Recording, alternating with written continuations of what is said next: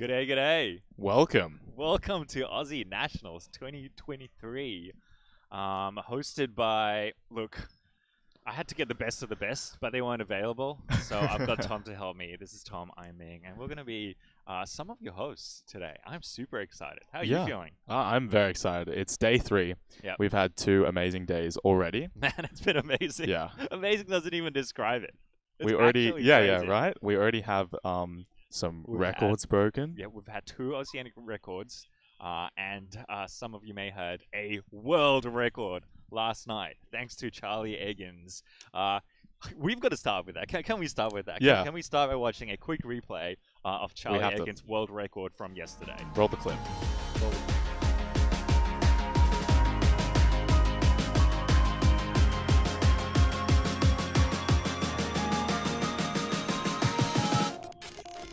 Look at that. Insane.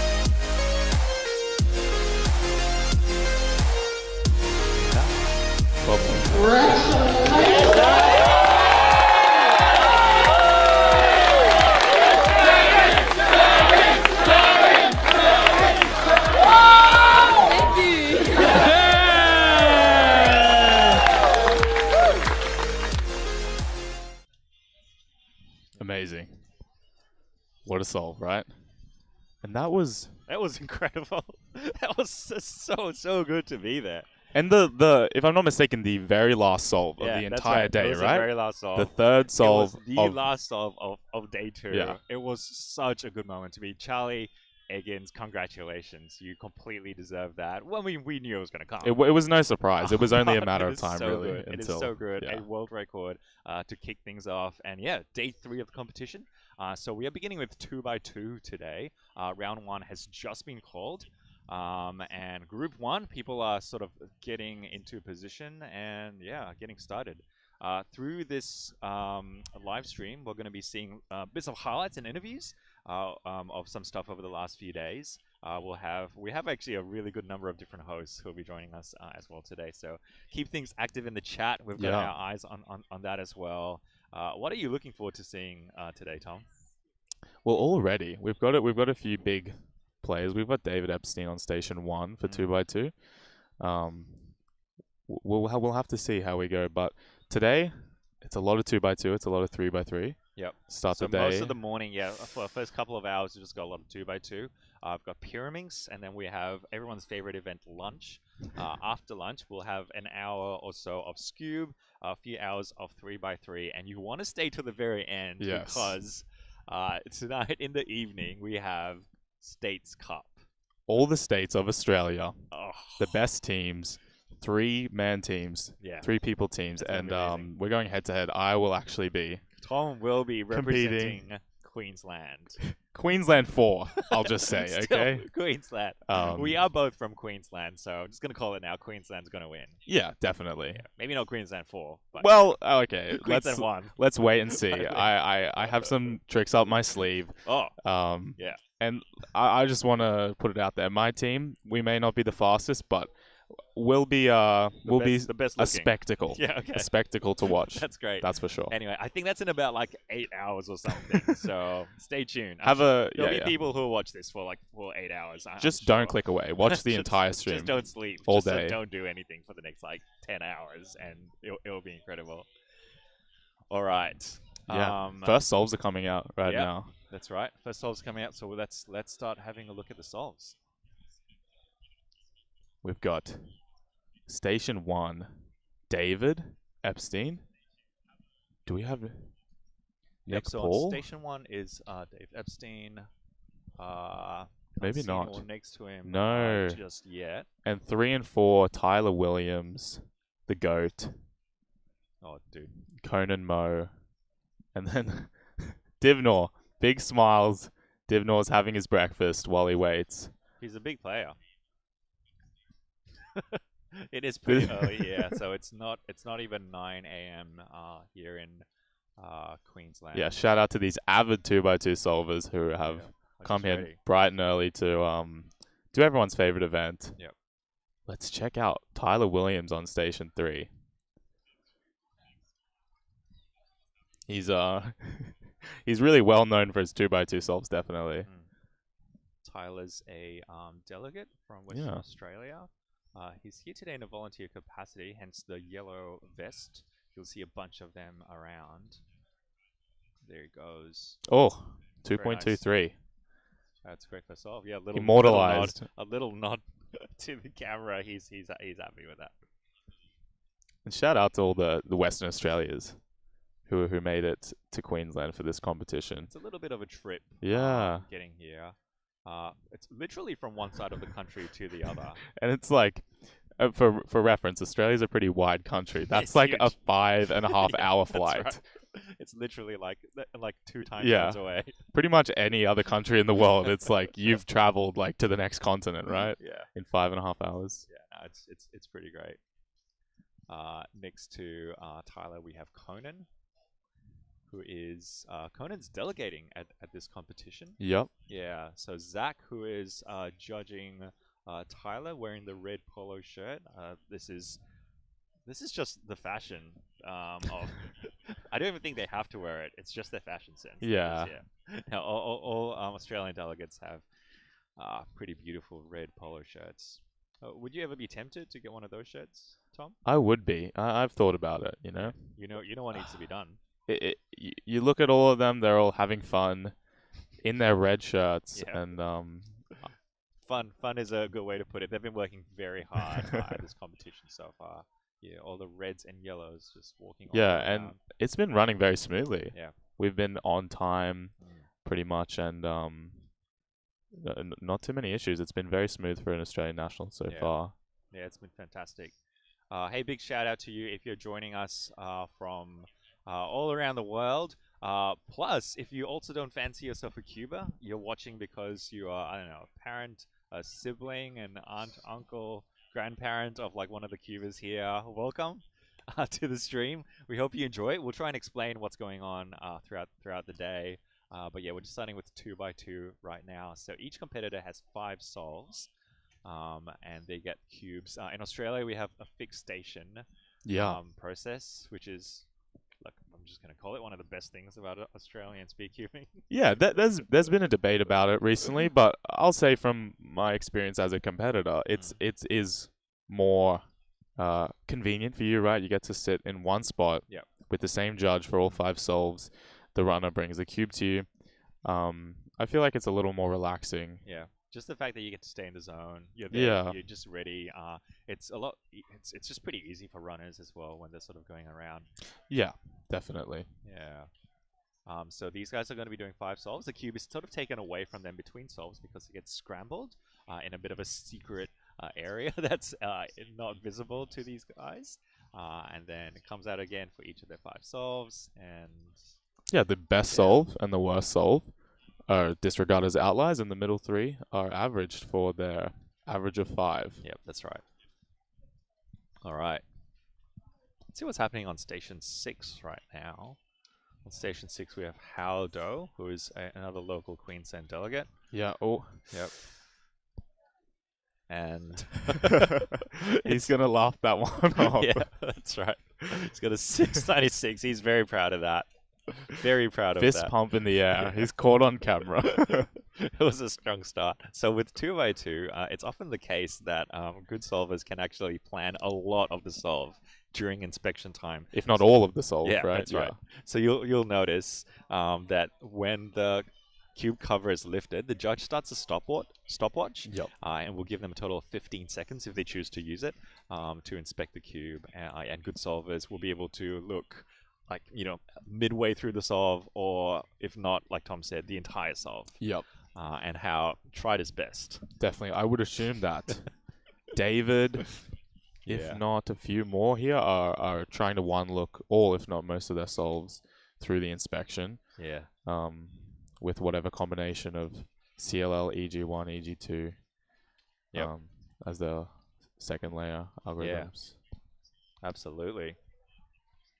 All right, I've got my vision a little bit blocked here. Is anything happening back on 1?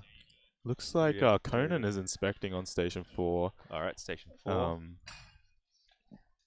Otherwise, it's it's very fast paced because Yeah, that's right. 2x2 is super quick. most of these guys are solving in 5 seconds under 2 seconds in David and Tyler's case there. We've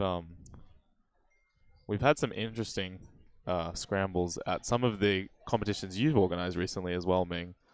With last time a 4 or 5 mover at Northside, one of the competitions. I got a 0.69 on that. And that was the one that the world record single was got. Yeah, that's right.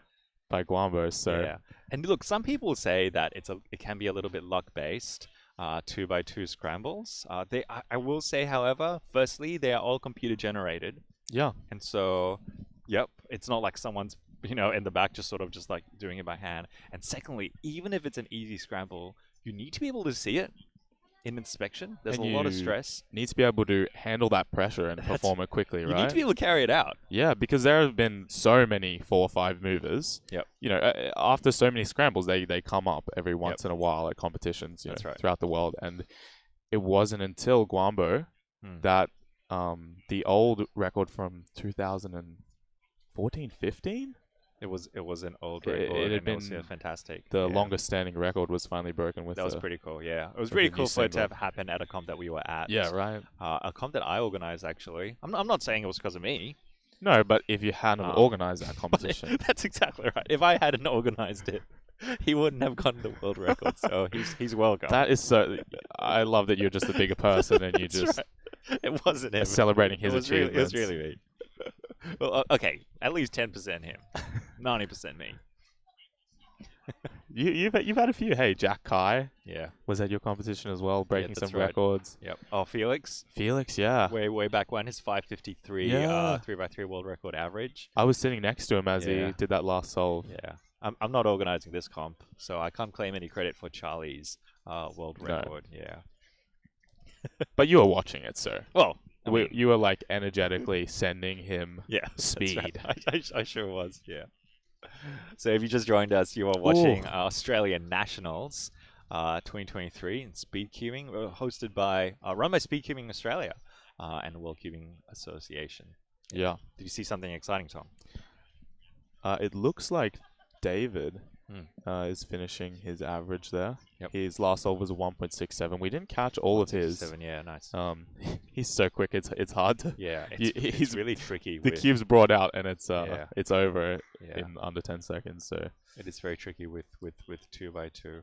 It looks like most of these solvers in the front stations have finished their average and heading back to the competitor area. Yep. On so the they'll other be calling side. Group 2 pretty soon, and then another wave of people will come and do their solves. So we've actually got like 3 stages here at Aussie Nats this year. We've got a green stage, a yellow stage, and a blue stage. A total of, what is it, like 60 stations? Yeah, I believe it's 20 stations. So each group is going to have 60 people competing. It's phenomenal. Yeah, it runs very well. It's crazy. I actually chatted to a bunch of people about this, like what cubing used to be like way back when, and it's just...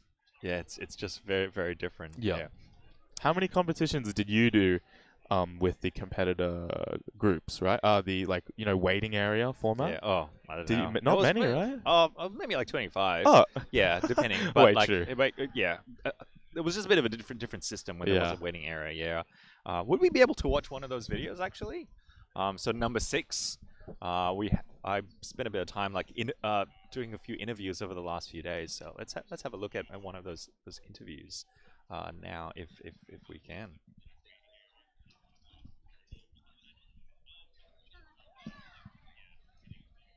We're about to call Group 2. We're here with Jaden McNeil. What number comp is this for you? I actually know this. It's 111. 111. Do you remember your first competition?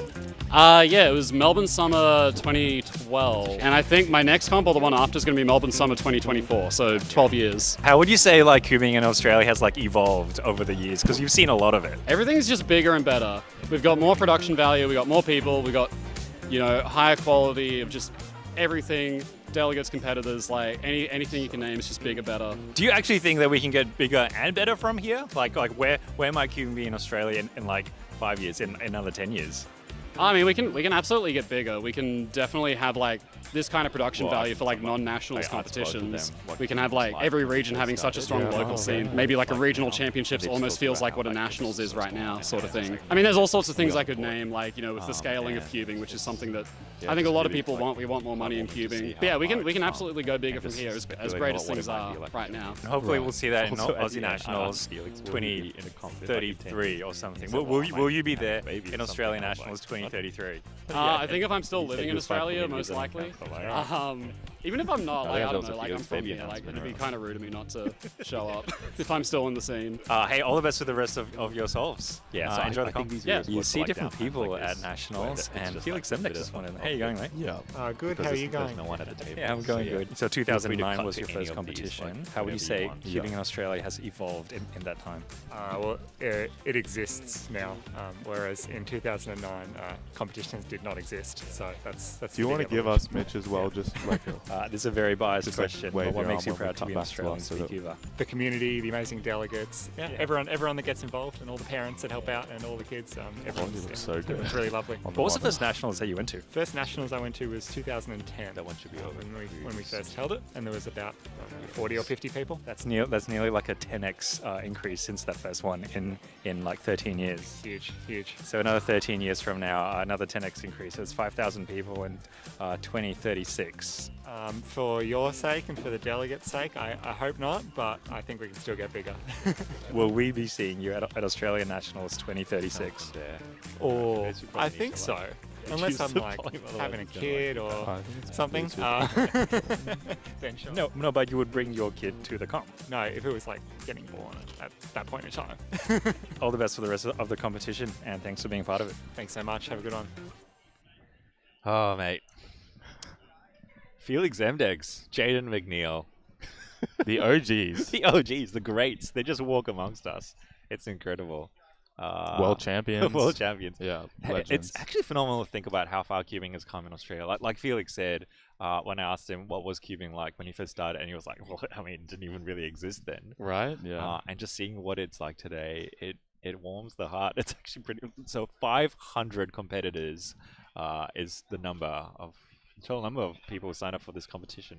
It's a lot. Pretty great that we hit 500. Yeah. Like, on the dot. I 500. remember my first Yeah. Queensland competition was like maybe 80, Yeah. if that. Mm. And it was in this tiny little little cottage hall. Little cottage hall. Yeah, right? Just cows roaming through. It was just, the early days. Yeah, we horse had and black carriage. and white TV on Yeah, that's right. on It the was- projector It calling was groups. very hard to solve the cube because everything was just in black and white. We then. had it. There was a big brass horn that they were calling the competitor groups through. Yeah.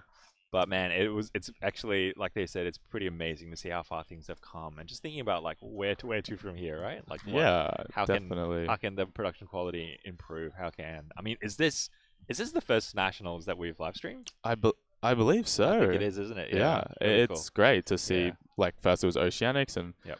Worlds you were at, and cool. now Absolutely. Yeah. Nationals. It's like Yeah. we're trying to bring these competitions to you guys because it's amazing to see everyone here today, here the last 2 days having fun, enjoying it, and having that sense of community. But it's even better if we can stream that and bring it to Share it with everyone. Yeah, to your guys' phones, Yeah. computers at home, and have a look at some of these really fast solves. Yeah.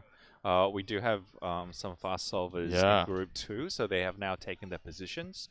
So we have in Station 1 and Station 2. The legend. We have Jody Brewster himself in Station 1. We have Alex Butera on Station 2. And then on 3 and 4, we have Vi and we have Sebastian Lee. Yeah, who are also some really fast turners as well, which is great for this event, right? Yeah. Well, I mean, Pyraminx is what you want to watch out for with Sebastian.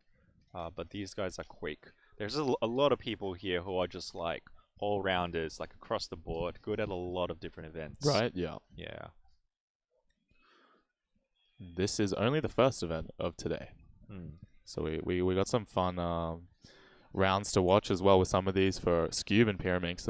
There's some really fast Oh, absolutely. kids here today. Yeah. So we've got a lot of Definitely look a lot out of for that. people that you guys might know of, not just seeing them here on the live stream, but like they've got pretty established YouTube channels themselves. Yeah. They're pretty avid content creators, people who have contributed a lot to the cubing scene around the world. But all right, so in station 1, Jody's Here we go. Jody and Alex have both got their first scrambles and are about to begin. So on station 1. Oh, a big deep breath from Jody. Yeah, I think we might be sorting a couple of things out. 2.38 from Alex. Yep. Here's Jody. And Ooh. nice. That's good. Yeah. That's a 172. Looks like a +2 though, unfortunately. It is a +2. I'm not sure yeah. whether he mispredicted that AUF on the 1 look or it was just a it's just first solve of the day. little mistake. Yeah, he's warming up. Sometimes it really is that. Give the guy a break. It just happens on the first solve, and then and thankfully the way that the average works, the slowest one is disregarded. Yep. So yeah, a 1.72 second solve for Jody, +2 with the time penalty of having the cube 1 turn off, and so the judge is going to add 2 seconds to that. Which brings him to 3.7, which It's less ideal. Jody's not going to be happy with. No, it's less ideal. Definitely. But that's all right. I mean, but that shows what he's capable of. Right? Yeah. Like he can pull it off. He's got 4 more Sub twos to easily. wow us judges Yeah, absolutely. and all the people at home. Yeah. We do have world record holder Guanbo Wang, who's competing this morning as well. So watch out for him. I'm pretty sure he'll be sitting at station 1. Of his group, I would imagine so. He has quite a fast average. Yeah. And the world record single. It'll be very exciting to watch. Yeah. It's just a click-clack of cubes everywhere. It's pretty phenomenal. If you guys haven't been to a cube competition before, like it's something that you want to check out. It's pretty great. Yeah. Just the atmosphere, the vibe. It's super exciting. Yeah, even last night after Charlie's record. Yeah. Oh my goodness. the room had quietened down because it was the last solve of the day. But the energy picked straight back up after a world record, no doubt. So it was amazing. Cheering and clapping. It was actually incredible. Obviously, at first, it was a blind round. So all right, station 3, we've got Vi about to do a solve. Here he goes. That boy's quick. What can I say? You want to catch him on 3x3 later as well. Nice. 142. He's happy with that. Very nice. Well done, Vi. And I believe Alex next to him just got a 120. Yeah, wow. Unless I missed something, but it looks like that might be the fastest solve of the round so far. So Sebastian on station 4 is about to do his second solve. Yeah, it looks like we've seen that second scramble get a few nice times so far.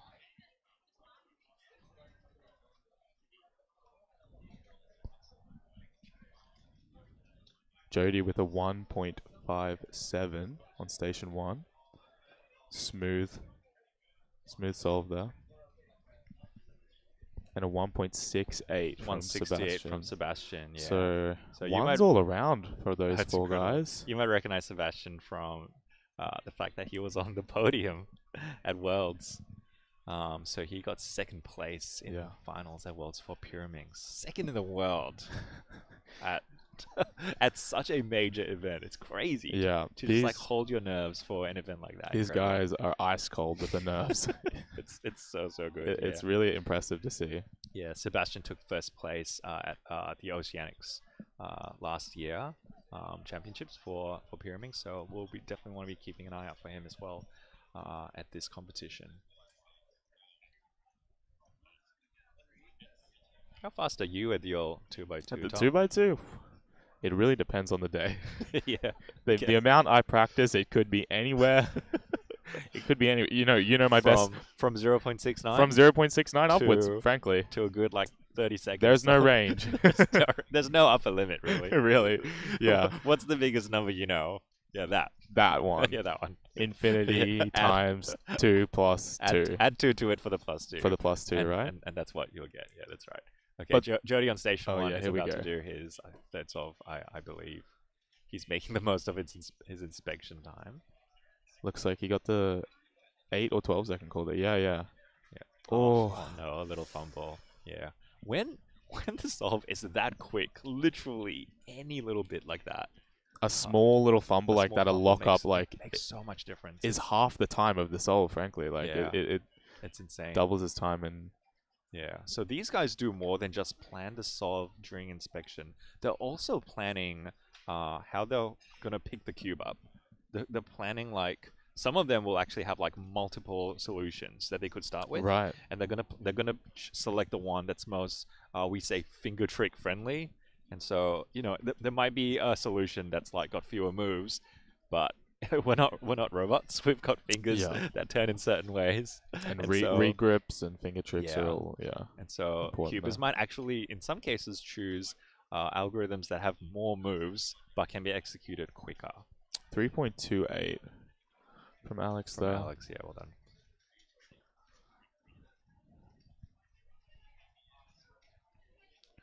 And The it's roof- hard to be consistent on the first average of the day. Oh yeah, It is early. absolutely. Let's say again, it's only 9:16. We've just kicked things off. I mean, it's making everyone think that Australians just wake up super Yeah, late. right? We're just a laid back, lazy country. Just like, yeah, g'day, Yeah. mate. How's it going? Haven't had our bacon and eggs this morning. We are fairly laid back in Australia, Right? Like, Yeah. we enjoy life, but we work hard. And I want to add, I heard through a little birdie that some of the delegates this morning were up early doing a park run. Wait, what? Really? Yeah, doing a 5K this morning. Oh my goodness. Look, I don't know if they finished it, but I'm but they fairly sure started they it. started it. They and started it. that's the main thing. That's what really matters. That's more than I did Yeah. this morning, I'll be honest. That's definitely more than I did this morning. Yeah. Oh, that's so good. All But right, yeah. you can definitely hear the buzz in this area. It's starting to get more and more just lively. You can feel the excitement in the room as more Yeah. people are streaming in.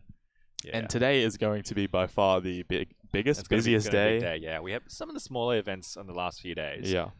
They weren't actually small. Like there were plenty of people around. Don't get us wrong. They're actually arguably bigger than the 2x2. But Well, That's right. A 7x7 is bigger than a 2x2. sometimes the smallest events are the biggest events, Tom, that's beautiful. But we have a lot of competitors coming today for 3x3, 2x2, Pyraminx, and Skewb, Yep. which are the most popular events. Yep. I would say. Yeah. 3x3. I mean, it is literally the Rubik's Cube. It's the So cube. it does make sense. The OG. Yeah, it does make sense. Another one there, 1.9. from Vi. Vi. Yeah, that's gonna be a pretty nice average. She's gonna have like a 1 or 2 counting ones. which is pretty Yeah, a great. couple counting. All right, so And is that a 1 from Alex as well? Yeah. yeah, on it's a their 171 last. from Alex on station 2 as well. Is that their 4th or 5th? That's Yeah. his last solve of the average. So, a couple of counting ones from Yeah. them, and we're about to see Station 1 Jody with His- his last solve of the His final average. solve, yeah.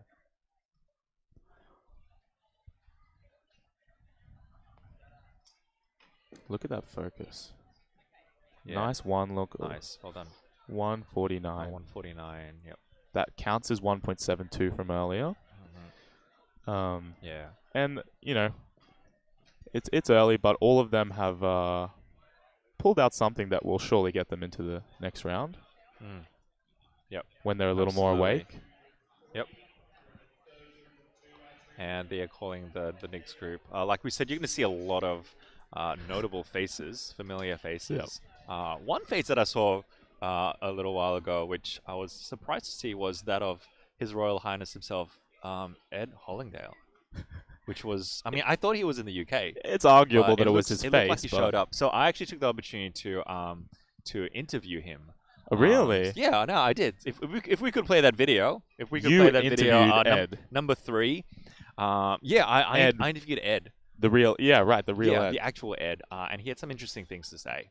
Oh. I'm really excited about this next interview. I actually didn't expect that he would show up, but Ed Hollingdale himself is here. Good to see you, Ed. Howdy, mate. How you doing? Wow. Look, you're shorter than I remember, but I mean, like you're here in the flesh. Like, how did you get here? Well, Well, you know, stuff happens, got on a plane, then turned into cardboard. You know how it is. Oath. Wait, sorry, I don't think I even noticed that you were cardboard. I mean, you are so lifelike. And can I say, you've never looked better. You've never looked healthier. Oh, thanks, mate. I'm, you know, just staying hydrated. You know how you do it.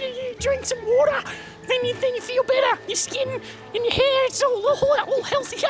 You know how it is. I mean, is this how you normally dress? Because I thought it was just like a little thing we had, but I mean, this looks like did you wear this on the plane? Well, I mean, mate, I'm the king of cubing. What am I supposed to do? That's incredible.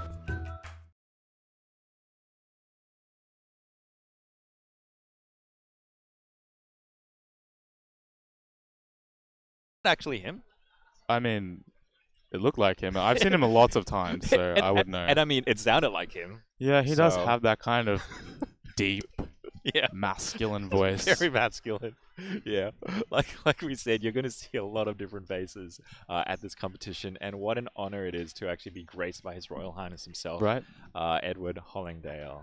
It's so kind of him to make the flight over It- just for our nationals. It actually is. Yeah. Like you said, stay hydrated. So, I mean, that's a message for everyone here, but also you, wherever you are watching this stream, stay hydrated. Cheers. Just make sure that you are hydrating the old body. There's nothing like it. Water. Nothing like Nothing like a it. nice glass of tomato juice in the morning. That's great. Speaking of faces, I'm about to vacate this desk to make room for another notable person. Finally, right? Can I just hype him up a little bit before he comes? This guy has already won 2 events at this competition. The Isn't stream that hasn't even insane? started. Like, He hasn't even been on the stream, and he's already taking home only day one. titles. It's crazy. So he won multi-blind on day 1. He won 4x4 blind on day 2 with an oceanic record because single just winning isn't yeah. enough. Like, let's just set a record while we can. Setting a record at nationals. It's crazy. Will you please make welcome Michael Tripodi? Woo! Woo! Give it up. Let's get some polite and courteous golf applause in the chat, guys. Goodbye, everyone. Yeah, you can leave, buddy. Welcome, guys. Let's say hi in the chat, Michael.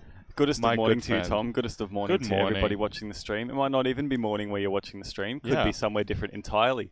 Hope you're enjoying the coverage of Australian Nationals. This is day 3, starting off with 2x2. Yeah, and speaking on that, I've seen lots of people in the chat, giving their what time it is where they are. So, thank you all our worldwide viewers who are tuning into Aussie Nats. Some hype in chat for Michael, and I just want to congratulate you face to face right now on Goodness your me. record and your Thank you very much. 2 You are far too national kind. titles. Is this I could never. Ming's Cube? Yeah, this is Ming's Cube. So, So do a cube we can, review? it's Yeah. ours now. This is actually the SM, Oh, okay. but he's just open. It's new. It's old Cube, but it's new, right? Okay. This feels so nice. I miss these. It's so nostalgic. I like the commutators there. I like the E-perm. Yeah. Well, Oh, that's I'm no interesting. 3 styler, buddy, but Oh, it's got some pretty good slices. I'm pretty sure Jack Kai, back in his day, used this cube to set a couple world records. I think so. Before around the time before Eggins took over. and before the GameCubes kind of cycled out of blind. Yeah, it's not much of a favour anymore, but it's a little bit unfortunate. But we'll always have those fond memories of Mr. Jack Kai, wherever he is now. If you're watching the stream right now, shout out to you, absolute legend, Shout out to big chat of a man. Cameron Stollery, starting off his average with a 2.19 there, I think. We have Station 1, Cameron Stollery, and some other big performers here in Group 3 of Round 1 of 2x2 this morning. We saw some ones. Some ones. Yeah, That's last a pretty round, solid time for the 2x2 cube. A 1 second. 1 times. second? Yeah, very, very, very good. I mean, if we just take a step back, in the grand scheme of things, like 1 second is... what can you do in 1 second, right? Yeah. Well, Say a couple of words, really. Yeah, look, we can probably have enough time to say that he's picked up the cube, and then they're already done. and Cameron Stollery with a 1.6 average, PR average.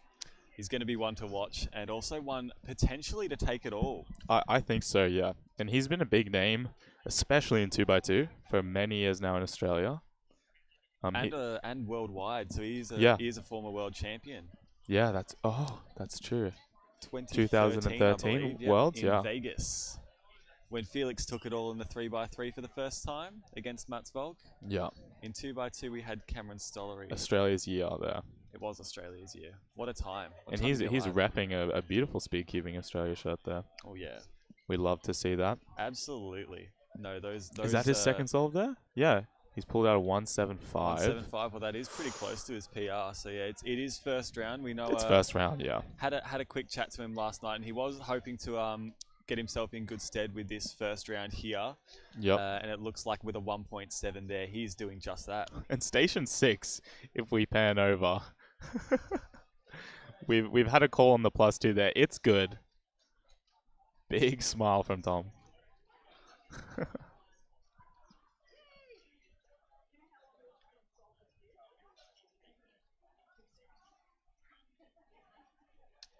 Station 6. That appears to be. We've got a.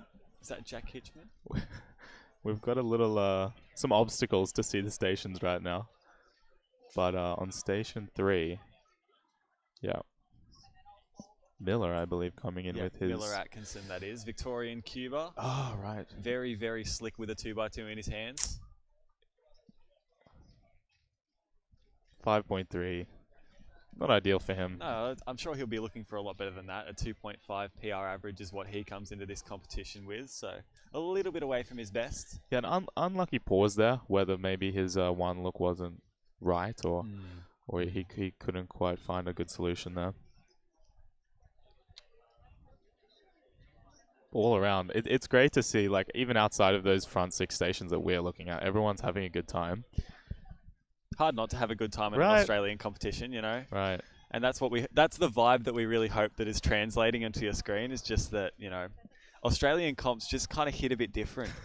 And if you haven't been to one before, you know, come for a holiday, you know, consider it's just a small Australian Nationals. Small trip around the globe wherever you are. It is a little bit far away from most other places, so I'm sure you can be forgiven. We are just an island, sort of in the middle of nowhere, but pretty massive island, just like, you know, on the other side of the world to everything else. But how are you finding Queensland?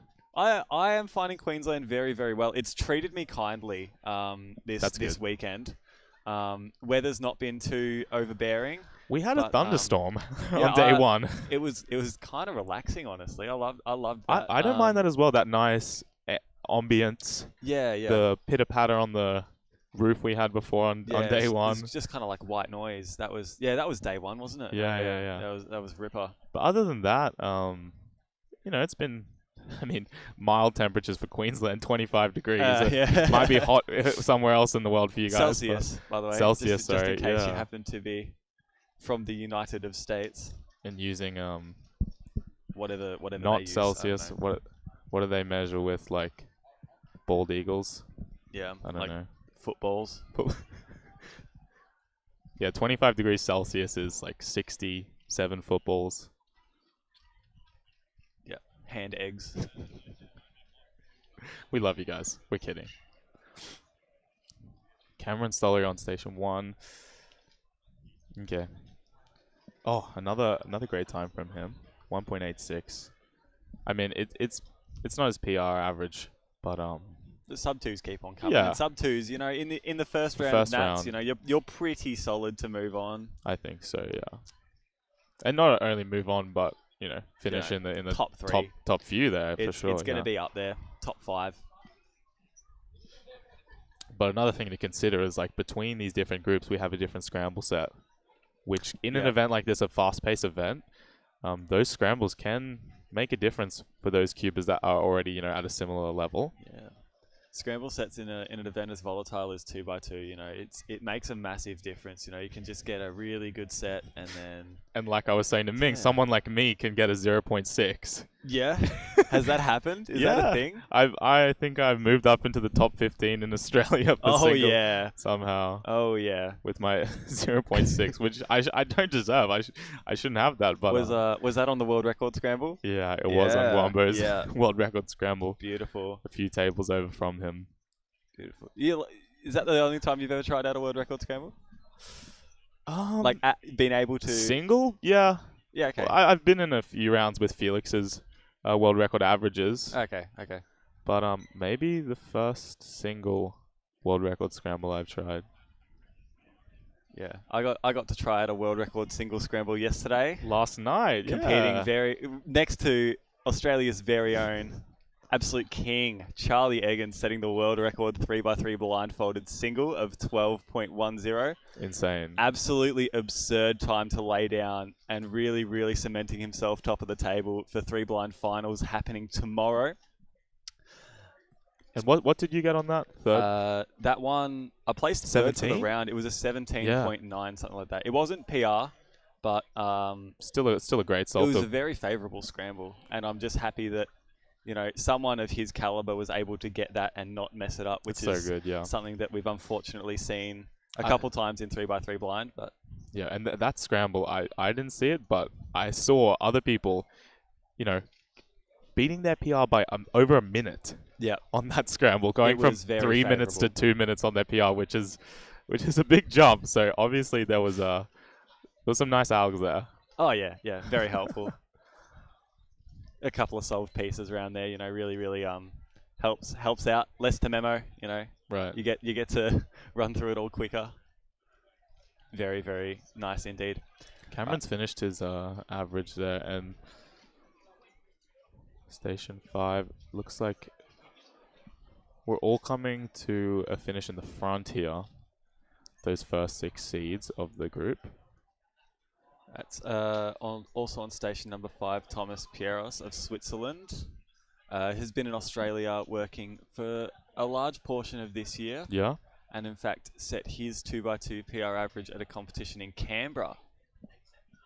Chilling Canberra, wow, in nice. Canberra 2023. Got a couple of non-Australians competing at this competition. So obviously Thomas from Switzerland, and we've also seen some really, really good times from Richard Yuhang Tao of New Zealand. Yeah. A couple of Chinese cubers, and also in fact not at this competition but at Australian Nationals FMC. Yeah. And Nicolas Gertner-Killian of France took out the entire competition, and he's Right. also competing in a couple of events at this competition as well. Yeah, I saw him doing blind yesterday, I believe. I think he was one of the ones that set a PR Yeah. on that scramble. Yeah, congrats to all And those guys. He was talking to me not long before that about how he's not really a blind person and his PR's only 40 something. Only 40 something Only is 40. Yeah, a little bit of a flex, but really really taking it down a notch with that scramble. Yeah. And we watched the video before on the stream. If you guys missed it, check it out on YouTube later. Charlie Eggins 12.10. It's like he's just ice cold, right? Oh, yeah. He's like so smooth. And I mean, like he's like that a lot of the time, but he was very very pleased with that, as you could tell, as you would be if you've just become the best in the world at your chosen Right. field. And it was 5:36 p.m. or so. Like Oh yeah, he's last already event had a of the full day of competing. Yeah. He was doing blind events the day before. Like surely, it's amazing to see. Brain fog not slowing him down at all. He's a whiz. I don't think he gets brain fog. No. He's got Too young for that? yeah, right. Yeah. And 8 cylinders firing all the time. Yeah, absolutely. I'm gonna be switching off soon. It's been great. Has been a pleasure Michael. having you on. I say having you on, but I'm the one who showed up after you. No, we're all friends here, and Yeah. Nice to relive a little bit of the Oceanic stream where we had a chance to commentate a little bit together as well. yeah. Oh, that was fun. And That was very fun. This weekend's gonna be super fun as well. So thank you guys for tuning in. Only just beginning. Yeah, Group 4 is about to start, and I'm gonna hand it over to one of your good friends. one of our very good friends. Our first guest commentator for this stream. One of many that you'll see today. Yeah. We are bringing on Best SFC.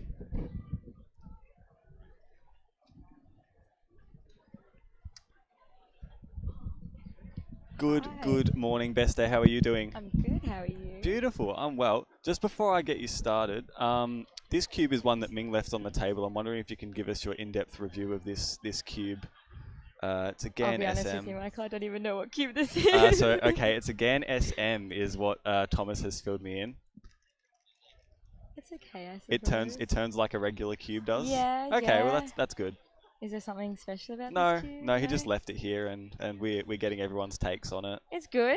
It's not like it's blowing me away. not a bad cube, I don't reckon. But No, not at all. It's not blowing me away, but it's not bad. okay, that's fair enough. You obviously have better cubes in your Oh, arsenal, of course, so of course. Yeah. why not? Yeah. Fair enough then. All right, so for those of you who might not know, Besta is a Victorian delegate. First competition was this year, but has been helping out at competitions for a very, very long time prior. Yeah. And we're going to have her on to chat with us a little bit about delegating and also give us a rundown of what's going on in the next couple groups of 2x2. Can you guys see Zach Kenny in the Yeah, stream? station number 6, Zach Kenny's got the absolute steez on him. Look at that. he is He's looking absolutely fire. ice cold.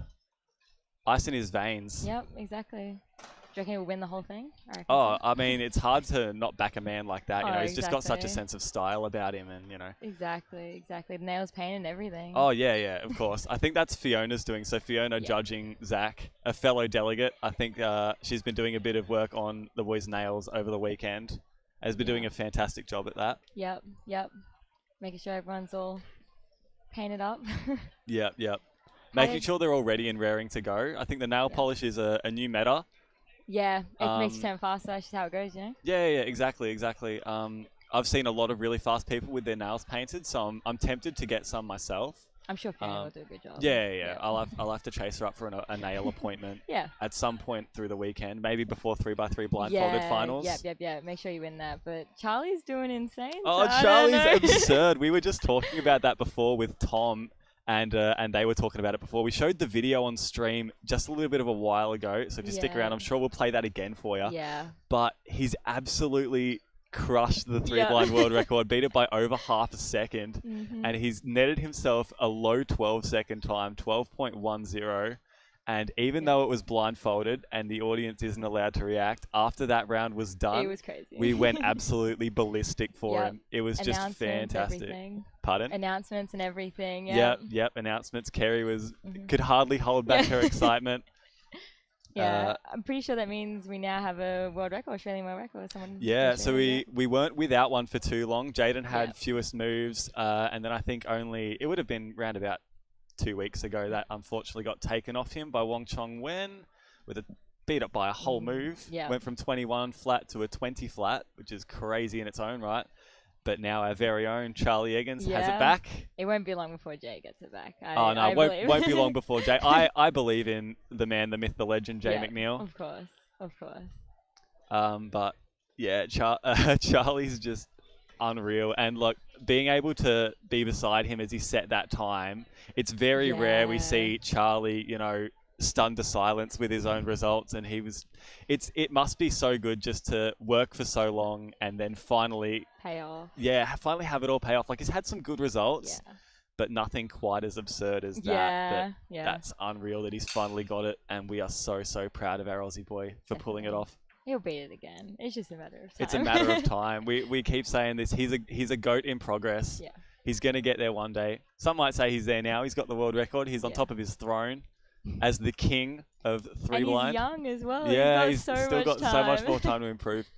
It's hard to it's easy to just write it off and say, oh, it's just a kid. Kids like, they just turn fast and have dumb solutions. But Charlie puts in so much work behind the scenes, not just in 3x3 blindfolded, but also 4x4 and a lot of other events that whatever he puts his hand to, he absolutely dominates. But 3x3 blind, he puts so much effort in to learn so many algs and so many just niche little tricks to just shave off a couple of milliseconds at best. It adds up at the end though, so it's like and it matters by that point. Yeah, exactly. Definitely. All right, so in this group we have On station number 1, we're going to have Brian Eng. And actually on station number 2, we've been talking about Charlie the man Eggins. And there he himself. is, the man himself. After that, stations 3 and 4, a couple of New South Welshmans, Liam Heidecek and Daniel Wang. Then, of course, station 6, we've talked about Zach Kenny, Yep. the man, the myth, the beautiful man. I don't know what else to say about him. Superlatives, can't even describe it. Maybe one of the best WA delegates, not to... Yeah. Well, I mean, they're getting more and more by the day, so Yeah. I think they're all pretty solid guys, but Zach Kenny in particular, just has that vibe about him, really. How do you reckon Brian will go? He's pretty good. I judged his big cube solve a little bit. He's pretty good at big cubes. So what about the smaller one? Yeah, Brian goes pretty alright in 2x2. Has had quite a few shots at getting the Oceanic record in the past, sitting at a 155 average, which, if I'm not mistaken, I think that's tied 3rd in the continent. Yeah, So very, very much up there, and a front runner for a podium in this event. But he starts off. I think he's already done his first solve. It might have just been a little bit locky. I didn't quite see the time. 2.5, Okay, I think. 2.5 is a little bit away from what I'm sure he'd be after. But regardless, it's first round and he's still got 4 more solves to try and get something good. It won't matter if he's not performing at absolute top notch this round. Is that Kenny, 3.6? Yeah, 3.68 for Zach. Zach coming into this round with a 3.11 average. So that's pretty solid, pretty solid. Pretty good then.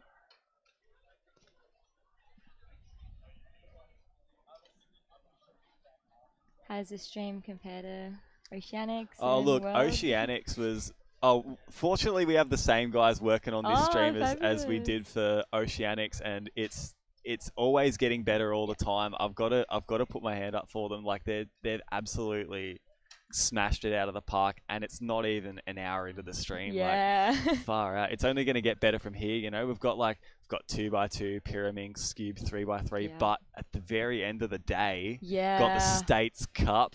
That's going to be absolutely crazy. We've seen Best Dressed again this Ooh, time. can you imagine? Best Dressed. We had Best Dressed at Oceanics, and we had the fish, the fabled fish, picking out the best costume for that one. Yeah. I'm not sure if we have something similar. We know we've had a couple crab picks this weekend. Yeah, maybe something crab related. Who knows? We could be seeing something similar.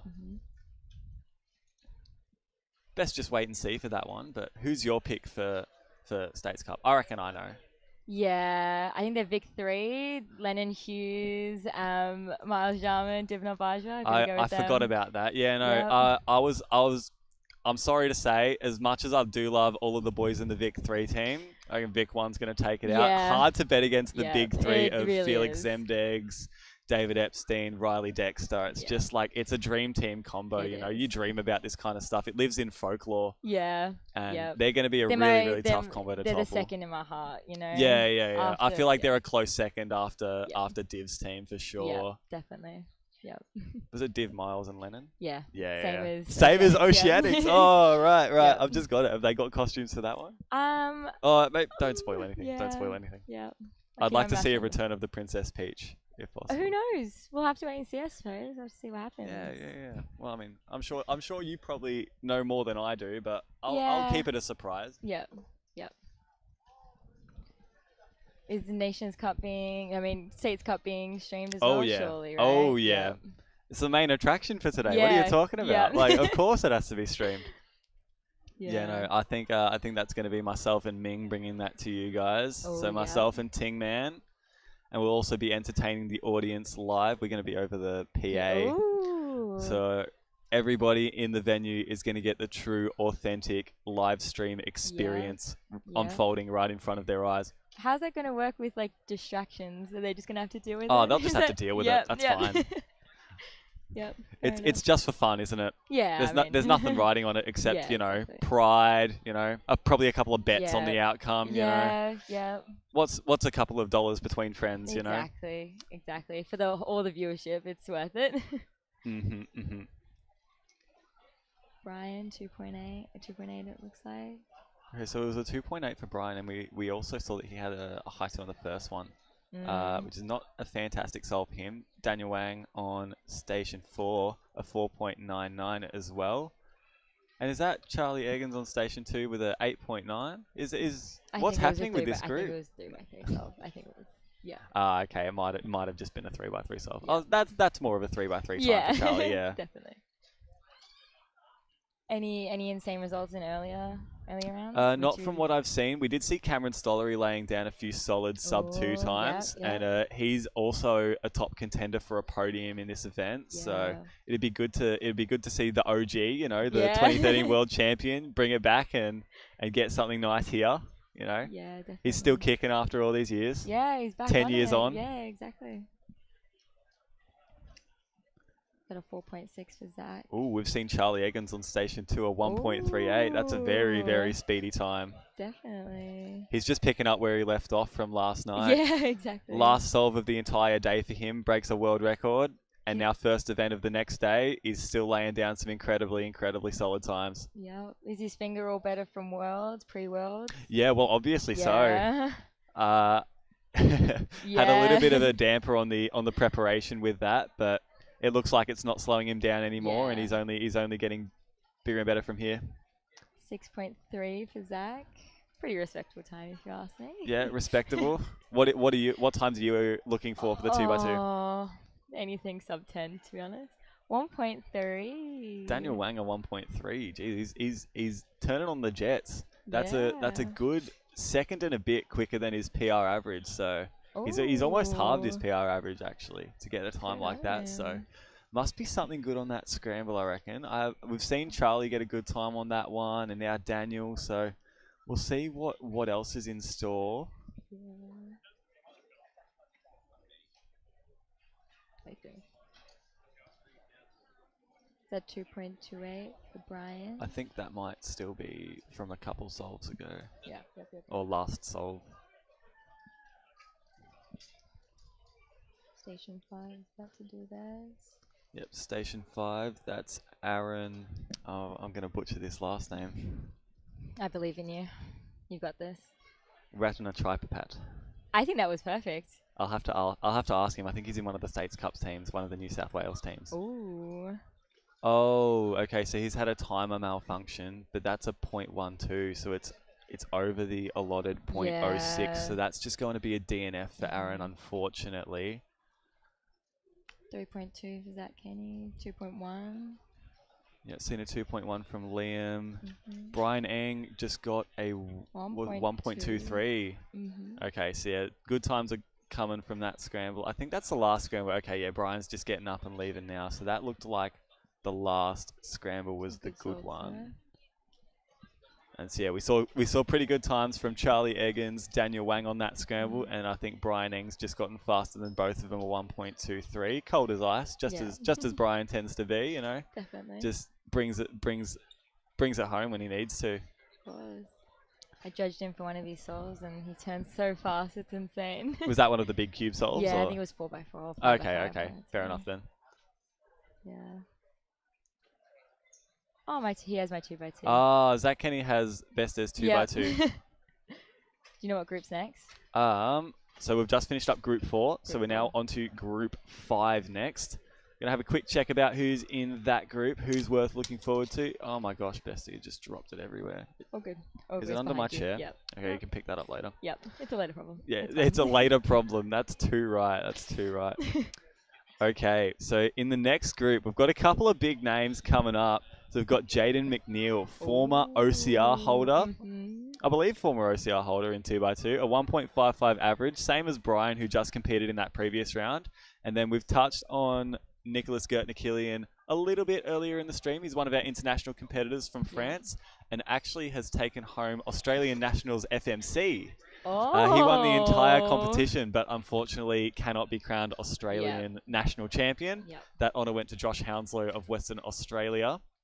Good job. And then on stations 3 and 4, we'll have Lachlan Adams-Roman and Toby Soifert. Toby Soifert is one of the picks for mine for 3x3 to Ooh. podium. He has very, very wise and a very good understanding of improvement and what works for him, and has done a lot of really, really smart things to help improve as quickly as possible. And it's starting to come to fruition with the Queensland state record 3x3 average. Oh, good job. So I think he's for got a him. 6.37. So he's, I Yeah. think, he's top 10, definitely top 10 in Australia all time, Yeah. possibly top 5. And then on the next stations, 5 and 6, we've got Zaid Chowdhury on station number 5 with an average of 2.89, and then Tanay Singh on station number 6.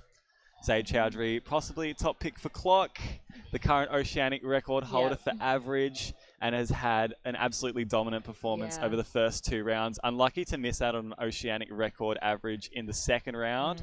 DNFing the last solve, could have beaten it by about a 1/10 of a second. But regardless, he still comes in top seed and has looked faultless this competition. Yeah. Yep. But we turn our attention to stations 1 and 2 when they will be here. I think they've just called this group up, so it won't be long until they are here. What group are you in for 2x2? 6. Okay, so you probably get to commentate a little bit of this group, Yeah. and then you're getting kicked out. Yep, exactly. Unfortunate. That's okay. Yeah, I don't like 2x2 to be honest with you. That's fair enough. You did a couple 2x2 solves last night, or? Yeah, a little bit. A lot of our top competitors have done an average of 100 in preparation for yeah, States Cup last grinding night. it out. So yeah, really should be really prepared, and good to see some good solving tonight. Yeah. I think you joined in just doing a couple of 2x2 solves. Yeah. Yeah, it was like a big group session, so it was really like People a worked lot very of hard. top competitors. Yep. Doing that. Yeah, some good solves as well. Oh yeah, some really good solves. Yeah. Yeah. All right. So now we're seeing Zaid. Zaid Chowdhury has rocked up to station number 5. Judging him, Sebastian Lee. So Sebastian Lee, second in the world. Came second at World Championships for Pyraminx. An absolute king. And he now holds... Right? Pardon? Pyraminx is next, right? Pyraminx is next. So Yeah, it's gotta be Pyraminx Pyraminx is again. meant to be starting at around about 11:45 local time. So that's in roughly 50 minutes from now. And Sebastian's definitely one of your top picks. He's going to be in one of the later groups as he is seeded the fastest in this competition. Currently holds the Australian national record with an average, I believe, 1.55. Something insane. Yep. Well, yeah, something insane is just the normal for Sebastian now. Seems to be going from strength to strength and never slowing down. Zaid giving us at the stream desk a little wave, wishing him the best of luck for this round, as with all of our other competitors, both for 2x2 and the rest of the competition. Looks like most people have seeded now. The scramble should be coming out. Yep, still waiting for Jaden on station number 1. Have you seen him today? I actually haven't seen him this morning. I'm wondering where he's off to. He was one of our competitors joining in the average of 100 yesterday. Yeah. He's had a bit of a get together and did a couple of fast solves. Yeah. Maybe he's only got 3x3 on his mind. Doesn't Possibly, worry about 2x2. I think that might be it. Bit of an FMC man now. I don't think there's much Yeah. overlap between FMC and 2x2. Yeah. As the former Oceanic record holder, you know, you'd assume that he might show at least a little bit of interest in competing maybe in an it. average. Possibly maybe, not. Yeah, looks like he's not here. Scrambles are coming out. Okay, so station number 2 is looking like our top seed as Jaden McNeil is not in. So it's going to be Nicolas Gertner-Killian of France, a 1.97 average, so just sub 2. And we'll hope that he can get somewhere close to that. Would be good to watch that.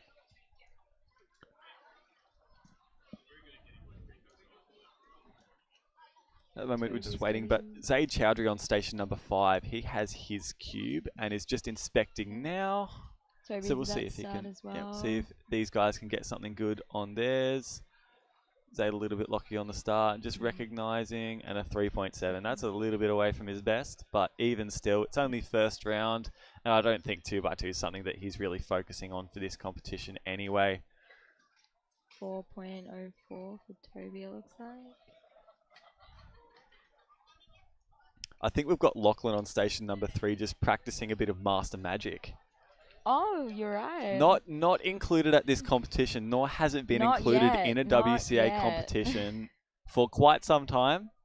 But just a little bit of fun, I suspect. Just having a little bit of a goof, you know, not taking the first round too seriously. I've seen Nicholas Gertner on station number 2. He's netted a 5.1 for his first. His PR is sub 2, so that's a little bit away from his best. But I don't think 2x2 is a main focus for him this competition. Might even just be looking at a holiday, you know, coming all the way from France to Brisbane, soaking up the sun. We do have quite a few international competitors here today, don't we? Yep. So I've seen a couple. We have a Richard Yi Hang Tao of New Zealand. So the Clock Oceanic Record single holder is here, and he's been doing pretty alright this competition. Judged him for 6x6 yesterday. You go good? Yeah, he did pretty well. He got himself a PR average. Oh, that's good. That's good. We have some Swiss competitors here today as well. Yep, so Thomas Perroz of Switzerland has been in Australia for the bulk of this year. Yeah. I remember meeting him at the the ACT competition. Chilling in Canberra. Yeah, you went? I was there, yep. It was good? Yep, lovely competition. Yep. Ticked off ACT. Is that everywhere now? I think after this weekend will be Northern Territories, the one I haven't competed in. Okay, good luck. Yeah, well, I mean, good luck. I haven't had a chance to yet. Yeah. Not sure if that's on the bucket list or not. I think I'm pretty see, content with where I've been so far. Yeah. 6.4 for Zaid in the second scramble. So that 5 from the first one. Oh, it was a 5, wasn't it? No, I think he just did his second. Oh, on the first one, I think he. First one was 5. Yeah, so not the greatest for him, but even still, 2x2 not his primary focus, nor is it a primary focus for many people. Yeah. At this competition, but the top players here. So we've got Phoenix Patterson coming in the very last group. I reckon we're going to see some fireworks from him. Always. He's been on song in these past couple of competitions, not just in 2x2, but in a lot of other events as well. Even this competition, he absolutely obliterated his Megaminx PR single. I think his previous best in competition was a 54, and he had a 47 PB single. But in that round, so 54 official, 47 unofficial, he got a 42. Oh, wow. He absolutely demolished it. Like, it wasn't it. Yeah, well. Megaminx. He's, like, torn it to shreds. Like, he's never beating that. Maybe his focus has gone from 2x2 to maybe. I feel like with some of the young Megaminxes coming up in Victoria, I'm thinking Roman Rudakov, who's just won the competition at Phillip Island, actually, that you organised. That was a fantastic competition as well. Thank you. Oh, Zaid Chowdhury on station 5, 1.28. That's pretty good. Definitely. That's pretty alright for Zaid, I would think. Pretty alright, yeah. 2.73, station 3 as well. Okay, so Zaid had a 1.28. Yeah, so his PR single before that was a 1.6. So he has just netted himself a PR single. Well done. On that third scramble. So we'll see if any of our other competitors are able to get something good on that. Maybe see the same solution. Or, yeah, he looks pretty pleased with himself, but also thinking, oh gosh, it's 2x2. What am I doing? Yeah. Oh, Nicholas Gertner, 0.96 on station 2. Gee, that's pretty quick. Oh. Done real well for himself there. Must be a pretty good scramble then. Look at that. Yeah, seeing some good times laid down by these top competitors in 2x2. Zaid Chowdhury, a 1.28, and Nicholas Gertner, sub 1. That is crazy. Is that a 1.2 by Toby as well? Yeah, 1.25. It looks like there's something on this scramble that's just standing out. And funnily enough, that solve from Nicholas Gertner isn't even his PR. Really? So he's got a 0.95. So it's only just not PR for him by 0.01. He could have tied it if it was 0.01 seconds quicker. Jeez, that'd be a bit frustrating. A little bit, but also it's 2x2. Yeah, it's yeah. And now he just keeps on practicing 3x3. Solid time, 6.7, but a lot of these competitors having a quick go at 3x3, warming up for later in the day. Yeah, end of the day, yep. All right, so let's see who's up here. Haven't seen much of Lachlan on station number 3, but he's just receiving his cube now. I'm not sure if he's gotten that third scramble yet.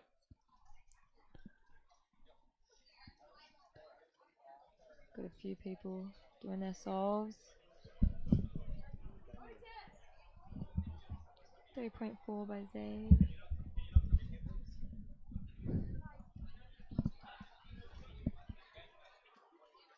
That 5.65 or. Oh, Lachlan has gotten a 0.85 on that scramble. Ooh. We've seen some breathtaking times this round, but that's something else from him. That's pretty good. Yeah, That's that really, really PR? good for him. I'd like to see what his PR is. So Lachlan, a 2022 ID. 0.88 is his best.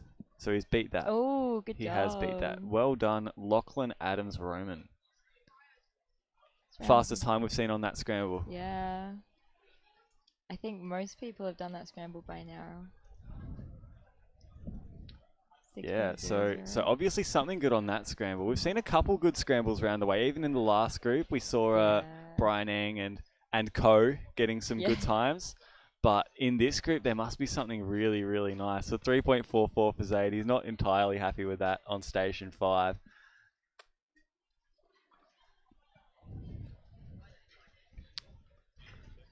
Or was that a practice solve? That might have been a think that was- Pyraminx solve. But yeah. he does have his cube now, so he's just giving it a look. This might be See his what he can fourth do or on this fifth, one. I think. Guess we'll see if he puts the cube back after. It's a That big is a DNF. Yeah. That looks like a yellow. Unfortunate, Zaid. That's okay. Yeah, that's not really good for him. Not exactly what you're after. It's round one. It is it's round fine. one. Like, look, honestly, can't beat yourself up too much. It's Yeah. only 2x2. That does mean he's counting that 6 that he got on his second That solve is, though. yeah, that's true. So a bit of very mixed bag for Zaid. So Lachlan Adams Roman on station number 3. He's just got a 0.85 second single on that last scramble. So we'll see what he can do on this one. It should be his last one as well, I think. Warming up. He might just be a little bit of a dark horse in this one. I haven't seen much of Lachlan. This is the first time I'm seeing him solve, and he's getting himself some pretty good times. So just inspecting now. He's in States Cup.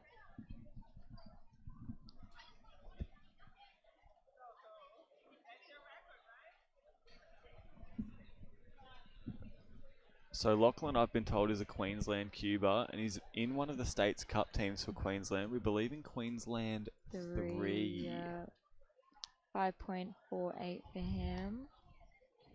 So he's a new face to put on your radar if you haven't seen much of him before. You've seen him in 2x2 now, but if you want to see how he fares in 3x3, tune in at the end of the day. Yeah. So we'll have some really good content coming in the States Cup. So we've talked a little bit about the States Cup as well. It's something that we've done at many nationals now. And also Oceanics last year. And also, like, it's a mainstay at Worlds, so it's just having our own little version of that. And it always delivers. Even at Oceanics Definitely, last year, the tight matchup in the final round between was Victoria very and hype, Queensland, very so unbelievably hype. Yep. Yeah, on the brochures, I believe, at the information. So Yes, if you're a competitor at this competition, in your little goodie bag that you got when you registered, you would have seen a little brochure, and along with having the schedule for this competition, it will also have the bracket for States Get Cup. a pen, write it as it happens. Oh yeah, follow along. If you happen to be sticking around until the end of the day to watch that, you're definitely in for a treat. Definitely. Never fails to deliver. Last solve, it looks like, in station 3. I think that means that you've nearly got to get out and submit your cube. 2x2. 2x2. We love 2x2. Yes, we do. Okay, so in this next group of 2x2, I'm just looking at the bottom of the psych sheet. We've got we've actually got Best Sifsi on station 39. So you won't be on stream, unfortunately. Just missing out on the top couple of spots to go on stream. So close. I know, and nearly sub 10 too. So all the best for that. We'll see if we can make that happen. Yeah. But top seed Felix Zemdegs, Yep. a 1.54, former OCR until last year. So that stood for a very long time until Phoenix started his takeover. Yep. And then Richard Yi Heng Tao beside him of New Zealand on station 2. Both of them with sub 2 averages. So we'll see how they fare. Yep. Tam Kwan's unfortunately 8, won't be on stream either, but he will be for blinds. Beans. Yeah, no, he will be Yeah. on for blinds. That's tomorrow. So if you're interested in seeing how Tam Kwan and also Charlie And Eggins, new yourself, world record and holder fares. yourself. Yeah. I'm a side player. I'm not, yeah. I'm not in Humble as there. always. I'm just here for a good time. Yep. And hopefully to see some good times from some other people. Yep. Particularly Charlie. I'm very excited to see how he goes. He's absolutely crushed every single round, like absolutely laid everybody else to waste. So it should be really, really good to see if he can continue that momentum, which He always does. he always does. He's just a beast. Exactly. Barely even human. Exactly. It looks like my group's been called up. All right. Well, I guess I better let you go then, Yeah, and I'll carry thank the you for stream having solo me. for a little bit. That's right. Thank you very much you. for coming on, Bester. All the best for 2x2 and for organising the rest So of the comp. excited. 2 Woohoo! 2. We love 2x2. Woo! Thank you. All right, chat. Have a look on station number 1. The man, the myth, the legend, Felix Zemdeg's about to compete in 2x2. Former Oceanic record holder for 2x2 average. And still one of your top contenders for a podium here.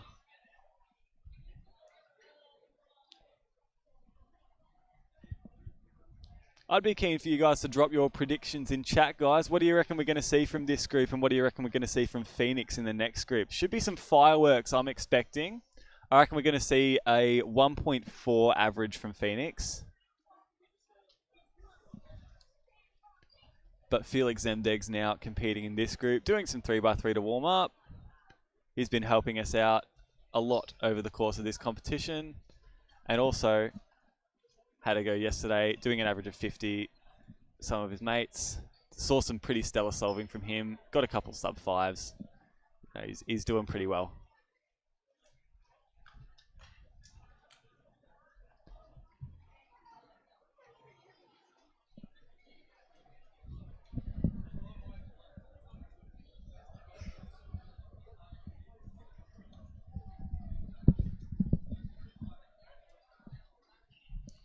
All right. So while we're waiting for this next group to proceed in 2x2, just going to have a quick look at your guys' messages in chat. So Phoenix has not gone yet. Phoenix is just in the next group coming up.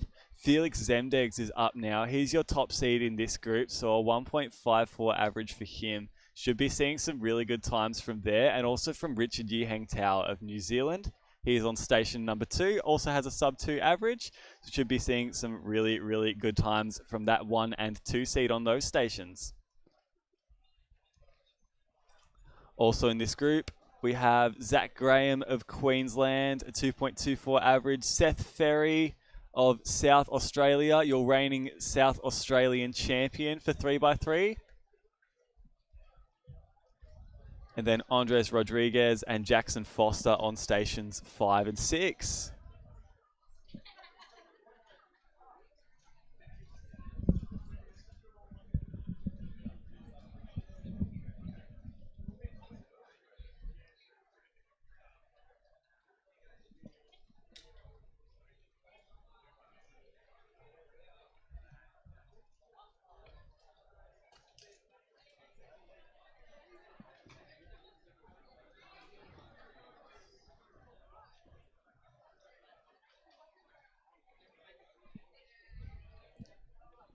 All right, so just got a couple of our competitors getting their cubes now. On stations 3 and 4, Zach Graham and Seth Ferry of Queensland and South Australia, respectively. So we'll see how they go. Both inspecting at the same time. Could be a little bit of a head-to-head battle here. Seth just recognizing the case, and it's a 3.96. He's got a PR average of 2.59, so it's a little bit away from his best, and the same, unfortunately, with Zach Graham, a 6.7. His PR is low too, a 2.24. But now we'll have a look at station number 1. So Richard G. Hang Tao, a 1.84 on his first. That's a pretty good time for him. Pretty solid. His PR is around that marker, 1.89. So starting off pretty strong for him. We also see Felix Zemdegs on station 1 in his inspection. Let's see how he goes on this one.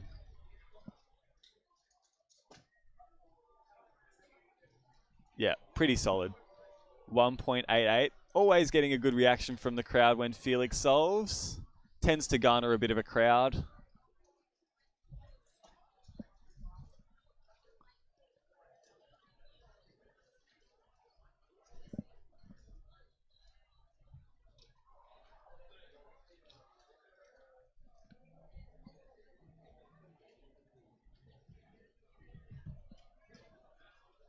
Okay, and on our other stations, we've been seeing a couple of like mid-3 kind of times. Particularly stations 3 and 4, not off to the greatest of starts, unfortunately. But on stations 1 and 2, your top seeds for this group, Felix Zemdegs and Richard Yiheng Tao, getting some pretty good times to start.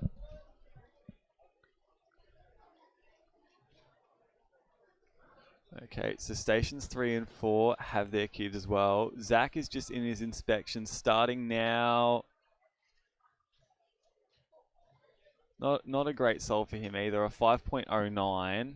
And Seth now beginning as well, just recognizing that case, and it's a 3.81. So not where those guys are known to be, or at least at their peak. But now we have station 1, Felix Zemdegs. He's just received his second scramble, so we'll see how he goes on this one. Started off strong with a 1.8, roughly kind of time.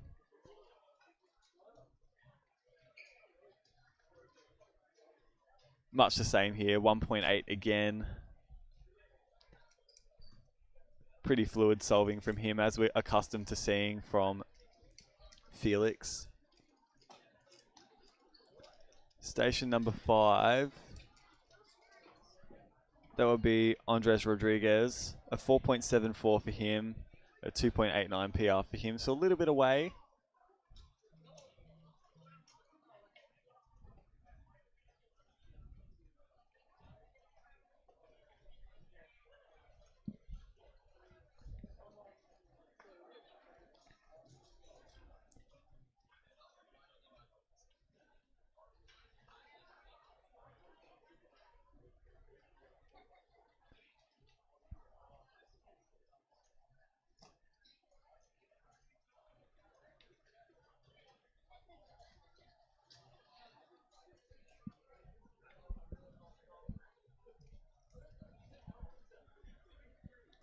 Alright, on station number 3, Zach Graham is on his 3rd, I believe. He's been not getting some fantastic times, unfortunately, to start. But I think his main events will be Clock and Megaminx for this competition, so he's not placing too much importance on 2x2, but a sub 3 from there, so that's closer to the times that we know he's capable of. On station number 2, Richard Yiheng Tao, a sub 2 PR average, but not quite on that solve, a 2.48 for him. And we'll stay on those stations as Felix Zemdegs is onto his 3rd. He's been laying down some pretty consistent 1.8s, roughly.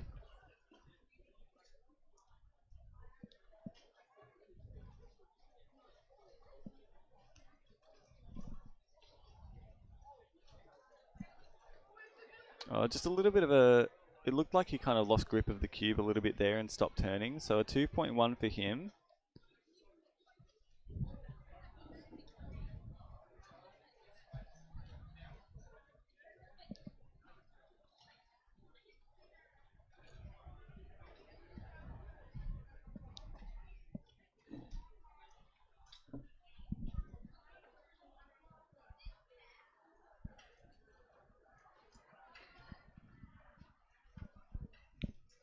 So the cubers on stations 1 and 2 are the ones that have been giving us pretty good times for this group. We've had Felix Zemdegs of Australia. Not really known for his 2x2, but he was, of course, the former Oceanic record holder for 2x2 average up until very recently, last year. And Richard Yiheng Tao of New Zealand, and also formidable competitor, sub 2-second PR average, and he's been putting down some pretty good times as well. So those are the ones that we will put our main attention on. But at the moment, Zach Graham, it just looked like he had his first layer a bit wrong there, and that's pretty close to a penalty. I think it's good. I think maybe just.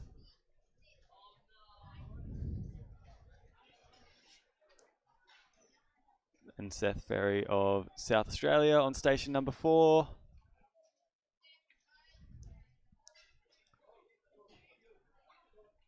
A 3:09 for him. Jackson on station 6. Jackson Foster, Western Australia, unfortunately DNFing that solve and not overly happy with that result, which is understandable. Now on station 2, we turn our attention to Richard Yu Hang Tao of New Zealand. A solid solve again, 1.92 for him. He's been laying down some pretty consistent sub-2s here. And Felix now on station 1, about to begin.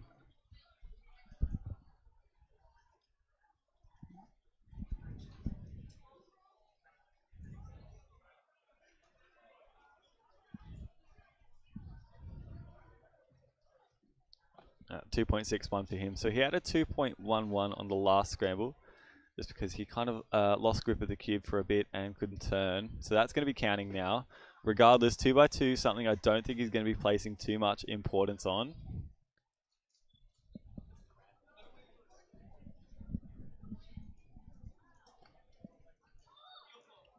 Not something Felix has been practicing so much recently.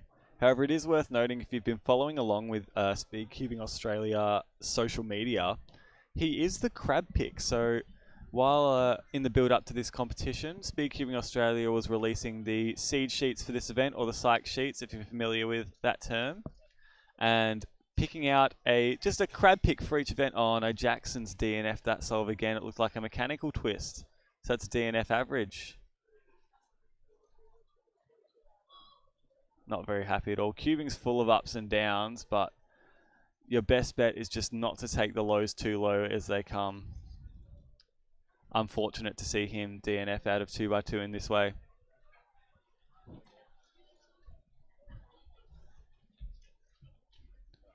Yes, as we were touching on before, Felix Zemdegs on the social media posts leading up to this competition was named as the crab pick for 2x2.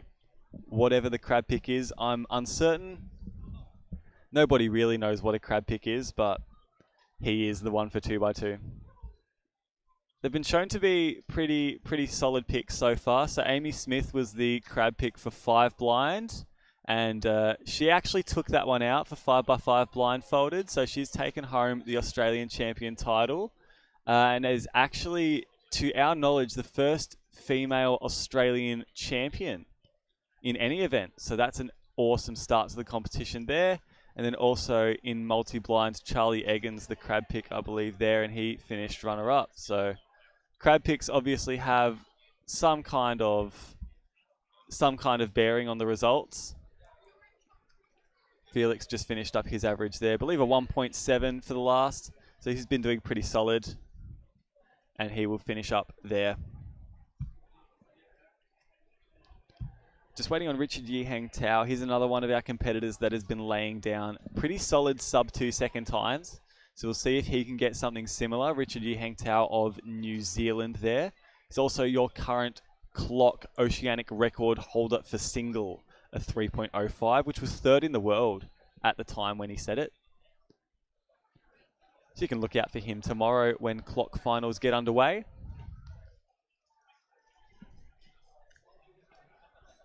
For the time being, he is just doing a couple 2x2 practice solves now.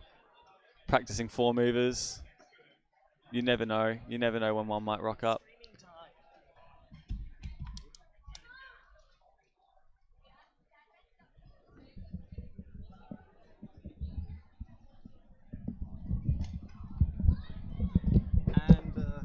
And oh, hello.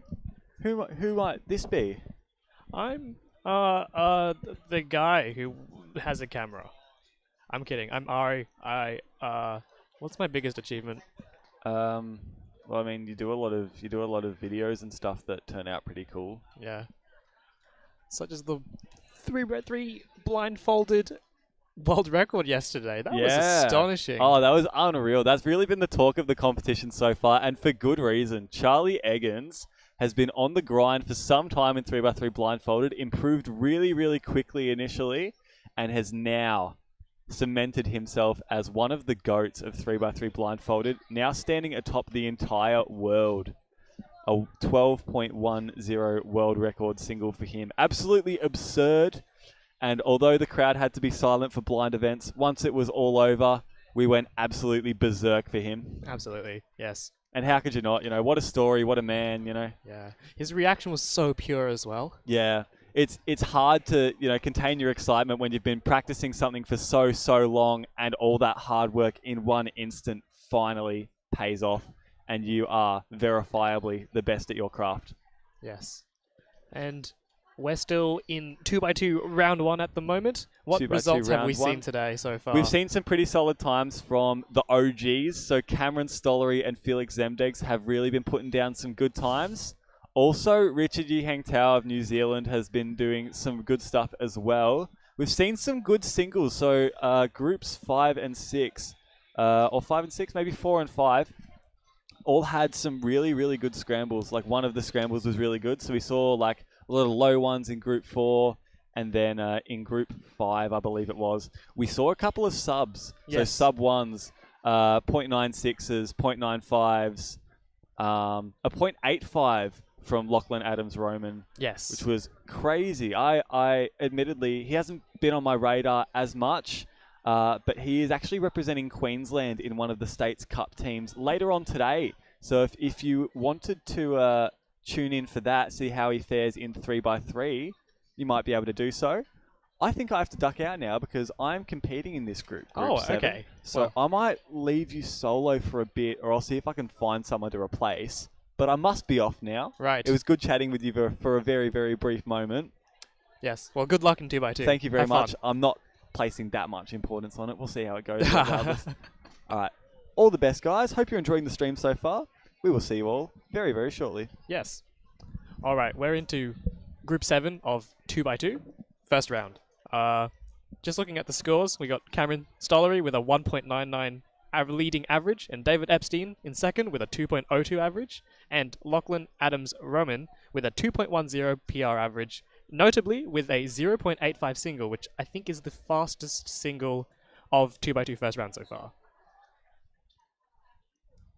Now we have our competitors moving on to stage for Group 7 of 2x2. Hello there. Hi, how are you? I'm just wondering if I could join in. Is that all right? I think so.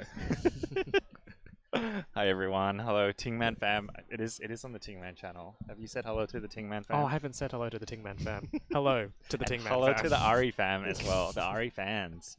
Yeah. I just finished 2x2. How'd you go? Let's not talk about negative things. Okay. Let's focus on the positive here at the competition. Yes. I got a few 5-second solves. That's Okay. all right. Yeah, that's Nice. okay. More importantly, how did like Felix go? He was on just before, wasn't he? Yes, you got a 2.20 average and a best Nice. single of 1.84. 184. Yeah, beautiful. Nowhere near the fastest single. We had Lachlan Adams Roman with a 0.85 single, which is the fastest of the 2x2 first round. Yep. Was that the previous, maybe a couple of Of groups ago. I heard that it was like a 8 mover or something. Yes. So something like that. Yeah. I think it was like a R prime into a soon. Okay. Something like that. Right, and he and clearly that was it. executed the fastest Yeah, on that that's one right. out of everybody. Yeah. Which is what we were saying. I was talking to Tom about 2x2 might seem like, oh yeah, you know, it's easy, small little puzzle, but like no, you actually need to execute it very well. Even if it's a good solution, an easy solution, you need to be able to execute it well. Yeah. All right. So on station 1 we have Guanbo Wang, who's just got a 153. This is world record holder. Let me remind you, Ari. World record holder. Right here on station 1. On station 1. Right. Yeah, that's right. Well, let's see how he performs this morning. And then next to him we have Ben Warry. We have, let's have a look at station 3 actually. We've got Miles Jarman on station 3, who's just about to do his, I don't know, first or second solve. I think that is his second solve with a 4.83. 483, yeah. A bit longer than he probably wanted. But hey, it's usually always longer than we want. We've got Michael Tripodi on station 6, who you might recognize from such things as this live stream. And a 470. Well done, Michael. The little shake of the head. It's pretty customary for cubers to do that. Once you finish, just a little shake of the head. Yes, to Yeah. indicate your disappointment. Yeah, that's right. It's just a bit of communication with everyone. Yeah. How's this comp been for you so far, Ari? Oh, fantastic. Yeah. Again, 3x3 blindfolded world record. Absolutely, I think my the goodness. highlight of the competition That so was far. insane. I'm still on a high from it. Hey. Yeah. Yeah. The adrenaline's still going. I spoke to Charlie this morning, and it's like, still going. But the thing is, we're still going to see more of Charlie. Yes. We still have 3x3 blindfolded finals to go. Which is happening tomorrow. So stay tuned, everyone. Stay tuned. We have a lot more good stuff that we're going to see. Not much action going on here in the first 6 stations. Just waiting for some scramble. We have a couple puzzles for our first and yeah. Let's have a look second at here. station 1 at Guanpo's third solve. Will this be his third solve? Quick inspection. He can one look the cube, can't he? I would think so. Or At that speed, at least, yeah. All right, not super excited with a 2.6 but as we've mentioned before, the slowest solve of your 5 will not count to the average, fortunately.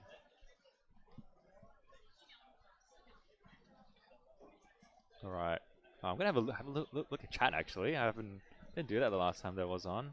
Hello, chat. How are you going? How is everyone this morning? This morning in Australia. Where are you guys joining in from? Tell us which country you guys are joining in from.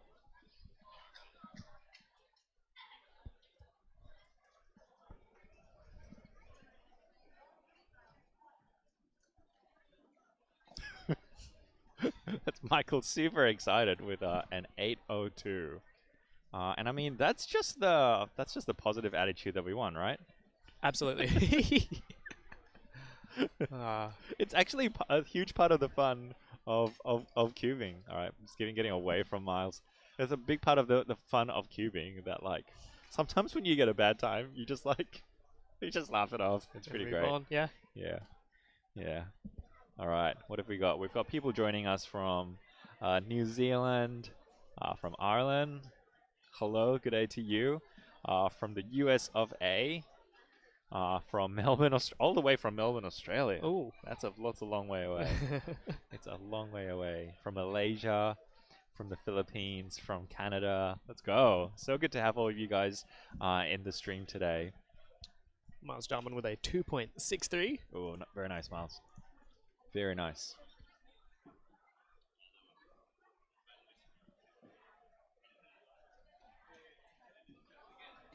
How's your comp experience been so far? It's been actually pretty amazing. I got don't want to focus to be on me or anything, but I got double personal records for 4x4. Oh, congratulations! Kind of nice. Yep, beat my personal record mean by like 0.0 something or 0.3 or something. That's always nice. Yeah. Did a Felix, you might say. Oh, Felix yes. beat his 7x7 OCR single yesterday. Do you remember by how much? 0.03, I think it was. By 300ths of a second. But a record is a record. Yes. Yep. He beat the oceanic record, fastest 7x7 single solve time. So good on him.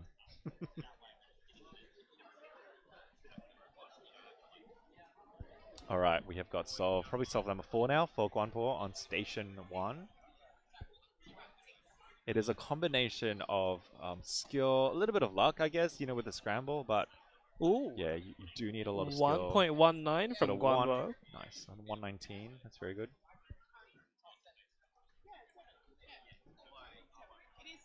Yeah, so Guanpo has the current world record at 0.47 seconds, which he got at a competition last year, just here in Brisbane, actually. So this is where the magic happens. Absolutely. It's right here. Yeah.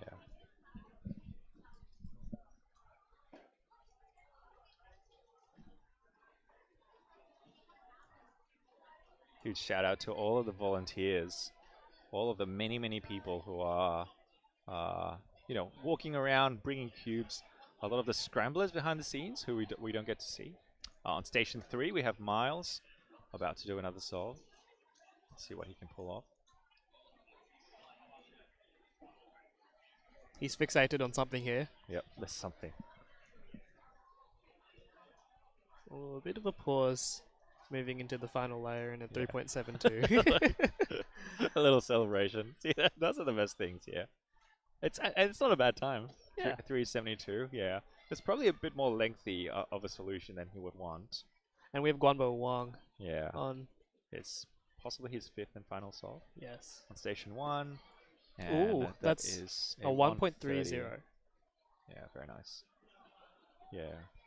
So as mentioned before, these guys are going to look for solutions that are not only just efficient, but also friendly to turn, that are finger trick friendly.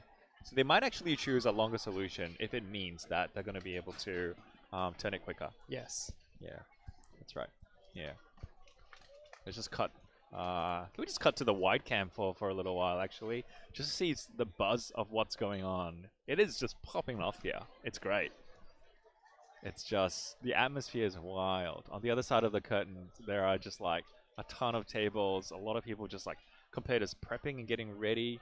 There's daily puzzles that's vending in the top left corner. I just see, and yeah, more stations behind the curtain as well, which is really cool. Yeah. All right, I miscalled it. Guanbo has one more solve. Ben Worry is about to do his solve. So he is. Oh, he's not. Oh, what's happened here? Did we miss it? Oh. Okay. The cube wasn't completely solved. It happens sometimes. Right. There's just a lot of stuff. It's kind of funny. But you get like a cube that gets delivered. You're all ready to go. You're on the starting block, and then the cube's completely solved. And Yeah. You're like, how do I solve this? How do you solve a problem that's solved, Ari? You just have to make a new problem. Scramble it again. Scramble it again. Yeah. That's just what you do. Yeah. Is Miles doing his last attempt standing? With a 4.49. Yeah, I guess he is. Yes. And there's no reason why he shouldn't have. I mean, Yes. Miles can do completely. what Miles wants to do. Oh, Yeah. Guanbo Wang with a 0.91. Guanbo We've just missed it, unfortunately. It was Miles. So distracting. Yes. Guanbo got a 0.91 for his final solve. That's probably going to put him in first place in this first round of 2x2 so far. We've got a few more groups to go, but yeah. Ari, we've got a comment on chat saying, "Make Tassie proud." Make Tassie proud, Ari. Absolutely. Jody, Darcy, and I will destroy the competition in the States Cup later today, which you should stick around That's for. right. If you're just tuning in about 7 hours or so, we're going to have the Australian States Cup, where we're going to determine once and for all which state has the best cubers. And Ari is going to be representing Tasmania. Yes. Yeah. The best state. Is Tasmania even part of Australia? I neither confirm nor deny. Okay. Man, it's gonna be amazing. So you want to stay tuned for that. We have got something prepared that's gonna be pretty amazing. It's gonna be amazing. So that's happening in about 7 or so hours, I think. I'm just throwing out like times out there. I don't even know exactly how many hours it is from now, but probably 7 hours. Yo, I'm like spot on. 7 hours. Yes. I win. I win maths. Yes. So if you're Yeah. familiar with the Rubik's Nations Cup, which is seen at the World Championship, Yep. or last year's States Cup at the Oceanic Championship, you absolutely join in about 7 hours Yeah. time. We have Miles on his final solve with a 4.17. No signature pose though. Station 5 here.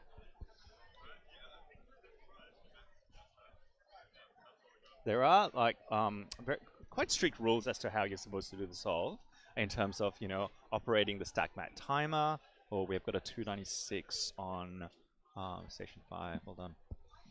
There are pretty, specific rules on how you're supposed to operate the timer and solve the cube. However, there's nothing about standing or sitting. No. Yeah. And yeah, it's perfectly legal to be standing. Actually, I think a few competitions way back in the day, they had stations where you pretty much had to stand because Yep. they were too high. Judge and competitor was standing. Yeah. That's right. And that's still the case, actually, in many places in the world. Yeah. And I mean, Yihan Wang, 3x3 world record average, the current world record average, was carried out by someone who was standing. Yes. Standing for 5 solves. So maybe that's something we're missing, Ari. Yeah, I guess. Why are we sitting? Why are we if- sitting right now? if you I'm want just gonna world stand. records, I'm just gonna stand real up. quick. If you want more world records, stand up. That's you heard it. Michael. You heard it here first. Michael's taking a picture before he commences. I think it's his 5th and final solve of 2x2 round 1. He's celebrating it before it even happens. Okay, here we go. Station 6 with Michael Tripodi. And our 4x4 blind OCR holder gets a 385. Right. Yeah. That's not even sub 3x3 world record. No. How disappointing. How disappointing. Right, moving on to the 8th group of 2x2 round 1 here Yeah, at that's right. Australian Nationals. So this is group 8. We have Phoenix Patterson on station 1, the current 2x2 OCR average holder, if I am not mistaken. Yeah, I think that's right. We're just going to do a quick fact check. We've got to get our information right here. If you just tuned in, you're watching Australian Nationals 2023. There's the Speedcubing live stream. This is everything's happening. All of the Speedcubers in Australia, every single one who could make it to this event is here. Yes. Yeah. And it's crazy. Yes. We will see on Station 1 shortly. Phoenix Patterson, he is the current continental record holder of 2x2 average with a 1.14 second average. So That's he an is average. the one to watch. It's not in like this that's group. It's not like that's a fastest solve. That's his average. Average, yes. 114. It's crazy. No one's gotten a sub 1 average yet, have they? I do not think so. I think that's still... We are 0.02 away from getting a sub 1 Wow. average. So Zayn Kanani, who I the think he's United got States. something like, I don't know, 80 or 90 of the top 100 averages for 2x2 ever. He's chasing that sub 1 barrier. Yeah. Yes. But yeah, Phoenix definitely is the one to watch out for. Next to him is Riley. Riley Dexter. Riley Dexter.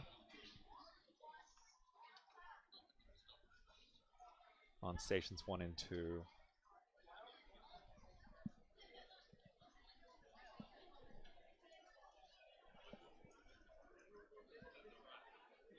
All right, Phoenix Patterson, 2x2 continental record average holder, commencing his very first solve of his 2x2 round 1 average.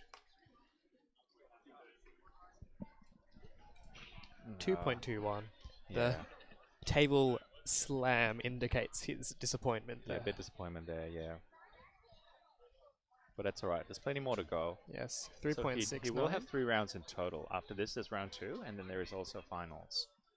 Yeah, so it's plenty more to come. We've got Riley now on station 2, about to do his first solve. Riley Dexter is doing a lot of N by Ns.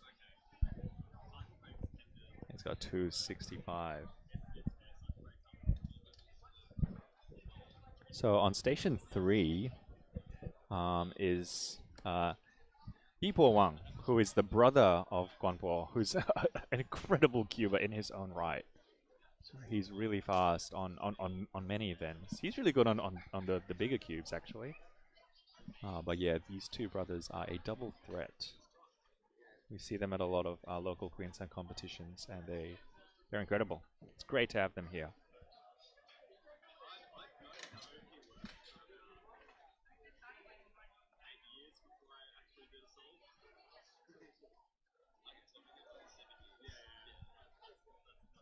All right. Let's have a look at station 5, actually, since we can. Station 5 and station 6. I'm going to try saying their names. Station 5, we have Sri Vallabhan Sriram and Aaron Stapleton on station 6. And he just got a 222. Very nice. All right, Phoenix Patterson on for his second solve of his average.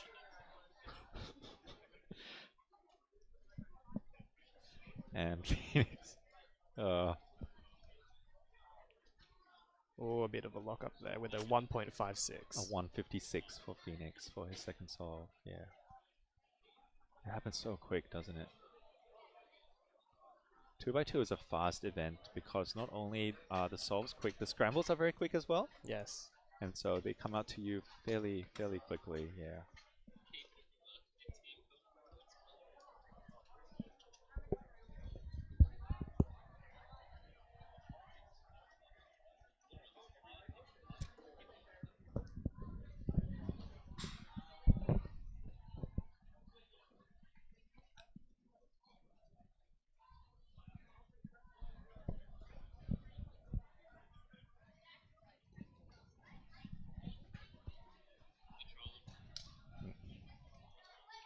Riley Dexter with a 2.58. We've just cut away from him, and now we're moving on to looking at station 5 and 6 here. On station 5. 2.65. 265, 4-3. Well done. What's the last time you got a 265, Ari? Probably many years ago. Many moons ago. Many moons ago. Yeah. Phoenix on for his third 2x2 round 1 solve. It's on station 1. On station 1, Phoenix with a 298. Must be relatively disappointed by that performance. Yeah, the solves compound, unfortunately. Sometimes it's like, if you're not really in the zone, you're not feeling it, you're not in that like flow state, it's just really hard to knock out the rest of the average once you've got a bad time. Yeah. But we are in your court. We are in your corner, Phoenix. We know they're gonna there's still brighter and better things he's gonna pull out in round 2 and finals, no doubt. Absolutely. We have our little Kookaburra mascot right here. You may recognize this is the one and the same animal from Oceanics. And I mean, hey, it's Aussie Nationals. Absolutely. Why wouldn't we feature the Kookaburra, who sits on the old gum tree, king of the bush? Yibo Wang with a 1.82. Oh, very nice. So yeah, on station 3 is Ipo Wang. Next to him is Amy Smith on station 4. Riley with a 1.35 here on station 2, and we have Phoenix again commencing his, I think, 4th solve. Yep.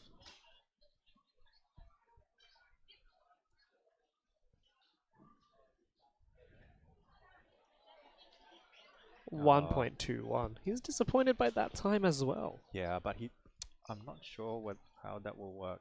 He picked it up right after. Oh, is that a DNF? Oh. It's unfortunate. Yeah. Can't exactly see what happened, but now that... Yeah. Poor guy. Again, Phoenix, there are brighter and better things to come. Yeah. My daughter, Ola, is somewhere solving at the moment. Right. Yeah. Just thought that everyone should know that. Yes, absolutely. She may not be one of the, brightest and best on the stream right now, but she is solving. Sorry to interrupt. 1.63 on station 5 by Sri. Oh, well done.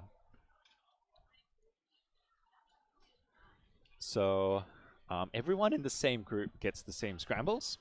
Yes. And the scrambles get changed for every single group. So it's important that competitors don't talk to each other. We've got Ipo on station 3. So if this is his 3rd solve, he's going to get the same 4th solve. He's going to get the same scramble as everyone else who's gotten their 4th solve. So it's very important that they don't look around, they don't like talk to each other. Yes. Riley inspecting here on station 2.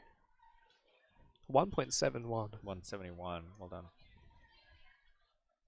Yeah, but scrambles do get changed from group to group, of course. Yes. So that they can't talk. Yeah, it's sometimes a criticism of having fixed stations. That's like, aren't you going to be able to just like look around you? I don't think that's a problem as much in Australia, given how long we've done this now and how disciplined a lot of our cubers are. They know the drill. Yes. You don't talk about the scrambles. You don't look around. You just stay focused. And that's what most of them want to do anyway. They want to stay in the zone. They want to stay focused and look at their cube as they're solving it. They just want to warm up and just get ready in between solves. Yeah. 2.43 for Sri on station 5. Nice. With those fist pumps, one can surmise maybe he got APR average. Those were very good times for him. It looks like a healthy 2-second average there for him, so well done. Well done, Sri. Yibo Wang, station 3 here, inspecting. Oh, a bit of a pause, unfortunately, for this solve, leading to a 2.91.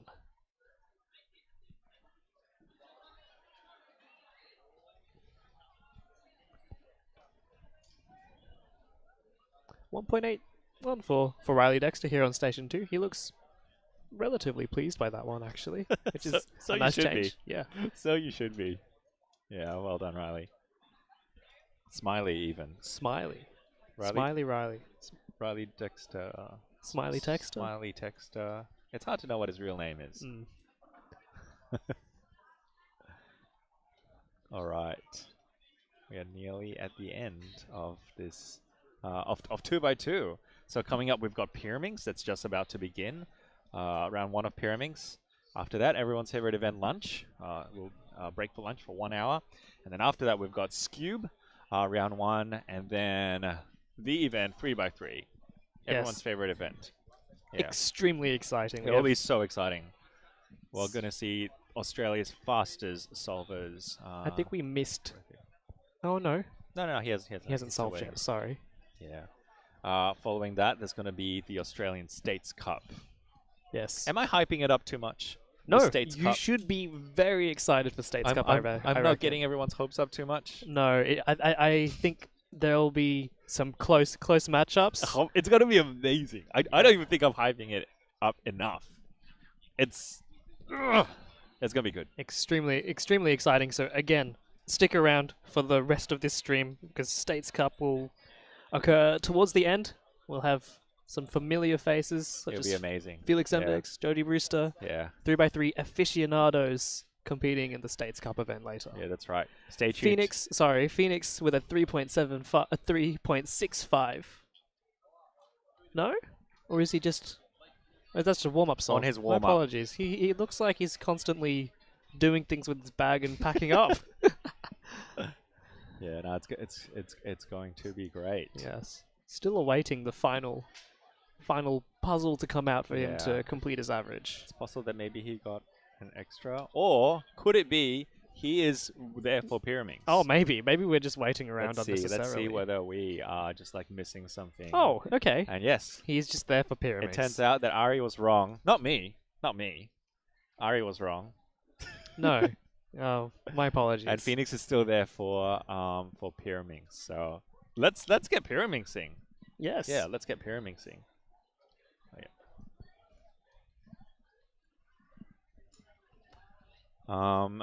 So vending at this competition is daily puzzles. And I actually had a little chat with Billy yesterday to give him a little bit of a challenge, ask him why he's not actually competing.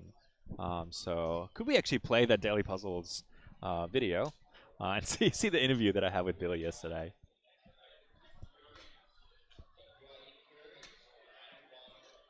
And I'm here with Billy, who has brought along daily puzzles. How you going? I'm doing good. We've brought some Rubik's Cubes to Queensland, so it's been a lot of fun so far. On behalf of the community here, thanks for vending here and thanks for being a good backup for people who have like, oh, my 4x4 is not working. I think I better buy a new one so I can compete with. Have you actually had many people like that come up? That happens a lot more than you might think. But overall, it's been great. It's fun meeting all our customers and seeing the community, so it's a lot of fun. There's 500 competitors here. Yeah. What's it like knowing that in some way you are like making cubing in Australia happen? Yeah, it's a strange feeling. It's like, it's interesting you say that because earlier when I was in the car with Calvin and Indy, we see the kids come up to the stall and they're really happy and they just light up, and I guess that means a lot. It's a privilege, honestly. This community is so accepting. It's not something we take credit for. Like, it's a privilege that we can be a part of it. It's such a great community to be a part of, which is why it's very curious that you are not a part of it yet. I don't believe I saw your name on the competitor list, Billy. Do you know my proper name? You could be looking at it wrong. Like, it's possible I could be competing today. Okay, you registered under an alias. One of my lifelong dreams to see you compete in a cube competition. Okay. We can do that. I'd be happy to do that. Is it getting hot in here all of a sudden? It's now on camera, which is fantastic. But yeah, thank you again for being here. Thank you again for just the way that you support the community. We love this stuff, so we're happy to do it. So make sure that you buy your cubes from the Solve Guys. Use code Phil at checkout. This doesn't even make any sense. Bring it to you so we can talk about it. Back. Whew. Billy Pippin himself. So Daily Puzzles is vending over here.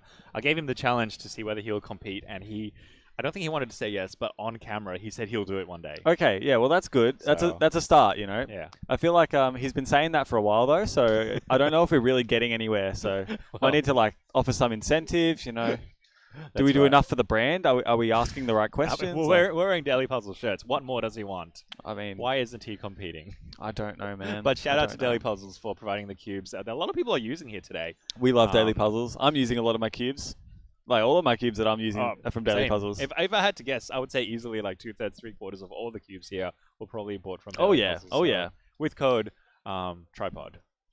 Or code Tingman. Code Olo. Tingboy. Code Tingboy. Code Soft flash guys. sale 30% off. Code yes. We get Code. we get it. Code. Yeah. Code Kookaburra. Panda Cuba asked in chat, can we move Cookie so he's in focus? And the answer is no. No. I just said, yeah. Someone also asked, does Tingman see this live chat? No. No, he doesn't. No. Why would he? It just doesn't make sense. No, I don't know who. It I makes- don't know it what makes no sense. live is. What is live? We're chatting. Does that count? Blurry Cookie makes my eyes feel funny. Is what she said. I can't get Cookie to stand properly now. And you know, yeah. Oh, rats. If you just joined us, you are watching day 3 of Australia Nationals of this epic Speedcubing competition. What a day it's shaping up to 2023. be. Incredible. If you think you've missed day 1 and 2, this is actually the first day of our streaming, so it's all good. Yeah. We've only just started. Which but means we get to catch everybody's favorite events. Pyraminx. Oh yeah, my favorite. Yeah. All right, so let's start Pyraminx. On station 1, we've got Phoenix Patterson again. Didn't have to move very far from last group to No, now. he did not. Yeah. So here we go. Phoenix with his first solve. Yeah. 2.68 Nice. for him. That's pretty good. That's pretty good. Yep. It's around the times that we're sort of accustomed to seeing from him. His PR is a 2.27, so he's no slouch at all. Mostly known for 2x2 expertise, but he does have a pretty good handle on most events. So Yeah. 2.27, 2.6. He's doing some pretty good things out there. Yeah, no, he is quite the all-rounder. On station 5, we have Tyler Williams. Tyler Williams, a 4.04 PR average. And actually, we're also seeing on station number 3, Guambo Wang, current 2x2 single world record holder. He's pretty good with the Pyraminx in his hand as well, 3.02. When it comes to the Pyraminx, what do people want to look out for? It's so different from the 3x3 in some Yeah. ways. Like there are some, parts that overlap in terms of Mhm. how you move pieces around, but it's a very different way of thinking, isn't it? Yeah, it is. And I feel like even as a spectator watching it, you might be seeing a scramble and think, well, there's no blocks on this scramble. This is kind of a bit iffy. Yeah. And then someone like Sebastian Lee will knock out a 1.3 on it and just be like, okay, I guess it wasn't that bad. One unique thing to the Pyraminx is the fact that it's got these tips. Yes. 4 tips that don't actually influence anything else in the puzzle. No, they just serve to be annoying. I feel like if Pyraminx Nice. didn't have tips, it would be like probably Yeah. it would be like A tier, I reckon. That's a 216 from Eli on station 2. Eli keeping a bit of a low profile. He doesn't have much of a social media presence, but he is pretty good at Pyraminx. A 2.75 is no Yeah. slouch at all, but he is also current Skewb national record average holder. So that will be the event that he's looking to take out. Oh, the delegate paddle is up.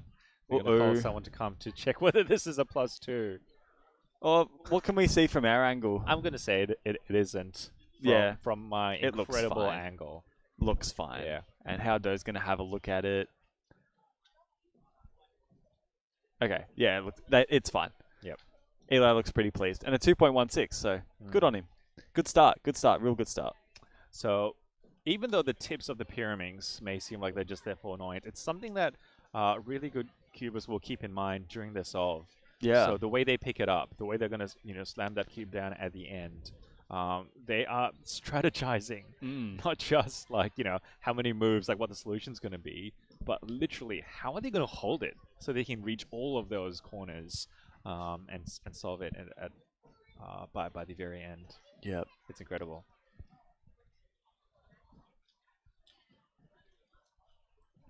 No, I think at the top level with Pyraminx, there's so many different ways people even solve the tips. Like I think a lot of people solve them at the start, or like all at the start. Some of them do all at the end. I think I Just personally scatter prefer to throughout? just do a little bit throughout. Maybe like do the top one at the start and Yeah. then the rest later. But Mate, are you giving away these tips for free? yeah, You normally charge for this. tips for the tips. Tips for the tips, indeed. Michael's got a Pyraminx coaching service, if you didn't know. I don't think he knew. Yeah, I didn't know either. And it just I started. just found that out now. It So just started just if then. you're looking for tips, I don't ask for much. But look, raspberry bullets go a long way. You know, like I love me a good he's not like lying. white chocolate raspberry bullet. So He's not lying. He was walking around with an entire bag of raspberry bullets yesterday. yeah, I don't know where So- they went. Yeah. I didn't finish them. Someone's got them. Let's not talk about that. I might have them in my bag. If you know the culprit, please message me directly. We've got Phoenix with his third solve? Second? I think Phoenix has his third. I think unfortunately while we were discussing the potential +2 from Eli, Phoenix got himself a 4, and that one doesn't look so good either. A 3.47. The old 3x3 single world record. But he did get that bottle flip, so I mean, you win some, you lose some. Yeah. What you haven't seen on stream is that he's trying many times to land it on the cap and is not happening. Oh, yeah. So, you only see the best. He's a talented person. What can I say? Zaid Chowdhury on station number 4. He's doing his solve now. A 2.5. Pretty pleased with that. Yep. A lot of you might know Zaid Chowdhury had the oceanic record Pyraminx single for a whole 5 seconds until the current solve by Emmett Hobbs. Oh man, was it that short? It was that short. It was actually 5 seconds. But still, if you have it, you'll always have it. Yeah. You'll always And he has have it for those in few my seconds. heart. He Yeah. is an oceanic record holder for That's right. Pyraminx. Maybe not officially, No. but in our hearts. I mean, he still has clock. Hmm. That's pretty alright, I suppose. He's pretty An alright. oceanic record is better than no oceanic record. You're not wrong.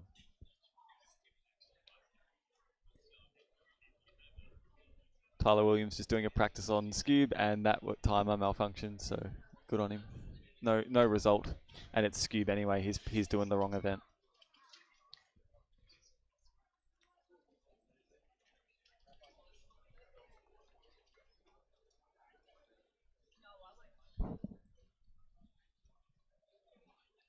So this is Group 1 of Pyraminx Round 1 on Day 3 of Australian Nationals 2023. And it has been a wild ride so far. We've had at least Day's one not even record every halfway day. done, Yeah. Oh, we have. Oh, do we have one? We didn't have one on the first day, I don't think. Oh, didn't we? Might have had a national record. But Oh, yeah, that's right. And then there was 2 OCRs yesterday and a world record. yeah. For good measure. Yep. Yeah. Beautiful. What a day. What does today hold, Michael? That's the Today, question. well, I mean, look, today we started off with the 2x2s and had some pretty solid results in there. So coming away on top was Guanbo Wang of China. He actually netted himself a PR average of 1.34, and that's a good half a second ahead of the rest of the field. And then after that, also, by the way, he does represent China. So unfortunately, although he lives in Australia, he won't be eligible for an Australian national title should he win. And in second place of Australia, an OG Cameron Stollery. Oh boy, we love Cameron Stollery. 2013 world champion in 2x2. Still got it. Still sub 2. Yes, he's got it. Yeah. What a guy. He's just cool like that. He sure is. And in third place is David Epstein with a 202. I think he uses Ortega. Yeah, so those are our Ortega. Good on him. And is low 2. Possibly even sub on a good day. That's not his PR. Wow. Those are the first 3 seeds going into round 2, which will be happening tomorrow morning. Probably around the same time. So if you are unaware, all we are operating with today, we only have the first rounds of 2x2, Pyraminx, Skewb, and 3x3 to finish off the official competing for the day. Although stick around after 3x3 finals is done because we have the States Cup. Oh my goodness. Not any official titles there, but it is very much just bragging rights and for pride. Not Ethan, pride. But maybe it is for Ethan Pride. It's everything we do is for Ethan. It's very Try important. to please our WCA Board member. overlord. Okay, board leader. Yep. That's probably fair. That's right. There is only one King of Cubing, of course, and that's... He's actually just in the other room. He's here. He's here. Mate, I wish we could have a chat to him. We might. We might. Oh, really? Mm. Okay. So Phoenix on station 1, he has got himself a 2.23. Admittedly, haven't been keeping a whole lot of track of his times, but he has had a bit of a mixed bag. But regardless, with times around that mark, he will still be comfortably heading through to the next round. Yep, and possibly the finals as well. A 250, 223. When was the last time you got 223, Michael? Pyraminx or? Yeah, Pyraminx. Well, like at home, like every day, or you know me. I mean, twice. If I offer, you guys know I offer Pyraminx coaching. So like, if you wanna get 2.2s every single day, just like me, your boy Michael Tripodi, then hit me up. Yeah. Raspberry Bullets. You know where to find me. I'm at the desk all day. The first tip's free. Yeah, the first tip's free. The second tip is like a B or a B prime. I'm not sure.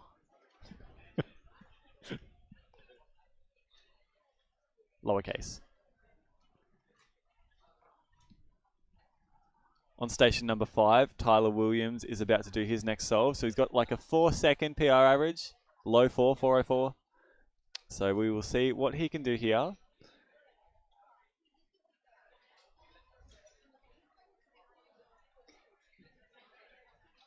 He's turning that Pyra, and it is a DNF.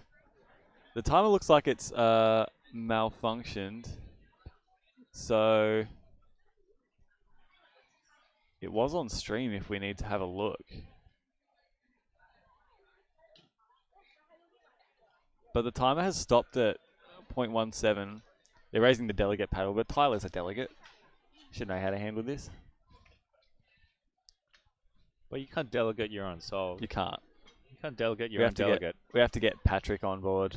Patrick's actually got his hair done today. It's a special day. It's the least he could have done. Yeah, so, yeah. It's like day 3 of nationals, but day 1 for stream. So like, it's pretty good. Pretty good. Did you have your hair done? No, I don't have enough hair to get it done. So I'll just leave it as it is. Look, we'll see what we can do. Michael might appear with a bit of a different hairdo later today. So. Yeah, I'll be bald. So make sure you keep on yeah, watching. Well, my PR streak's going, so Ari's not going to shave my head for that. Not for one of his videos. Your PR streak isn't going. Well, not this competition. This is the start of V3. PR streak V3. Oh, okay. I've lost it a couple times. Can I say, by the way, congratulations on your 4-blind. Oh, thank you. Oceanic record yesterday. You didn't have to say that. Yeah. No, it was great. Thank you. How did it feel? That was your third one, wasn't it? It was my third one. Third that solve. is the most nerve-wracking solve I reckon I've ever had in my career, because I won 4-blind last year, and it was like title defense. So my mind's just going, I have to win. Well, not I have to win, but like it would be nice to say that I defended my title. And then, unfortunately, I DNF'd my first 2 solves. So if you're not familiar with the structure for 4x4 blind, you only get 3 solves in a round. And it's your best solve that counts. So my first 2 solves were not solved. So just DNF, no result for those. And then on the last one, I'm just thinking, I'm just going to go flat out. You just went and then, I'm just like, even if I DNF the last one, I'll still be happy I kind of like backed myself to go for it. That you put it all out there. And then managed to come away with Oceanic record on that. My boy, Michael. Well done. Very, very pleased. Yeah. And I don't want to put myself in a situation like that again. Yeah. But no, congratulations. Thank This you is the very kind of much. excitement that you get at a massive competition like this. It is so much fun. Wasn't even the most exciting thing of the day. But it was pretty exciting. That's what started the day. And then the very final solve. The very last solve was from also our world top record. player of the day, world record. Yeah, it was. Doesn't get much better than that. Yeah. I actually yesterday had a good chat with Kerry Jarman, who is president of Speedcubing Australia. Just on her thoughts about organizing this competition and just like Speedcubing in Australia, and she had some really great things to say. So we might watch that little video of that interview now with Kerry. So yeah, and enjoy that one.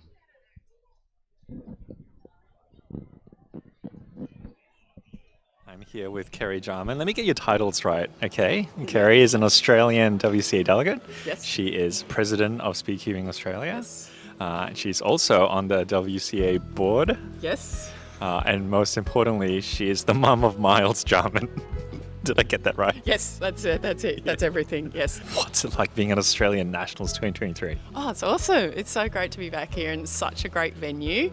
You know, we've come to this venue. This is our third time, and the last time we came here, we're like, oh, we should do nationals here. This would be awesome. And I mean, it's really cool for us, like little cubers, to come and see everyone from all around Australia. But I'm guessing it means something even more special to you to see all of Australia come together, all the states and territories, and just together in one place. Yes, yeah, indeed. So we've got, you know, people from all over, from Tasmania, from WA. I don't know that we've got any Northern Territory. We need to increase our reach into. So if there's any Northern Territorians, is that what they call themselves? Yes.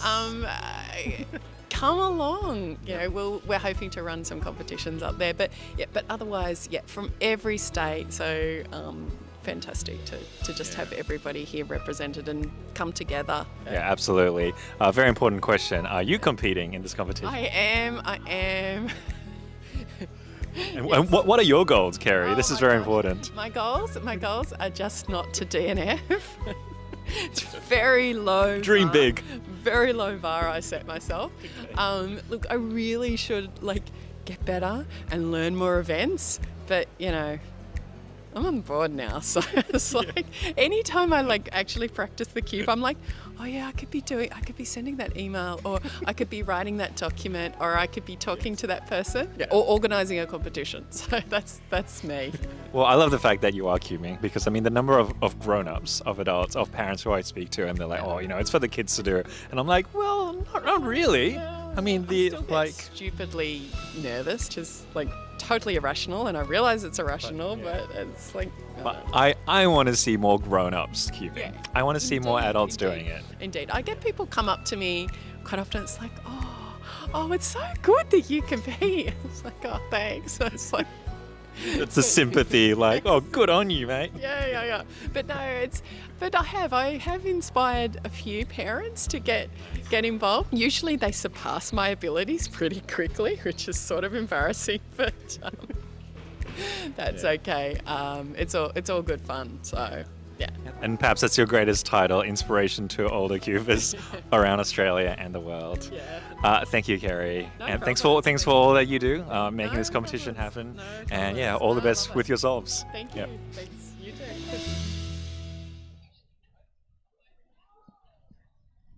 All right, so we're back now after that little chat that Ming had with Kerry Jarman, president of Speedcubing Australia.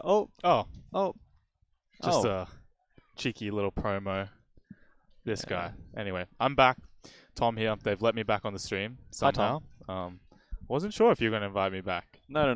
I like having you around, despite what I might say in my downtime. Behind my back. Yeah, that's my. Oops. No, I've been watching the stream while I was gone. Some really good solves. Oh yeah, absolutely. No, we've seen some stellar solving, especially in 2x2. A lot of sub ones, more than I was expecting to see. And Guambo with a PR average. Guambo PR average of 1.3, absolutely demolishing the field. Yeah, no, he had a good crushed lead. it. Yeah, wow, really good. Really I checked. Good. That puts him 5th in China. Wow, and okay. Tied for 24th in the world. Ooh, that's a good average. He's officially a top player. I mean, he was already a top player with having the world record single and all. Yeah. Even still, that's pretty solid solving. I love our new addition since I left as well. Hi, that's our little guy. So if you're watching the stream at Oceanics, you might remember this little guy.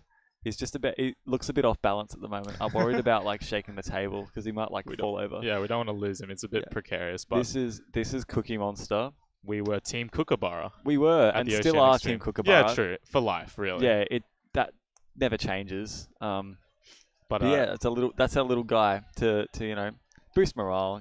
He's just pretty much a king. Yeah, it's nostalgic as well. That was our first time streaming together. That was the first time I met you. Wait, yeah, in person, true. That was the first time we'd ever spoken in person, and here we are. Doing the flesh, same thing, doing the same thing we did all over again. It's beautiful. And that was a fun competition. Very fun Oceanics. competition. This is also a very fun Right? competition. And Yeah. the stream, I tell you what, man, the stream that these guys have been able to cook up. Thank you. Peter and Daniel behind the scenes, absolutely crushing it. They did the same for Oceanics as well, but It's just they're doing such a great job. Everything's smooth. I don't know what you guys think, but it looks great to me. And wow. We've got some more mascots. Do you want to bring the mascot on? Yeah, throw him in. Woo! You're on a little battle roll. With the little platypus. The platy. What did they name it? Baguette or something? I Bag- think Eggins named it Baguette. That checks out, right? We got another mascot. There we go. Friends, reunited one more time. Nice, that's cute. That's very, very cute. The animal arc is back. Just like us. Alright. But yeah, we're into Pyraminx Group 2.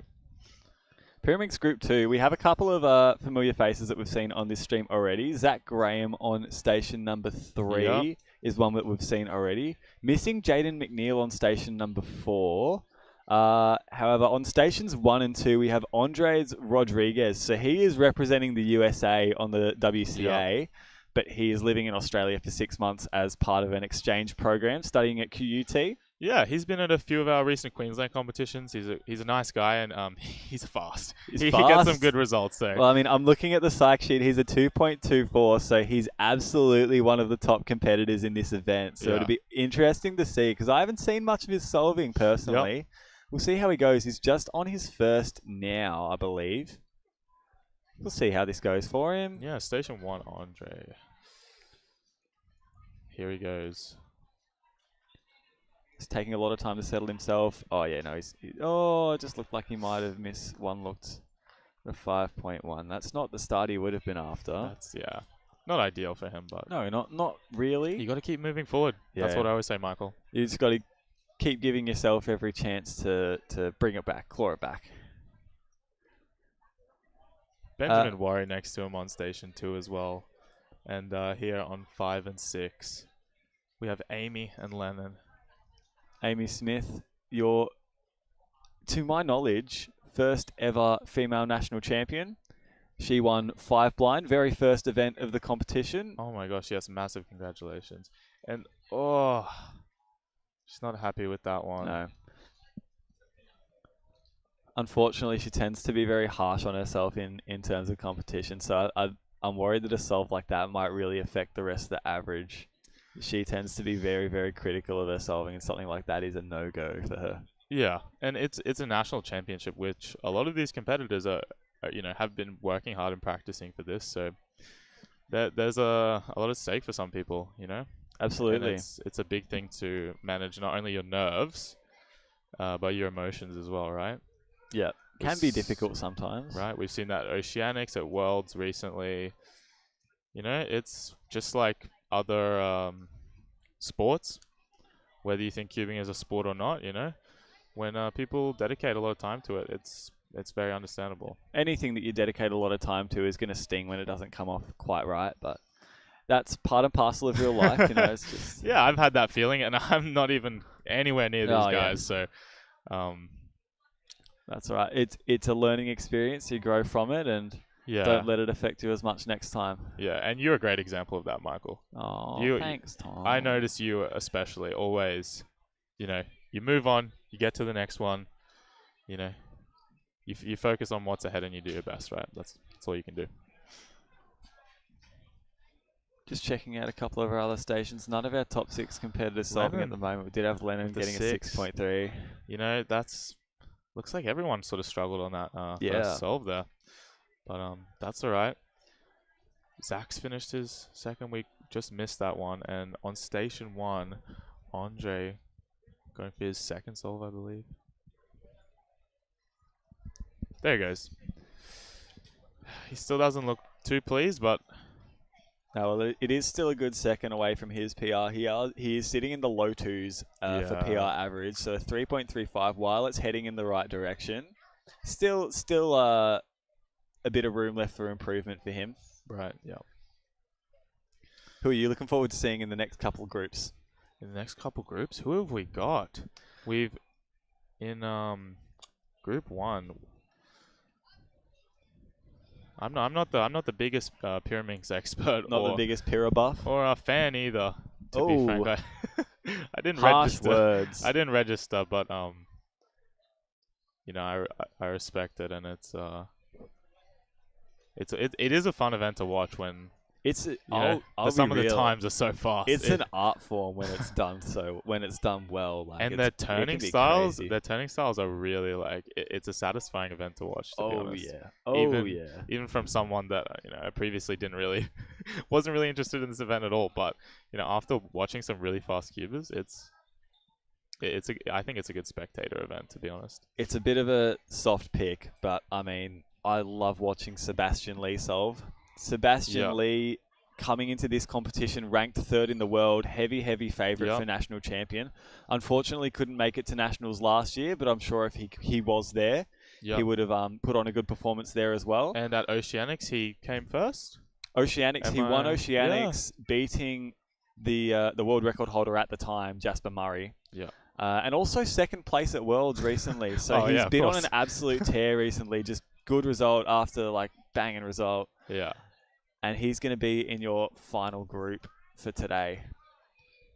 Also in that group, I believe Emmett Hobbs is the defending national champion. So that will also be good to see. That will be a good matchup for sure. Heavy favourite versus defending national champion is going to be a good matchup. And I'm very, very, very Andre keen to with see that. 274.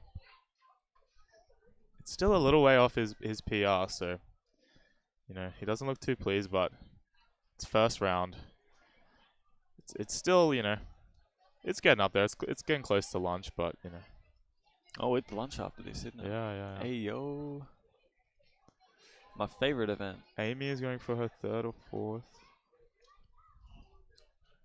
4th. A little lockup affected that, but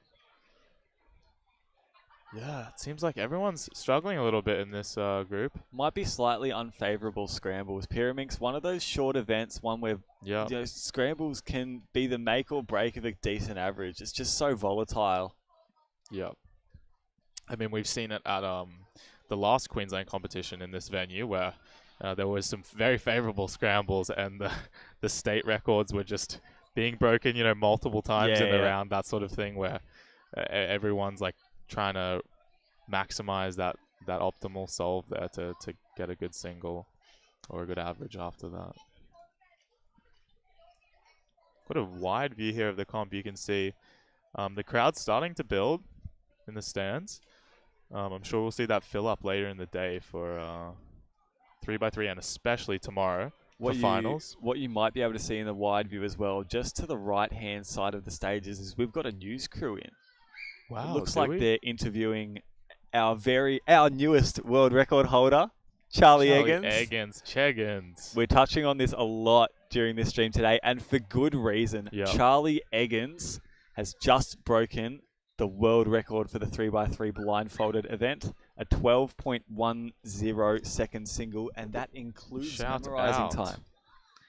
Yeah, that's the whole thing. That's from not seeing the cube to finishing at 12.1 seconds. With eyes closed. Blindfolded.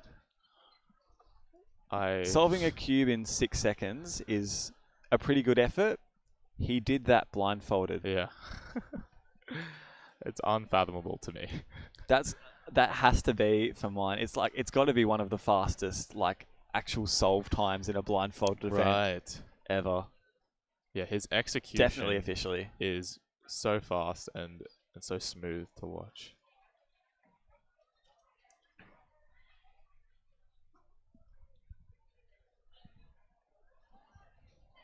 Andre finishing his Pyrrha average here in round 1. Again, representing the US here, but and Benjamin, I believe that could be his last solve with a 2.73. Zach with a 3.67 on station 3. And that's looks like almost the end of this group, at least at the front of the stage. Yep. There's many competitors still on their last couple of solves here though. But we'll be cleaning up soon and moving into group 3. Group 3, our next group. Who have we got coming up? In our next group, we're going to be looking at Zichi Ding representing China but living in Victoria. Oh, yeah. So he is unfortunately another one of the competitors that will not be eligible for an Australian title or podium should he be up there, which he certainly is with a 2.19 average. Absolute titan. Like that's pretty good. That's pretty clinical moving. Yeah. On station number 2, another Victorian in William Herring. And then stations 3 and 4, we've actually just talked about Charlie Eggins. Charlie Eggins, he's coming up for Pyra now. So he's going to be on station 3. His PR average seating him in 3rd for this group, but just sub 3 for that one, a 2.99 PR. And then Miller Atkinson, another Victorian, on station 4. Stations 5 and 6 will be Cody Driver and Liam Sawadi. Yeah, exciting stuff. It's clearing out now. We'll be moving into the next group soon, with an announcement coming right about now. Good timing. So there is your announcement. We are going to be beginning Pyraminx Group 3. So as they shuffle in now, we'll have a quick look at the times that have been put in for 2x2. So 2x2, the event just before this one, as we touched on before, Guanbo Wang of China, the 2x2 single world record holder, slotting himself in first very convincingly, a 1.34 PR average. With a counting 1.5 in there. Ooh. So, you know, he had that counting 119, which is nice, but yeah.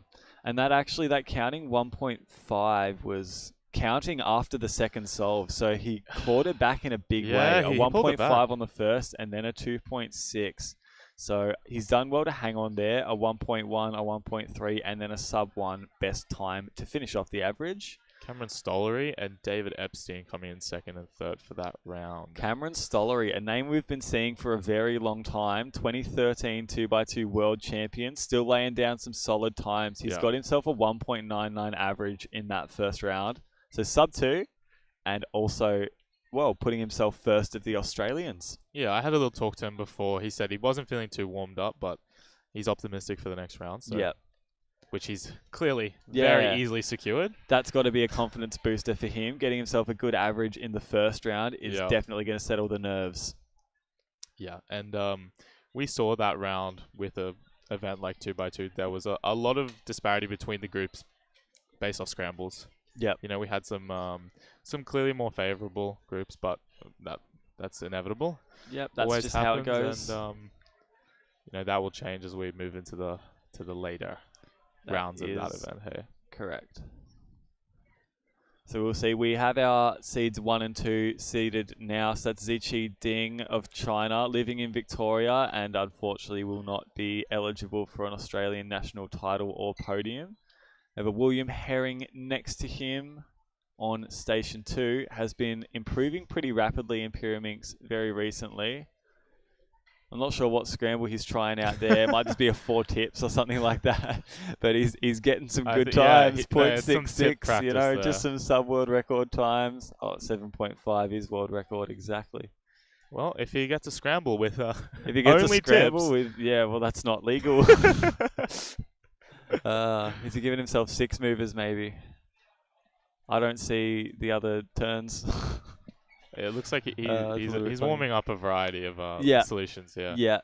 You never know when you might need to pull out the 4 tips solution. You know, it can be a killer. You never know when you get a miss scramble.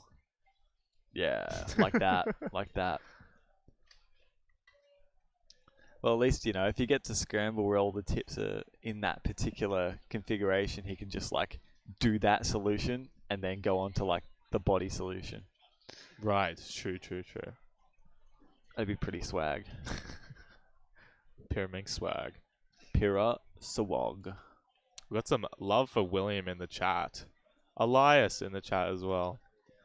Hi, Elias. What's good? How come you didn't come up for this comp? Yeah, we got lots of love. It's okay. You can be forgiven, Elias. Mr. Herring. We all love you.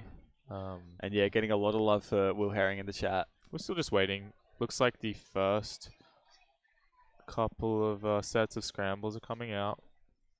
But we're still waiting on these first 6 seeds to start their average. Group 4?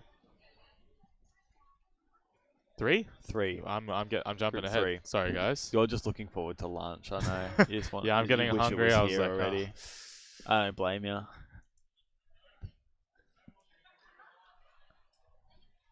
Here we go. On station 1, Zichi coming up for his first solve. We'll see how much of this solve we'll actually be able to see. He's unfortunately got his phone just positioned right in front of where we would like to be. We can see it from the stream desk though, so we'll give you the great insight. Oh yeah, it looked like a great start, but unfortunately just a little bit sloppy in the middle. 2.7.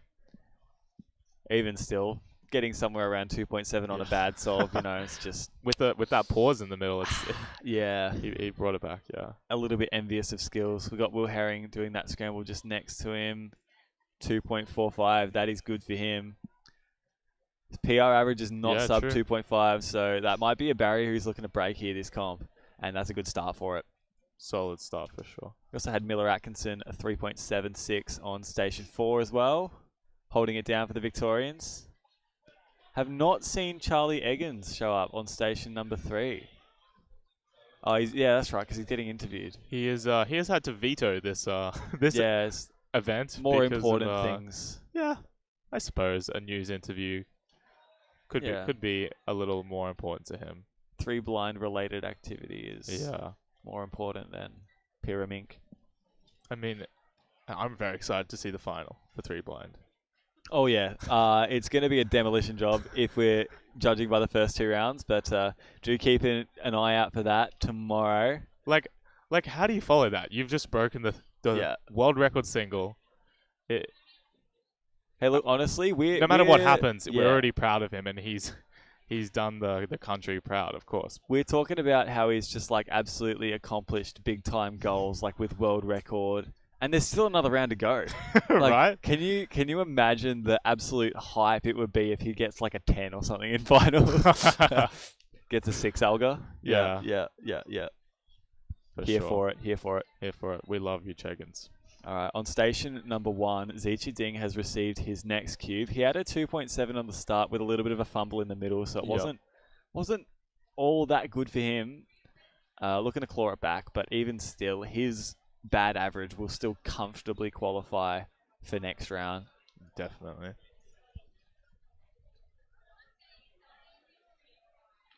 Ooh. 1.36. 1.3. Oh, dude, my that's goodness. blink and you miss it, guys. Seriously. Oh, so his PR, that's his PR. So he has he had a 1.49 single and he's just got a 1.36. There he goes, PR single on the second solve. That's one way to follow up an unfavorable solve on the first one. That's great. Awesome. Sub the world record average. Yeah, wow.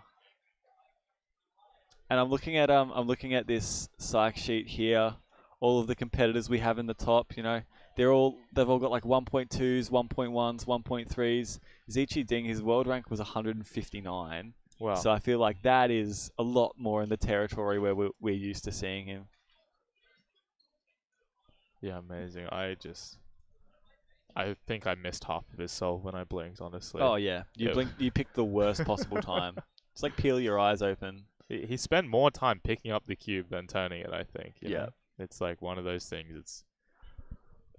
It's these little micro movements that give him such a fast solve. I can't understand. Did I just get exposed on stream? I might have yawned.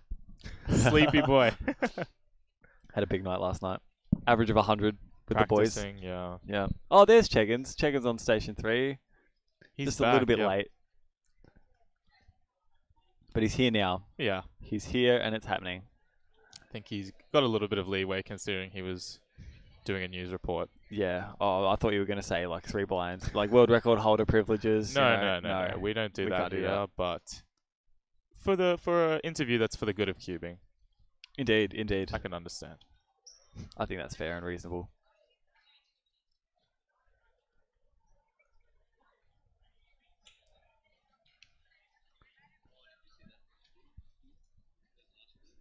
Speaking of which, Eggins has got his first cube arriving now on station 3. he's still got the blindfold on as usual in his typical fashion. We're not going to see him nodded on though. Might be a bit of a disadvantage. 4.80. I think he just finds it comfortable on his head at this point. Oh yeah. I mean, well, I mean that's it's keeping like the hair nice and like quiffed. Between comps and practicing at home, like he must spend 50% of his life with that. Oh yeah. I think he probably sleeps with it, right? I was gonna say, if you sleep with a blindfold on, that's like nearly like a third of your day straight up. I think that. I feel like Cheggins is the kind of kid to get like his 8 hours of sleep. You know. Yeah, he's dialed, and I think that multi-purpose sort of blindfold there could be a sleep mask as well for him. You know, multi-purpose. Multi-purpose. He's giving us a wave. Hello, Cheggins. I'll wave. Station 4 is this? Station 4 is Miller Atkinson. 503. 503 for him. Still awaiting Zichu Ding and Will Herring's next couple of solves. Okay, so as we say that, on Station 2, William Herring has just received his cube. We'll be expecting big things from him. Apparently he's been laying down some good times at home. We'll see, he's sitting on a 2.45 to start. I'm not sure what he's had since then. Oh no. Okay, so it's just like a little bit. Oh no. No, this is not good at all. It looks like he flipped that piece during the lockup. Yeah, wow. He's had to I don't take know it how back out that. I don't think I've seen that before. That's incredible. Amazing. Must have been a crazy lockup. It either like switched places or flipped. I don't know. Bro. I don't know. I haven't seen a whole lot like that recently. Oh, that's unfortunate for him. Station 1. Oh, a lockup from Zichi as well, and looked like he took a second to realize that his pair was solved at the end there, but he still pulls out a 3. Oh, Cheggins just pulling out a 2.5. Just okay, casually. okay. I see how it is. He's just kind of like laying down some good times because he can, and he's good like that. He's like, yeah, I got the world record, but let me just get some Pyraminx times up there as well. Yeah, let me right just now. like lay down some like solid times in like events that aren't even like related to 3 blind at all. All while wearing my sleep mask. And he's well rested. I mean, come on, he got 10.5 hours of sleep last night. Yeah. Oh, he had to. I wonder if he slept much or whether he was just like too buzzed from his 3 blind world record. True. Maybe he's nervous, or it was just, ecstatic from yesterday. Yeah. It's Michael, like, well, what if I go to sleep and I wake up and it was just like it never happened? It was just the whole day was a dream. What if I just wake up right now? Like, what if it never happened at all? Do you think Cheggins is a honk shoe or a honk me? I can see a honk shoe. I think Mitch is throwing in the third option, the whistle, the honk. So let us know in the chat which it is, but I think he's a me kind of guy. A honk shoe me. Yeah, he's a honk me for sure. You reckon? Cheggins. I reckon we gotta ask. Okay, Station 6. We've got an official solve coming up. Enough of our yapping. Also on Station number 2, William Herring is about to start his next solve as well.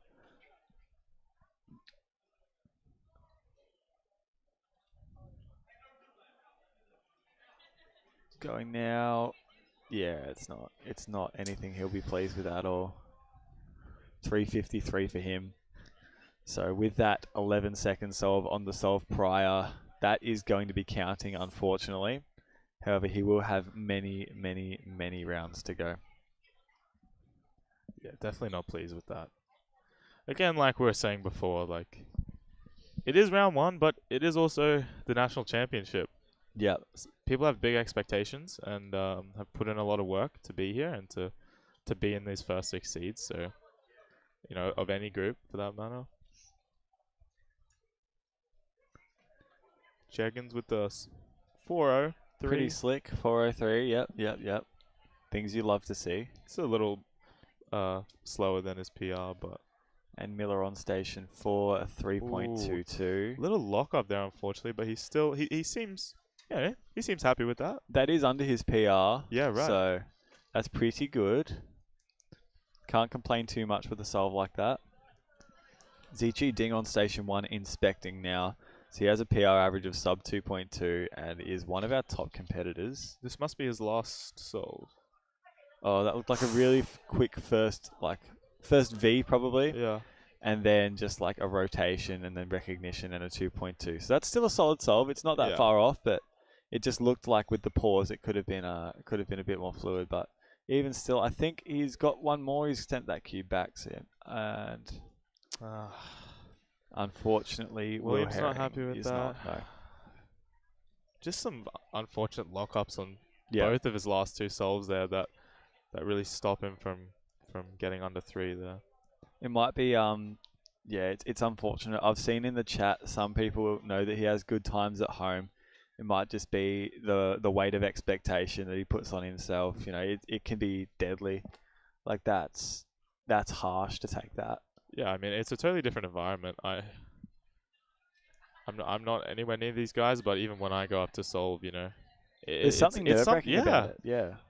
Even just little things like, you know, you're not in your chair at home, you're not as comfortable as you might be, which is why, you know, a lot of people opt to do comp simulation at home now, right? To get more comfortable. No, comp nerves they're a funny beast to tackle. Like there's you can try, but nothing really compares to the pressure. And True, hey. It's not something that goes away pretty easily. Like even Felix before every round is still like just experiences nerves the same as same as we all do. If Felix can be nervous, can't we all, right? Yeah, I feel like that gives us a pass, you know. We're human. Eggins has got one more solve. His last finished with a 3.27. 3.27 for him, so his PR is just sub 3, Yeah, so 2.99 for him. So I don't think he's been doing too much pure practice in the prior months like he was in the lead up to that average. Probably practicing 3-blind lately, if I had to guess. Yeah, look, it could be so.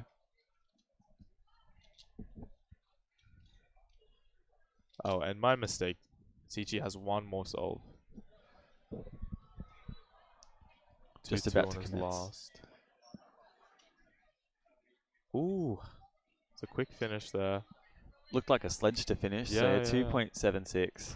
That's some way away from his Yeah. best. Regardless, he will still be comfortably into the next round.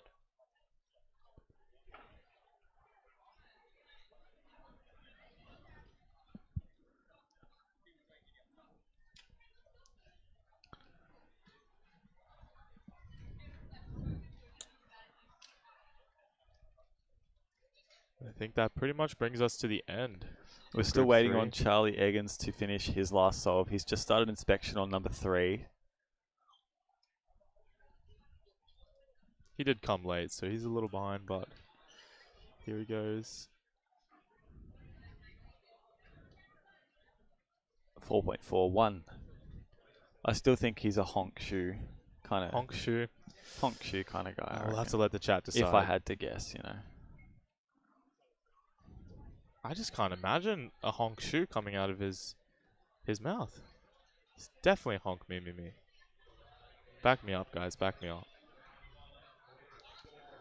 Well, that is the end of that Pyraminx group. Charlie Eggins just finished competing in that group, and he did something quite incredible at the end of last night. So he, in the second round of 3x3 blindfolded, he'd already sewed it up through to the next round pretty comfortably. But then on the last solve, just thought, you know, I might just knock out a casual world record. Yeah, he's like, you know what, thanks for hanging around at the competition. Thanks for staying late. Last solve of the day. Yeah, it's just like, Spice it up. Thanks for staying. I'll give you something to cheer about.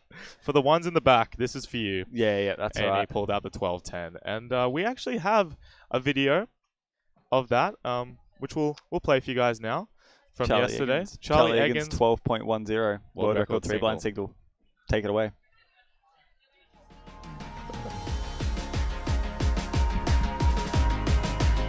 I'm so glad you picked that one. That was pretty bad. Just if you're watching the gameplay, click bigger on the center as well.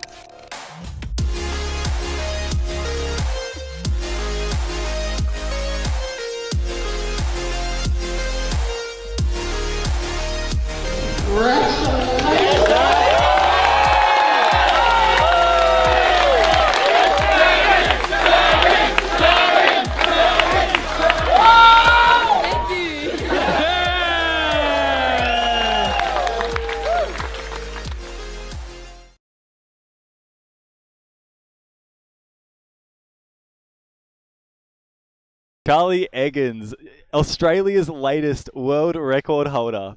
Goodness me, 12.103 blind demolishes the previous mark, and he's someone who's put so much effort into 3 blind over the past couple of years, or even not even that long. It's been like a year and a half, and even still comes away with a world record. We all knew this day was coming, but I still can't believe Charlie Eggins is the 3 blind single world record holder. Shout out. I was actually judging at the next table, and I love seeing 3 blind record reactions. It's amazing because everyone keeps the peace. It's totally silent, 0 decibels, but he's jumping up and having his little respectful celebration. And the competitor I was judging actually didn't even know that the world record was broken until after the round. Yeah. So I think that speaks to it was handled well, didn't distract any other competitors that I know of, and that's sure. ideal, right? I had the pleasure of because we placed first and second in the first round. I actually was sitting right next to him when he got that time, and goodness me, I wasn't watching the solve because I hadn't done my third one yet, so I didn't want to look at the scramble, but I could just hear that execution was so short. I'm that had to be a good time, and then I look over and Charlie, a usually, cool, calm, collected customer, is just in his seat, jumping up and down, going, oh my goodness.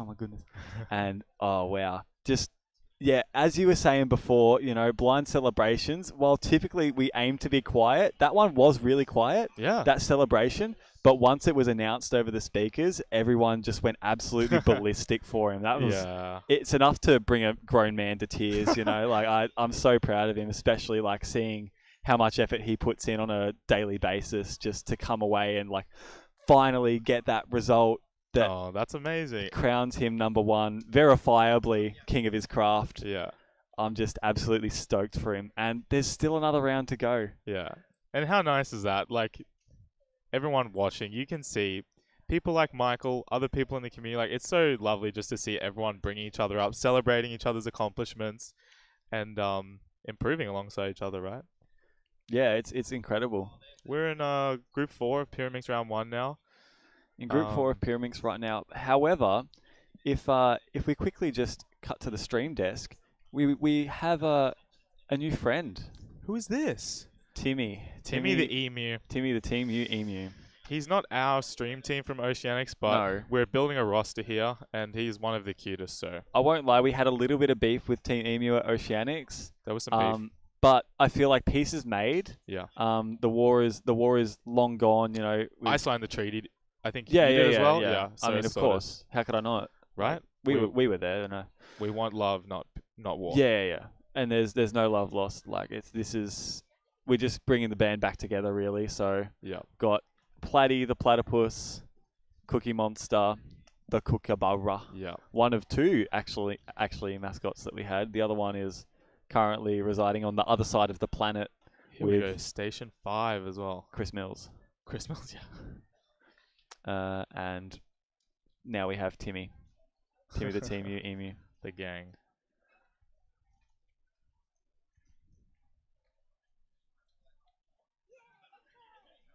So we've seen a couple of solves, 1 or 2 from these front competitors in Pyraminx Round 1, Group 4.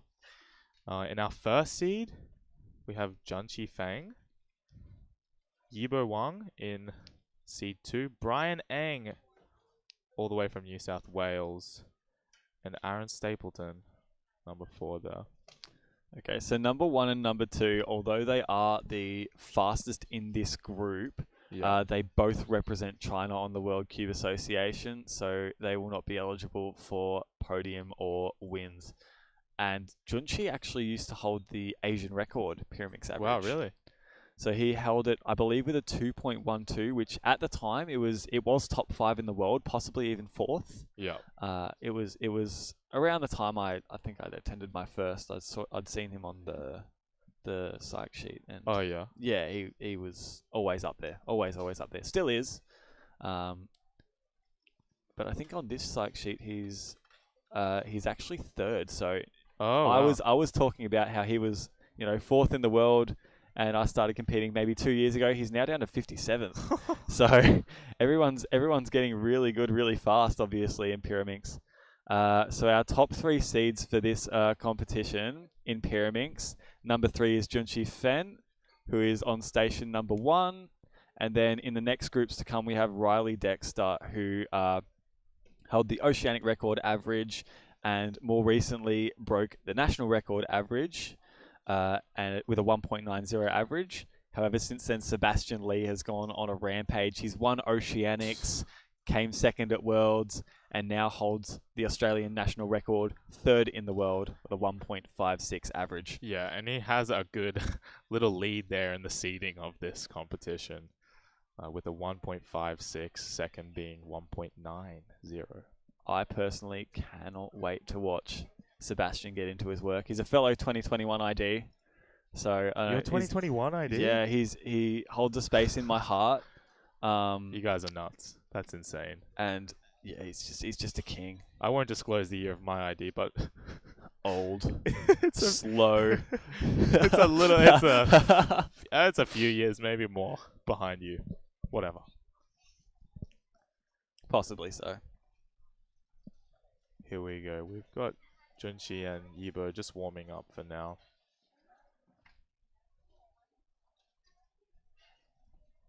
Station 3.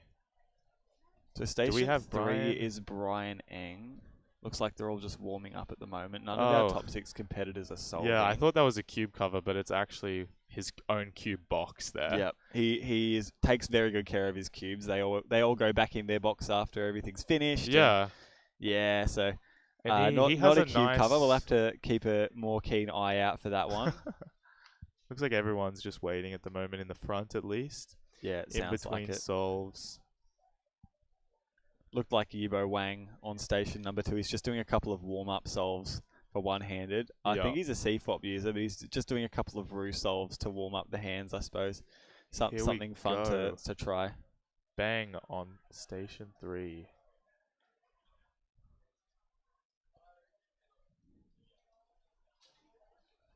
Oh man, that looked like a rough scramble. Yeah. That looked like a really rough scramble, I'm not gonna lie. Entirely favourable, unfortunately. Sometimes that's just how it happens, The scrambles in a event as volatile as Pyraminx, good scrambles can make a round and bad scrambles can just absolutely break around, tarnish, right? yeah. Yeah. Tarnish. You have quite the vocab, Michael, I gotta say. I've been playing a lot of Scrabble recently. Wordle? No Wordle. Scrabble. Nah. I'm washed up. I'm not good at Scrabble. Scrabble's a classic game. Oh man. yeah, I but love that. I've been on the Scrabble YouTube side of YouTube recently. No, there is Scrabble YouTube. Oh yeah, there's Scrabble YouTube. Right, there's everything like YouTube. Will Anderson, Mac Mella. Huh. Yeah, there's Scrabble YouTube. That's a thing. Isn't that crazy? That is insane. I gotta say, I've never played competitively. No, neither.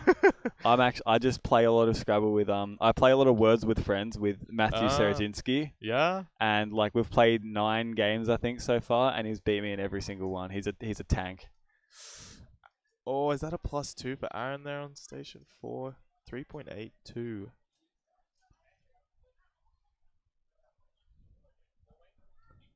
Have they called for a delegate? Yibo No, I think it's finishing with a 5.4. Junchi 3.26. Well, Junchi 3.26, but they've called over a delegate. Yeah. So I'm not sure what the deal is there. David McLean assessing the situation and will adjudicate accordingly. I don't see any No, visible issue. Maybe it was a timer start or stop or...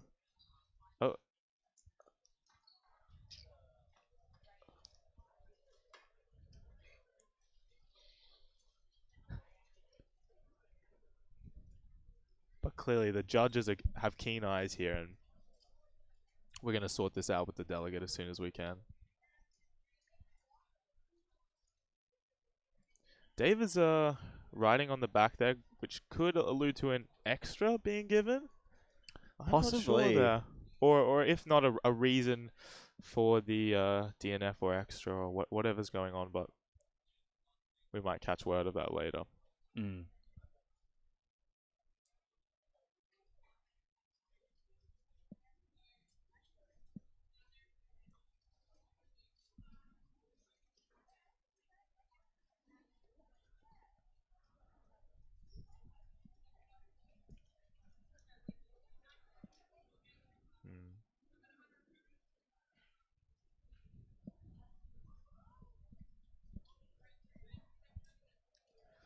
Here's Yibo Wang, representing China, but has been living here in Queensland, where this national competition is being held.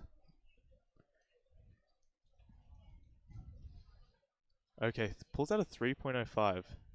Couple of little pauses, but that was I believe, you know, it's a little behind his PR, but it's respectable for the first round for him, I think. And I've got to say, he has been getting some great times at Queensland competitions lately. Has a habit of doing such a thing, you know. He's a great all-rounder in the N-by-Ns.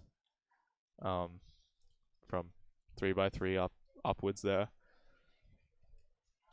Junchi at 2.08. Solid solving. Only seen, I think we've only seen the one sub 2 so far, and that was from Zichi Ding. Yeah. The 1.3, which was a PR for him. Another one of our Chinese competitors who's living in Australia.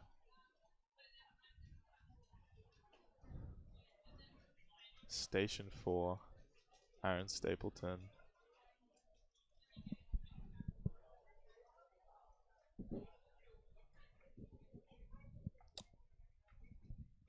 It looked like another unfavorable scramble there, as you would say, Michael. But they're working with what they've got. That's all you can do, right? Yeah, as we were saying, you know, scrambles can dictate how a round really goes. So if you get stuck with a little bit of bad luck on the scrambles, not much you can do except just roll with it and take it in stride. Everyone's operating with the same scrambles anyway, so yeah, exactly.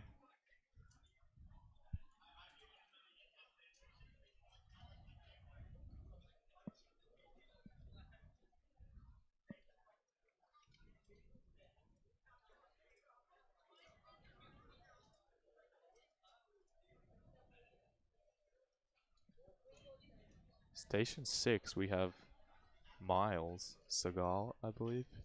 Yes. Ooh, decent start from him. 4.43. That's not far away from his PR average, 4.32. I mean, we can't say for sure, but he doesn't seem disappointed with that. I'm not sure what the approximate cutoff is going to be for the next round, but we'll have to wait and see until some of our times get entered here.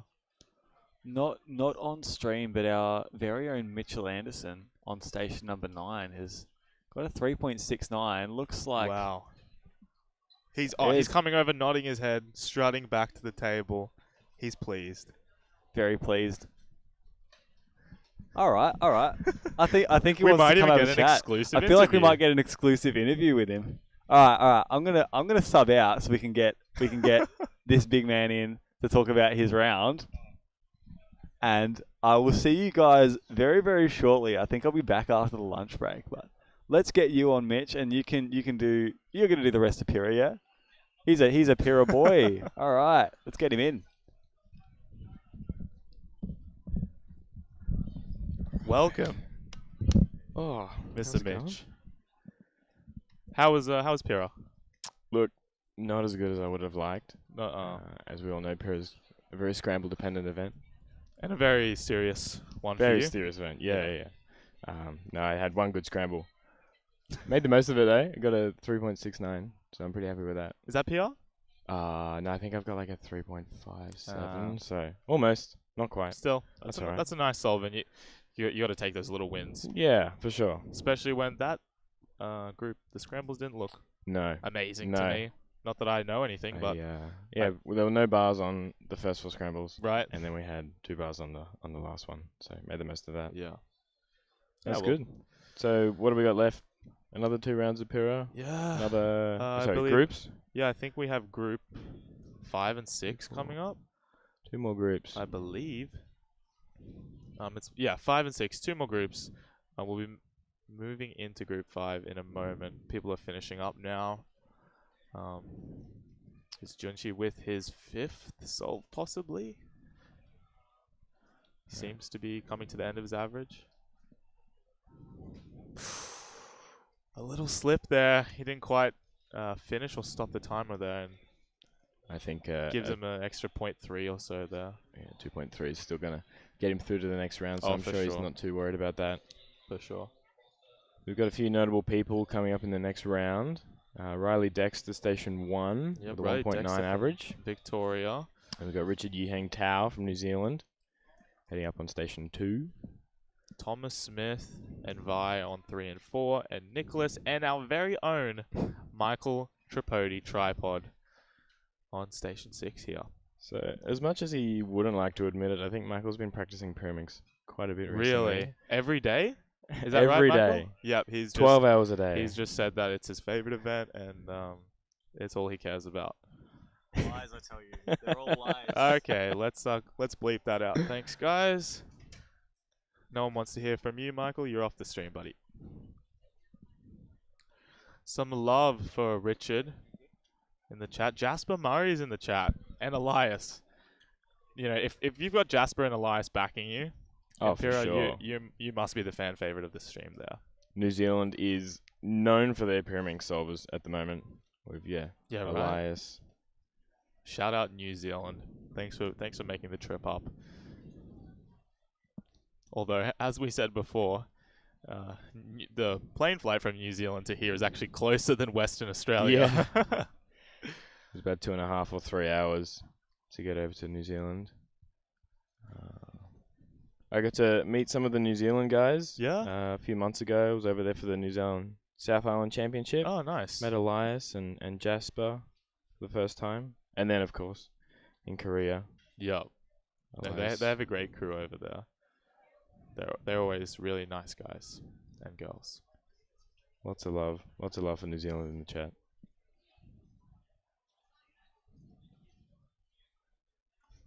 And lots of love for Pyraminx in general. As we move into Group 5. For sure. The crowd is just stacked. It's packed in to the brim to watch Pyraminx Group 5 right now. The crowd's going crazy after every solve as well. It is for sure the most exciting event of the day. Official event of the day, I might add. As we do have States Cup. Oh, yeah. Just after 3x3. Surely that will be the most exciting, right? Oh, 100%. Especially Queensland 4 team. Yeah? Who's in that team? Just little old me. Okay. Couple of my mates. Howdo, delegate. Zach Graham. Oceanics clock podium. Yes. We saw Zach Graham solving Pyra before. Yeah. In Group 2 or 3. And it's a pretty stacked team, to be honest. Yeah, you guys clearly that's why we're the only 4th team in the whole cup. No, there's a Vic 4. Don't there's worry. a Vic 4? There's a Vic 4. We're not alone then. My bad. We've got 4 Victorian teams, 4 Queensland teams. Yeah. We have 3 from New South Wales, 2 from WA. What am I missing? 1 from Tasmania and 2 from South Australia. Yeah. There you go. So 16 teams in total. It'll be a bracket-style knockout. Big lineup. So we've got 8 first-round matchups, 4 matches in the quarterfinals, 2 in the semifinals, and then alongside the grand final, we'll be having a third-place playoff. So first, second, and third. Oh, and of course, the something most else. Thing, the best dress. Let's go. Best dress. So, teams are encouraged where they can to dress up, have a costume, have a theme, something like that, and there will be a prize for the best dressed. And I've heard the judge of the best dress is actually the crab doing the crab picks. Oh, so the crab will be judging all of the costumes as they come out. that sounds fair and logical. We're excited to see what costumes we do get this year. I know we had some pretty funky ones at Oceanics last year. Oh yeah, shout out to the Oceanics winners. I believe it was Lennon, Divnor, and Miles. Miles, Yep. yeah. That was great. We had Doing Princess their Peach, Mario. and Mario. That was hilarious. It's like they're good sports, and it was great to see all the costumes. And we'll see what the teams pull out tonight. But Have you guys got something planned? Don't tell me. we've but- got something very fun. Okay, planned. all I'll right. just Won't I'll spoil tell you that anything. much. Station 1. Riley Dexter here with his first solve.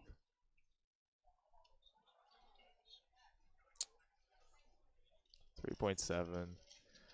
He had a decent start, but a couple of lockups and a bit of a rough tip at the end there.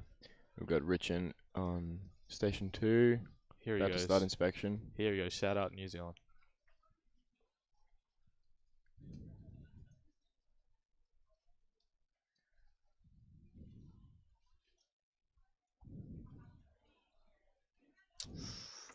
Ooh, big lock up there. 4.7. He won't be Yeah. happy with that. That's alright. That's the way the average of type works.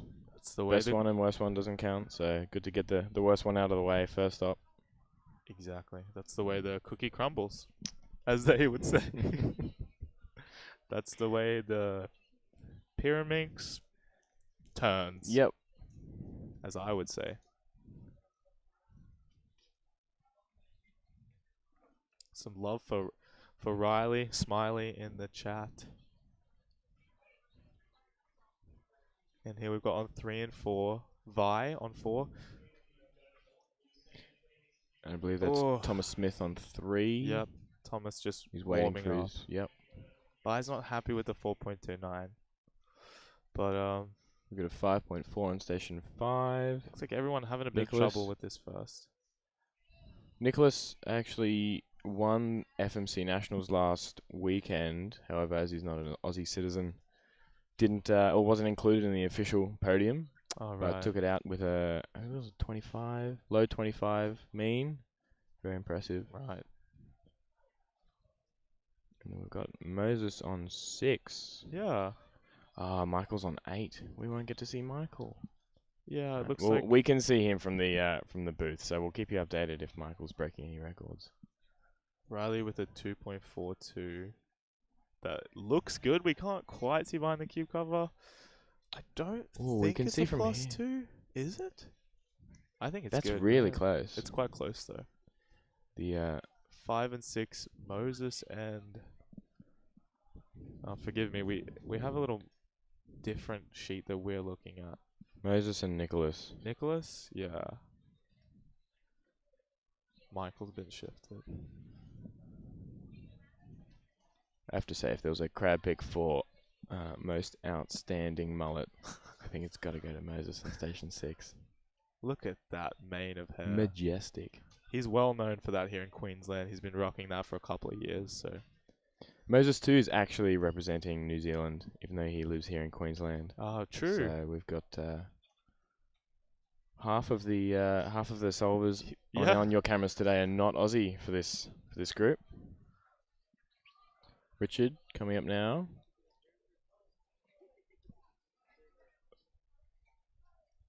And at the same time, Thomas Smith. Thomas with a 3. 3.3. And Richard with a 187. Let's go, That's a great start.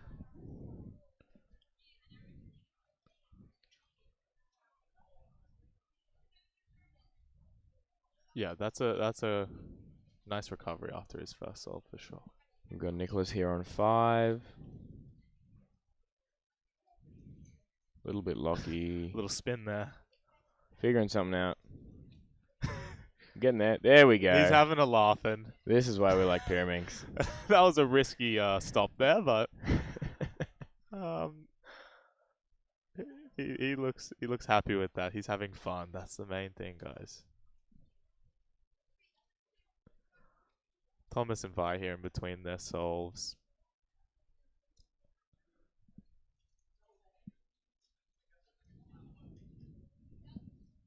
And I believe the fastest solve of this so far is Richard with the 187, 180 something. How did the top solvers go in the last round? I was busy. Last round it looks like everyone was kind of struggling with those scrambles, so we didn't have too many times that they would be happy with, I think. But Junchi pulled out something, that and clearly will get him into the next round. For sure. Although he is not eligible for the Australian podium or placement here. We got Moses here, about to do solve 2, I believe. Look Possibly at 3, that probably 2. mullet wave in the wind. Vi with a 4.6. Yep, he's not pleased with that either. He's one of the best in the state here in Queensland, as far as Pyraminx goes, and I believe it is his main event, if not one of his main events. Moses with a 3.48. Brilliant solve he's there. he's happy with that. It's a flying mullet. Big nods of approval. And here Riley goes on station 1. Oh, that tip is good, but a few lockups there. He still pulls a 3.8, which is not great for him though. His PR average being 1.9. Crazy. Am I reading that right? That's insane. Seems to be. I'm no Pyraminx expert, but I would say that's 1.9 is reasonably quick.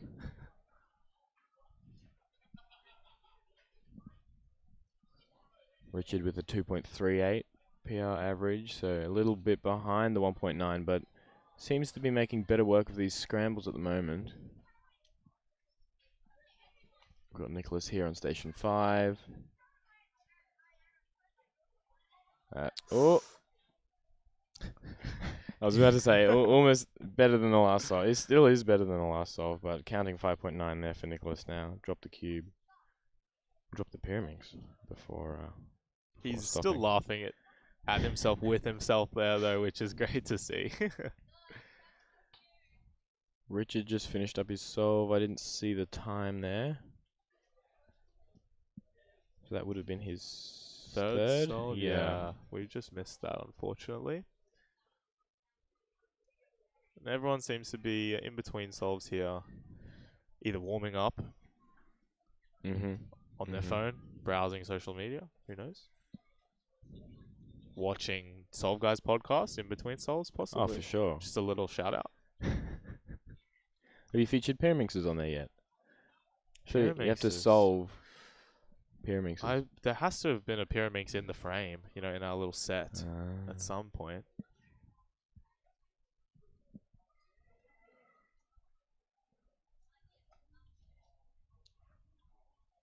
But we are on the Tingman channel right now, live. Thank you, everyone who's tuning in right now. If you have just joined, you're watching the Australian Nationals 2023 live stream. This is day 3, event number 2. So we started with 2x2 in the morning. Right after this, we'll have lunch. We'll have one group after this current group. And then Skewb and 3x3 before finishing up with States Cup. Thomas Smith there with a 3.34. Riley with a 1.7. That's what we like to see. Wow. Yeah, that's... We've got Moses. That's really nice. Moses is about to solve. A little bit of 4.0 there, but 4.0. He's happy with that. Sub PR average for him. And that's counting now. And on station 5, Nicholas. See if he can redeem his previous solve. A smile on his face, as ever. There he goes. Very nice.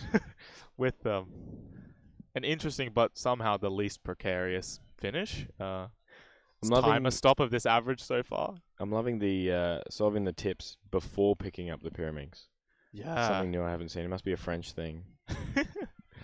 He's got that ground, that table strat. Richard with a 2.22. Okay. Choo for choo choo choo, as Richie Beno would say. I guess you could say he's steamrolling through the competition here. Choo choo! All aboard the Richard Express, guys. Honk choo choo choo. The bullet train they call it. Honk choo choo choo. Okay, I'll give you that. I think Richard is a honk choo or a honk choo kind of guy. Yep. But in a New Zealand accent, of course. Jasper's updated us. His 4 solves so far have been 3.7, 1.87, 2.55, which we missed. Yep. And 2.22. He needs a 2.35 for PR average, possibly, according to Elias. Looks like we've got some guests on the stream team helping us out with data Yeah. entry there. Elias and Jasper in the chat. So Thank you. his current PR average being 2.38. This is Richard Yihang Tao. 2.21 BPA. And he already has a counting 2.22 and 2.55. So we wish him the best of luck for his last solve. But here on Station 6, Moses of New Zealand and living here locally. He's going for his 4th or 5th solve here. Ooh. 4.1. Again, sub PR. I think he's pretty happy with that. I think he's happy with all of this, yeah. His 4.32 PR average could be getting broken here. So, 2.21 is the BPA there for Richard, which would put him in first currently for this round. And Riley Dexter coming up here on Station 1. Oh. 3.7. He had a smooth start. Just that ending there really got him. We're looking for a sub 1.8 here from Richard for his best possible average. Or a 2.35 for PR average. Ooh, unlucky. 3.28. Very close. That's all right. There's still at least 2 more rounds. Yeah, he's still secured himself into the next round for sure. Vi here on Station 4. 3.7. Which I think is going to finish off his average. He doesn't seem too pleased, but it is only round 1. Got to keep it moving. All aboard the Richard Express. Thomas Smith with a 3.85.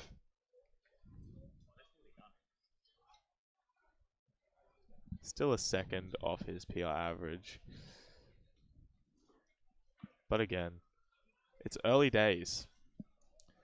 Early days. We're just ensuring that these guys make it through to the final. We'll expect to see some big things for them in the final. In the wise words of Dory, just keep swimming. Just keep swimming. Just keep swimming. That would be my advice for all of you guys. Just keep swimming. Or solving, I guess, in these guys' case. Yeah. Station 6. We've got Moses.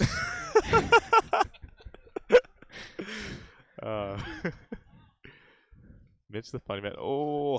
5.28. He surprised himself with that finish. I think that's all right. I think that won't be counting. Yeah. I'm not sure. He looks like he's calculating or checking his previous PR here, which means, it's going to be close. Could be a PR. Really, a 4.32 to beat there for his PR average. And Michael Tripodi on Station 8, just out of frame, giving us the peace sign, the thumbs up, the head shake. Unfortunately, it was off camera. We don't have cameras on Station 8, but looked like he dropped the Pyraminx twice during that solve, so it truly is his main event. And he's for sure going to be disappointed, go home, grind, practice all night tonight, just like he was practicing last night. He's coming back. I'm sure if Pyraminx blindfolded makes an appearance in the WCA list, Mike will be all over it. His 2 favorite events, blind And Pyraminx. the general category of blind, and Pyraminx. That would be some sort of combo. Michael, of course, was sitting next to Charlie yesterday for the world record. That's right. Also got a reasonably decent time. I believe he got a 17. Yeah, 17 which, points, something on the last solve, which... Maybe PR 2 or 3 for him. Yeah, it's definitely a good solve for him. Got definitely some good times on that scramble. We had Yeah. Amy Smith with a 30. Wow. Putting her in female world ranking 4. Wow, yeah. Which is pretty cool to see. And a lot of people just like smashing their PRs on that third solve. For sure. I'm not sure how many algs there was, or but in general there were some pieces solved. Yeah. Some corners and edges solved, which... So we had 3 edges solved and 2 corners solved. So Michael and Charlie use different orientations for their memo. So I believe Michael had it in 7 algs and Charlie had it in 8. But Yeah, right. Charlie floats, so floated it into 7. Right. Which I just explained to you there, but that's as far as I can take you. I have absolutely no idea about. And that's as far as That's as far. Yeah, I'm he almost floated lost it. already, but he floated, and he just kept swimming. Yeah. So. And obviously it's done wonders for him. 12.10. Yeah, and we're gonna keep talking about it all day, guys. Oh, for sure. Because And tomorrow. Yeah. And for the rest of the week and the month. But he's a local here in Queensland, where Australian National is taking place, and I'm just gonna say it. He's my favorite blind solver. Definitely got a home ground advantage here. He's in his element, but he's always in his element, right? Yeah. At Oceanics, he was pulling crazy solves. He's been breaking OCRs very regularly for a while, and it's just awesome to see him get that world #1. He almost got a 4-blind OCR yesterday morning. He got a 1 minute 25, but he had 2 wings wrong. And they were right at the back, so he was actually celebrating like he got an OCR before he saw it. And then the next solve, Michael got a 133, which was a success. All solved, so OCR. So Charlie sharing the love around. Didn't want Michael to not get his OCR. So we've got word from Tingman in the chat saying that he did okay for Pyrrha. Nothing to write home about. Not too shabby. Not too shabby, hey? That's good to hear. You gotta be happy with your solves, Tingman. So I believe we Especially- have one more group. The final group. Group 6 of Pyraminx.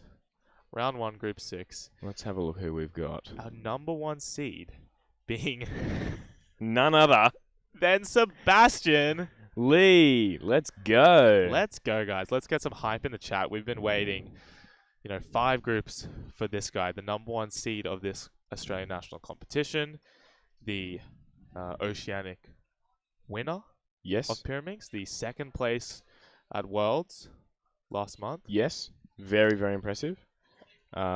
In station number 2, we've got Emmett Hobbs.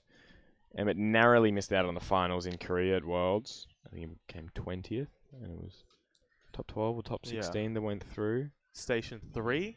David Epstein. David Epstein and Jody Brewster on 4 there. Another one of the stream favourites.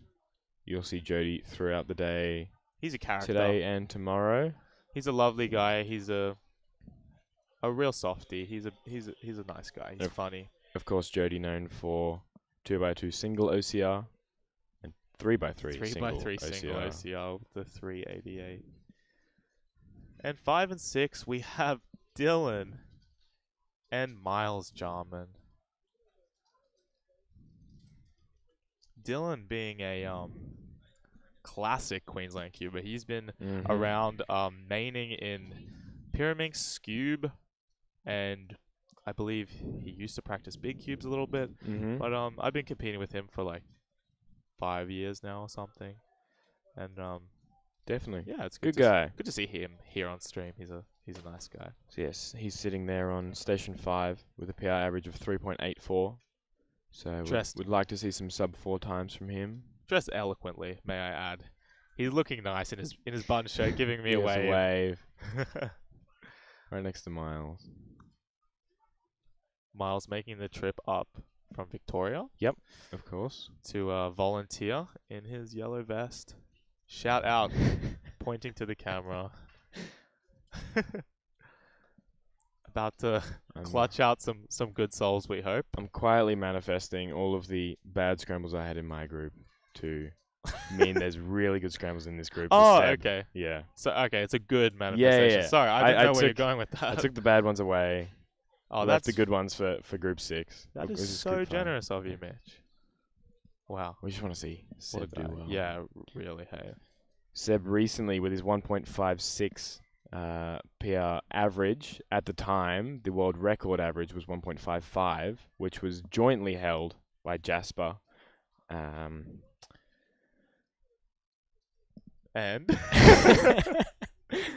someone else not from New Ezra Zealand.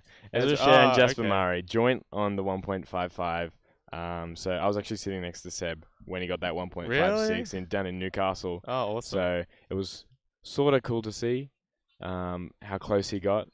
And then I think it was about 12 hours later, Ezra beat the record again. So if Seb did get the world record then, it never would have counted. So, of course, there's that rule where during the same calendar day, if the world record is broken twice, the first one would never have stood. And the latter becomes the For sure. new record, yeah. I think the most notable occurrence of that was the Pyraminx single OCR. We had Zaid Chowdhury get OCR, and then about 7 seconds later, Emmett took it off him with a 1.07. Right. I think Zaid's was about a 1.1. Shout out Keaton Ellis as well. Just put that one out there. Keaton Ellis and Lucas Eder is a classic example of that as well. I was thinking last night about this rule. So we've had 3 blind round 1 and 2 yesterday, obviously with Charlie's world record. And so the final of 3 blind is tomorrow, which means if Charlie breaks his world record again, both of them will count. So right. No pressure, Charlie. Just putting that out there that legally you'll have 2 world records, not just the one. It won't override it. Here's Dylan on station 5 for his first solve. Man. Struggling with those tips a little bit. He's not happy with that. It didn't look like an ideal scramble either. Let's see what Seb can do with it. Yeah. Station 3 now. David's getting his first scramble and inspecting.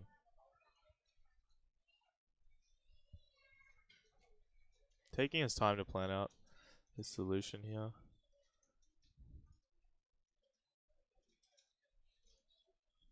Yeah. 4.21. And for anyone that's joining us that isn't, too familiar with Pyraminx, this is a shape mod of sorts, right? Like it functions similar to the original Rubik's Cube, but in a much different shape, right? So the Pyraminx was actually invented first, about in between 5 and 10 years. I'm not sure on the time frame, but definitely before the 3x3 was invented by Erno Rubik. And has been adopted into the family of twisty puzzles that we see here at competitions here in the WCA. Yeah, and both the turning layers and the tips on the corners of the pyramid get scrambled here. And Seb with a 242. Reasonable. It seems everyone's struggling a little bit on this scramble, so 242 definitely not up there with Seb's best solving, but it seems like it's the best of this group so far on solve 1. He's just going to be hoping that becomes his worst solve and doesn't count for the average for sure. Speaking of shape mods, the Skewb, I believe, is internally the same as a Pyraminx. Obviously doesn't have the tips, but still has those 4 axes of turning.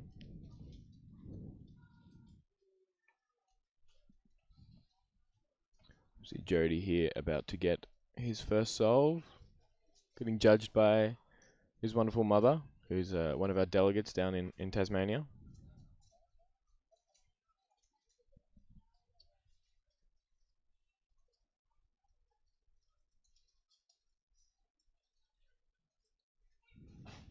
.57. Pretty good solve there. I think that's the second fast I've seen so far. Emmett on station 2 is about to undertake I believe his first solve. So we'll see how he goes with this scramble. Ooh, bit of a block there in the corner, but we'll see how he goes. Oh, Yeah. brilliant by Emmett. 1.72. Thought so. 1.72, which is the fastest of this group so far. Yep, correct. And oh, unfortunately, Dylan's struggling with that one. Is it a +2? Oh, it looks alright. On station 5. Can't see behind the box, but we can sort of see from the commentary booth here. I think it might be alright, actually. By checking it out. Yeah. Another thing worth mentioning is the penalties of Pyraminx. Mm-hmm. If the tip is off, +2. Mm-hmm. If one layer is turned, +2. But if there is a tip and a layer turned, that'd be a DNF. DNF, yeah, right? so it would count as 2. Because 2 it's moves actually to solve. 2 different layers, I guess, being turned. It's almost in the same way that the M slice being off is a DNF, exactly. right? And obviously with Pyraminx having sort of three edges on each side, instead of going to 45 degrees to figure out whether it's aligned or not, you actually go to 60 because each rotation has 120 degrees of rotation instead of the 90. So you do have a little bit more leeway there, but yeah, those tips can be a menace sometimes. I've had my fair share of +2s dropping the cube on the tip when I stop the timer, and it'll twist itself. Yeah. So with the 1, 2, 3, 4. That's incredible. Yeah, that's a very nice solve. That is now the fastest of the round. Of the entire round. And Emmett is also about to undertake on station 2, but we'll see David first on station 3 here. Here he goes. A few little lockups there, and a bit of trouble with recognition. 6.19. Emmett preparing himself here.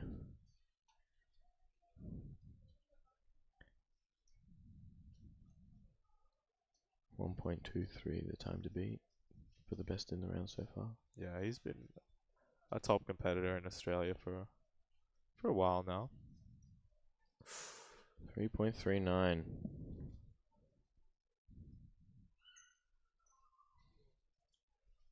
Both Miles starting his solve and Dylan about to inspect.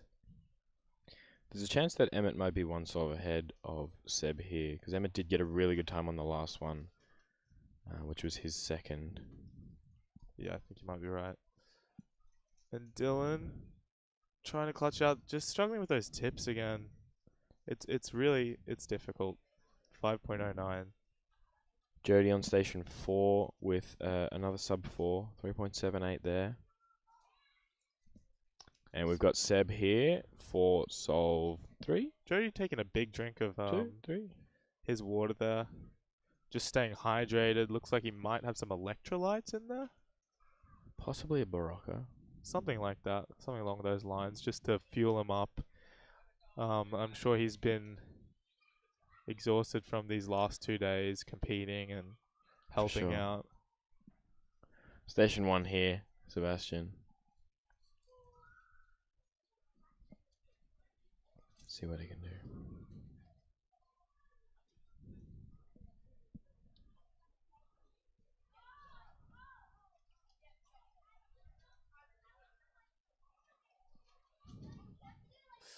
.66. Even with that lockup, he finishes so quickly to pull out a 2.66, which is unfortunately going to count. He got it too earlier as well, right? So yeah, his first one struggled a little bit. I can't remember if it was a 2.4. Okay, so yeah, 2.4 to 1.23, and now a 260. So it's going to count the 2.4, which is really unfortunate. But it is, again, only first round. We've got Jody here on station 4. F's in the chats. And Emmett up next. It's all happening at once here.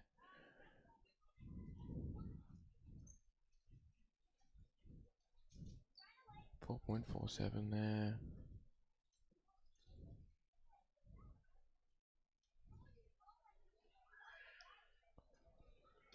Dylan with a 2.888. Nice. Finally, a sigh of relief there. He's happy to. I think Uncle get a good Tingman would single. definitely approve of that time. That was a lucky time for sure. Now we're here on station number 2 with Emmett. 4th solve, I believe. Very nice. 2.42. Ah, he's not happy with that. No, that Tingman. That's bang on his PR average, and he's not happy. So we'll see what Seb can do this solve on that same scramble. Just getting ready for inspection here on station 1.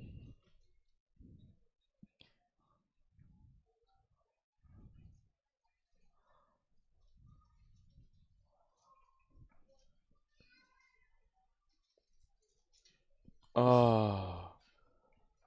Looks like a DNF. He's got a 1.24. I can't see from here if it's a DNF or a +2. I won't say for sure. No, it looks like that's definitely a DNF. Which is unfortunate. That's going to count his 266 and from his before. 242. Yep. He's just got to keep it cool for the last solve to, to clutch it up. Count that 1.23. Yeah, and we've got David here on station 3. I'd be very inspecting, ready to surprised go. if he didn't make it to the next round.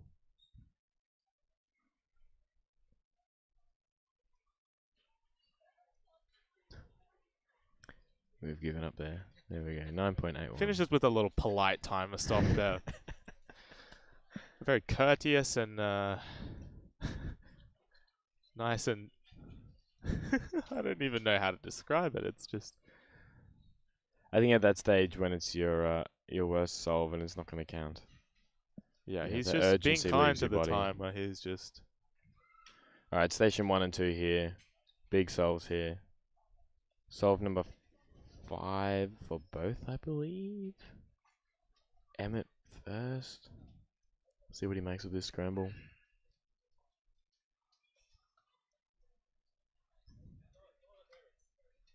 Great start. I think he's happy with that 2.21. That'll be counting. Emmett might actually be pushing into PR average territory here. Was he had a not so great one on the first solve. Seb with the 2.01. Decent. That'll definitely get him through. Both of them finishing up their averages, securing a spot into round 2.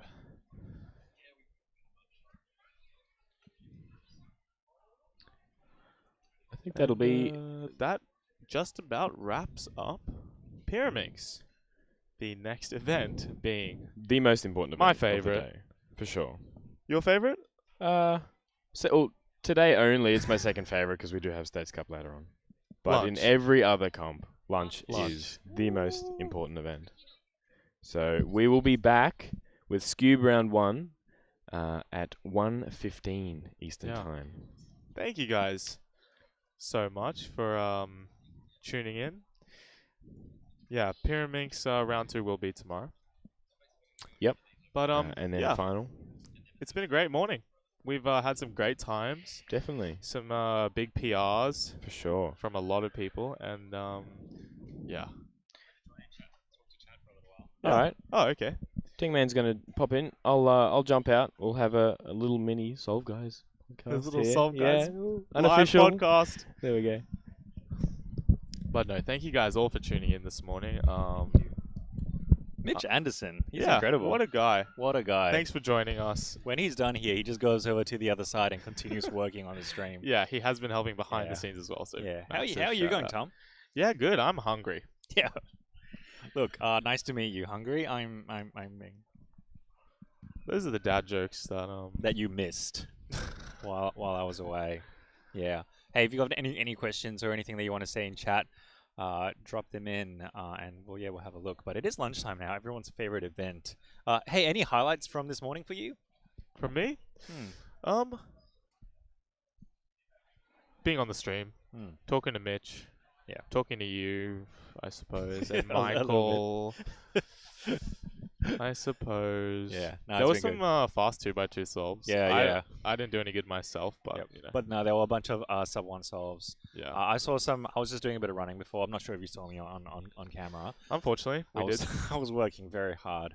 But yeah, Sebastian Lee dropped some pretty nice Pyraminx solves. Yeah.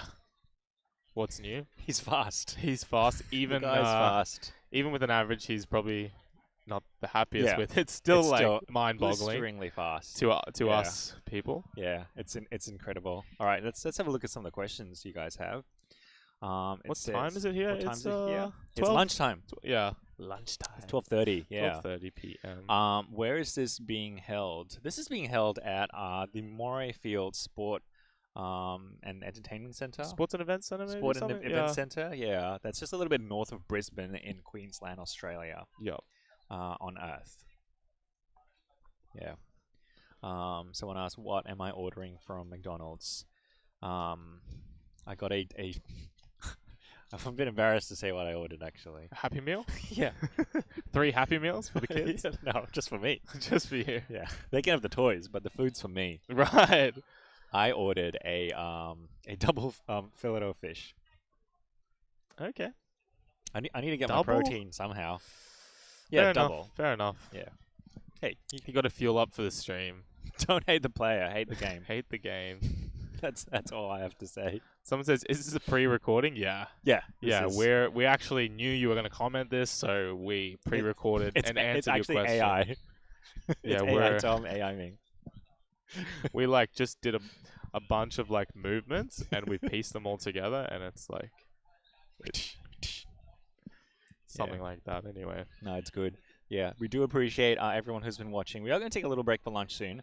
And then we'll be back on in a little bit less than an hour for everyone's favorite event, Skewb. Yeah, and as we've said in chat now, the stream isn't going anywhere. It's just going to be on hold with the wide shot for a little bit. So, you know, stay tuned and we'll be back. Yeah, we will. At, not too long. Have you had a chance to see Ola do any interviews, by the way? I haven't yet. I would love to, though. So would I. So yeah, a couple of days ago, I gave the microphone to my daughter Ola and got her to do a few interviews, and they were interesting. Let's just say that. Well, let's roll the clip of Ola doing some interviews, and you can make up your own mind. We're here at Australia Nationals 2023 in Queensland. Let's go talk to some people. We're here with Michael Tripodi, who just won multi-blind. Hi, my name is Michael Tripodi, and I just won multi-blind. How were the solves? Were they like really good? Yeah, there was actually quite a few solves, which I was very surprised by. Because usually when I do multi, there's not a lot of solves, but there was a lot of solves this time, and all of the solves were pretty good solves because they were solved. Did you get all of your cubes solved? No, How many did you not get solved? less than 10. What's your favorite dinner? I love spaghetti and meatballs. We're here with... Me, Jody Brewster. How do you feel about the events upcoming? I'm scared because everyone here is very fast and I am not very fast anymore. What's your favorite dinner? I'm gonna have to go for fettuccine. Seems like all the dinners are pasta based. Maybe we all just need to move to, is it Italy?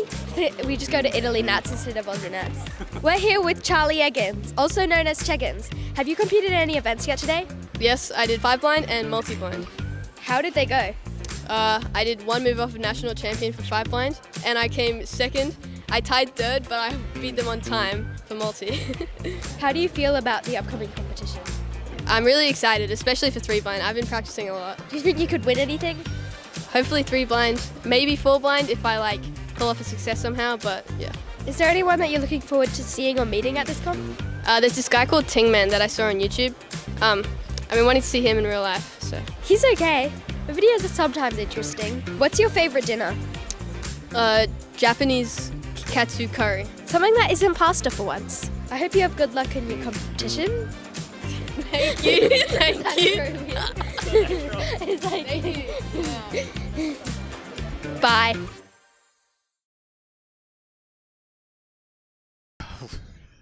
That was Charlie Eggins' pre-world record. Yeah, right, true. There is now a pre-world record Charlie and a post-world record Charlie. It's a new timeline. That was his canon event. It was breaking the world record, right? That's right. And, and how incredible was that? That it's actually phenomenal. She is a character. What can I say? She's funny. What's your favorite dinner, Tom? My favorite dinner? Jeez. Just steak? Steak? I'm a big fan of Italian. Like Yeah. Michael, I love all pasta, which I actually made on stream this week. You actually Shout did. out Have you- TNL have you Cubing on followed? Instagram. He's not Smooth kidding. segue. Yeah, at TNL Cubing on Instagram. And yeah, he literally live streamed a pass. It was delicious as well. It turned out actually surprisingly good. I didn't trust myself, but it was nice. It was amazing. I actually wish I was there so I could have tried it. I would say that, and I like Japanese food as well, actually. I did not see that coming. And I would say my favorite dinner is Hiroshima yaki. Oh. Pretty nice. It's like a okonomiyaki with noodles in it. It's pretty nice. Hi. Yeah. But pasta does actually seem to be pretty high on the list. So, I mean, Right? if nothing else is working and you need to become a better cuber, just dig into the pasta. How can you go wrong? How can you go wrong? Someone's very interested in what my middle name is. And I'm just going to say it for the record. I don't have a middle name. No, not Cookie. What did Cookie do to deserve You this? just like fainted in, response to that. You don't have a middle name. No. Yeah, good on you. They're overrated, right? But neither do I. We both have... We have no middle Would names. you say you have two... First names. First names? No, Okay, no, I have... no, but it's a first name with two characters. Oh, yeah. A lot of so- Chinese first right. names have two characters. And it gets separated And then in I just English. have a double character first name Yeah. and a last name. Well, I have So two last names. So... Yeah.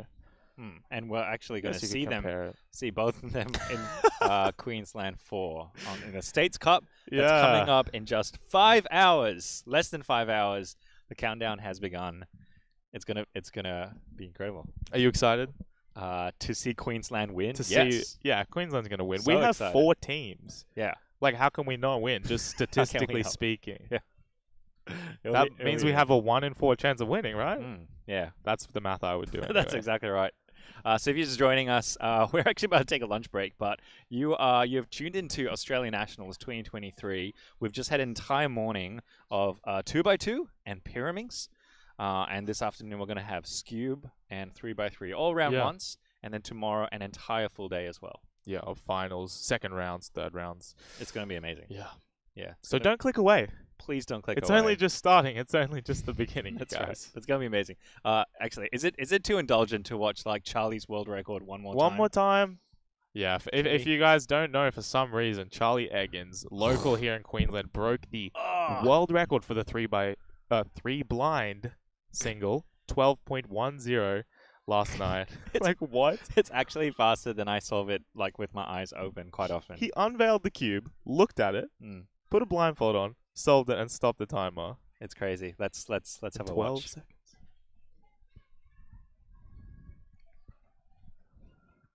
Nice.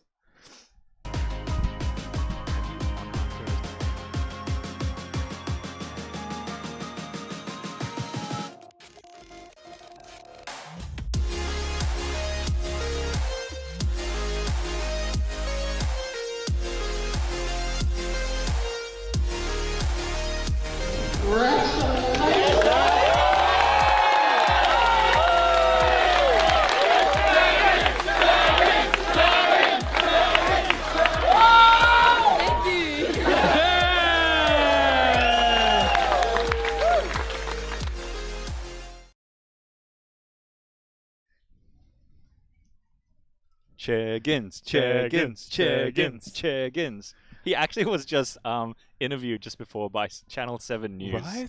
Right? Queensland. So it's pretty cool. The news. Yeah, I know. How good. He's going to be on Australian News. And so he should be. He is a national champion. He's a world champion. Yeah. Charlie Eggins. A national treasure. He is a I would national say. treasure. Yeah, with that world record that he got yesterday. We also saw Michael Tripodi getting a 4-blind oceanic record. Yep. And first place. Yeah, that's right.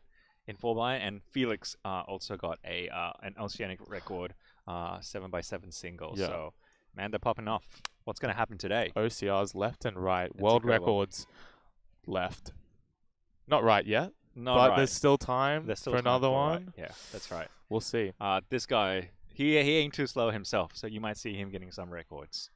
Some personal records. Yeah. Hopefully, that's the goal, right? Still a record. That's one of the great things about competitions. You may not be breaking like a massive record, but Yeah. if you break your own record, it's a good feeling. Absolutely. It feels good. You know, this stream, we can only look at the first 6 seeds, but like, shout out to everyone on every stage, in every station that's, you know, like trying to beat their own record and just do their best. So it's just fun, right?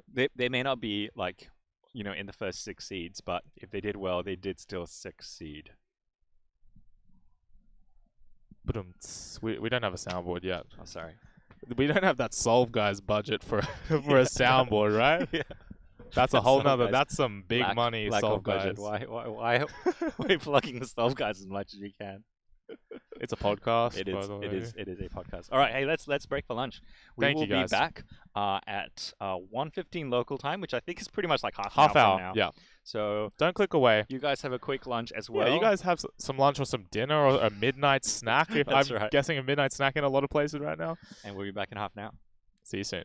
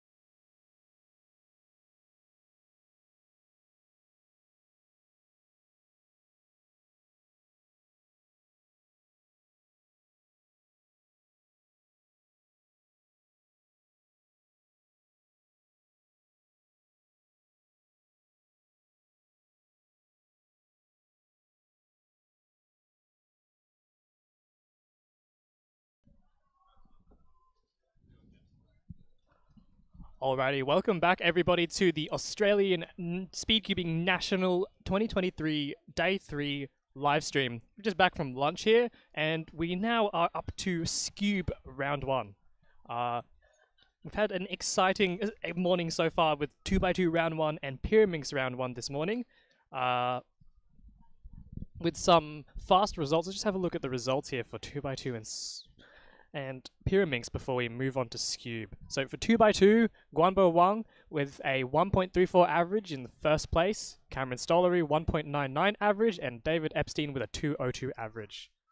Now for Pyraminx this morning, we had Emmett Hobbs with a 2.31 average, Sebastian Lee with a 2.36, and apologies for my pronunciation, Junji Feng with 2.39 seconds. We're moving on to Skewb here. Skewb is an interesting puzzle. It doesn't turn how you'd expect a regular 3x3 to. It turns on a kind of weird different axis. It apparently is also a Pyraminx shape mod essentially. So a bit of a different solving style.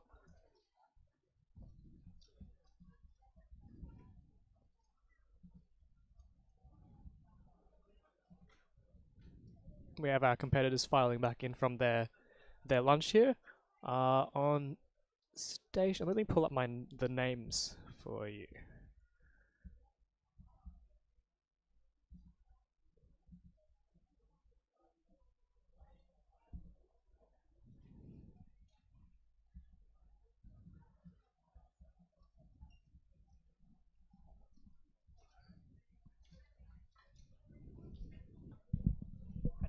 Pull up the names. Tom's not back, so I've been asked to slip in.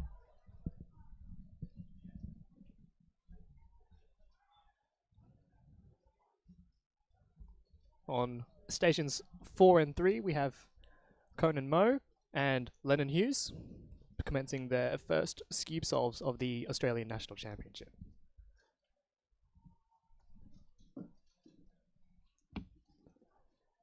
And here in the commentary booth, we have the one and only 4x4 continental record holder, Michael Tripodi. How are you, Michael? Good. Is it afternoon? Good afternoon. Yes. I've just had a beastly feed for lunch, and so I'm about to fall asleep. However, I will instead offer my voice as a means to convey the solving that is going on these stations currently. But yes, we do have Como and Lennon Hughes on 3 and 4. On stations 1 and 2, we've actually seen this in Pyraminx. It was Junshi on station 2 and Zichi on station 1.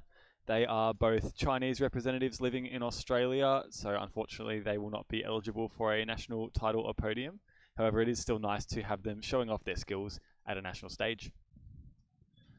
Other than that, stations 5 we have Nicholas Paul, and station 6 Liam Papaya.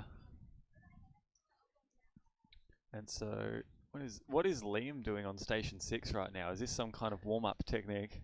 Yes, it looks like... I can't see a damn thing. It's like a miniature 3x3 he's solving there.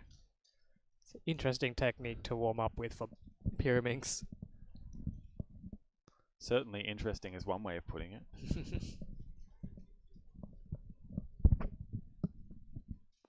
Alright, Liam, onto his Skewb solve here.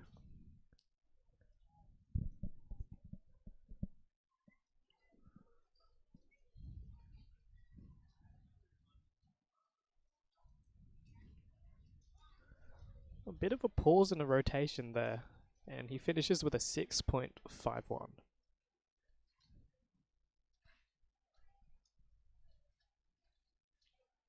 How's your competition experience been so far, Michael? Today hasn't been too crash hot.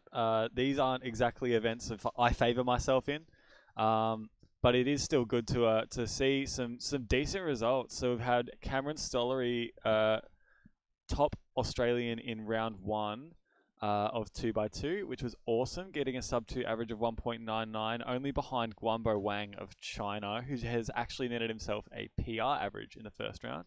Guanbo, of course, the 2x2 single world record holder. And it was also good to see my fellow Gippslander Emmett Hobbs taking out round 1 of Pyraminx. Go the Galahs.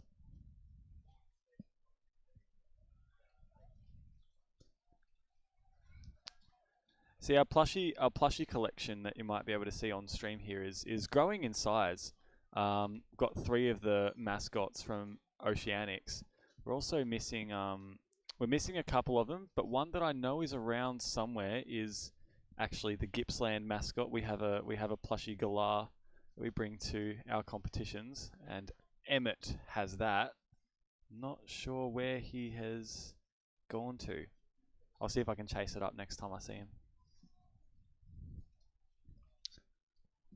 Just completely steal the galah for him and put it on the stream table. He doesn't need it. I wouldn't say steal. I asked if we could borrow it. Okay. Because that's all we're really doing, isn't it? Yeah. Isn't it crazy how at Oceanics there is absolutely no way this would come to life, having the plushies on this table. But alas, it is. And what a time.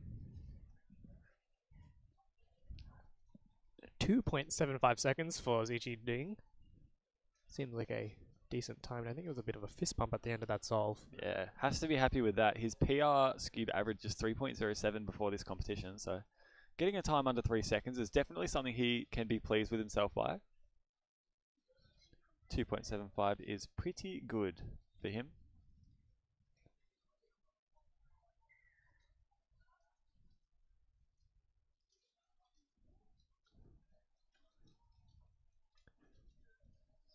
Is that a 7.33 for Junshi? That will Feng? be. I won't lie. I didn't know that Junshi had a 3.69 PR average in Skewb. I thought he was a Pira and a clock guy. But obviously Skewb's something he's taken a liking to at some point. Conan Mo with a 5.28 second Skewb solve. Say a little bit above his PR average with a 4.07 PR.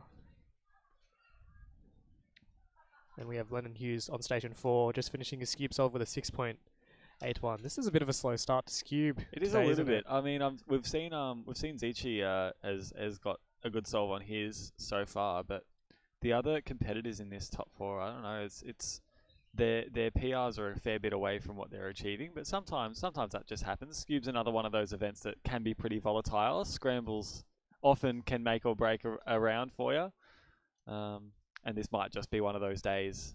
Yes. Also depends how advanced, you know, because sometimes you might see a creative solution that somewhat of a slightly slower average would not see. Station 6, we have Liam Pierre. Actually, on station 1, Zichi Ding is just beginning inspection of one of his solves, so I might just cut to him after Liam finishes. 7.84 starting for Liam. now. Another 3 seconds, so 3 flats. That's also under his PR average. So that's got to be something not so bad. That's pretty good for him. Zichi attends a lot of Victorian competitions, as does Junshi Feng.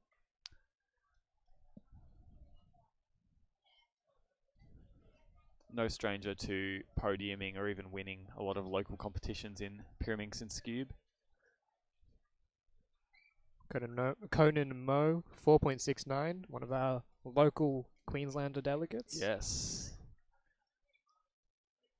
And largely known for clock, but he's pretty good at Skewb. A 4.07 is quite speedy, so he's obviously put a little bit of effort in. Sorry, you may continue. 5.07 just off screen here for Junji Feng's final Skewb solve of Skewb Round 1, Group 1.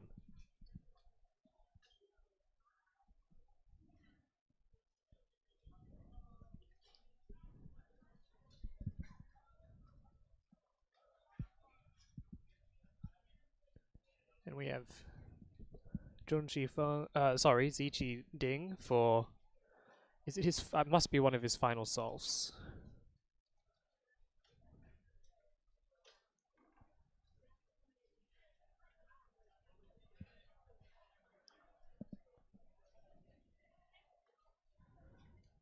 just a little bit of a fumble it looked like, but a 4.35.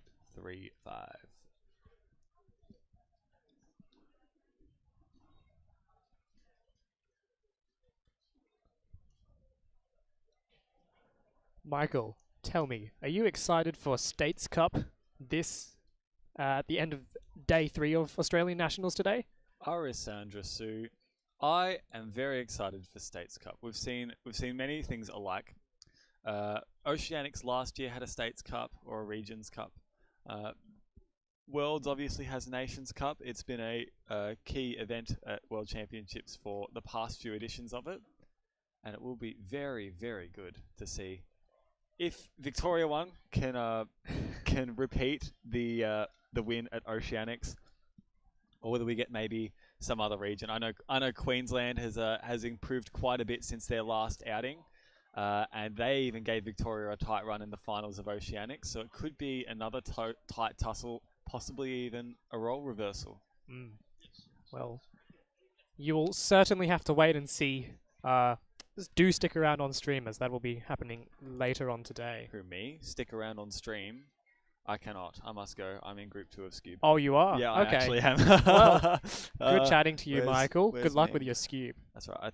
I think we will get Tingman on, because I think he's just competed, so we will get him to talk about his Skewb, and you can watch me fumble a couple of solves.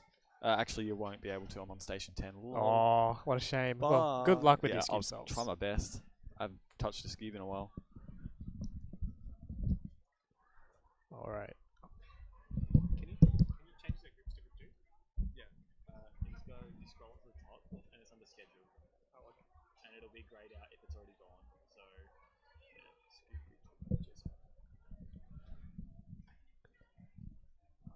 Alrighty, we're here moving on to Skewb Group. Here we go, is the announcement. Skewb Group 2 of Round 1 at Australian National Speedcubing Championship 2023. Oh, I've pressed on someone on the computer. So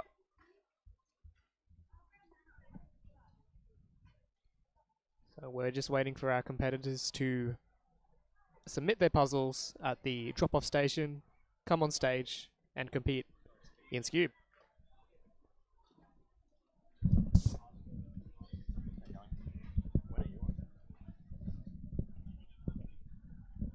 Alright, and joining me here in the commentary booth is the one and only Hello, Tingman. Oh wait, let's actually put the mic there and say that again. Hello! Hi everyone, how are we going? How was your lunch? McDonald's, it was great. Of course. It was high in calories and exactly what I need to get the energy to push through today. Yes. So it's gonna be amazing. Yes, through to the very end at States Cup. Yep. It's absolutely worth sticking around for. It's gonna be some tight matchups between our different Australian states in a nice, great format. All right. What did I miss? Did anything amazing happen just then? Not really. There was some fast-ish times from our top number 1 and 2 station in Skewb Group 1, but nothing really remarkable so far. But what you didn't see was Station 19, where I was on. Ah. You would have seen some phenomenally bad solves. Oh, okay. Well. So maybe it was all for the best. Yeah. That the camera was not on Station 19 where I was. But that's okay. That's just the ups and downs of cubing. That's how it is. Yeah. Oh, we've got Max Park in chat. Hey Max, how you going? It's very cool. These live streams go everywhere. Yes. It's very exciting. If you're just tuning in, this is day 3 of Australian Nationals. Speedcubing competition, and there are cubes being solved everywhere. You didn't miss days 1 and 2 though, don't worry. We only just started live streaming today. We had 2x2 and Pyraminx in the morning. We've got Skewb right now. And then we're going to go on to 3x3 after this. And then the States Cup. It's going to be massive. Tomorrow there's a long list of events as well. Got round 2s for a lot of events. And then the finals. Yes, very exciting. So be sure to stick around for the whole day today and tune back in tomorrow for the finals, which will be very competitive. Head-to-head finals for 3x3. Yes, absolutely. That'll be really cool. Yeah, very exciting. All right, this is Group 2 of Skewb. So on Station 1, we have Tyler Williams. On Station 2, we have Riley Dexter. Well, we don't have Riley Dexter yet. We don't have Riley Dexter yet, but we will when that happens. On Station 3, we have Benjamin Worry. Station 4, we have Jody Brewster. Station 5, we have Miles Jarman and Aston Cuff on Station 6. So, yeah, it'll be pretty exciting. It looks like Aston's just about to start a solve on Station 6.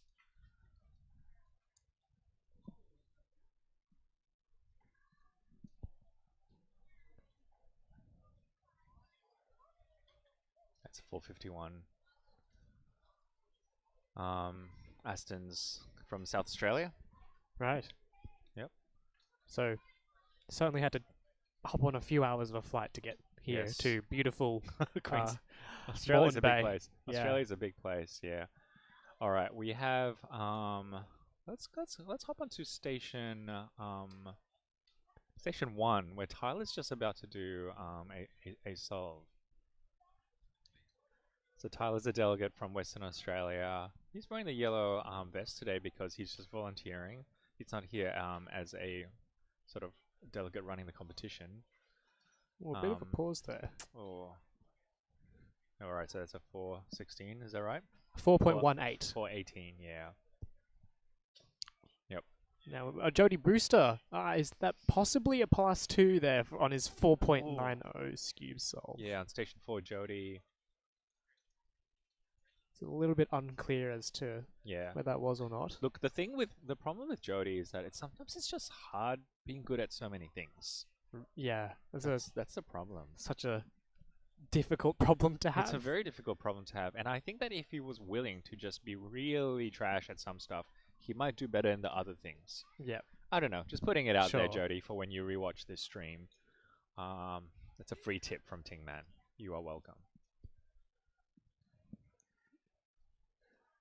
All right, let's have a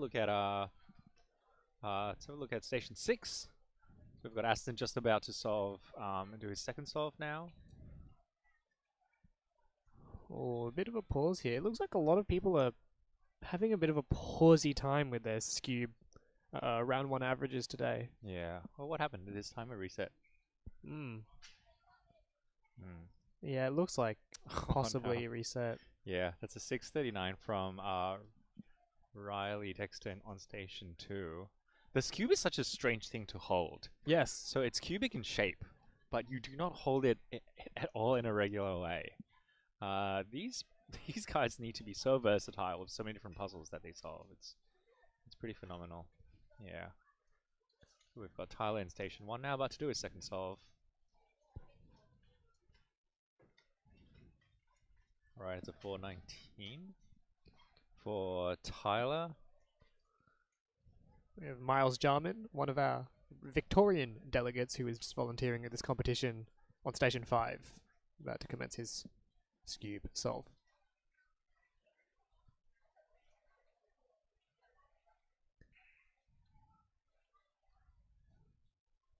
Quite a few pauses from everybody here today. It was a 5.40 from Miles on Station 5. Yeah, it's tricky.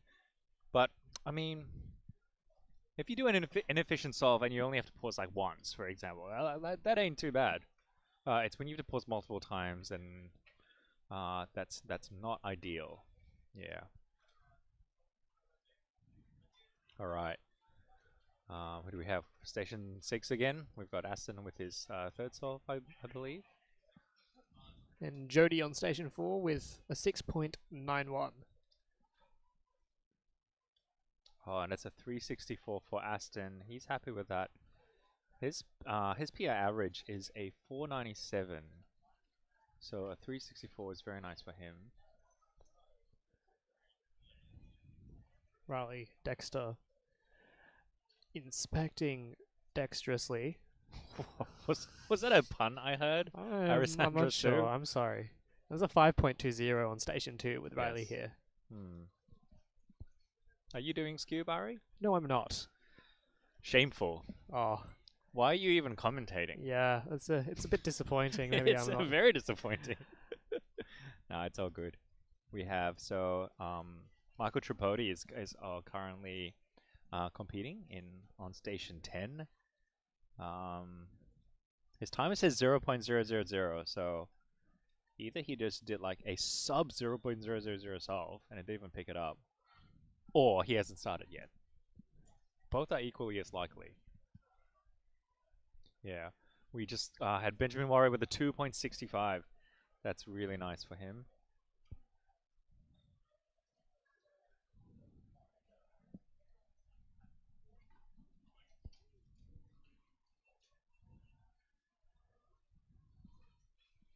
All right, chat says Tingboy Olo is in this group. Yeah, I think Olo is. I think Tingboy's in this group. Actually, I don't even know.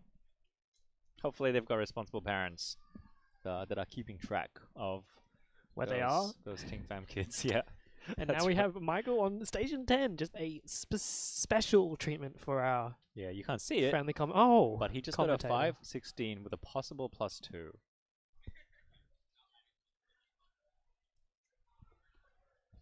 All right, that's Nassim with a 4.64.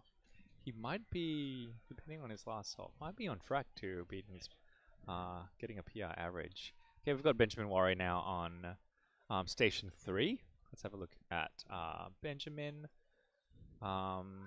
Bit of headgear for Ben Warrior, but it is part of the course. Yes, got to look stylish while you're solving the Skewb. Yeah. If you're not going to dress up for Skewb, what are you going to dress up for? All right, here he goes. And that's, oh, he dropped the cube. It's not what you want. It's 4.79 for him, unfortunately. Tyler had a pretty nice solve. What do we have for Tyler? We have a 3.52 for him on station 1. Tyler's personal record average is 3.06. Yeah, man, it is a buzz here. People are back from lunch and things are happening. Everyone's just running all around the place. Sorry, the runners are running around all around the place. Hopefully walking. We do have to Or tell them off walking. if they're running. Maybe we should call them walkers instead of runners, so that they know what to do. But yeah, no, there is a big excitement here in the comp venue. So what you are seeing on stream is it's actually only half of this hall. This is a big space, and there's a whole other half on the other side with a lot of tables where competitors are just warming up. Daily Puzzles is vending in the far corner. There's a lot of stuff that's happening. It's pretty exciting. All right, we've got Miles Jarman on station 5, who is he's finished his solved. This is solved And now. Riley Dexter, We're not interested. we've just cut away from with a 3.08. He was on station 2. Oh, 3.08. Nice. Oh, bit of a rough finish there for Aston. It's a 4.67 for Aston on station 6. Is that going to be PR average? It might be. It looks like he might be. Yeah, he's celebrating. That's the fist pump. He probably got his PR average, and we've now got Michael Tripodi, who's finished. Importantly, yep, we got to see Michael Tripodi finish his solve.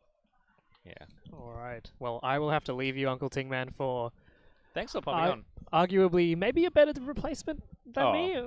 I don't know if I'd call him better. Oh. He definitely is a replacement. But yeah, thank you, Ari, for coming on. Thanks for having me. Or maybe not. Okay, maybe not. We'll be a Michael moment. says he wants to, I don't know, maybe use the little men's room. Probably buying a coffee. Hopefully for me. Yes. Here on station 5. With the one and only Miles Jarman. Struggling a little Oh, bit. he stands up while he's completing that final portion of his solve. And maybe if he had stood the whole time, it would have been better. Yeah, but no, he's just finishing the solve. It's just the emotions, you know. Yeah. It's just speed cubing. It's crazy. Yeah, the ups and downs of Skewb it is. Yeah.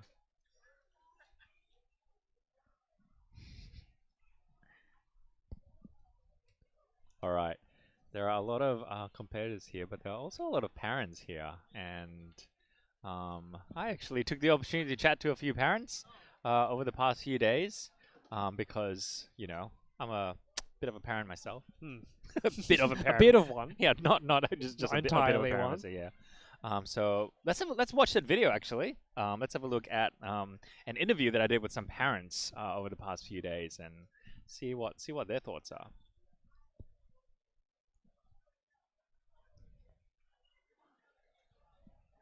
Look, the focus is often on Eggins and probably not enough on Jeffins. Isn't that right? Yes, the focus should definitely be on me way more than Charlie. This is a very exciting, stressful, but exhilarating comp for Charlie. How does his dad feel? If you were to pan a camera on me while Charlie's got all the cameras on him, you'd see somebody nervously pacing and walking around and going biting my nails and stuff like that. So that's the way it goes for me in these comps. And today's been no different already. So yeah. And because everything that everyone can do is from their parents, obviously Charlie got all of his blindfold skills from you. Would you agree? Yeah, that's definitely the case. I actually was the first one in the family to solve it blindfolded. Oh. It took me 30 minutes. Wait, 3-0? 3-0 minutes. Okay. And then Charlie was like, hang on a minute, if Dad can do it, surely I can do it. And then he is quite a lot faster than that now. And just casually decided to be the fastest in Australia. I was going to say he can do it in 30 seconds, but that's actually slow for Charlie. That's exactly right. He's more like 15 seconds. I actually have a record, an oceanic record. I'm the slowest official blindfold in Oceania. 16 minutes. I've done it in a comp once, and it's the slowest recorded PB in all of Oceania. And he currently holds the top. Yeah, that's right. So there is an Eggins on the top and on the bottom of Oceania. Yes, currently. That's fantastic. Well, all the best to you, Jeff. All the best to Charlie as well. And thank you also for all the volunteer work that you're doing as well. There's volunteer on the back, isn't there? Yeah. We are very grateful to all the volunteers. There's a bunch of them right there. For all the hard work that they're putting into, as well as the delegates and everyone here to make Aussie Nats a success. So thank you. Yeah. I'm here with Sue Warry. How are you going, Sue? Oh, great, thanks. We talk to the Cubers a lot. I don't think we put the spotlight enough on their parents, right? This is true. Oh, actually, we should say, so Benjamin Warry, who's here at the competition, he's your son. He's currently competing, isn't he? He is, Yeah. in 6x6, so he doesn't care about that at the moment. Square one is his thing. Yeah, that's his thing. So to what extent do you think his cubing skill came from you? Considering my averages and times, I don't think it came from me. How many competitions do you think you've been to at this point? I think it's about 23, maybe 24 actually. That's a lot of driving around and a lot of waiting and a lot of holding phone camera that you've done over the years. It is. It's a lot, but all the parents and grandparents and carers and uncles and aunts, they all do it. And apart from Ben, forcing you to come back, is there anything that brings you back to competitions?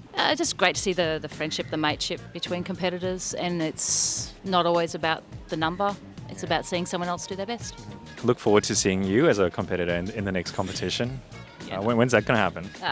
Yeah, one day. Actually, I should say, you're more than just a parent here as well, because you have helped out quite a bit behind the scenes, haven't you? Yeah. Well, there's always admin. There's always things to do. So yeah, it's good fun. You're downplaying it, but you've done a lot to make this competition happen. So, thank you to you and all the other volunteers and parents who have made this happen. Yeah, we're grateful for you. Thank you. Thank you. Thanks, Sue. So that was an interview with Ben Warry's mum, Sue, and Charlie Eggins' dad, Jeff. That was Jeff pre-world record, though. Oh, so, man. Little did Jeff know what was about to happen, that his son was about to break the 3x3 blind world record. Wow. Yeah, it was quite the sight to see. It was quite a sight to see. I was lucky enough to be behind him with a blindfold on when it happened. We all remember where we were when it happened. Oh yeah. You'll never forget. But I actually It's couldn't see just, the time. forever. Yeah, I couldn't see the time, so it was behind the station numbers that we've got. Yeah. So I was trying to look through it, and I thought it was like 13.1, but I thought that was world record as well. Because your glasses were off. Yeah, my glasses were off. Yeah. And couldn't see anything. Yeah. Well, I was But no, it blindfolded was- when the solve happened. Well, I mean, that's what blindfolded is like. Yeah. Yeah. Anyway, well, you're joined by Jodie Brewster. We've been watching you quite a bit on stream, actually.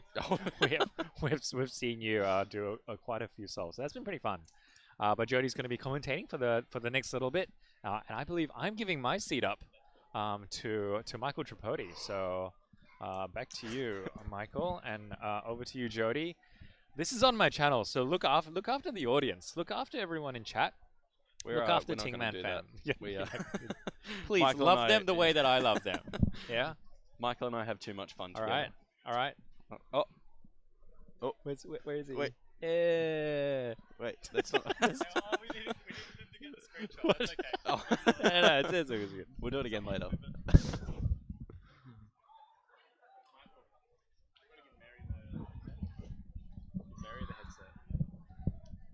Ming tells you lies. I'm giving the headset to a very special guest, all the way from Ireland, Mary Hennessy. Oh, wow. Hello. Hello, Mary. How are you Hi. going? Good, yeah. I don't think we've had the pleasure of meeting. No, I'm Jody. I'm Mary. Nice to meet you. Meeting on stream. Nice to meet you, Michael. How's your competition been going? Amazing. You have quite the setup. Yeah. Yeah. It's very, very calm, very well organized, very well executed. I'm very impressed. Yeah. Is this your first competition in Australia? Yes, it's my first outside Europe, so. Oh, wow. Yeah. And have you gotten any good results? Oh no, not at all. Yeah, I'm here for a good time, not a. Exactly. Yeah, let's blame that. Yeah, yeah. Yeah, definitely. Yeah, I'm here for a good time, not a fast time. So, yeah. And what's different between our competitions and island competitions? So we typically don't use fixed seating. We do kind of mix and match, but not like we typically mix and match, but mostly waiting area. You have a lot of really helpful volunteers. We're hoping to build our community. We do have like a solid core team, but nothing like what you have here. So. Yeah, I'm taking lots of inspo, taking lots of notes to see how we can make it better and improve to be kind of like you guys. So yeah. We always like seeing competitors from other countries come over to our competitions and then always coming away with a good verdict or just enjoying what we have to offer, which is awesome. Yeah. I have no idea what's going on right now. I've been told there's some kind of challenge involving food and blindfolds. Yeah. So I've come the whole way from Ireland and I bought Freddos. And your Freddos are slightly different than our Freddos. Okay. How do they differ? So you have something in yours that prevents it melting, and we don't. Oh. So it changes it slightly, and then there's a few regional differences, like the curvature of the Freddo. So do we need? Is this like a blindfold? I think you need blindfolds. Yeah. Okay, I'll grab my blindfold quickly. Okay. So we're figuring out the difference between the Freddo. Yeah. Oh, we're choosing which is Australia, which is Ireland. Okay. And which is better, more importantly. What do we have that can blindfold us? This blindfold's done me very well over this weekend and many past weekends. So I think you did all right this weekend. should I Done? Yeah, sure. So they're still wrapped. So do you want to do it as well, Julie? Sure, I can do it as well. How do I blindfold myself? I'll put my shirt over my face. Yeah. This will work. One moment.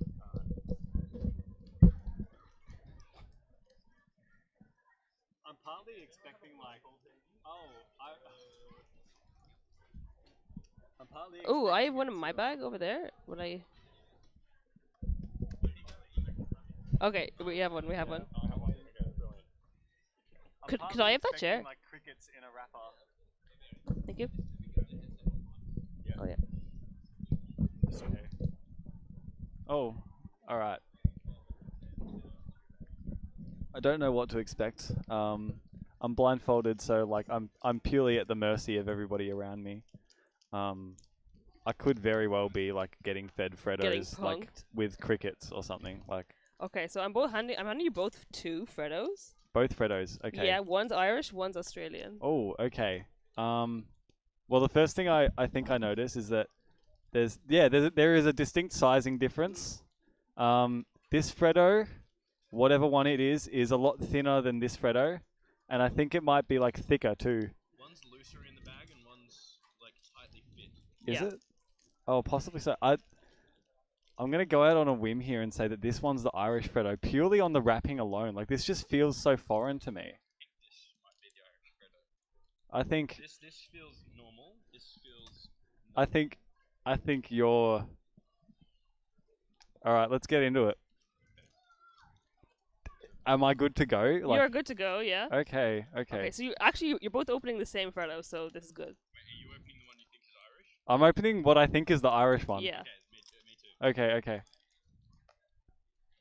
In the hands, like, It's It's a bit beef. Yeah, see, we don't have the Yeah. anti-melting technology. Oh, so we were right. Oh, sugar. Yeah. Okay, let's have a Irish Freddo. Mukbang. 3, 2, 1. Bone apple teeth.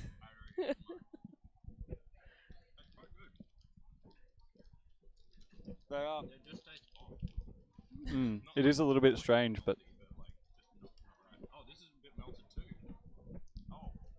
Yeah, so maybe you need to add more of this magic ingredient. I don't know. okay. That was. Can you Freddo tell number the 1. difference in taste? I think the texture is different. I think this has got to be Australian. Okay. Why? Oh yeah, this is an Aussie Freddo. A bit weird. Like actual. So plot twist, they're all the same Freddo. No, they're not. They're not. Oh, you had me for a second. I was like, oh. All right. No, you are correct. Yeah, the bigger Freddo is the Irish Freddo, and the smaller. Oh wow. Okay. That's Australian. Okay. Yeah, so yours are 12 grams, ours are 18 grams. Mm. Oh, wow. Big difference. Yeah, I didn't realize that it like. You decapitated him.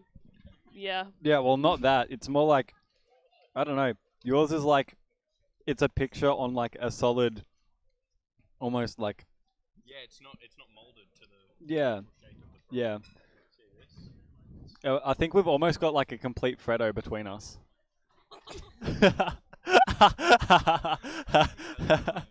That's quite funny. But they're both melting. I think we need to up our game on the anti-melting technology. Yeah. I don't know. I mean, I just like chocolate, so Yeah, thanks same. for the present. Like honestly, I'm fine with this. Like, So which do you prefer is the big question. bro. I mean, I'm just so used to the Australian one. Yeah. Yeah, I feel like having it like just a little bit firmer, like because the Irish one just like is a little bit soft and it still tastes good, but like I don't know, it's just the texture of the Aussie ones. Maybe just because it's Yeah. all I've had. I find the texture the biggest difference Yeah, between them. absolutely. Yeah. Yeah. I think there's more milk in our one, but I'm not entirely sure about Just that. check. There's no nuts in these, right? No. Okay, we good. I'll get carted off stream. No. It's lactose free. Beautiful. Uh, Oh yeah. No, okay, fair enough then. Wow, is that what you've discovered in the staff room, that like you've just discovered this today, or is this something that you've been sitting on for a while and have just decided to? yeah, I to came all the unleash? way to Australia to deliver Freddos. Yeah, yeah. No, I like that. As every Irish person does, we have family in Australia, so Oh, okay. they forewarned to say the chocolate here is like not up to scratch. So Okay. I was like, right. okay, like a Freddo face-off or something needs to happen. Freddo Face Off. That's the segment.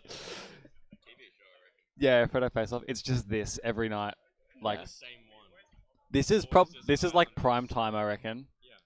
I reckon like it's like you're blindfolded and someone in a lab coat's like feeding you, and I'm like Irish. He's got 374 right in a row. You have like a koala one as well, which is Caramello cool. koala. Yeah. Caramello koala. We have Caramello Froggo. We don't adapt the shape. Oh, okay. We stick with the frog. Yeah. Okay. Well, maybe it's just a lack of animals. We have a lack of Cool animals animals. in general. Yeah.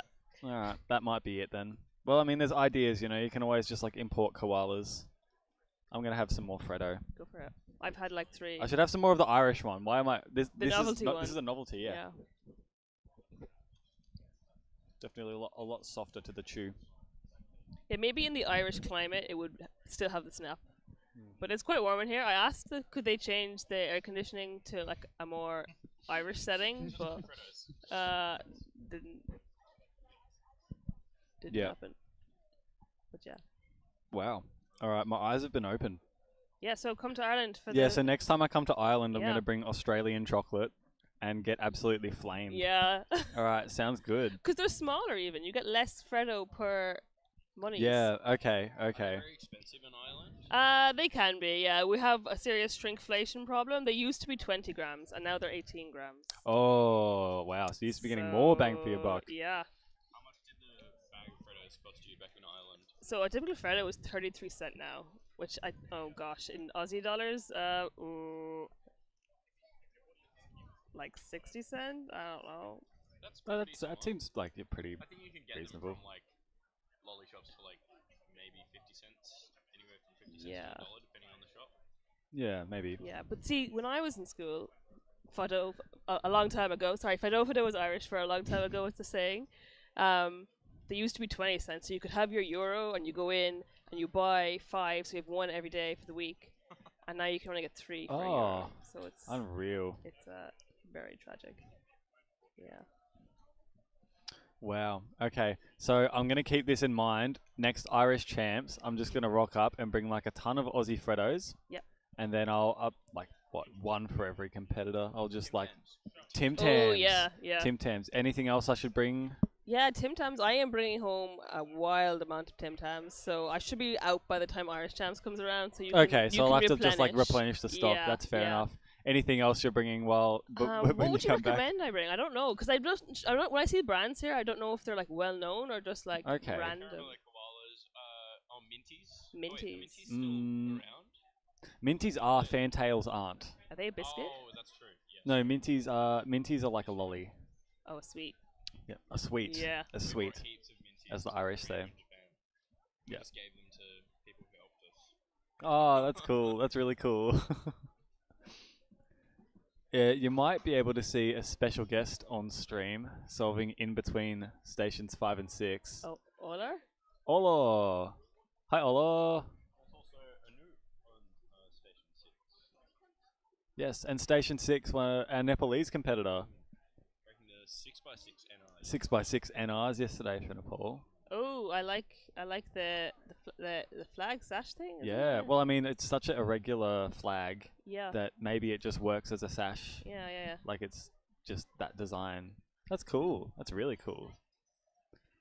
Yeah, you don't get a lot of like non-Australians at your comps, do you? Just from a Not geographical a challenging. ton. It's just like it's so far away from everyone else. But like we get the diehards like Caspar and Yes, we've gotten Casper too. Yep. Well, Casper's been everywhere, so that doesn't surprise me Yeah, really. No, yeah. but we'll be getting like, well, I mean, especially next year with Melbourne Summer, we'll be getting like Yeah. Team On, Sungkyuk Nam, like Is Yuchengdu going to that one? Or not? Yihang. Yihang, Yihang's yeah, going. yeah. I forget Yihang's going. Yeah, wow. So it's going to be. We'll be getting a fair few international competitors at that competition. So it'll be interesting to see what they think of Australian competitions, and hopefully it's something that they will think positively on. Yeah. Well, I've had a great time. I think. Beautiful. That's one. Yeah. And only. I'm so sad that you're so far away. I know. Yeah, quite a while. It's just inconvenient to travel. Massively. Anywhere when you're Australian. Oh, Korea was even a struggle, and that's like the closest. Yeah. That's pretty close. So. Oh yeah, the beam scooters. Oh, loved them. Oh, you did. I only had them like the last day, after the comp finished. I took them almost every day. Yeah, you had a great time on them. It was like, I don't know, $2 Australian for like half an hour of riding. Oh yeah. That's wow. That is cheap. Yeah. It was very cheap. Yeah. And very fun. Yeah. So, Yeah. it's like perfect. And the speed limit was a lot higher than it is in Australia. Yeah, your speed limit is slow here. Ours is higher than yours. What is it in Ireland? So like for our motorways, which is your like freeway highways, it's 120, not 110. Oh, really? Yeah. Typically, like I noticed we're like 10 higher for each thing. Okay. So what about in like residential areas? Yeah, that could be like 30. It depends how built up it is. Wait, that's 30 for you. So if it's like in a housing estate, maybe like 30. And K's then- an hour or miles? Yeah, K's. Yeah, K's. And Wow. then up to 50 if it's like, if there's like a footpath, then there's up to 50, I think. Oh, okay. Yeah, that's. Yeah. It's 40 around Australia, at least in Tasmania. The way it is in Victoria, the way it's worded is built up areas are 50. Yeah.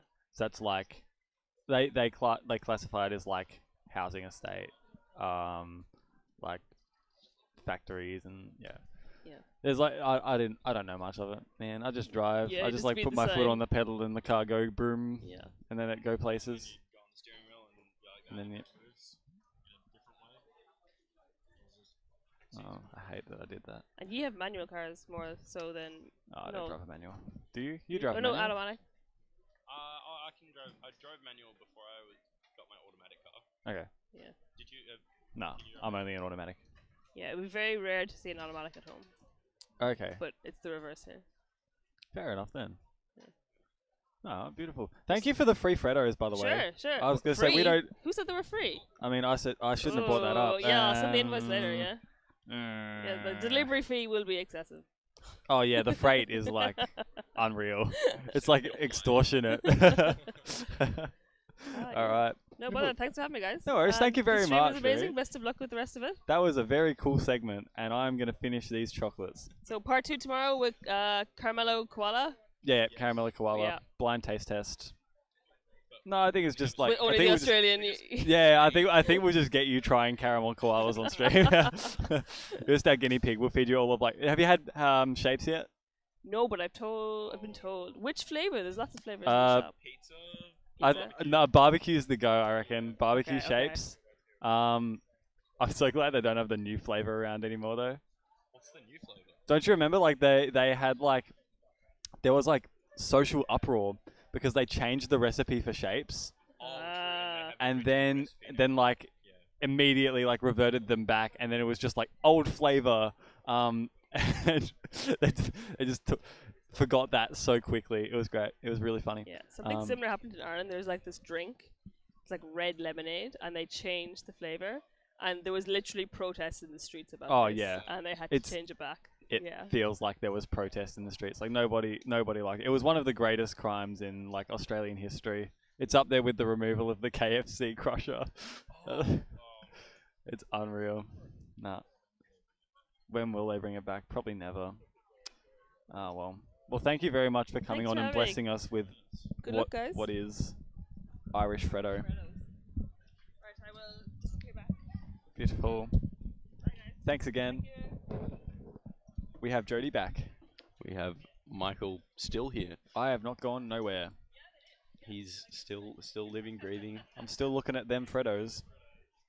Oh, you haven't finished them? No, I haven't finished them. I'm not a big eater, and I'm not a big like chocolate. I like chocolate, but like I avoid it if I can. That's fair. Because like chocolate takes a lot out of you. Yeah, I just feel like sticky in the mouth. I don't know how to describe it. I'm just gonna drink instead. Like no product placement. I've been drinking my electrolyte drink all day today. I'm just, keeping myself healthy. I heard you had a solid average of 100 yesterday. Yeah, I did. Yeah, good. Yeah. Did you? Did you do no, a 3-blind? I got kind of bored, so like I stopped at like. But I was doing 3 blinds, so. Oh, awesome! Yeah. Yeah. No. But I mean, how like many solves did you you were get? there. You could have like. Oh no, my success rate wasn't good. That was another reason why I kind of stopped it. Just But, couldn't keep it together. Yeah, no. Last night, there were a lot of our top contenders doing an average of 100. And yeah, like pretty much practicing for States Cup. Yeah, just making sure we could be consistent. For Yeah, States Cup exactly. under Exactly. any conditions. Any conditions. Yeah. Yeah. So should be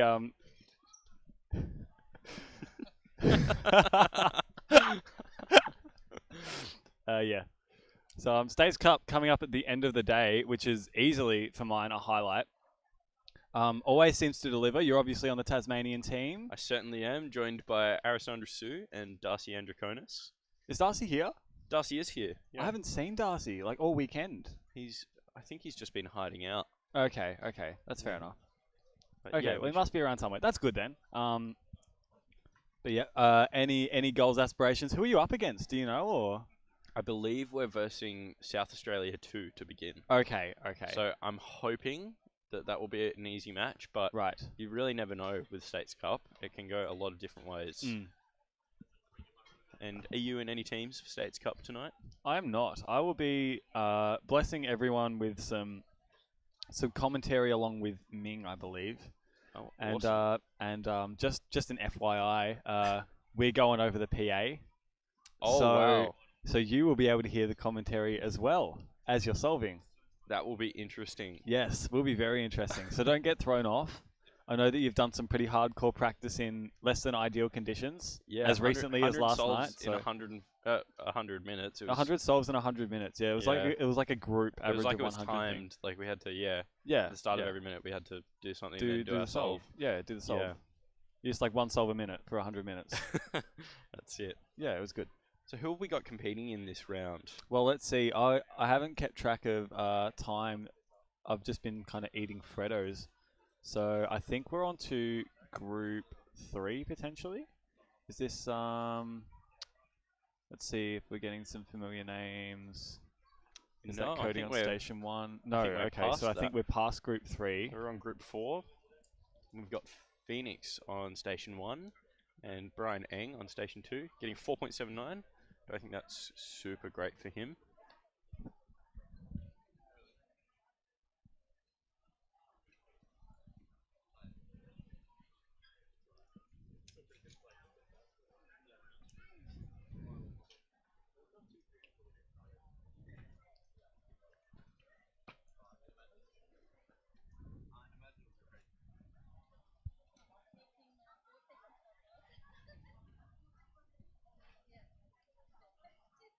We have Anoop on Station 6 inspecting for his solve.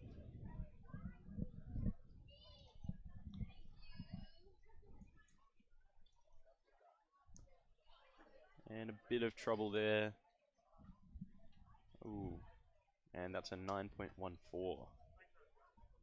And Richard Yi Hang Tao, our token New Zealand competitor for this competition.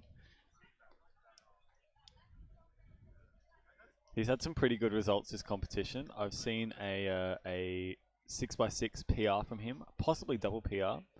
I'm just quickly checking and seeing if he's done anything else this competition.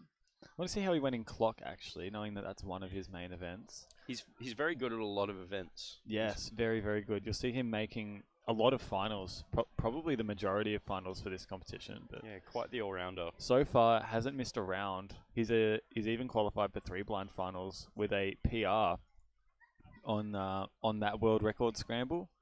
49.43 for him gets him through the final rounds. I think we saw a lot of PRs on that last scramble yesterday.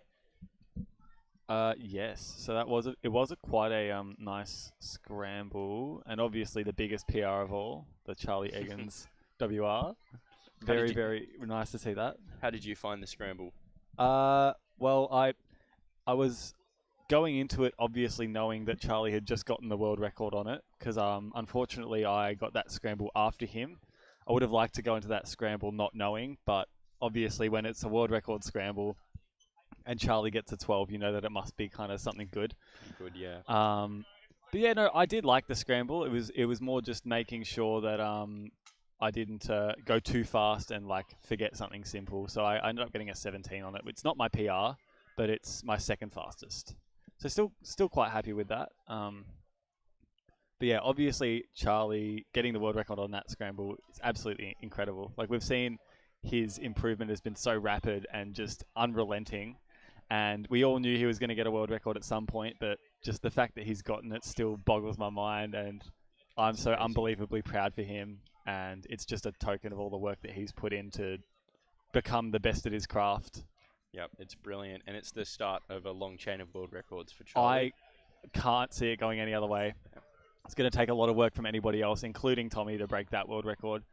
And Charlie doesn't seem to be slowing down anytime soon. Like I can't see any other person breaking it.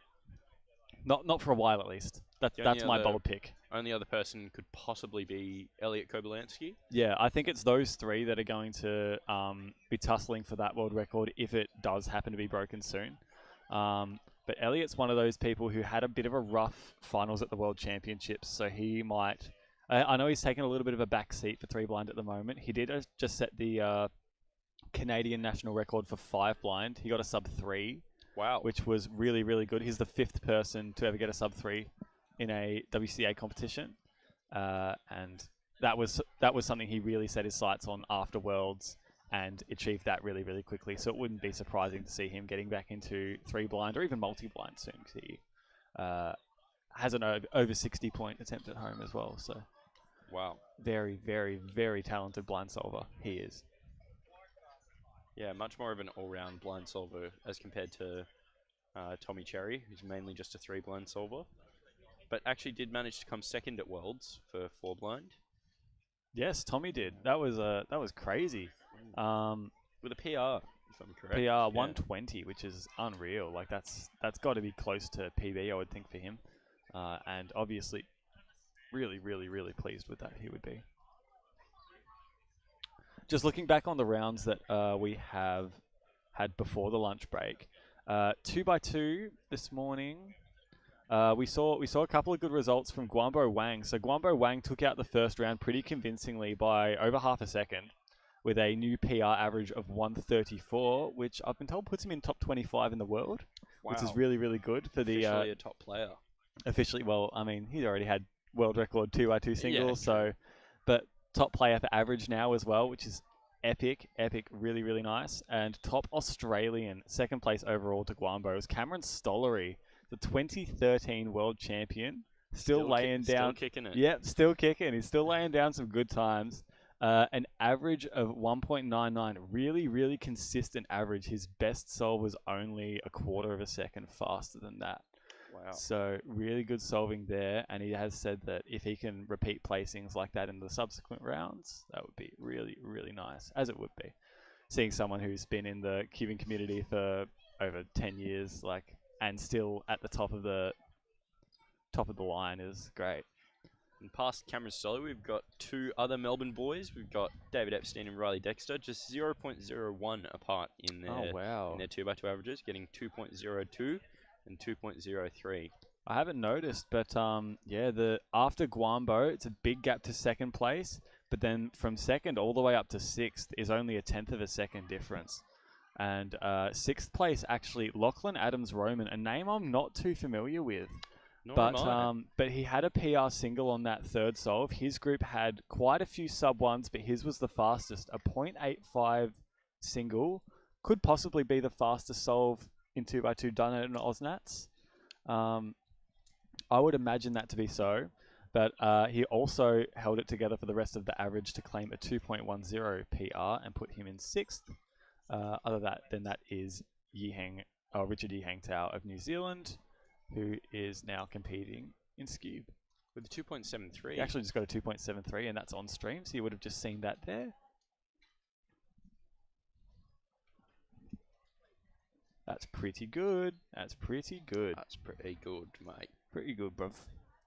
All right, are we subbing out? I think that's the notion. I'm pretty sure we're subbing out, and in our place is going to be Tingman with Lennon Hughes. Ooh, so show those guys your love. You already know Tingman, but show Lennon some love. They are lovely, lovely blokes, and we'll bring this stream to you from now on. Thanks for having us. Talk to you soon. Bye, guys. We'll see you very shortly.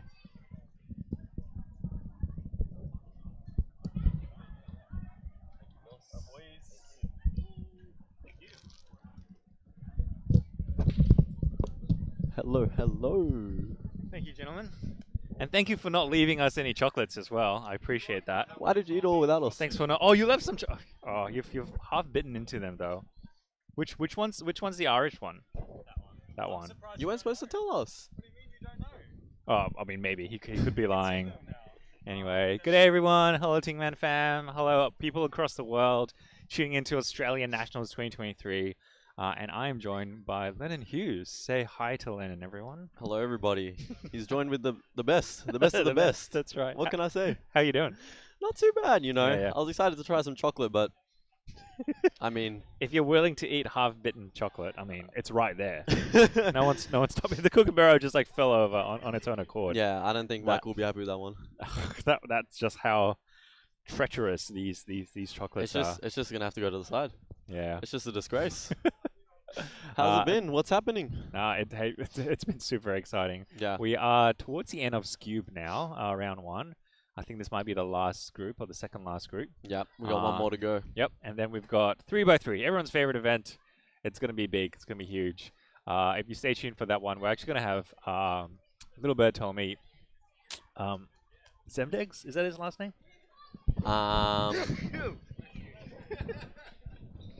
Sorry, Look, I just thought I'd sneeze directly at Lennon. He may be in the vicinity. Who knows? Yeah. Look, we're not sure if he's here or not, but he might be here. Rumor has it that Felix might be commentating the start of 3x3. So hang around for that. You never know what could happen. Hey, how's the competition been for you so far, Lennon? Look, it's been okay. It's ran really well. I'm very Yeah. happy with it. It looks amazing. Looks Yeah. awesome. Results wise, same old. Yeah. Same old. Might be joining the retirement home soon. No, don't say that. Yeah. It's actually unusual not seeing you wearing a red polo shirt. I know, it's been a while. Because Lennon's a WCA delegate. Yes, but yeah, not today. Not today. I'm but out I of it. mean, thank you for all that you do for making stuff like this happen. It is okay. Nah, look, with the responsibilities comes the sacrifice of my results. I'm okay with that. Yeah. I do a bit poor. That's okay. Yeah. We live. Yeah, but I mean, you did get a personal record yesterday. Yes, I got 2 actually. I got a 4x4 single, which was awesome, and then I got my overall PB in 3 blind. Yeah, which very is nice. crazy. Yeah, 31 seconds. Yeah, 31 seconds. That's quick. Got the scramble. I'm going crazy. I'm like, oh, this is good. I look up and I see everyone's cheering. I'm like, oh, they're cheering for me. I'm like, I got a 31. But they were actually cheering for Charlie Eggins. They were not cheering for me. No one cares about me. But that's fine. We want to cheer for Charlie Eggins. Of We are course. very happy to It was to awesome. cheer for him. Awesome to see that. It was amazing. Yeah. Yeah. Nah, it's gonna be good. Cool. Have you done Skewb yet? I didn't do Skewb, but they're pretty average. Yeah. I got like a 6 average. Actually, you're in like every single event, hey? Yeah, I always Wow. do all the events. I'm always one of the few that does everything. That's incredible. Yeah. I'm a bit crazy, but You you know, are- I'm up for a challenge. You are an all-rounder, Yes. which actually makes you my I was going to say it makes you my nemesis in more ways than one. But I see you're my nemesis just because of how good you are. But secondly, you know, Nemesizer, is that how you say? Nemesizer? Yeah, Nemesizer. Yeah, Nemesizer. Yeah. Do you know that I have, in all of Australia, one nemesis? Don't tell me it's me.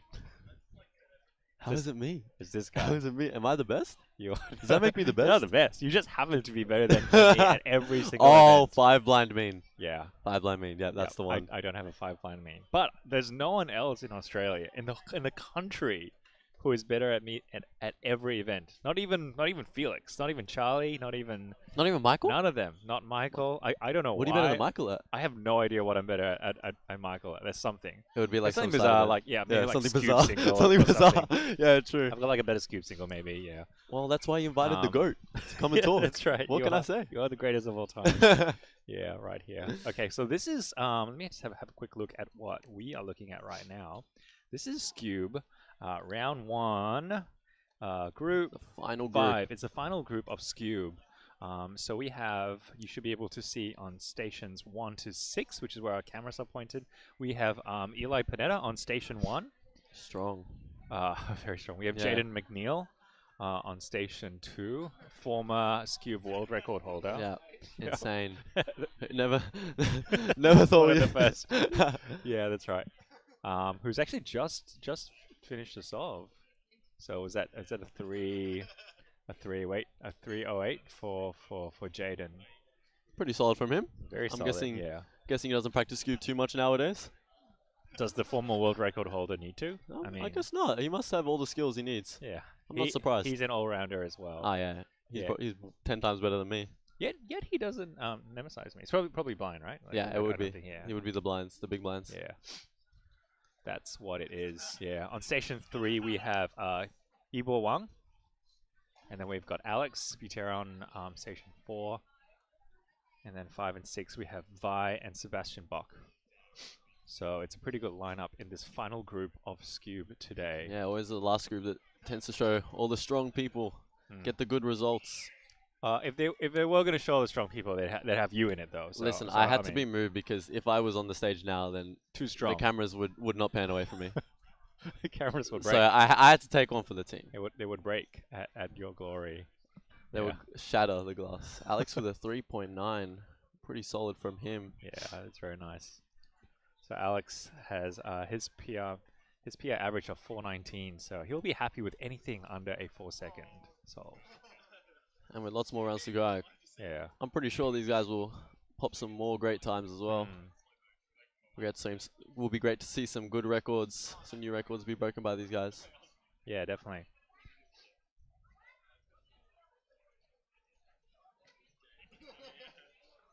Unfortunately, Alright. Jay's not warming up with the Skewb.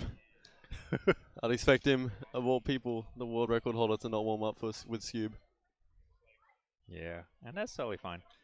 We've got Just having a look at chat, and there's a lot of excitement there. Splash says, Lennon, what's up? I'm here. He's right there, yeah. I know. People I'm the main show. bit of asking about how Ting Boy is going. He's going alright. He's had some pretty good solves so far. Yeah, no, it's pretty exciting. Thanks for the comments there, everyone's leaving there. Someone just woke up and just joined. Welcome. Welcome, Hey. if you just joined us. Awesome. It is like 2:30 in the afternoon here. Get the extra sleep in. Yeah. I respect it. Yeah, or they just got up because they're from Europe. They want to watch the comp. Yeah, exactly. I would want to do the same thing. They're Wake from, up first they're thing in the from morning. Egypt, and they just got up, and they're joining into Australian Nationals, the biggest national competition in Australia. Yeah, massive, huge. It's massive. Yeah, yeah. 500 people all in here. Mm. It has gone quite well. Yeah.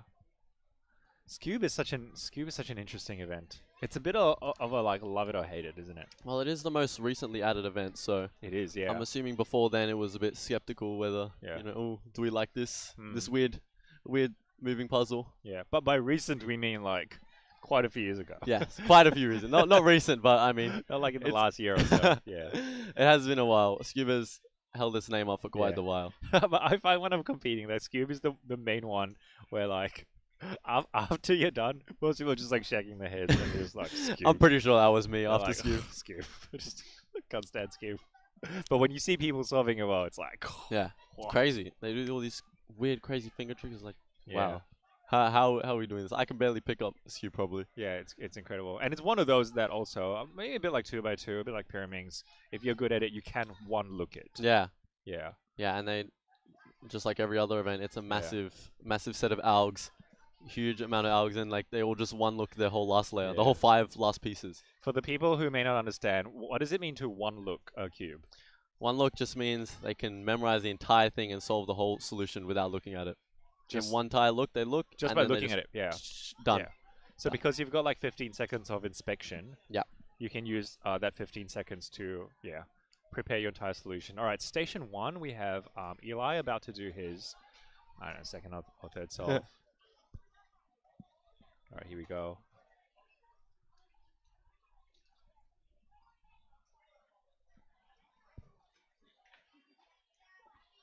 Oh, It's that's not not as good, that ideal. one. Nope, that's a 387 from Eli. So his PR average is 246. 246, that's quick. Crazy. How? Like When's I the can't last even. time you got a 246? Oh, never. Not in Skewb. Never. I think I have one 1 second solve, and that's it. Oh. That's it. Man, From it's a long crazy. time ago as well. Yeah.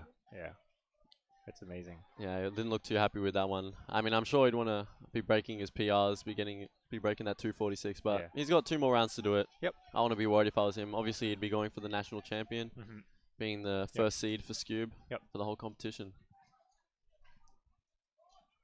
Jay just pulled a 4.4. What can I say? He's doing pretty good. With no practice. Yeah, no practice. Yep. Look at him go. Yeah. Oh, that's incredible.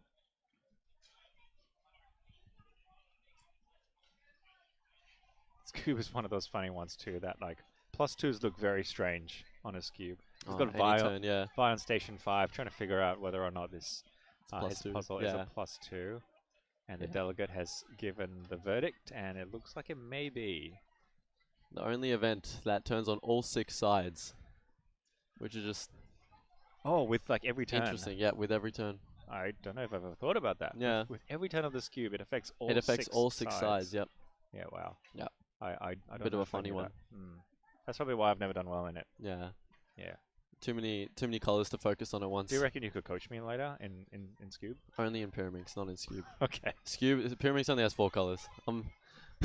I can't deal with 6 colors. Too many. It's too many. Too many. Yeah. Seb's just gotten a 4.4, which is again pretty good for him. 2 of his souls sub PR already. Yeah, that's looking good. Yeah, it's looking really good for him. Yeah.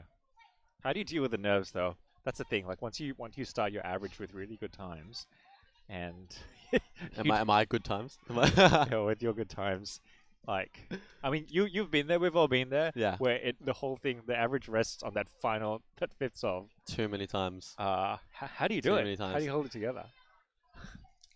you just gotta go. Like there's no way to it, to be honest. Like it's gonna happen either way. You just gotta fight through it. Yeah. Usually that's right. Usually breathing helps. I'm sure that's a common one that helps everyone out. Yeah.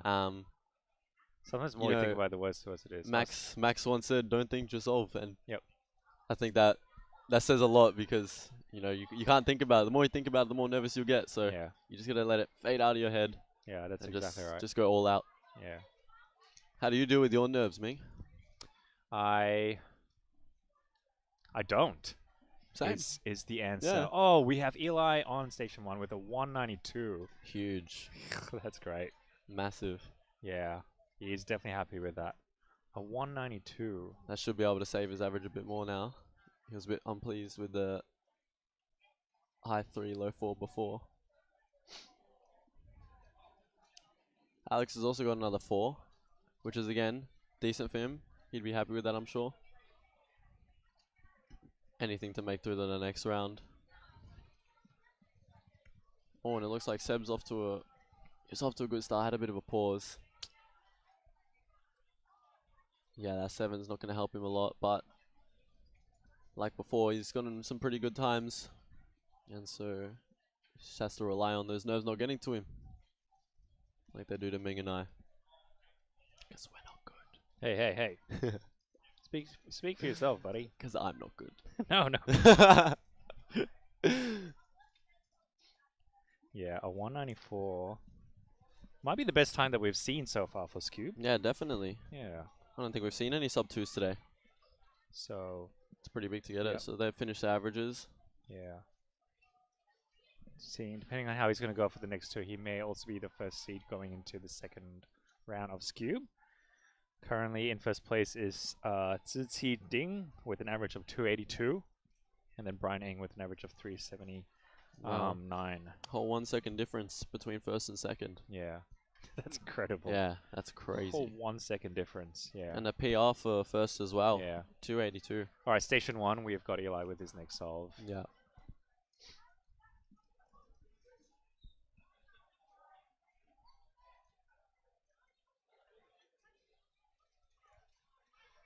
Oh. A 356. Yeah, it looks like he knew he could have done well on that one. Yeah, that means he's also going to have another counting 3, I think. Yeah, that solve will be counting. That will be counting. Yeah. I think he has another 3 counting as well. Yeah, that's not what he wanted. Yeah. Yeah. That's hey, alright. I'm there sure are 2 more rounds. Yeah, 2 more rounds. I'm sure he'll pop off in the next rounds. Yep. Yeah. All right, and that was his I think his 5th and final solve. We've got 5 and 6. Yeah. All on there, both solving together. Yep. So we've got Vi on station 5, Sebastian on station 6, and here's the head-to-head up, and Vi narrowly takes it. Wins by a stretch. Yeah. Yeah, very nice. Yeah, so Seb will be counting that 6-second solve now. He was almost there, but just missed it in the end. But he doesn't look unhappy about it, so I'm sure he's fine with it. Yep. Yeah, it looks good for him. Same as Vi. And that is Skewb. Done and dusted. Yo, that is Skewb. All done. Which leaves 3x3. The last event of the day. Yeah, if you've before been the States waiting Cup. for this, it is coming. 3x3 is going to be massive. Huge. It's going to be incredible. And like Lennon just said, States Cup as well. It's coming at 5:30 local time, which is in 3 hours. 3 hours. 3 hours. Pretty close. Yeah, Lennon, are we going to see you in the States Cup? You will be seeing me in the States Cup. What team are you on? We are Vic 3. We're a bit slow, so Victoria we didn't 3, get we didn't get 1 or 2. That's okay. So representing your state, Victoria. Yep. And because I may not get to interview you again later, can I just ask you now, how you feel when you lose to Queensland? Well, we are not actually versing Queensland, so that is a bit unfortunate. Okay, that is unfortunate. So you will not be able to witness me losing to your state, so that's unfortunate. However, look, as long as we win the first round, that's a day for me, because I'm pretty sure we're versing Vic 1 in the next round. Yeah. So okay. You never know. I mean, who's on Vic 1? Who's on Vic 1? Felix Zemrex? Look, Like, I've heard of him before. I've heard of him once. I don't know if he's you like can beat him. You can beat I don't know if Felix. he's all good or anything, and I will be up against him since I'm last. So oh my gosh, I think it should be okay. You I think it will should be be close. up against him. I think it'll be close. I believe in you, Lennon. You can do something. Oh, it'll something be very definitely well. close. Yeah. We were practicing before. I was being who I am, popping off, getting all the 7s. My teammates, not so much. So I've seen you get a 5 in comp yes, before. I've gotten That was 2 at 5s before. Oh, but Australian Nationals 2022. 2022, 1 last year nationals. ago in finals. In finals, Yo, in the head-to-head big finals. 3x3 head-to-head Lennon finals. brings it out when it counts. And that he's going to do the same today. So make sure that you tune into the States Cup. You're going to see this guy go absolutely insane. If you don't know too much about Australian geography, now's the time for you to brush up.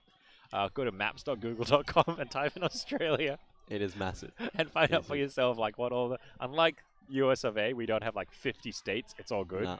We have a lot fewer, so... We have nothing in the middle. Like 90% of the middle is just empty. So I believe the states that are competing, and there are a few from every state. Yeah. So we've got Queensland, New South Wales, Victoria, Tasmania, South Australia, Western Australia. Lots of variety, which is good to see. And that's it. I believe was that 6? 5? Yep, those are the ones that are... There are 16 teams, so yeah. Yeah, but 16 teams, that's right. Yeah. So it's going to A be lot of epic. teams. It's going to be epic. It's going to be crazy. Are we seeing you in the States Cup? Look. Or maybe don't look. Alright, here's my follow-up question. Why not? Oh, because I just had to make room. I had to make space for people to shine. Because, Are you a substitute? Yeah, I'm literally on the bench. And by bench I mean this bench. Are you warming up for them? I'm going to be commentating along with Michael Tripodi for States Cup tonight. That's awesome. So, yeah. You better give me some good compliments then. Oh, look, I will. I will only give you compliments. That's what I like to hear. I better not hear any slander on my name. No, absolutely not. So we have 3x3 that's going to be starting in about 10 minutes. We currently have, because there are a few new competitors here, well, they're about to run a new competitors tutorial, I think on the other side of the curtain. Yeah, should be on the other side. Yeah, no, it was good. There's a lot of minor celebrities here. I'm not sure if you saw, but His Royal Highness Ed Hollingdale is here. He was looking a bit shorter than normal. Yeah. So I think he might have shrunk a bit, but he's still here. He's still here. And he's been getting a bit of love in the chat. We actually showed an interview that we had with him a bit earlier today. Oh, really? Yeah. And so by popular request, we're gonna play part 2 of Ed's interview because I had a chance to speak to him again. So I'm interested. I want to see this. This is what he said. I'm excited. Yeah. It's not because I want to, but because I have to. By popular request, we're back here with His Royal Highness Ed Hollingdale. How are you today, Ed? Howdy, mate. I'm pretty good. A bit dehydrated. It's pretty hot here in Brisbane today. But about to go get me some water and get a bit nice and hydrated for the rest of the day. That's really good. I just want to say thank you for the way that you've been looking after the cubing community around the world, but particularly in Australia. You know, mate, it's what I do. I'm just such a nice guy, and everyone loves me, and I can't do anything wrong, really. No, you certainly can't. There are still some solves to go, so do you have any tips for people who are nervous? Do you have any tips for them? Oh, mate, well, my number one tip is to think about me. You know, I'm the king of cubing. I'm number one for everything. So if you just envision this face in yourself, just to remember this, remember my crown, remember my nose, remember all of it while you solve, and then you'll do way better, mate. That's great. I've been hearing some rumors that if they come up to you and just like touch your cloak, they'll actually do better. Do you want to dispel these rumors? Dispel? It's correct. If you touch me cloak, you will solve the fastest ever that you have. Alright, legend has it that Felix, his first combi, came up behind me, grabbed me cloak, and from that day forward, he's been the fastest guy around. You heard it from the king of cubing himself. All the best to everyone with your solves, and we'll see you next time. Bye.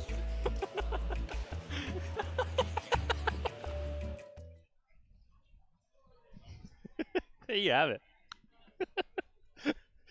They don't call him the king of cubing for nothing. I'm shocked. I need to learn off this guy. Also, that could be why you're not doing as well as you want to. No, I haven't. You actually haven't touched his cloak. Yeah, I actually haven't. Yeah. When was the last time you visualized his face as you solved? Oh, look. See? To be honest, yeah, I can't think of it. Never. Yeah, that's I right. even took a photo with him as well. I didn't touch the cloak. Pro tip for you: so the next time that you solve, and you have 3x3. I got 3x3. Yep. Yeah. I got some skills to show off. Think about Ed. Think about his face. Just visualize his crown, and you'll pop off. I'll report back to you. Yep. You'll see me Yeah. number 1 on the sheet. Please with do. the PR average. Yeah. Hey, before you run away, before we start 3x3, tell stream like what to look out for. Who are the people they want to look out for in 3x3? Lots of people. Yeah. We've got too many actually. We've got Felix. We've Yep. got the whole Vic 1 roster, Mhm. first of all. So I who's that? believe they're like all seeded 1, 2, and 3. We've got Yep. Felix, Riley Dexter, and David Epstein. Yep. All in Yeah, quick. contention for winning Yeah. 3x3 nationals. We've got lots of Absolutely. local. We've got Charlie Eggins. Yep. And we've got Toby as well. Yeah.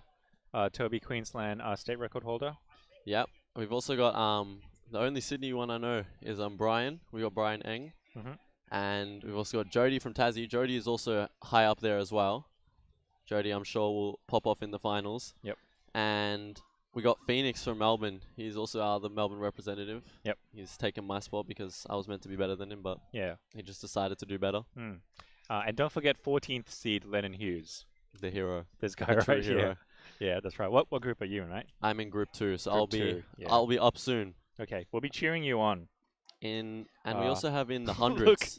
if you're looking for me on the list, you're gonna have to scroll down. I'm still looking. You're gonna have to scroll down a little bit. But you know, Wait. I'm still in high hopes that Ming will pull off a finals for No, 3x3. you've scrolled down too far. Yeah. I'm not. I have underestimated. Oh, there it. you go. 114. 114. Yo, a I'm- whole 100 places. 100 places after Exactly you. 100. So in 14th place and in 114th place. Basically, You should be taking my spot. Like, I'm expecting you to be 14th now. if you take the one away, we're basically the same. We are the same, yeah. Yeah, we are the same. I'm expecting him to pop off. I want to see him in 3x3 head-to-head finals. I want to be commentating him. Wow. That's the goal. You don't. But thank you. Thanks anyway. I'll coach you while I'm at it. Yeah. Lennon, it's been great to have you. Thank you. I've appreciated it. We're buddies for life. That's a thumbnail right there, right? Yeah. Always the thumbnail. Yeah. Thank you so much for having me, Ming. I That's appreciate great. it. All the best. Think about Ed as you solve. I'll report back. I'll go touch his cloak before you solve. Of course. And all the best. That's if someone hasn't stolen by now. No, surely this hasn't been stolen. Why Now- would you now steal now the that they know power? how powerful it is. Why would you steal the powers? It is possible that might happen. Oh, but no yeah. stealing. That's All not right, good. Yeah. All right. Coming up next is I think Felix Zemdex is about to join. Yeah. We had the better one first. You. Listen, you have to start with the A team and then go to the B team. Yeah. Okay.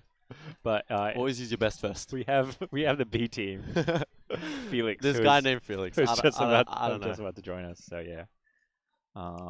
Yeah. Thanks. He is somewhere around here. If you wanna grab him. Do a Get substitution. Get excited, chat. I've warmed the because bench up Felix enough for is him. about to join. Thank you very much for having me. Thank you.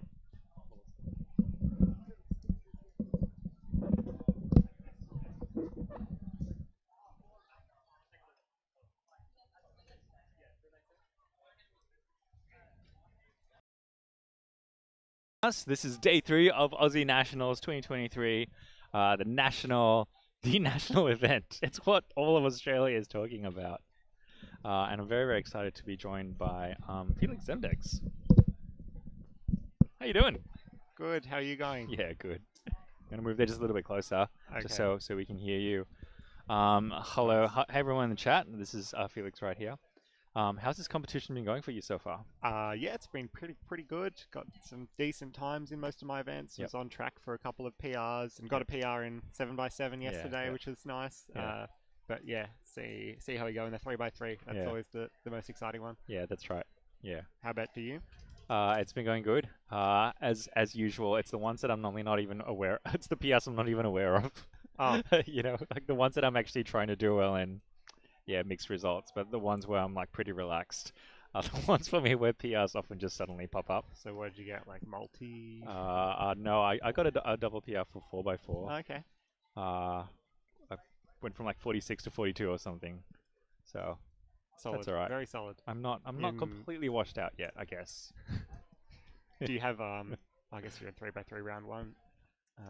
4x4 that wouldn't have quite made the finals, right? No, unfortunately, no. I was a few places off, yeah. But that's all right, yeah. Nice. The goal is eventually my 4x4 average will be sub my age.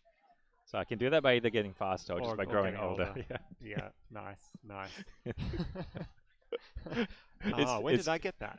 I reckon I would have got that a few years ago. Yeah. Yeah. Your 4x4 average is sub your age. It yeah. is now, but Yeah, okay. I'm trying to think when it would have been. I don't know, maybe like 4 years ago. What's the next goal? 5x5 average sub your age. Oh, that one's going to take a while. Yeah, we have to go work on that one a little bit. Yeah. Yeah, we have seen sub 30s. Sub 35 by 5? Yeah. Oh, not officially. Oh, but we have probably. Seen, I assume we Max have got seen one. Max. Yeah, do a couple of sub 30s. So yeah, wow, it's not impossible. Insane. Yeah. We've got 3x3 coming up. We do, and don't in we? Group 1 of 3x3, we've got Jaden McNeil on, who will be on Station 1. So you want to look out for that. Very exciting. Yeah.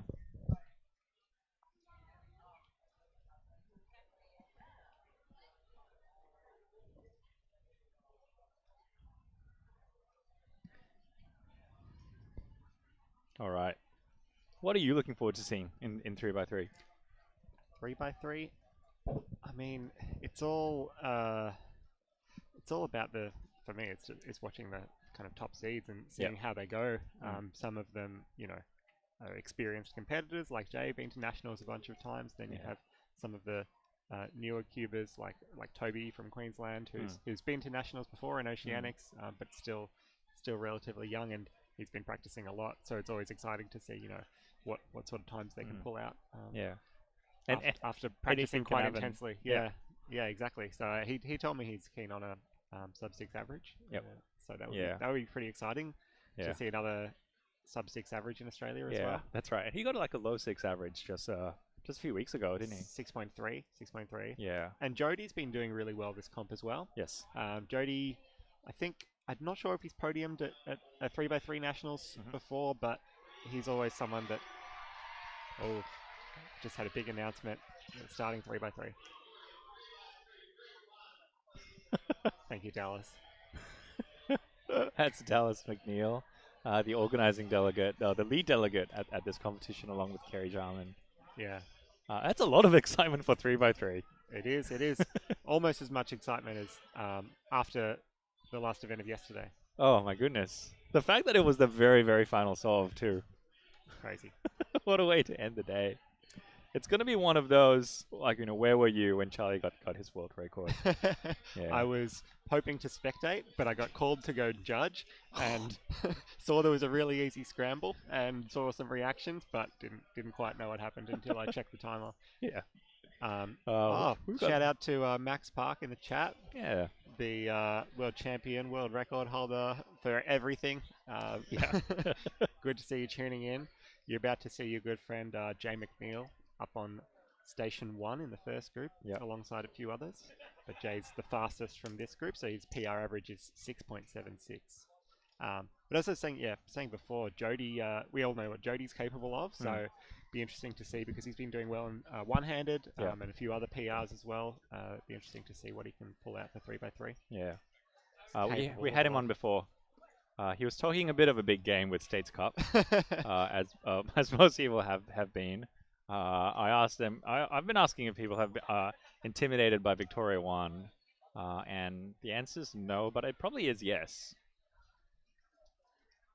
They just talk a big game. Tassie thinks they're going to take it this year. Tassie thinks they're going to take it. Yeah. So who's on Tassie? Ari, Jody, and Darcy. I think. Yeah. Sounds right. Yeah. I'm not biased or anything, but I think Queensland's going to take it. Queensland 1 who's in Queensland 1. We've got Jaden, Charlie, and Toby. So be afraid, Felix. I'm hoping for a repeat of a rematch from the Oceanics finals. Yeah. Was that Vic 1 and Queensland 1 and Vic 1. Yeah. That was crazy. Yep. Yeah. So that's going to be coming up later today, in just under 3 hours, maybe 2.5 hours. We're going to see our first States Cup at Aussie Nationals. Yes. Last time it was what was it called? Just the Rubik's Relay, right? It wasn't. Yeah. Because it wasn't states. It was states and New Zealand, honorary state. Yeah. So this will be very exciting. Yeah. Going to be great for the spectators. Hopefully we get a big crowd in here tonight. Everyone, in this venue, there's kind of two sections. There's one big section with a lot of warm-up tables, and then there's the grandstand section. So hopefully everyone can make it up into the stands and really pack out the crowd. Yeah, that'll be amazing. The atmosphere has already been very, very, very exciting. Absolutely. Yeah. So I think we have Jay doing his first solve here. Mhm. First 3x3 solve of the tournament.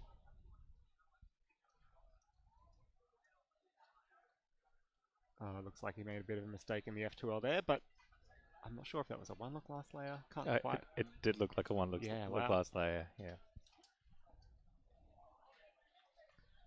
And swapping the cube. Alright, it's Jay McNeil with his 734 to start things off.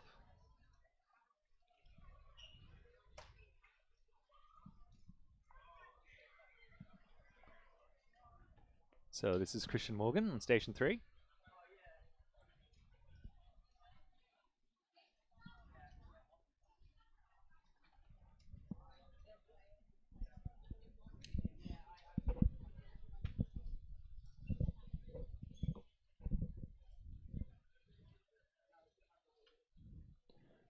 We go Christian with a 1082.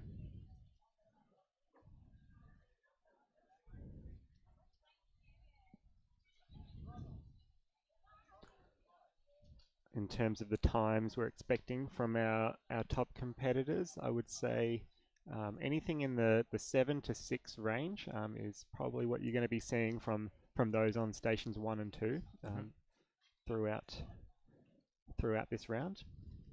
We've got Tame Kassar from New South Wales, station 2.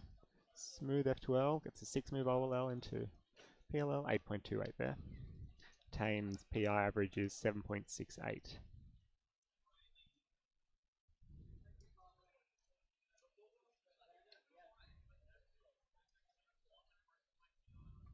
Is it a +2 though?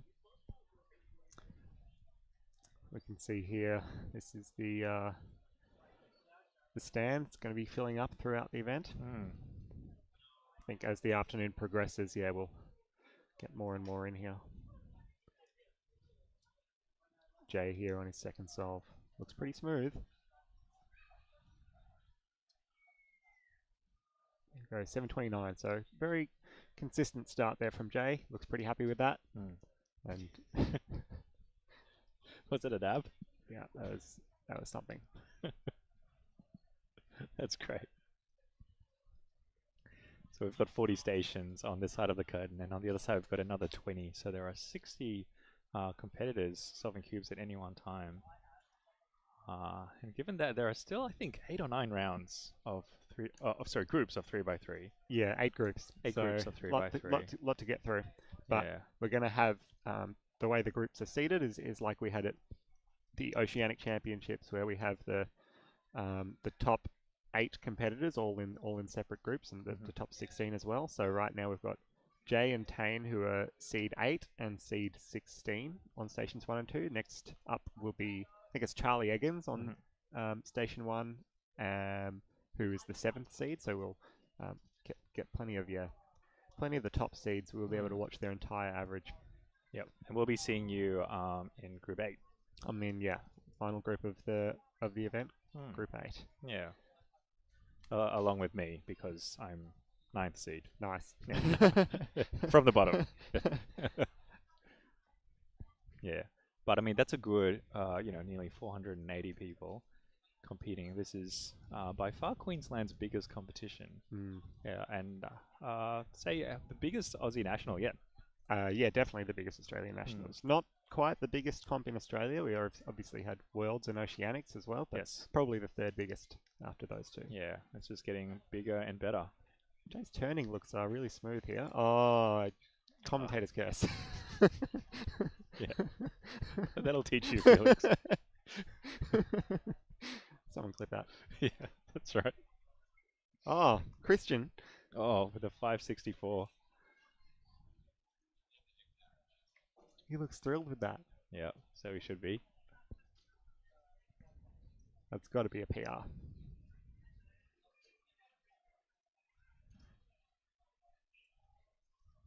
Yeah, absolutely. That's PR by almost 2 seconds for Christian.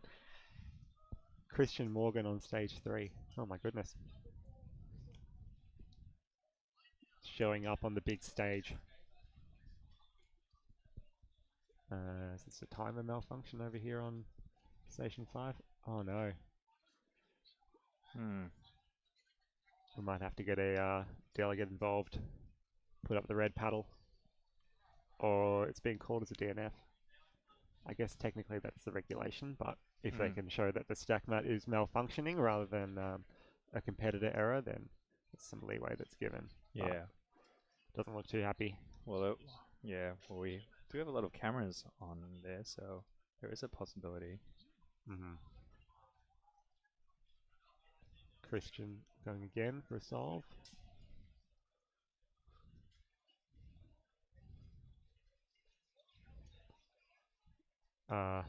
Definitely a bit shaky after that 5. The adrenaline pumping with the 10:01 there. Now we've got Jay for his 4th solve of the average. And 691 from Tane on Station 2.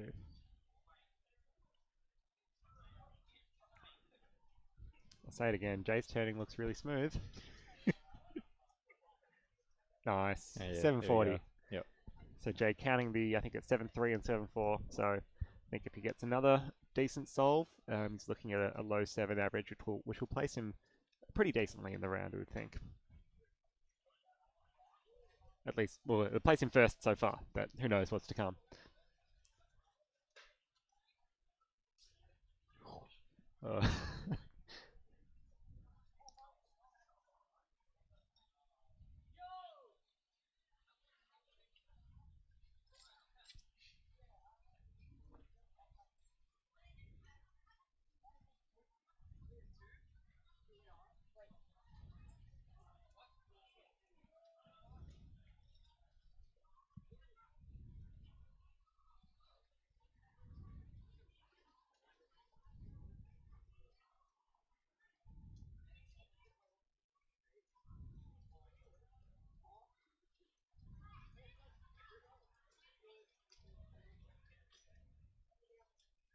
Got people joining us from all across the world, which is pretty cool. Shout out to people joining us from India, some people in Europe. I'm sure many parents and family members back home in other parts of the country trying to watch on. Yeah, absolutely. Tane here with his, I think, final solve.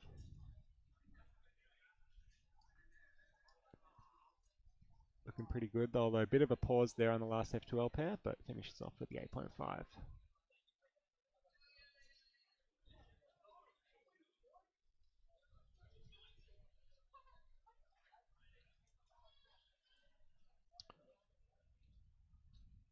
And Jay on his final solve, I think best possible average 7.3, worst possible 8.0.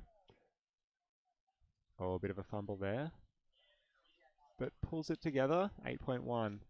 So that'll be about a mid-7 average for Jay, which is, I think he'll be okay with that. Although he did recently get his second sub-7 average at World Championships last month in Korea. His first sub-7 average, I think, was in 2017. And backed it up 6 years later. 6-yearly cycle? Yeah. Hopefully not. Yeah.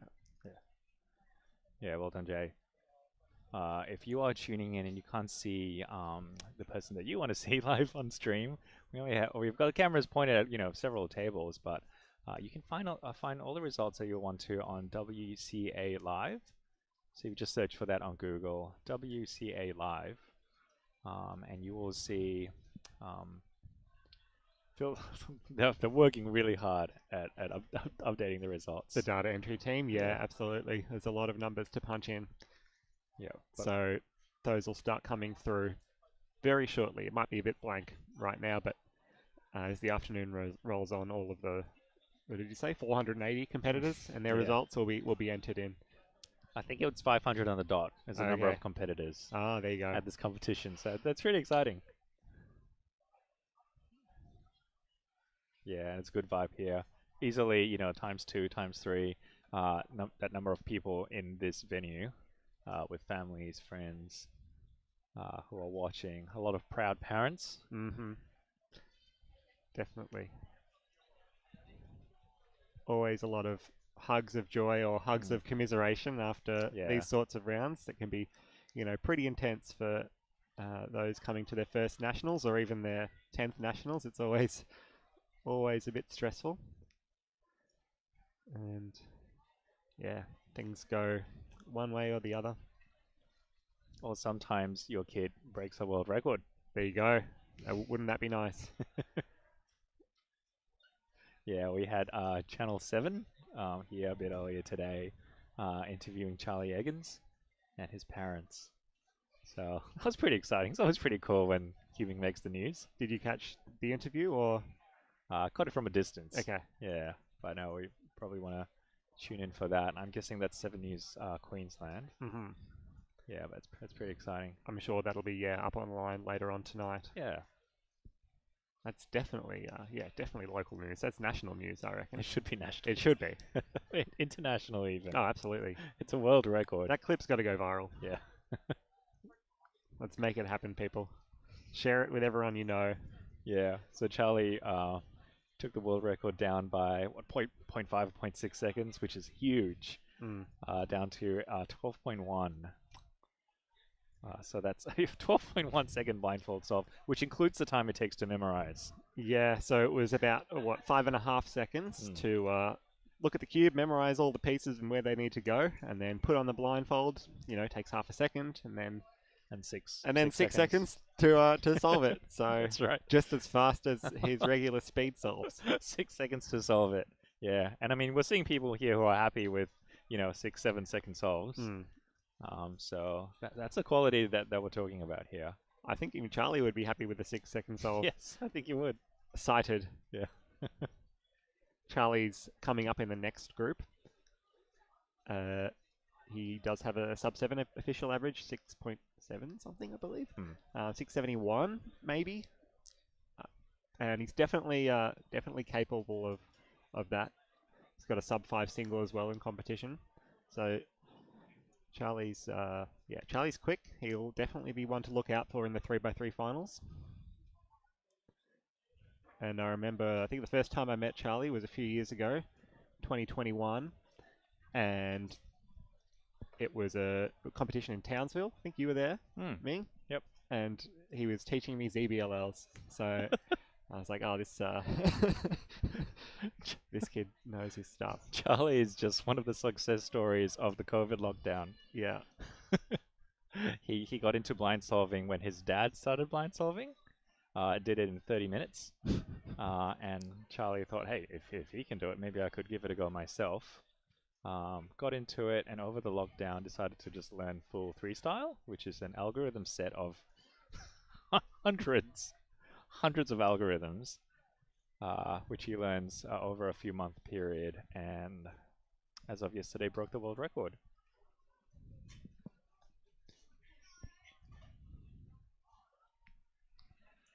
Okay, so that is Group 1 over for 3x3, and we're just getting ready now for Group 2. Some of the people that we want to look out for in Group 2. On Station 1, we're going to be seeing Charlie Eggins.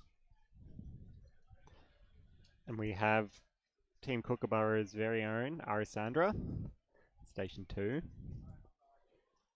Who was just here commentating just a little while ago.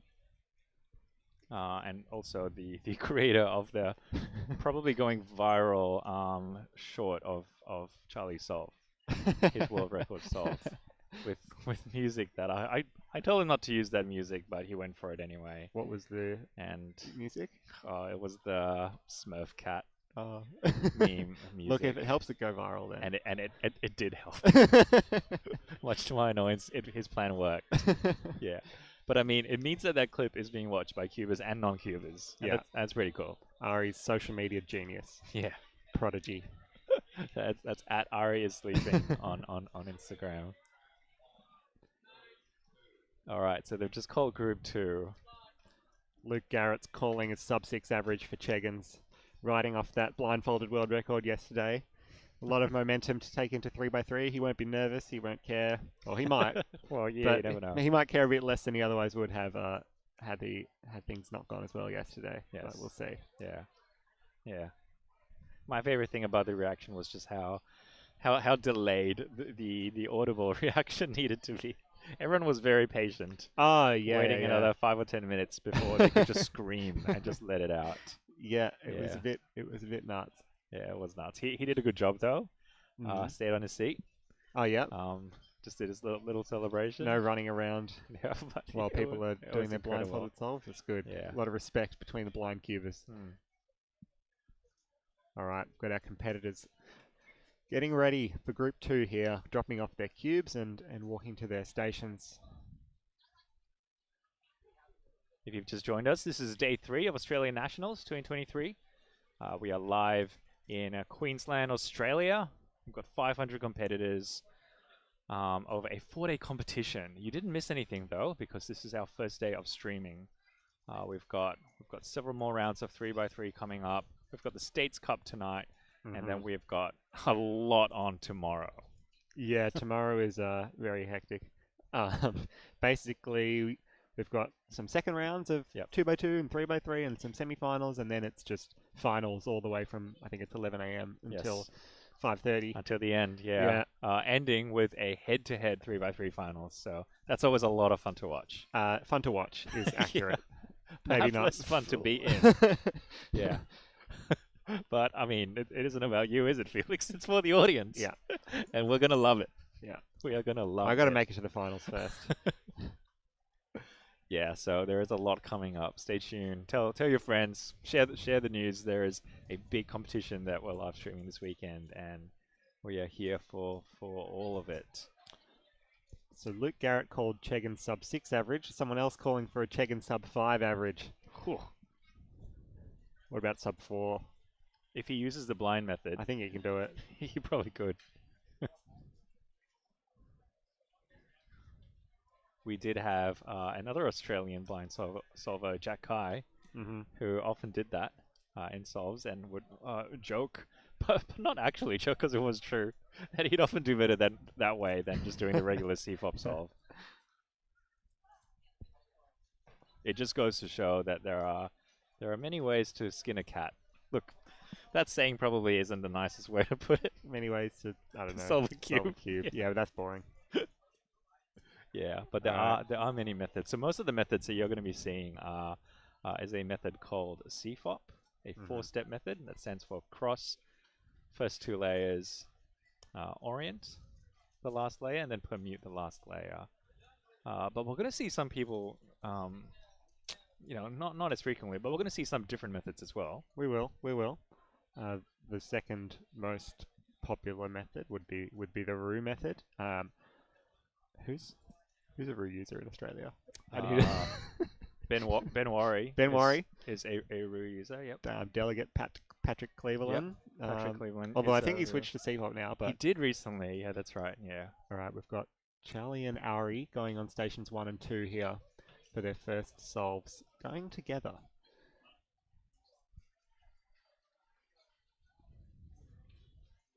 Charlie looking pretty smooth there. Oh, it looks like he made a bit of a mistake in the F2L.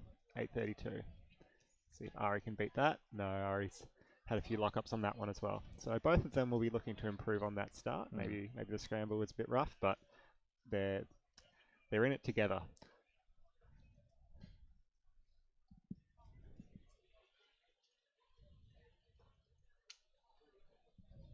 So each competitor is going to get 5 solves.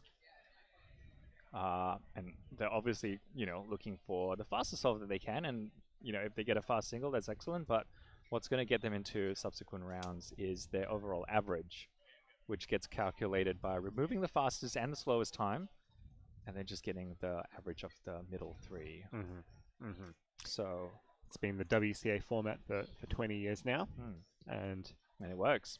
It does. I think it's the perfect mix of, variance, but then also rewards those who are obviously very, very skilled. Strong words, Felix. Perfect. I think it's pretty good all around. Yeah. Average of 5. Not like average of 10 or 12. Oh, nah. Too many solves. Too many solves. Fall asleep. Yeah. So both Ari and Charlie are going to be hoping that is their slowest solve. Charlie is has got his second cube now. So on station 1, Charlie Eggins.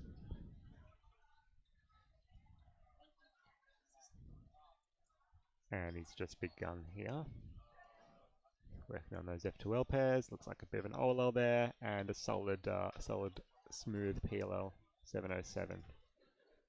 And then we've got Ari warming up for his second solve.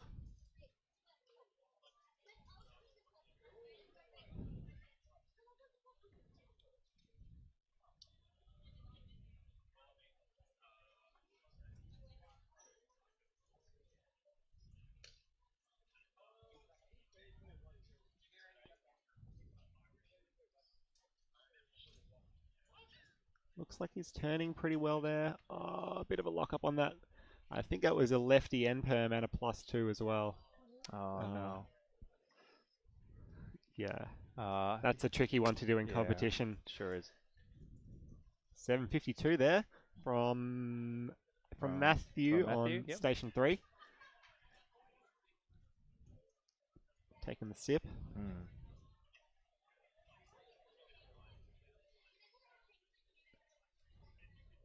Love the fact that Charlie just goes around. Everywhere he goes, he's just got the blindfold on now. Yeah. And after that world record yesterday, I might be getting one of those blindfolds myself. The Eggins blindfold? Yeah. Nice. If he starts selling them, I'm pretty sure I'll be the first to order. I might have to get back into blindfolded. Some inspiration. Yeah. Maybe it works for him. This is solve 3 for Charlie. 772 there. Yeah, so he'll be happy with that.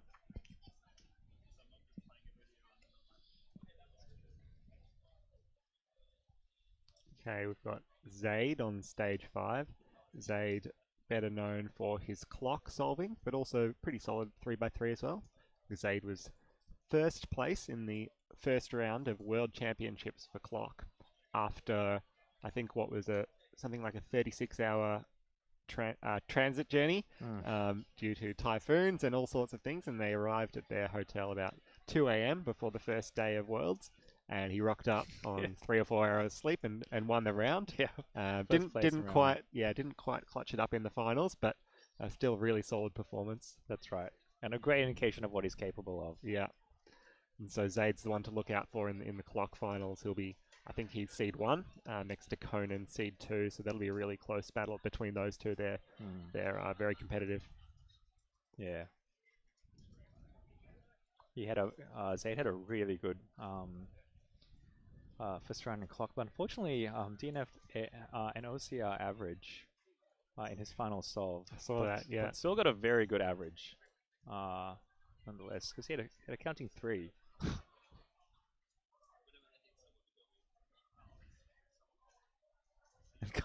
Coming first place in any Worlds round is no small feat. No, definitely not. So I think he was a bit shocked by that. Yeah.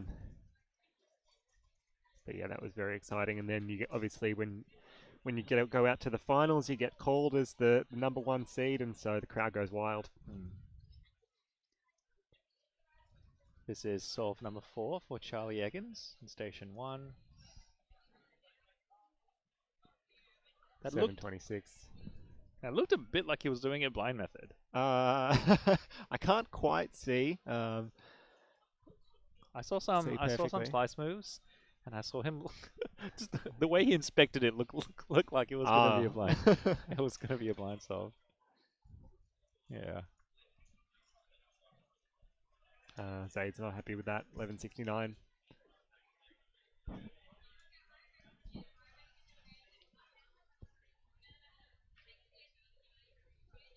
And next to Zaid is Thomas Smith. All practicing very good camera techniques, making sure the screen's not pointing towards them. What's that? Oh, right. Yep.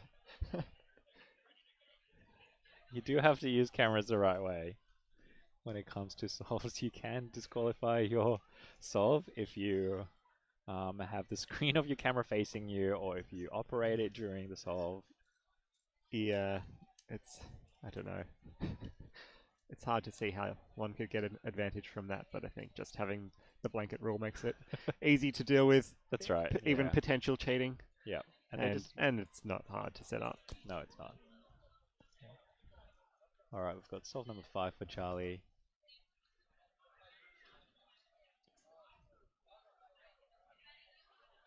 $8.59. He's not thrilled with that one. That'll be a high 7 average, I think, for Charlie Eggins in round 1. So just behind Jay, that'll put him. Yep. And a 7.90 for Ari. All right, we've got Iago in station 4.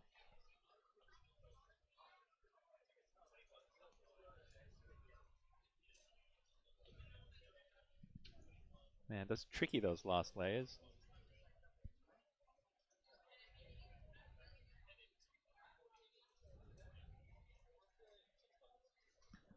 Okay, so we're just wrapping up that second group of 8 total groups.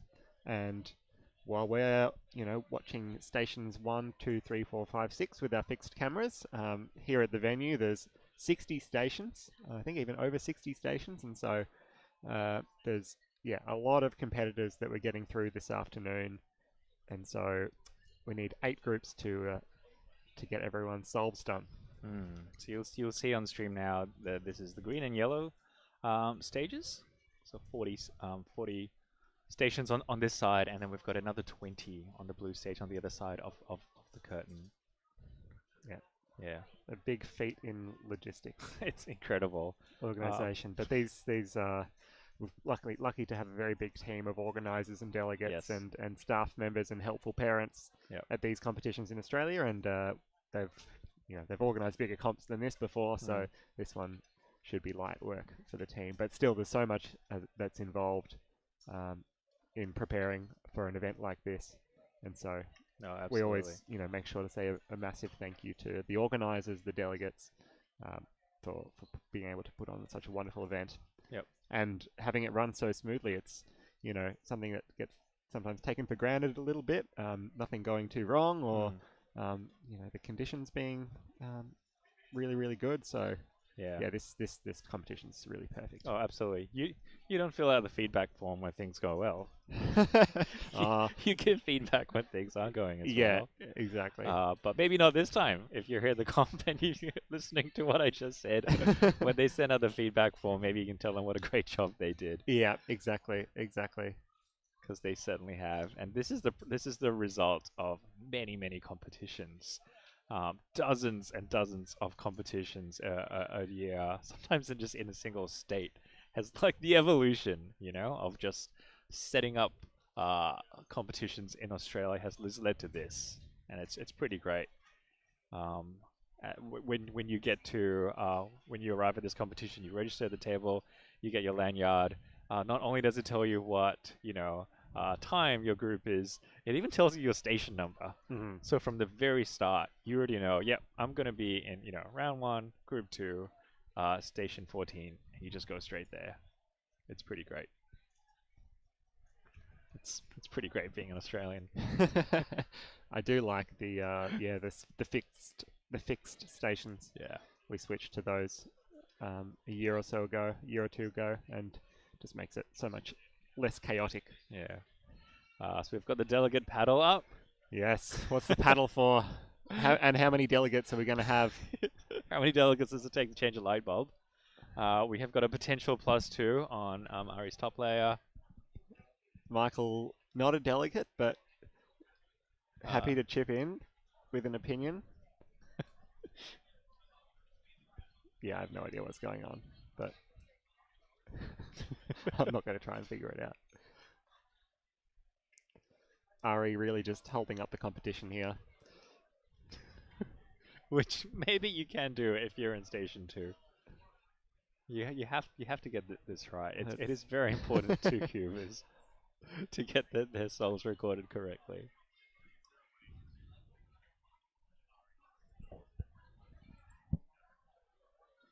Ari, also very well known for his Megaminx solves. So you're going to see him in the Megaminx finals tomorrow as well. he was pointing out to me yesterday that Megamix seems to be one of those things that we often have a bit more female representation in, which is very exciting. We do have Perry from New South Wales, New South Wales delegate. She got her PR. Yeah, double PR Megamix. yesterday. Oh, double. There you go. 45 average. So that's definitely podium potential. Yes. But we've got Jamie Otsu, who's the one to look out for in the Megamix, I would say, been consistently getting those 38 averages in competition. So yeah, it's going to take a bit to topple Jamie in the Megamix, I would say. Certainly, yeah. But Felix might be able to do it. We'll see. We'll see how he feels tomorrow. We'll see how many hours of sleep he gets tonight. Yeah. We'll see how many coffees he drinks tomorrow. I can't say I've touched a Megamix much this year. or many previous years. But it's good fun. But it's the ultimate challenge in look ahead. I like the amount of times I just do my star or cross or whatever and just search for 3 seconds for 2 pieces. Yes, that's right. It makes you feel quite silly sometimes. That's what happened on my best of, actually, on day 1 as well. I'd spent a good 2 or 3 seconds just looking for one invisible piece that was right under my thumb. But that's just how it is. All right, so they're calling group 3 now of 3x3. Mm-hmm.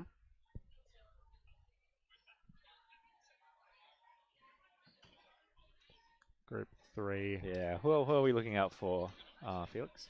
Your top players to look out for in Group 3. We have on Station 1 Victoria's very own Phoenix Patterson. Not sure what that announcement was, but yeah, Station 1 will have Victoria's very own Phoenix Patterson, who has a 645 average. He's the 6th seed. And Station 2, we have Lennon Hughes, also from Victoria, local delegate. He's got a 7.5 official average, but I think he's capable of beating that. Yeah. Well, he pulled out a 5-second solve in Aussie Nationals finals last year. So he'll be hoping to get into the finals. Yes. Then Stations 3 and 4, Ben Worry, Miles Jarman. So yeah, there you go. You'll be seeing a bit of Roo solving on Station 3 in this next group. It really doesn't feel like it was 1 year ago that we had Australian Nationals 2022. How long does it feel? It feels just so much has happened between then and now. It feels a lot longer. Yeah, I was going to say it's been a big year of competitions in Australia. I would say we are well and truly back after a bit of a compulsory break that COVID gave us. We are back and truly in the game. It is a great place to be a Speedcuber. There are competitions nearly every single weekend across the country. For those of you at home keen on cubing, just check out Speedcubing Australia on your favourite social media platform, and check out the World Cube Association for competitions near you, because there will almost certainly be one. If you're in Australia. Speedcubing Australia actually just updated their website, and they've got a really nice interface now that's going to show you a lot of the upcoming competitions in your area, or in a place that you probably don't have to travel too far to attend. And I'm pretty sure they're just going to aim for even more in 2024. So watch that space.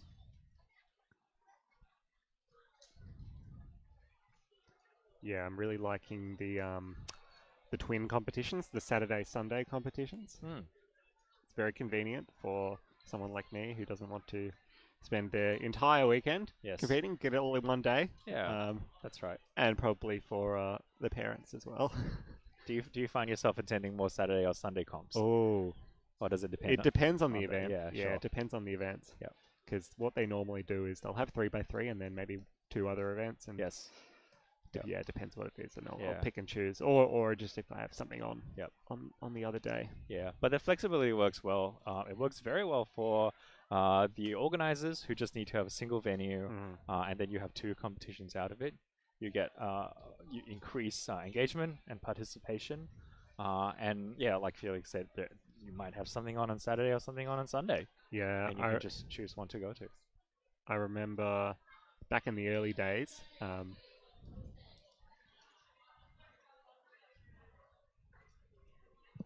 What do we reckon?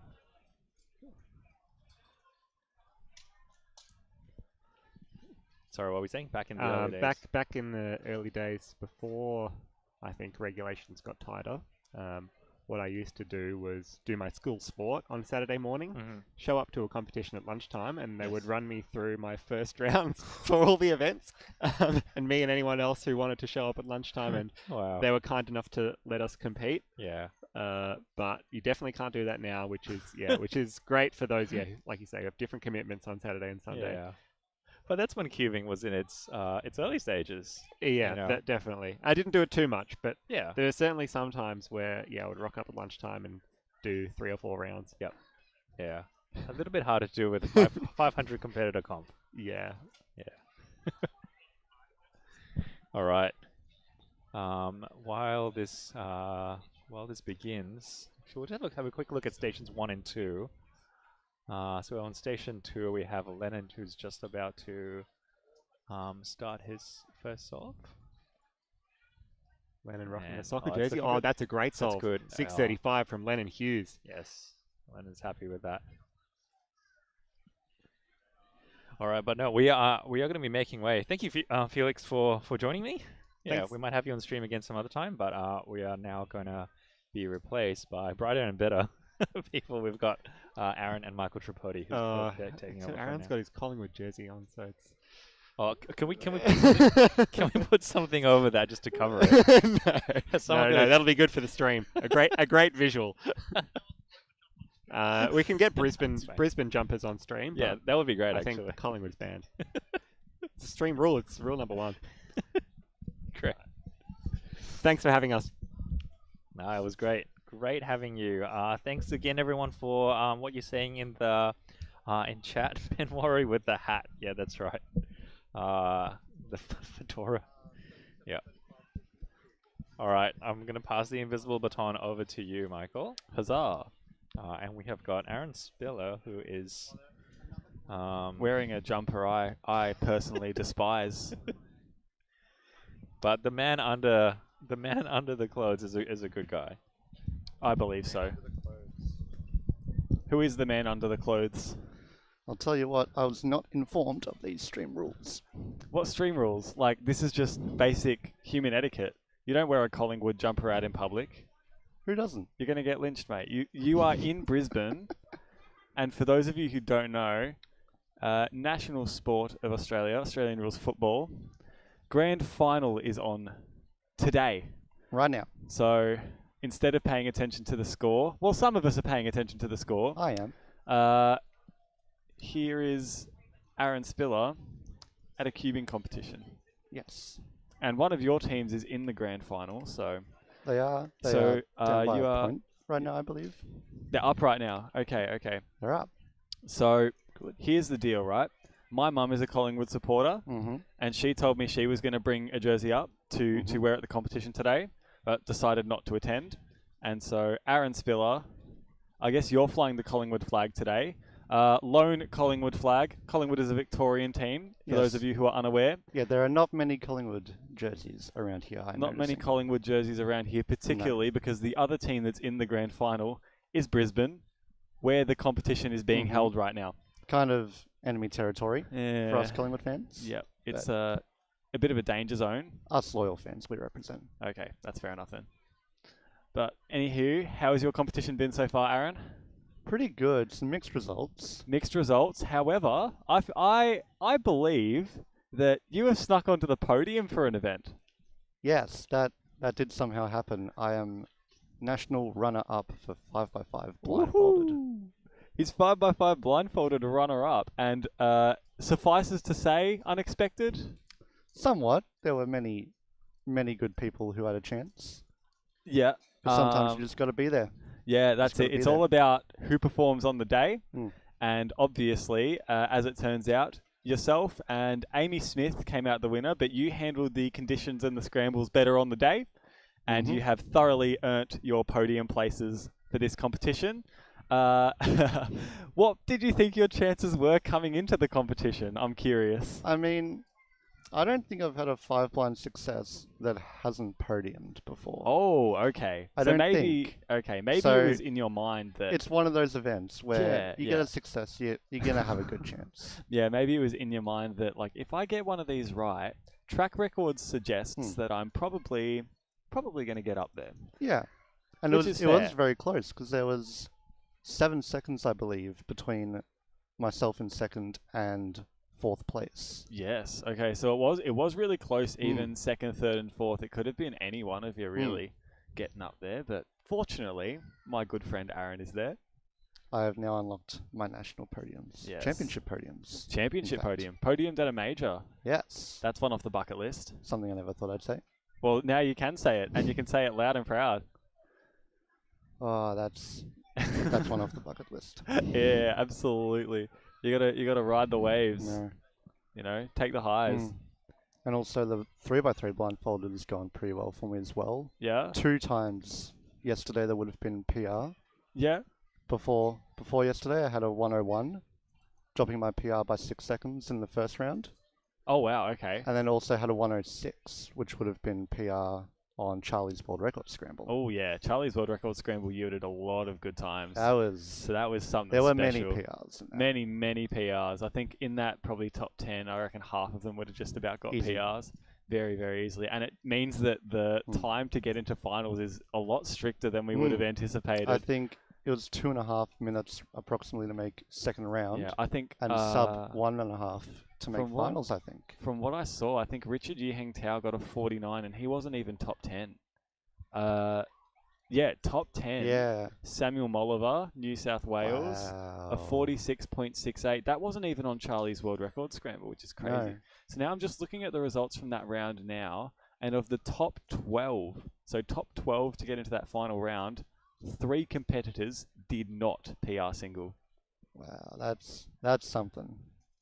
Isn't that crazy? Especially when you've got a world record scramble. Oh yeah, well the world record scramble looks to be, oh yeah, by and large it's the scramble most people did the best on. Very good times for a lot of people. Unfortunate to see a couple DNFs from Swami and Samuel on that. However, they have done just enough to get into the final, so that should be just enough. That's fine. And yes, a minute 23 was the top 20. And even some PRs in that final solve that didn't make it into the final. I know Ting just missing we know out in Ting 21st. very well. Ting's competing in 3x3 right now, but he's on station number 10. But he's a Spanish competitor living in Victoria. Unfortunately, not eligible for any national or no national wins or podiums. But he is one of ours. He is in heart, in spirit. We have adopted him. We have adopted him as our own, for sure. I think we can say that. Yeah, let's check in on 3x3, see if we've had any results come in. Now that we've got a couple groups going through. Okay. About halfway through group 3? Roughly so, yeah, roughly. From what we're seeing, first place of the times entered so far is Charlie Eggins, 7.77 average. So that's pretty solid on his part. It's a good round to start with. Very good round to start. We also had a national record, double national record, from Joshua Tekwe of Papua New Guinea. Very nice. 9.81 second single and a 12.66 second average. He's getting a lot of NRs whenever he competes, isn't Papua New Guinea national record. It's well, okay. Now that you mention it, there's a few national records. Yeah, there. I'm looking at his results for this competition, and I can count 9 national records, and that's with 1 day still to go. Wowee. Yeah, okay, that's pretty good. And with an average of 12, certainly going through, possibly even to semi-finals. We'll have to see in that one, but 12.6 is a very, very strong average. Quite strong. There is potential there, though. Oh, yeah, absolutely. And we wish him many more NRs this competition and in future competitions down the line. His whole family comes to competitions, so I'd be excited to see how the rest of them fare. No. For the time being, early days. We've got Jaden overtaking. Yeah, okay. 7.63 average. Jaden McNeil, after an average of 100 with the boys last night, has found it in himself to still take the top spot ahead of Eggins at the moment. Yes, I heard. Just like reminding him who's boss. I heard a few people were doing an average of 100. Yeah, there was an average of 100, and a lot of our guys getting ready for States Cup. So it was good. But yeah, so Jaden up top now, followed by Charlie Eggins and Tane Cassar of New South Wales. Following that, Christian Morgan with a 564 PR single. I can't say I've seen that. Wow. Okay, that's the fastest solve we've seen so far. Faster than everyone. But that is a fantastic solve there. That's a 9.15 and a 5.64. I'd be keen to know if that's close to PB possibly. That's nearly a second and a half faster than anyone else so far. Oh yeah. Oh look, we've seen the next fastest I think we can see is Tane Cassar in third, had a 6.91 single. On that same scramble, or it might not have been the same scramble, but it was the third scramble for both of them. They could have been in separate groups. But some good results to start, and a lot of PRs we're seeing as well, which is good. You know, people turning up the heat in nationals. Nationals is where you want to perform. Exactly right. Stage. One of the biggest stages that we're going to have in Australia. Oh yeah. Just following the action on stages now, I've got stage number 5, Jamie Otsu. Won first round of Megaminx. And he will be looking for something pretty good. Won it with a PR, a 38.48. And his old PR, I think, was 38.55, if I'm not mistaken. So not beating it by very much. And he wasn't overly pleased, I don't think. Like, he knows he's capable of better. And we've seen some crazy times from him at home. So still, to knock out a PR average. Knocking out a PR average is a good way to settle the nerves. You know, it's putting yourself in a good standing. You know, solid foundation to base your next couple rounds upon, and we'll see him in the finals tomorrow for that. Confidence going forward. Big amounts of confidence. Absolutely right. Looks like we're just finishing up the last couple of Group 3. However, still do have Benjamin Worry on station number 3, one of our Roo users. Still waiting on his, I believe, his final. I did not know he was Roo, actually. He is Roo, so he is Lin for Square 1 and Roo for... Oh, no, he has finished. Okay, he has finished his solves. You know, he's Lin for Square 1. That's quite famous. He does hold the current OCR single for Square 1 and also uses Roo for 3x3. Very interesting combination. Not the norm. It's not the norm, but it's quite standard to say that if Roo works for you in 3x3, Lin is probably the closest thing in comparison to that. So that looks to be Group 3 finished pretty much. So we'll turn our attention now, I think. Turn our attention to Group 4. However, I think before we do that, we've been talking about a lot of the people working behind the scenes on this production and a lot of that work that goes not unrewarded but sometimes unseen, and the thankless heroes that help run this competition and helped organize it from the ground up. So we're going to jump to a video interviewing Vicky Otsu, the organizer for this competition, and also Lint, one of our stream producers for this weekend, to tell us about all the preparation they've done. And I'm here with Vicky, the competition organizer. How are you feeling at the end of day 1? Surviving. Everything's going to plan? No one's died? No, thankfully.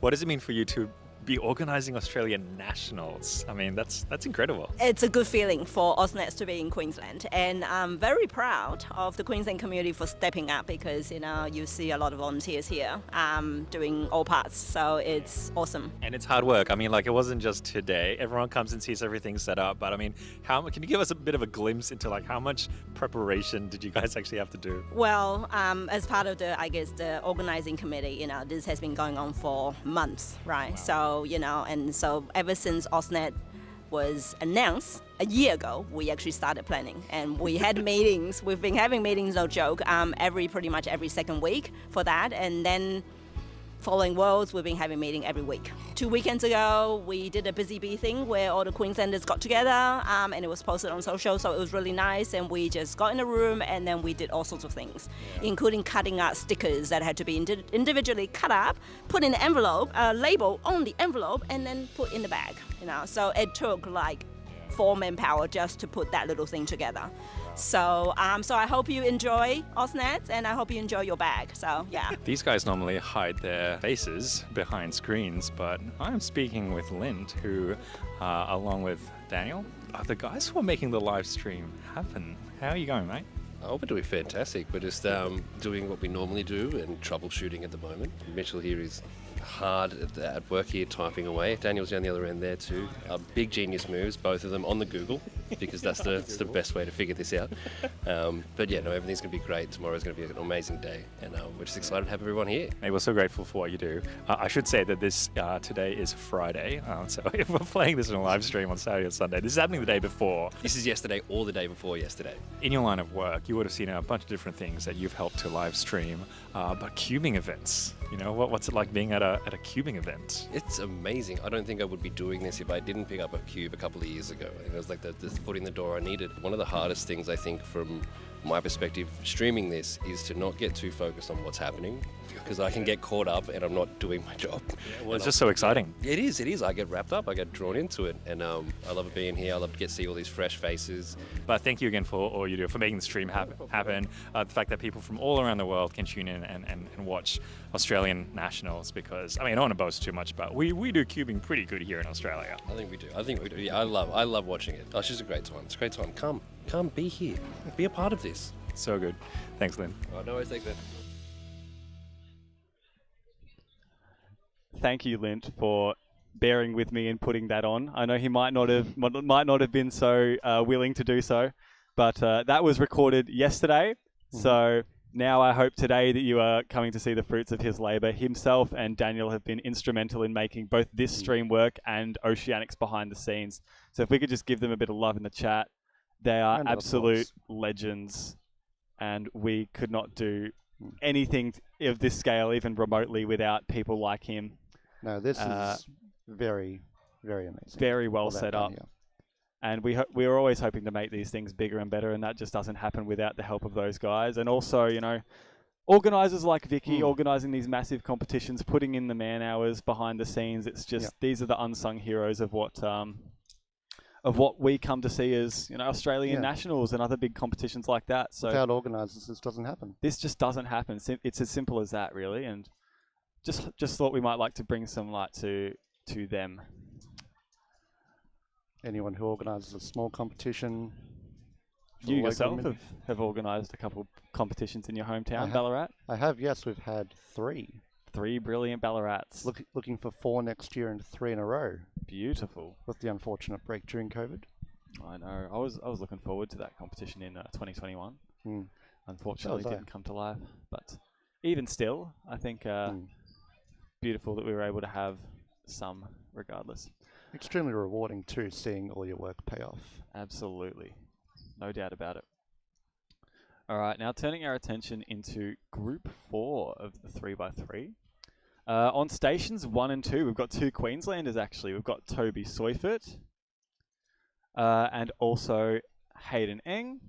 Toby Soyfert on station number 1, he has just recently gotten the Queensland state record of 6.37 seconds.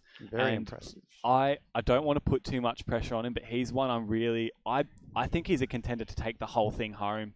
I think as much as we'd love to see, you know, Felix cement GOAT status and win Aussie Nats pretty much every single year he's been competing, I think a change of guard in Toby Soyfert is not only like a possibility, but look, it's like it could happen. Like Jody's recently come up. Yeah, absolutely right. Getting faster and faster with that 572 average. Jody has a 572. Yes. Yeah, we'll be seeing him in one of the later groups. Station number 2, Hayden Eng, also no slouch in 3x3, a 7.32 average for him. Also known for really, really good big cube and square 1 times. So that's good for him. Station number 3, Divnor Bajwa, who we're going to see on stream a little bit later today as one of our guest commentators, one of the Victorians, and we will also see him in States Cup in one of the Victorian teams with Lennon Hughes and Miles Jarman. Caden Eng, who is one I'm not too familiar with, on station number 4, but an 8.77 average. Looks to be one of our younger competitors, so obviously a little bit of speed. That's just how it's looking more and more likely. It's just these kids are getting too fast, man. It's a thing of the kids. Yeah, absolutely. The kids are just they're improving too quick, and they're making me feel They have the inferior. time, they have the brain capacity. Yeah. Something us oldies just don't have anymore. No, my brain's wasting away each day. And stations 5 and 6, we have Perry Ledane and Guambo Wang. Perry Ledane, the Australian female national record holder with a 9 flat average, always creeping closer to that sub-9 mark. Some pretty consistent PRs. And Guambo Wang winning the first round of 2x2 by a pretty significant margin. He's also your 2x2 world record holder for single. Australia produces some very good scrambles for Guambo. Apparently so. Seemingly. He doesn't want to change citizenship. Still representing China on the WCA. On the stream, we're just watching Perry and Guambo begin their first solves. Pretty solid time for Perry, 9.43, and for Guambo, 8.21. That's a fair way under his PR average, so that's pretty good for him. Some very good solves. Rather good solves, yes. Checking Guambo's PR 3x3 single, he does have a 6.28, so it's some way in between his PR single and average, but regardless, a really good way to start off your average. Hayden beginning his first solve. Yes, Hayden on station number 2, World and Cups, Toby on station number 1, so... 8.6 for Hayden. Toby now will be starting. It's a little bit pausing on the F12, but even still, oh yeah, it's good. 6.51, that's pretty good. Good end to the solve. Really good end to the Good solve. end to the solve. Anywhere in the mid 6.5, he'll be happy with. This first round's all about just kind of settling the nerves and getting yourself in good stead for round 2. Not necessarily about breaking any records, although that would be an added bonus should that come to light. Like we said, getting that confidence for the rounds going forward. Exactly right. It's getting a feel for what competing in Australian Nationals is going to be like this year. Obviously, you never really know what it's like until you go up and actually experience it yourself. So good that they're getting some experience. Showing off our native wildlife. We've also got a very special one for me personally, the Gippsland Galah. Shout out to Gippsland. I might just give this guy a little... I can hear that. Stream should be able to hear that. Stream should be able to hear that as well. That is the mascot for the Gippslanders. So Gippslanders have had a pretty good showing at this competition. We have Harvey's done pretty well this competition. I'm not sure if he's had any PRs, but he has been pretty happy with his results. And Emmett Hobbs winning the first round of Pyraminx as well. The PR average. PR average as well. 2.31 if I'm not mistaken. Beautiful. He's not his last PR average was Australian Nationals last year, but he did have a PR average in Australian Nationals finals last year to take home the entire competition in Pyraminx. And so... And not to forget an OCR single for Gippsland as well, in the form of yourself. Yes, very happy to bring one home. Clutching it out on that final solve with a 133. Oh, never want to be in that situation again, bro. Never want to have to do that again. Diamonds are made with pressure. True. You're using my own phrases against me. That's paraphrasing. Pressure makes diamonds. Hayden, unfortunately, not with a great solve there in 11. We will be watching Toby Seufert, though, on station number 1. Queensland national record holder. See if he can capitalise with another good solve. So Toby Seufert on station number 1 has begun his solve. And a 6.53. That's pretty similar to how the first one was. So consistent solving from him. Perry Ledane on station number 5. Female national record holder. Started off with a 9.5 at 11.3. So herself not getting too well on that one. Unfortunately, same kind of situation with Hayden. Actually, it looks like... Oh, what's Hayden doing right now? Is he still solving, or is that... No, I don't see a cube cover. I believe that's his previous time. No, Hayden's time is running. I'm not sure what's going on there. He's doing something. Oh, it cube's popped. Okay. He's doing a practice solve and the cube popped. That's fair enough. Right.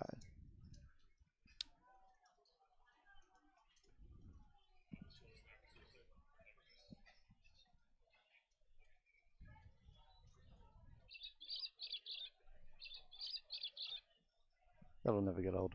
No, it's just like the Captain Cook we had for the previous Oceanic stream. Chris Mills, if you're watching, has that in his home in the UK, halfway across the world. If you ever come to Australia again, we'd love to. Oh, he's coming to Melbourne summer. Half of the world is. It's a long way. It's a long way. Although he is living in New Zealand next year, so that's very exciting. He will be in Oceania for a bit longer and can hop over to Australia for the holidays. That'll be very, very very good. cool. Very good to see him again. Okay, so Toby Swift on station number 1, and actually Hayden next to him is inspecting his next solve. Didn't have a great solve on the last one. It was an 11. See if he can pick it up. But again, it's only first round, so you can't have too much pressure on yourself early on. Oh, well done at 8, and it's not quite sub 10, at 10.47. Bit of an unfortunate PLL there. What was the PLL? Looked like an 8-pem. Okay, okay. But that's my knowledge of cubing for you. Okay. Toby on station 1 inspecting his solve. And Toby about to begin. Station number 1. And, okay, so it's not a fantastic solve. Couple of lockups in there. Perry on station 5. An 11. Another 11. I think that's counting. Yeah, I think the previous solve was an 11 as well. Divnor Bajwa, station number 3, was part of the best dressed States Cup team, or was it Regions Cup at Oceanics? I think it was Regions Cup. Yeah, let's go with that. Part of the Regions Cup winning team at Oceanics, alongside his teammates Lennon Hughes and Miles Jarman. Divnor, of course, the fabulous Princess Peach. Very convincing, I may add. Oh yeah, absolutely. And an 8.22 for him. So that's pretty good. Well, I'll say I've never seen Princess Peach with a mustache, but it's an interesting look for sure. That's what makes it unique. Exactly right. Guamba on station 6. 9.16 for him. Not a bad solve to get his average back down slightly. Then on station number 4, you have Caden Eng. One of our kind of dark horses. I don't know a whole lot about Caden. So let's have a look at this solve here. Very quick bursts of turning. Good recognition. Nice 8.54. Yeah, very nice turning. I quite like that solving style. It looks pretty neat. He's got good times. He's certainly relevant. Certainly right. Hayden Eng, station number 2. He is solving at the moment. This looks better than a couple of his previous solves. 8.68. And then also Perry Ledane on station 5. Going now. Starting her solve. Oh, it just looks like a corner twist, so that's a little bit unfortunate. Hasn't had the best of averages. And another 11, so that looks like 3 11s in the average, unfortunately, for Perry. Not going to be close to breaking that sub 9 barrier in this round. No, there's still plenty more rounds to go. Getting those nerves out before the next rounds of the competition. Got Toby on station 1 inspecting his solve. Toby, one of the Queensland solvers in the Queensland 1 team, alongside Jaden McNeil and Charlie Eggins, that was so close to taking it home last Nations Cup, or States Cup, or Regions Cup. Pulls out a very nice 6.32. 6.32, very good, very good. We'll be happy with that. Divnor on station 3 ending with a 9.2. Which I don't believe is too bad for him. And Caden Eng, station 4. Got a lot of fans of Caden Eng in chat, it looks like.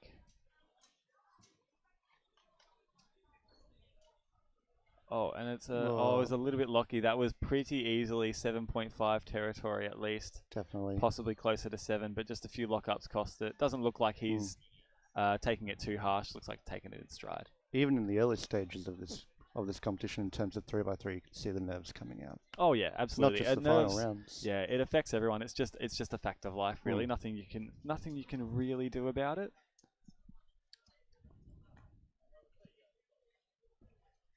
Hayden Ing, Station 2, doing his final solve, I believe. I've just realised we have Hayden Ing and Caden Ing in this group. Yes. So that's quite humorous. I'm sure someone will have appreciated those rhyming names. Oh we've yeah. got. We should have a Jaden Ing. Or a Braden Ing. Braden. I'm trying to come up with these names, and you're just. I'm just pulling rattling out them left, right, and centre. off the dome. You know how I do. Station number 1, Toby Soyfert. What can you pull out? Suspecting now. I believe this is one of his final few solves. Can he clutch the average with something good? Off stream, we also had Perry Ledane on Station 5, who got a 9.50. With a little bit of a fumble on the final, but Toby Soyfert is 6.08. Even with that bit of a fumble, still getting a. Still What I believe was his best solve from what I've I seen. believe that is his best solve as well. 6.08 is the quickest of what we saw, unfortunately, no sub-5s. Getting his best possible average. Very nice indeed. Good to Which clutch it up. Which we'll see shortly when it's entered into WCA Live. Indeedy, indeedy. All right, so that is Group 4 finito, which means Group 5's up next, and Group 5 features a very, very special competitor, Michael Tripodi. I don't know if you've heard of that guy. Can we get a PA ad for him? He's a bit of a bozo, but he doesn't often know when he's competing. Yeah, I just want to see how he goes. So I might just hop off stream for a second, and I might bring Thomas onto stream. Subtle. No. All Very right. nicely done. So I can go compete, and I will see you on stream later. Drink water, stay Somewhere. nice, kiss your parents.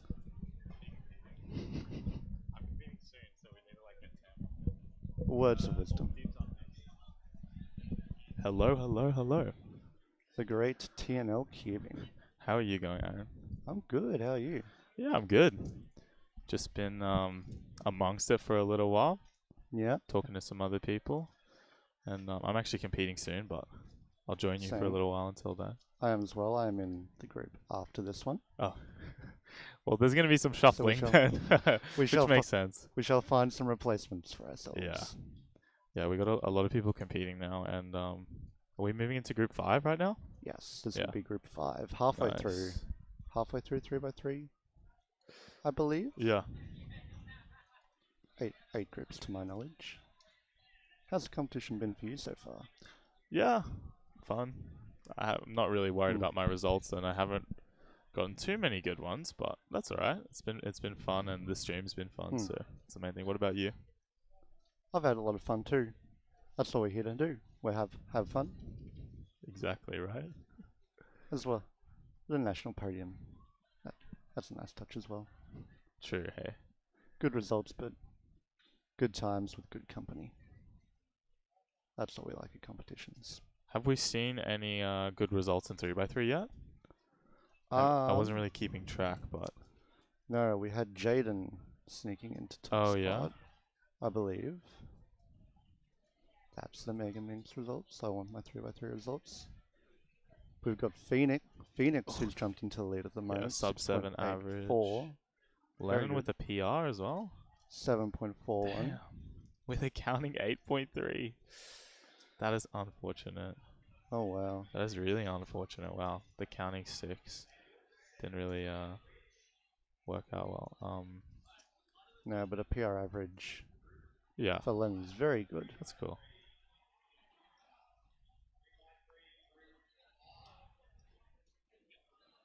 Let me see. Group 5 being called now for 3x3.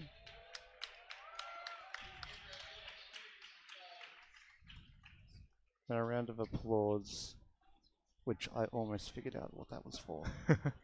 I have no idea.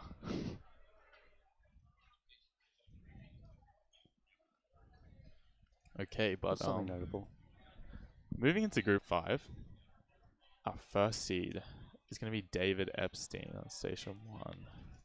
He's got a 6.28 PR average. Very strong competitor from Victoria. Indeed. Has beaten Felix numerous times Yeah, in range, yeah. from what I believe. And second seed coming in soon is Richard Yihang Tao from New Zealand. Ryan Tan, Tyler Williams from WA, Ryan Driscoll. Notable for his big cube performances. Yep, Jack Hitchman and Hao Do. I think that that's more than the top 6, but yeah. But that's it a appears pretty we've good got heat. Michael Tripodi, who stream may recognize, sneaking in onto station 3. You guys have a good time before? Yeah. You and Michael? Yeah, that was very tentative. Yeah. It was an alright time, right? It took me a second to realize. But fair enough. yeah, good times. We're here for the He's good not. times. Yeah. Being his usual goofball of a self.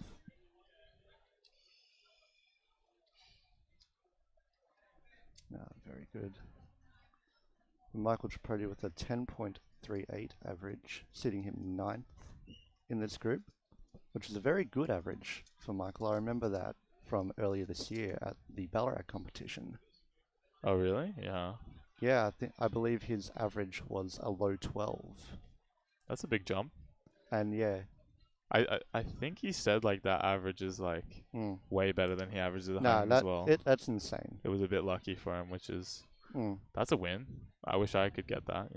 That's what every keeper wants, is like your official result to be better than your at home. Canada sub 10 and a 10.1, I Oh, yeah. believe. That makes sense, yeah. Because the inverse, where if you're like can't get your at home times in competition, is very frustrating. I can speak from experience. I can relate to that as well. It sucks, yeah, it really sucks. Still waiting for them to come out, but Looks like most competitors have taken their seats. shout out Baden Forster on station 17. He's surely gonna bring some great times. That hair's gonna bring some great times. The hair on that man.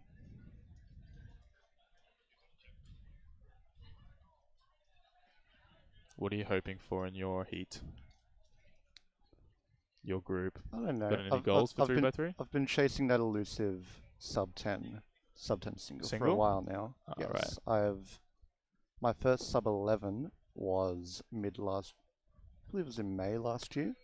So I've been chasing that sub 10 for a while now. But I think once I get that sub 10, I'll finally be able to rest easy with my cubing. Yeah, like have that good note to not finish on. No, I don't want to say that expression. No. That's what comes on. But I mean, like, yeah, like competitively, or like with your own goals. I will not be making a spectacle of retiring as soon as I get a sub 10. No, we don't want you to retire. We don't want anyone to retire because we're just here for the vibes. We're just having fun. Kerry Jarman about to start solving on station 4. One of our many delegates at this competition, and also a very important member of Speedcubing Australia. Inspecting her first solve now.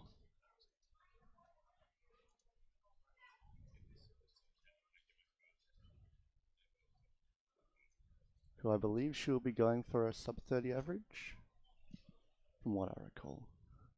Nice. Let's get some hype in the chat, you guys. It's Kerry Jarman. Yes, let's lighten up the screen so they can see that beautiful chat.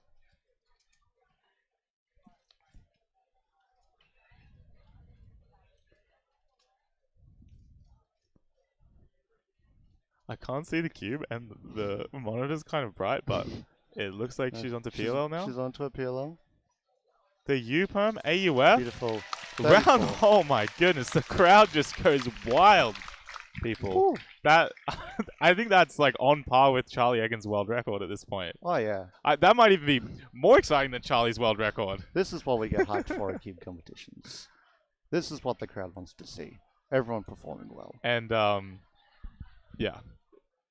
Kerry, we love her, and that's an amazing time. No, without her here, I don't think SCA would be where it is. Yeah. And she also said that anyone who doesn't clap is getting their times disqualified, but that's that's not important. Okay. But mainly, we're all clapping to support her. And replay the stream. You can see me clapping. You can see me clapping. Yeah, Kerry. I just for the record, I was clapping. Yes. Oh, that's so great. There's like people that have come over to see what's We've got happening. Michael Tripodi on station 3 about to solve. Looking pretty nice through that F2L. Tripod, 11-14. Upstream. Station 1, there's David Epstein inspecting his solve as well. Is this his first solve? I believe it's his I first think so, solve. yeah.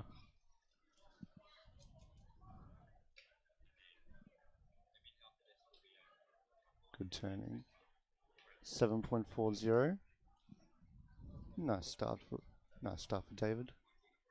And just narrowly beating him is Richard with a 7.38. Fierce rivals on 1 and 2. Let's go. Bit of competition. This could be a good matchup to keep an eye on. Yeah, I mean, David's PR average is almost a second faster, but you know, it's round 1, baby. Anything can happen. Anything. And with all the NZ fans watching the stream or in the building, like, he almost has the home ground advantage. I mean, they're both out of their state/country. Yes. Come here to Queensland to compete. Kerry Jarman in the middle of a second solve on station 4. Oh. Here she goes. Look at those M slices. Oh no. And the crowd sympathizing with her. Sub 1, come on, sub 1. Oh. Okay. She's taking the DNF. Admirable. Being a good sport about it though. And so is the crowd. We're clapping. I've never seen such a clap for a DNF, but you know, there's a first for everything. It's cool. I'm not sure I have either. When would you clap for a DNF? Tell us in the chat. When have you clapped for a DNF? What about like Felix's corner twist? Failed world record. Did people clap before they realized? I don't know, like maybe that sort of situation it's happened, but that was a very obvious. That like, was something. Yeah, it was clearly gonna be a DNF. Well before my time, but. Oh, Felix, yeah. Oh yeah. Speaking of Felix, he hasn't he has competed. That's right. In 3x3? Has he competed yet? No. I don't believe he has. No, he's in a From what later I've seen. group. My bad. Jay has 7.6. We've got Toby Sofer, our Queensland state record holder, with a 6.45 average, currently taking the lead. That's fast. That's nice. Tied with Phoenix Patterson from Victoria for a single. Oh, that is true. Still narrowly beaten by Christian Morgan with that 5.64. Wow, nice. First 5 of the comp. We got Richard on station 2, and that's 6.69. And Michael Tripodi on station 3 inspecting. That's nice. Starting his solve now as well. Counting the 7.38 from before.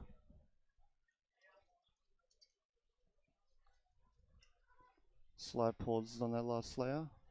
But 11.9 is not too shabby for Michael.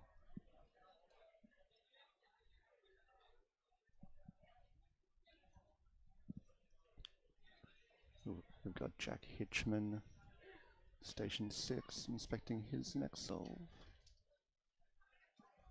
Along with Ryan next to him on station 5.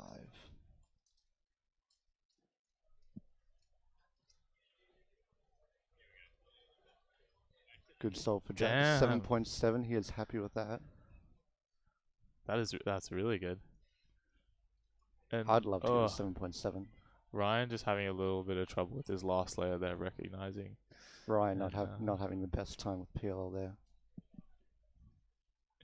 Indeed. Station 1, we've had David just have a 7.34 on his second solve, which is fairly consistent with what he had in his first solve. Still not too shabby for the first round.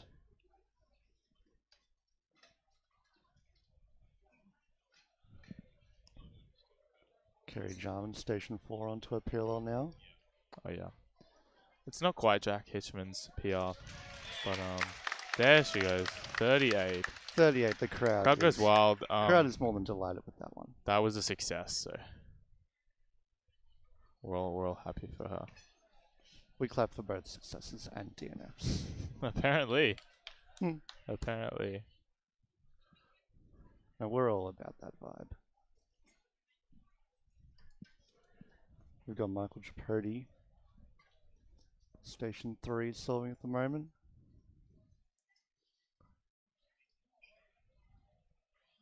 A little bit of trouble with that PLL of 14 from Michael. He should be doing blind method. I don't know. I feel like he's giving himself a disadvantage by looking at the cube, in my opinion. That's just as a friend. If I could give him one piece of advice, that would be it. You could suggest that to him. I would just be like, stop looking at it, and you'll probably do better.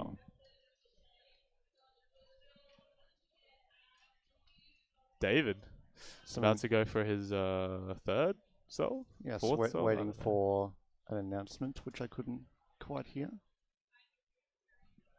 I'm inspecting his solve now.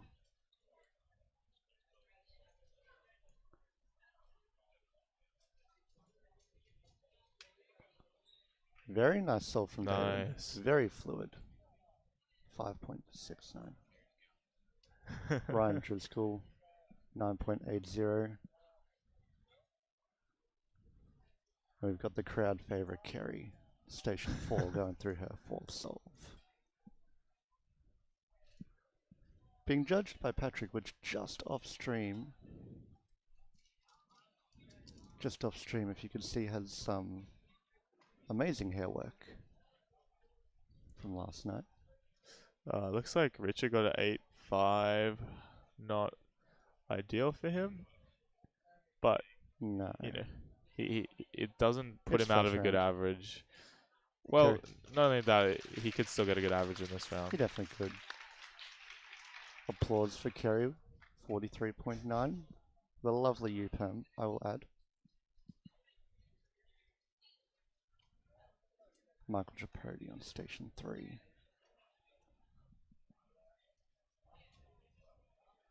Having a couple of pauses in that F2L. And not the most favourable last layer with 13 seconds solve there.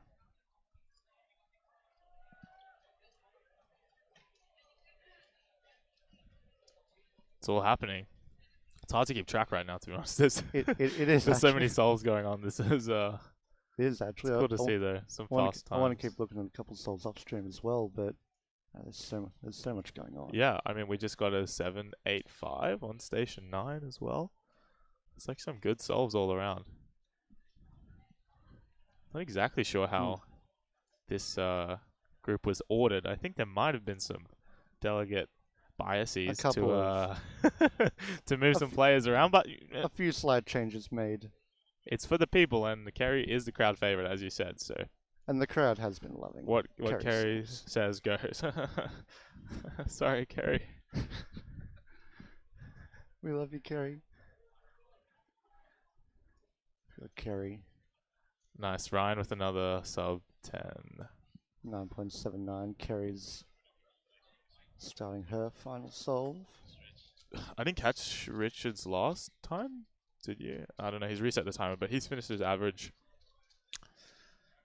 Maybe someone in chat caught it. He needed a 680 for sub 7, someone says, but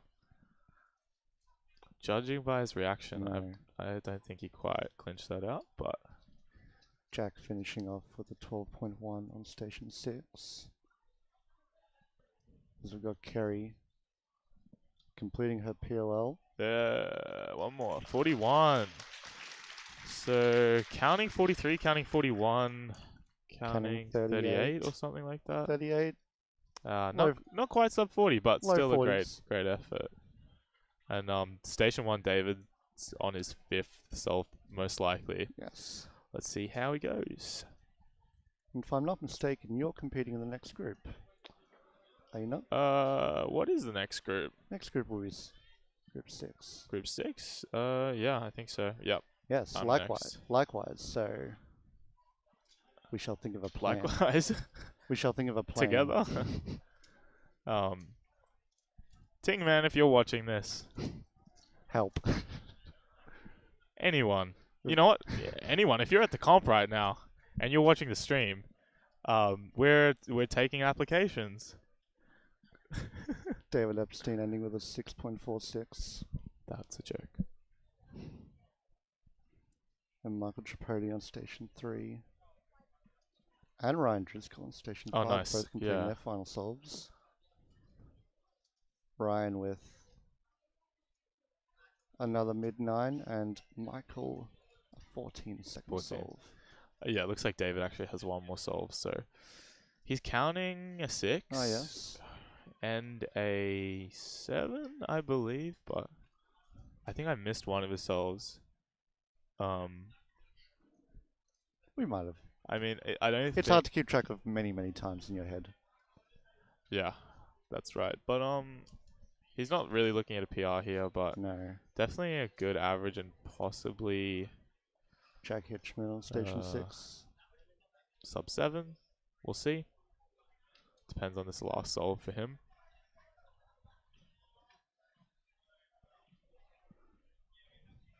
Most other competitors finishing up now. Station's starting to clear for the next group. Yeah, and the we're next in- group which we're in. We're in so, that group, I believe. So if someone doesn't come and take our mic, you guys might be watching a wide angle for a little bit until something gets sorted. Felix unfortunately did not catch my eye gaze.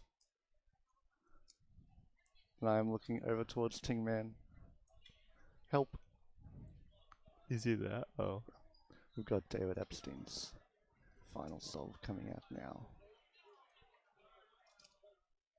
which he'll no doubt want to focus on as much as he can.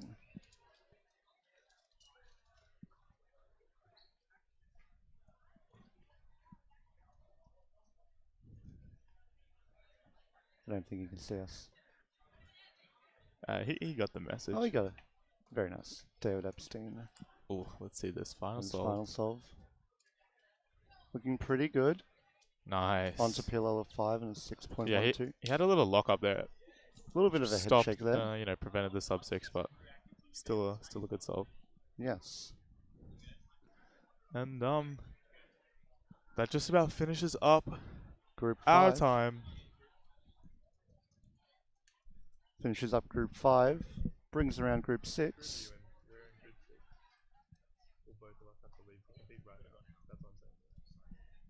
Yeah.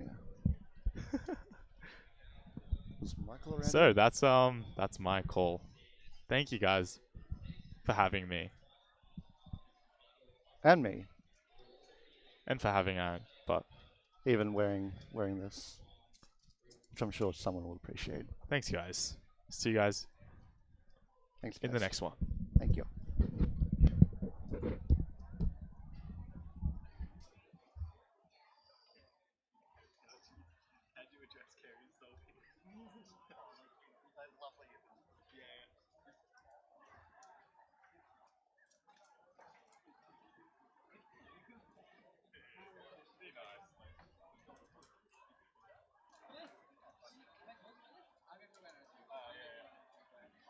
Don't waste all your energy.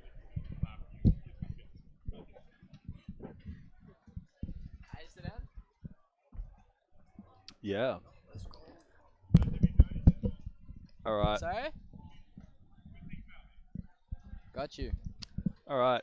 So, I've just competed in that group of 3x3, and I'm here now with a very good friend of mine, Divnor Bajwa, Victorian delegate, absolute homie, got a fierce mustache on him as well. Yes, sir. You've just witnessed the absolute spectacle and like spiritual miracle that I is did. Kerry Jarman's 3x3. How was it being in the Oh my audience for god! that? Every single major. There's only been 2, and I wasn't at last year's Nats. But starting at Oceanics, I believe, as soon as Kerry Jarman is competing in 3x3 round 1, she has all eyes on her, and she averages, I think, what, like 40-ish around Yeah, there. roughly. Roughly. But now Hopefully look at this. it's become a religious experience Yeah. now. Just in the audience, who cares who seed 1 and 2? Kerry Jarman, all eyes on her, and we are clapping and cheering after every single solve because, to be honest, she's the reason we're all here. Most of us here, you know, we owe like everything, you know, like all these competitions and stuff.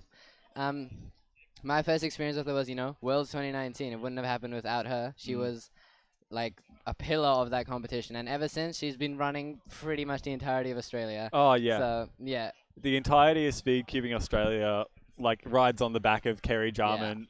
She puts in like hours of work, full-time hours of work on top of already working full-time to make sure competitions like this are even possible in the first place.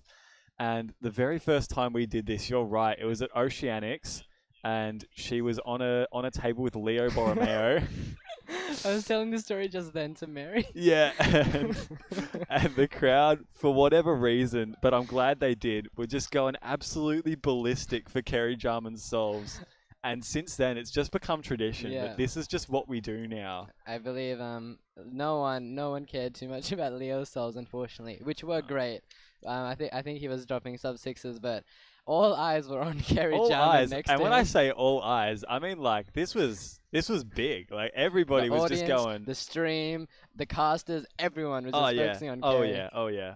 No, 100% just like absolute bonzo moment, and like it's one I'll look back on very, very fondly from Oceanics, and Yeah. probably like way down the line as well. I'm glad that this is something that we It just is. have carried on. But anyways, Div, how are you going this competition? It's going good. Happy to be here, and I love the weather here compared to Melbourne, where we're both from. Yeah. We go through days of extreme heat and most days of extreme cold. Yeah. But here it's just warm, chill every day. Yeah, no, it's just yeah. just relaxing really. It like is I'm, very nice, I'm yeah. more than happy to take a break from like the piercing cold Oh. and searing heat. You can't even to- wake up in the morning. Here, Oh, yeah. you can't sleep beyond 7 a.m. here because the Oh, yeah. sun is so bright, and you just like no matter how short you've slept, you just want to get up and come to Nats. Oh yeah. Oh, and what better reason to wake up in the morning than to come to Nats? Exactly. I mean, honestly. And this setup is gorgeous. I love the. It's so everything. good. It's so Yeah. good. Vicky Otsu, we just had a video on stream a couple of minutes ago about Vicky Otsu and all of the people who worked behind the scenes to make Yeah. sure this competition was possible. And it's just we are so thankful for them that they put in the effort that a lot of others wouldn't. Yeah. And that these competitions are even able to happen in the first Yeah. place because it's a very real possibility that just nobody puts their hand up and we can't do these things. We have those so- situations, but Vicky is one of the most dedicated organizers I've met. Oh yeah, oh yeah. I was here at this venue only a short, like 9 months ago, and even since then, Vicky has been organizing, setting up every single Queensland competition, pretty much, Yeah. and almost single-handedly. So, and she's not even like a delegate. This is all fully like her volunteer time, and she's just so dedicated, and her son's just as sweet as her. Oh yeah, too right. Both Yeah. of them actually. Yeah. Yeah. Lucas is good as well. We obviously are a big fan of Jamie and his Megaminx journey and just him as a person. Really, they're all fantastic individuals. But yeah, you're right. It's people like Vicky or people like Kerry who the community not only relies on but like looks up to as well. Totally. And carries the whole community on their back pretty much. It's absolutely, you need people like that to survive in this. Yeah. This whole shebang is volunteer run, and people like Vicky, people like Kerry, we would be absolutely nowhere without them. Yeah. You know? And as a delegate yourself, you know better than anyone the work that goes on behind the scenes. Yeah. So. And I don't even see half the things they do, but I know people like our leaders here, like our regional delegates and stuff. They put in so many unpaid hours. Yeah. Oh, cutting back from like their own paid time. Like Kerry recently got bored, and part of her application was she's taking a bit just to back. clarify, you don't mean like she was bored. You mean like she is on the board of the WCA. Yes, she is. Yeah, she's pretty much she owns us now. She owns this whole thing now. Oh yeah. The WCA board is slowly just taking over by Australia. Yeah, we've got 2 out of 5 now. Fan of it, bro. Honest. Shout out to Min. He's next. Honest. Yeah, let's go. All right, so we this next group here, we've got some pretty good names here. We actually on station 1 have Riley Dexter just starting his solve now, and very fluid style as is customary. Good turning, 6.58 rather for him. Yeah, good 6. He's got a 6.23 PR average. Yeah, he hasn't beaten that in a while, so it'll be exciting to see. I reckon it's probably overdue. I reckon. Yeah. As one of Oceania's best 3x3 solvers. Without a doubt, yeah. Even on the podium at Oceanic Championships, finishing third. Pretty much one of Oceania's best all-rounders. Oh, yeah, absolutely. I believe for a while he was best in summer ranks. Is he no longer? I know he was. Sure I haven't checked in a while, but yeah. I'm sure for Australia he would be up there. Yeah, 100%. Absolutely. We also... we have all of the names here are pretty big names. So we've also got stations 3 and 4, Seth Ferry of South Australia, and our very own Thomas Austin Milne. You've seen him on the stream. You've seen him in all the videos. You know who he is. TNL Cubing. We also got Brian Eng on station 2. Also an incredibly, not every single event all-rounder, but very solid in every event he touches. Mostly top 100 in like every single event on his profile, so very impressive. It's crazy to see profiles like that when you've got like, on top of that, he is a delegate as well, full junior, and I'm pretty sure he organizes a lot of competitions in New South Wales. New South Wales community owes a lot to Brian Eng, and it again touches on those few individuals in each like little subculture or sub community that are doing it, does it all, does the most really. Yeah. I just want to say, I was going to talk about this before when you're talking about Kerry, but I told this story to a couple of friends back a couple weeks after Oceanics that I once observed a full average of Kerry Jarman. I think it was, I don't know what competition it was, it might have been Melbourne Summer, but the way she solves is mesmerizing. I have no other word for how she solves. Do tell. Kerry Jarman is... let's not say she's a young soul, so you don't see her with her blistering fast TPS like you might see the other, youngsters of today with turning. But what you can see in each of her souls is that no matter how many seconds she pauses for and stares at the cube, and she will turn very slowly, but she will never ever back down from choosing the best possible solution for every single pair, every cross piece. I think the only thing she's short of is a little bit on her last layer, but even then, like, she knows full 2-look OL, full 2-look PLO. Her F2L just blows me away.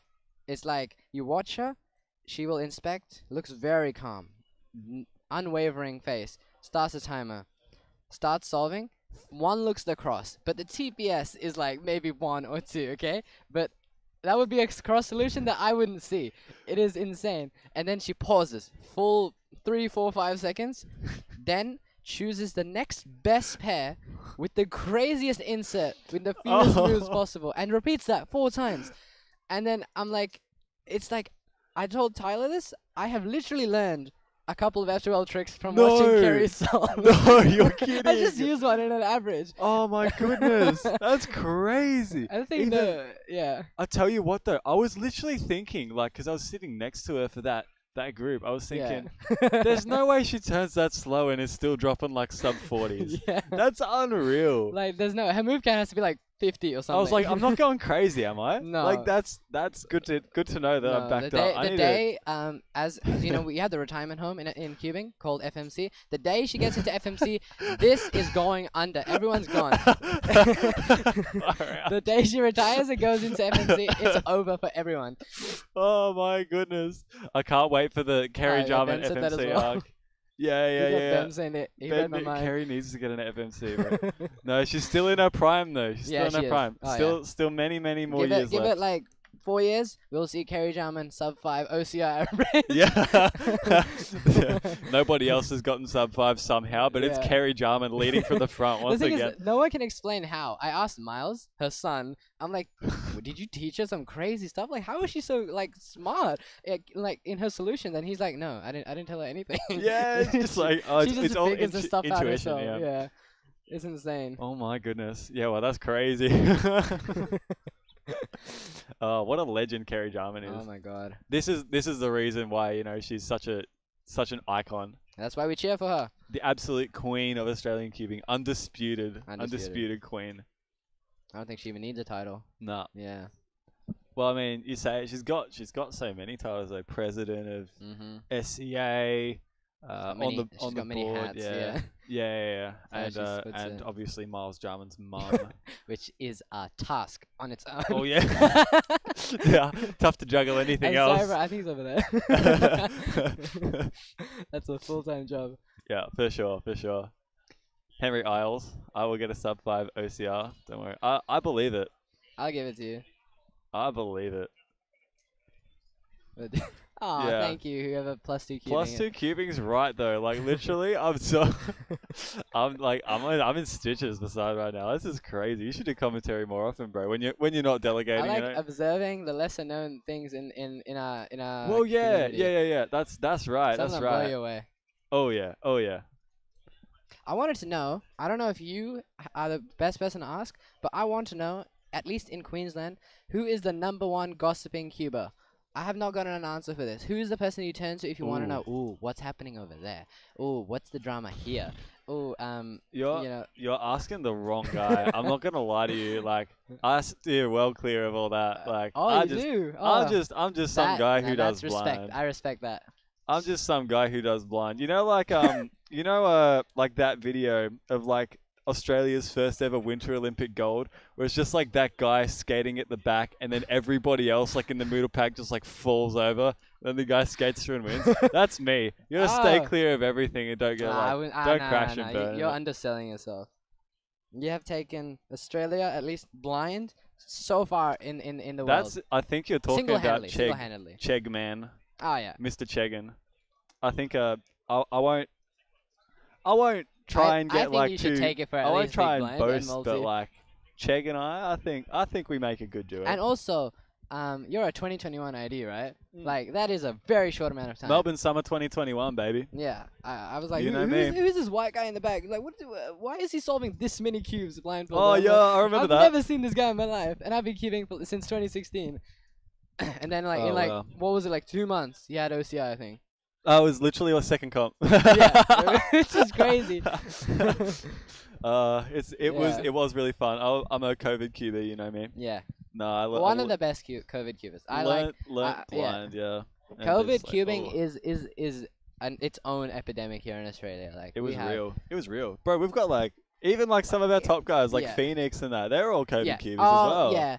We have some top guys, but like we have thousands upon thousands of kids who picked it up while they were stuck inside, you know, and then they dropped it. You know, it's short lived, but you're one of the you're probably the best one, honestly. I mean, like, I thank most you dedicated guy I've thank seen. you very very kindly for that. But like cubing since the pandemic in Australia has just like exploded. Like it's unreal the scale of events 100%. that we're putting on now. Like you wouldn't have predicted it like 2019. I think two like things happened. Like we had the pandemic, but right before that we hosted Worlds. Yeah. We went from calling 200-person comps like big and tiring, and then we held we held Worlds, which is 800 people. Insane for that time. For like even worldwide, that was I think one of the biggest competitions ever held.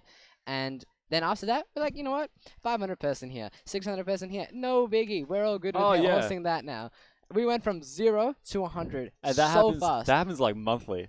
Like literally, I'll look at the comps that are coming up, and it's just like we are holding comps that are like almost as big as like Worlds on a yearly basis now. Yeah, it's insane. Far We're out. hosting. It's crazy. And then like when the delegates from other countries like see what we're doing, they're just like, how? We don't see how you can do this. And they have like some of them have more people involved in one, and they're like, nah, this what you guys are doing is something else. It's good to like be able to just a little bit of gloating. just a little bit of like, you know, a little bit of gloating. You're right. But like, you know, being able to say like we have come up with our own system for doing things, and it's worked for us like a charm. Like it's crazy. It still boggles my mind that like I hear. Obviously, I wasn't there, but like I hear stories about like pre-COVID comps, like a lot of that kind of thing, and it's just like it was like a meetup every comp. Yeah, right? It was it's like not, it was not this. This is an event. Yeah, it almost seems like not dystopian, but like so far-fetched. Like it's just not. I can't envision anything like that happening now. I think like 80% of people here, they think this is normal. Like, and like sure it is now, but like they don't know how far Australian cubing like on its own has come. Like it is one of the front runners in like how far Speedcubing as a whole has come. Like, we get named as the gold standard for putting on events all the time, and that's impressive when you're in a world with people with countries as developed as the US and Europe, and like we're all the way over here and we're doing amazing things. It's like we're just so isolated from the rest of the world that we've got this thing figured out. Like we're kind of just like in a lab almost, just like so isolated from the rest of the world that like I think it's we just, can we can try stuff out like a little laboratory and like. Oh, this guy's going crazy. It's Roman. Yeah, it is Roman. Okay. We do love Roman. You should change your name. I don't like your name. I mean, it's whatever. Yeah. I wasn't going to acknowledge it. Hi, Roman. Hi, Roman. What's good? Congrats on crazy Megaminx stuff at Phillip Island. That was fun to watch. You should have come, bro. What are you doing? I know, bro. Yeah. Crazy. What are we watching? So, Riley's on, I assume, one of his last. Yeah, Riley on station 1. He's just practicing, I think. Yeah, it looks like it. There's no cube cover over there, so. Oh, and he's doing 4x4 anyway, so yeah, it's just have a little bit of a chill. We've created a lot of things like fixed seating. You know the drama about fixed seating. We do things so differently, and we do it, and it still works so well. That was another kind of post-COVID thing, like fixed seating, because I remember literally going to like 3 comps where we had waiting areas, and that was Oh, really? You were under... Oh, yeah, you were. Melbourne Summer 21, Sale 21, and then Altona 21. Oh my gosh! Last I forget Altona how recent stationary is. Yeah, and then it was like after that, like COVID hit again. Yeah. We came back at Cranbourne and everything was fixed seating. Yeah, and honestly, I prefer it that way. Yeah. For those who don't know, we use a different system of competing in Australia, which is where you submit your cube and you sit at your station for the entirety of your average all round. And most other regions in the world do not do that. They have a waiting area where you submit your cube and you go wait in a crowd with a bunch of other people in your group, and a person will come out with your cube, call your name, and then take you to a station. So your station will change every solve you do pretty much, and it has each system has its ups and downs, and often stationary is seen as a harder thing to implement. But yeah, we've kind of cracked it, and it works so well. Yeah. And we're hosting the biggest comp, so like honestly, like if it's slower, I think we're doing it well. Yeah, honestly, I think for things such as this as well, where like you can just have the cameras pointed at a single station. It's so easy for us, and then just have it be like, okay, we are going to get all of these persons' solves on stream. So easy to manage, like for sure. And I mean, it allows us to put our focus more in other areas of the stream rather than like having someone to hold the cameras and chase people around. And it's really, really good. I've watched quite a lot of this kind of stuff, but I've been on the other end watching. Like I watched pretty much the entirety of Euros, and that's I think I see it in the chat, but that's how I found out who Chris Mills was. Yeah, big man. I enjoy watching like what we create. Even though I've been there to the event, like watching it later is just a pleasure because it feels like home. Yeah, absolutely. And I mean, like, even productions like this, shout out to the people working behind the scenes, man. Like we've given enough shout outs, or we can't possibly give enough shout outs to Daniel and Lynn, who have just been working tirelessly all throughout yesterday, setting up the stream and making sure that this project can come to life. So give them some love in the chat. Thanks, Mitch. Thanks, Ming, as well. We absolutely love you guys to bits. Yeah, we're letting like the entire world, see what we're doing here down under. Absolutely. Now, all right, just calling the next group a 3x3. We don't have that many groups left to go. I do have to ask you, how prepared are you for States Cup tonight? Oh my gosh, States Cup. I'm a little bit annoyed because I didn't hear about the whole the best dress thing. And you remember what we did last year? I bought when Bester was on stream. I was doing commentating with her, she told me. We went at length about you in Princess Peach and Lennon and Miles as Luigi and Mario. Yeah. That I was on commentary with Chris Mills for that. Chris Mills, if you're still in chat, hi, okay. Love you to bits. That was like. That's one of the highlights for me at Oceanics, without a doubt. Like, it makes me happy when I think about it. Yeah. Oh yeah, no, with that, like, for sure. I mean, I did love the idea of best dressed. I'm glad they've brought it back, albeit kind of short notice. I think but we are ready on behalf of Victoria 3. We're ready to pass the torch on to someone else. I don't know. I can't spoil anything, but I hear there is some crazy stuff planned in terms of costumes. I have seen some teams have gone into planning. I fortunately haven't been spoiled yet, nor do I want to be. No, I can't. I'm gonna be just as shocked as you when I see it. Yeah, exactly right. And I hope that you guys at home, when you see the costumes that we've got, I hope they blow your socks off. I want to see as much hype as we got last year. I want to see it, yeah. No, because another thing that I remember from last year was that they did that parade, like the costume parade, before the teams even like started competing. Hello, cutie. And oh my goodness, you guys did not get dressed up before then. No, we forgot. This is not even something I can play off as us being cool. We had it sorted. This was we plain old forgot, and we got backstage, and Ethan was like, guys, where are your costumes? Because he knew what we were doing, and we're like, oh, I thought we would have time to change. Yeah. So we ran. Yeah, I remember seeing your video of that after the fact, like recapping the whole day, and like being able to see on stream that after the parade, you guys like sprinted to the back corner and started putting all your clothes on. That was incredible the stuff. Behind the scenes is just it's such an entertainment. And kidding me? It's crazy how it came together, but happy we did it, and it was. I'm happy to make some people laugh. Yeah. Oh, dude, I was laughed. I was laughing. I was in love. I like so many emotions, and like I just overall everything about very positive experience. Would recommend. I love this event. The Nations Cup, States Cup is just such a cool idea. It's today at 5:30. I'm pretty sure, right? I don't know the time. I believe it's off at the top of my head.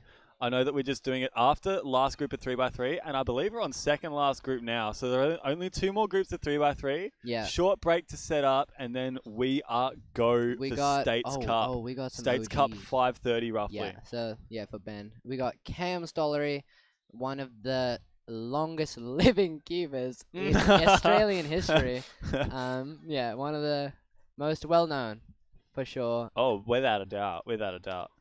But your seed, fastest seed for this group, by quite a long way, Mr. Jody Brewster. Oh no, you cannot forget Jody. Cannot forget Jody. Jody's another one of our cubers who was doing an average of 100 with the boys yesterday. Yes, he was. Let's just say he is ready for 3x3. He is so ready for States Cup. Yeah. Nothing can waver him now. Nothing stopping him. No. Nothing stopping him. A couple others, they practiced.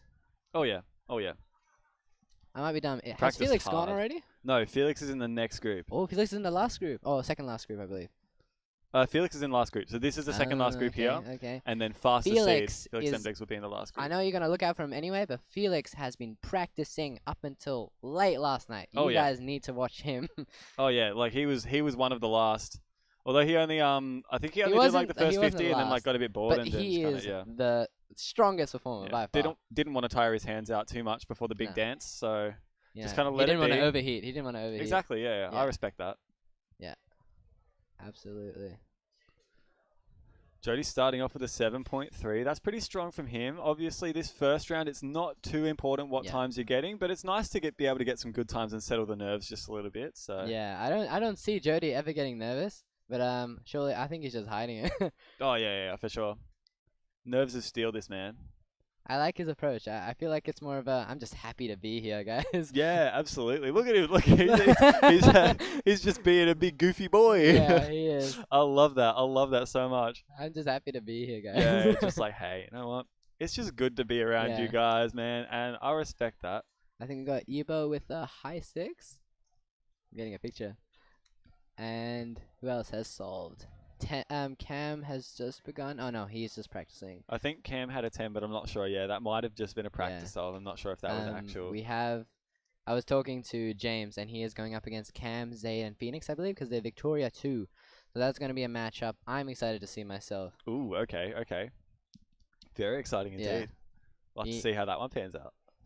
Yeah, States Cup is obviously like, as much as we love to see 3x3 round 1 and we see like our big names, Jody Brewster, Felix Zemdegs, Riley Dexter, States Cup is the gold standard for today. That's what you're going to want to stick around for, guys. The best for you guys at home, for anyone who is spectating and not, competing today. you need to be there for States Cup Oh, if it's for sure. online or in person. That is so much entertainment. No question. Absolutely. And then we've got best dress on top of that, and you know, we're trying to pass the torch on. I think we've got Tam over here who's trying to get a sub 10 average today. Not gonna Tam say unfortunately not on stream. He is on station number 8, but he He's has at 8. started with a 10.05. Just strong. You can still pull anything off. Oh yeah. He is one of Australia's best 3 blind solvers as well. Oh yeah. Second in the country, Victorian state record. Victorian state record, rather prestigious. Victoria's always kind of been known Very as the big boy state for cubing. Thanks to you. Thanks to It's all thanks to Mr. Zemdog. Yeah. He's second seed going into finals as well, which is pretty exciting. Oh yeah, he is too. Hey. Yeah. Just getting a delegate call on station number 6. You could be sorting that out, but I could be. We'll keep you here. Actually, we'll I keep you here for can't now. because I am not properly listed. So I gotta get the permission of these prestigious red shirts out here. Oh yeah, before I do anything too radical. Oh no, there's no one getting out here. Vesta's getting in. There we go. Can we see that on stream? No, we can't. No. Who's starting? What else do we have? Oh, Jody's about to start, and I think Evo's about to start. Jody's inspecting. Yeah, station number 1 for Jody. Has a habit of pulling things out when he needs to. Jody's so. a wild card. Oh Definition of a wild card.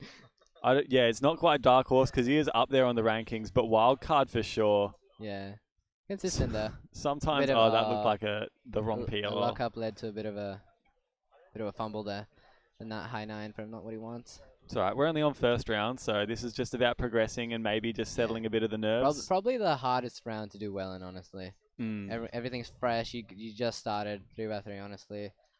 Yep.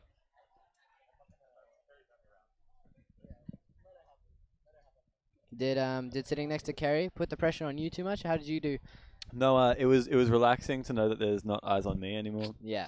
I like that. Honest impression was that for us to be on the table together, knowing that it was just meant to be a spectacle. It's like fireworks were going to go off regardless, So when Kerry's on stage, you never know. You have to be prepared for anything. Yeah, you have to be prepared. And after your synopsis of her solving style, like inspired. detailed analysis, Yeah. like holy, I need to up my game because like I'm not ready to compete with someone like that. You might need to buy some coaching, honestly. Yeah, honest. Cam Stollery, I believe. Yeah. Yep, Cam Stoller is station number 5, so he is just about he's on his way now, starting station number 5 for Cameron's PR average, I think, is mid 8 or high 8, around there. Yeah, so it's a high 8 and 8.92 for Cameron Stollery. 10 for him, unfortunately. So what's him about the business end? Probably like top 30 for this event. Oh yeah, it'd be around roughly. Yeah. Listed, yeah, top 30, it would be around 30th, registered for the comp. Liam Heidecek on station 3 is on. He's been practicing a lot more 4x4 for this Very comp. solid big cuber, yeah. Yep. Know. Has some interesting tactics for the even layered cubes. Has his own parity avoidance method. Yeah. Famous, made famous by on his 6x6, right? Oh yeah, he does. Oh, that's insane. He does kind of. Oh, is that a timer reset or is that? Oh, he might not have started the timer. Oh yeah, I think he's taking it. I think he didn't start the timer. Okay.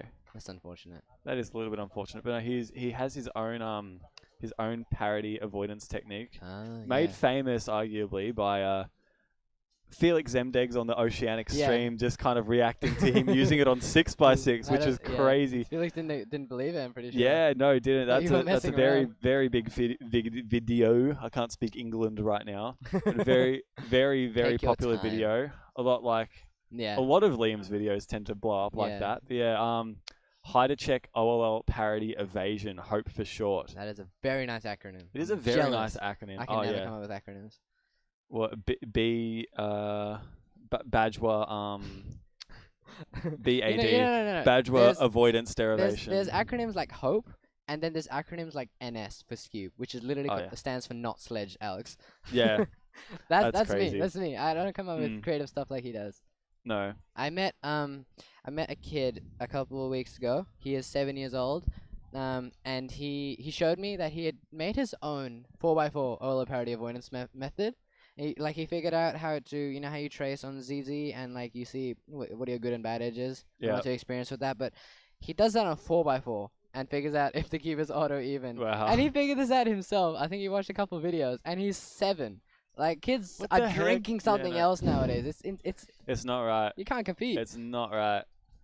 They breed them different now. Yeah. I don't know what the deal is, but like, it's those kids that start competing in Oh the my post-COVID gosh. era, man. I'm telling you, like it's crazy. Too many strawberries. Mm. Too much fruit they're having. Possibly so. Yibo? Yeah. Just practicing. Oh, Jody, I think Yeah. probably On 4th or 5th station solve. 1, Jody is good to go for his next solve. Seems so a we'll little pop bit him nervous. on there, station number 1. Yeah, seems like he's a little bit nervous for this solve. He started inspection. Yeah, Yibo doing a practice solve and getting a 6.7. We'll turn to Jody, an official solve now. Yep. Let's see how this goes. Looked pretty good. So F12 in F12 was like 4.5, and then maybe Yeah. another 3 seconds for last I think layer. a bit of a rough last layer for him. Yeah, it looked like it. Mid-7. Absolutely solid. I eat fruit. Yeah, that's why I'm fast. Thanks, Roman. Thanks for confirming my suspicions. Eat fruit. Don't listen to me. It's good for you. Who said you were fast, Roman?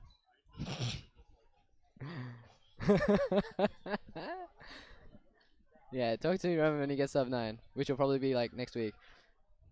Yeah, probably actually. Yeah. He's getting too good. Talk to me when he's NR Mega. That's real. Yeah.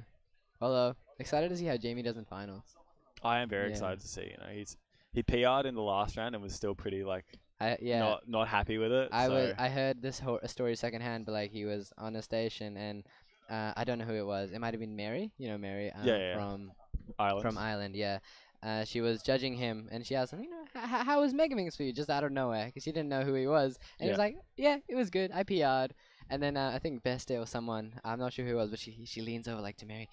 He came first. And she's like, what? Why did you tell me that? This is too humble for his own good. Yeah. He's such a fantastic fella. Yeah. Fire Striker asking who's on commentary desk. I realize we haven't introduced ourselves in a fair while. Oh yeah. So I'm here with my name is Michael, and I do the Cube Eyeless style. I am Div Noir, and I also do cubes, but I do it while I'm looking, and That's the I'm way. really bad when I can't see. Just it's not one of my strong suits. Well, that's okay because you don't have to. I only do it eyeless because I'm bad Yeah. with my eyes. You know. So if you're good with your eyes, you don't need to look much further for your events than that. No, Divnor is one of the delegates from Victoria and one of the many guest commentators that we've had on today. Including some of the other I delegates. like the but spread yeah. of people we have. It's been awesome today, and Yeah. hopefully, if you get some spare time, we'd love to see you on tomorrow. Yeah. Maybe a few of the finals if you're I will be if you're absolutely free. down. This is personally, I would like to share that this is one of my favorite things in the whole world. Watching competitive cubing, it's just people say that this isn't ready to be a spectator sport, but like if you know a little bit about cubing in this scene, like even if you don't, this is just so hyped to watch. Just watching finals, watching any group, just seeing what people are pulling off. And, Oh, yeah, it's crazy. Yeah, it's like a whole sport on its own. It's so close, It's especially like it's got all the dynamics about it. Like it's fast paced. It's Yeah. competitive. We have like superstars. We have upsets. We have are- upsets. yeah, Upsets happen all the time. Yeah, crazy amount. Like you don't even like people who dominate, like think of your Max Park and stuff, like there are upsets very often that yeah. you would never see coming. So yeah. Very excited. We might see some upsets tonight in States Cup. So a reminder, if you're sticking around after the stream, after 3x3 rather, you're in for a treat. Yeah. So States Cup, Divnor will be competing. And I believe myself and Ting Man will be taking you through that one. Yeah. Auditorially. And I hear it will be live, and I will be able to hear it. Yeah, so we are. So I'm expecting you to be like, Div, what is he doing? What is Divnor doing? This guy is a bozo. Oh yeah, no, it's gonna be so good. I cannot wait. Yeah. I can't wait to hear that, and I'm just gonna be like, you know what, I'm taking it. Yep. All right. Well, thank you so much for coming on, Div. I think we are going to be swapping out for our last guest spot commentator. Thank you for before having States me. Cup. It's been a pleasure to have you on, man. Talking us through Kerry Jarman's solving style. I'm and Kerry's fan. I can't go a second without talking about Kerry's. Yeah, no, that's fair. I mean, look, honestly, neither can I. But like, I just run out of things to say because not enough words can describe no, that's how why awesome you've got, she is. I got all of these people for it. Who's next? It's unreal. So yeah, next up, we have your fan favorite, TNL Cubing, along with WA delegate and member of WA1 in States Cup One tonight. of the cutest WCA staff members. Oh, he's up there, bro. Like he could take it all. You'll see him shortly. Thanks for having me, guys. Yeah, see you later. Beautiful. Passing you on to Thomas, TNL Cubing, and Tyler Williams of Western Australia 1.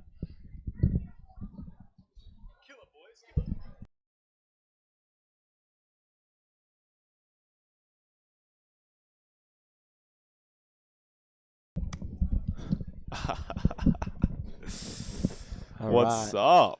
How are you going? Oh, I'm good, Tyler. What about you? I'm pretty good. I've had a good day. Yeah? Yeah, lots of rounds. Lots of good results I've seen. Yeah. It's good. It's good. Me It's good. too, yeah. It's been a fun day. And this is the final I know. It's WCA looking- official group of the day. It's looking pretty competitive in terms of, I think I saw there was at least 3 sub-7 averages already. Yep. So Felix, only we'll see if he round can one. run it out. Yeah, I know. Yeah. I was looking at it, and it's actually more competitive already than World's Finals in 2019 at Aussie Nats Round 1. You better believe it. That's a pretty cool achievement. I am And, yo. Isles. Yo. We're seeing some people finish up in Group 7 here and Group 8 funnel in. Yep. We have a kind of a new name to the community. Just a little guy called Felix Semdegs coming might up not in have the heard of final him. group. My eyes are currently on Zach Kenny, Station 5. I'm excited. Zach Kenny. He's got an 8.9 official PR average. He's been practicing. I think he bought a new cube just for this comp. So. And he's handsome, so he's got that going for him. Oh, that's the biggest thing. Look at him ready. Cheeky Look. 7 in the warm-up.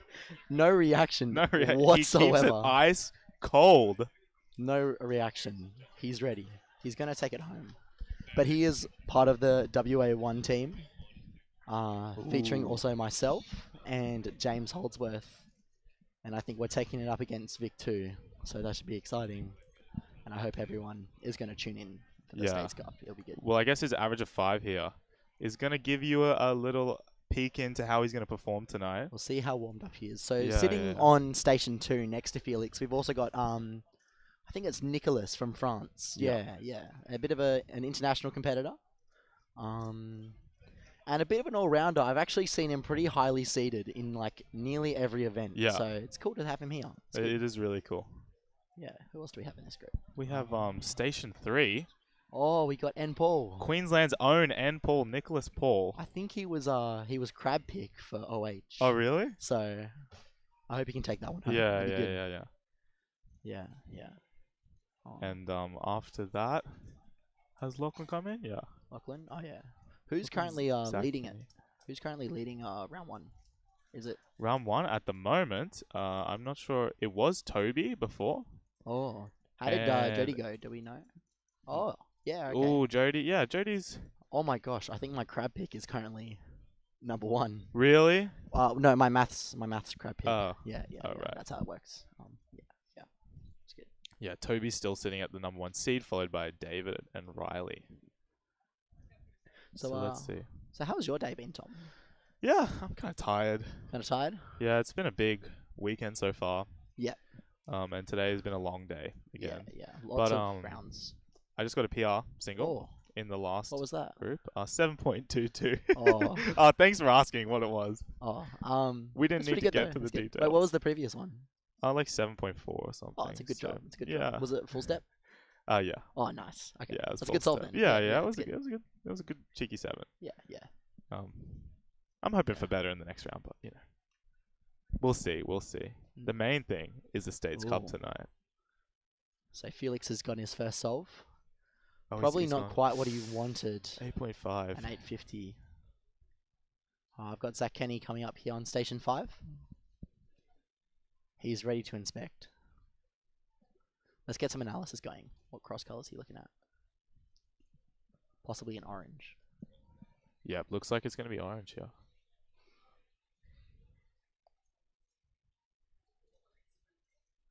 Oh.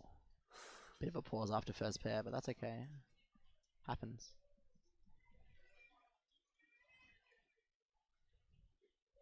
Yeah, just some lockups there. That's alright. Just settling in. He's settling in. It's only yeah. the first round of 3x3, so. And the first solve of the average. His hands look a little shaky, but. Yeah. We had some big applause prior for Kerry. I hope the chat was excited. Yeah.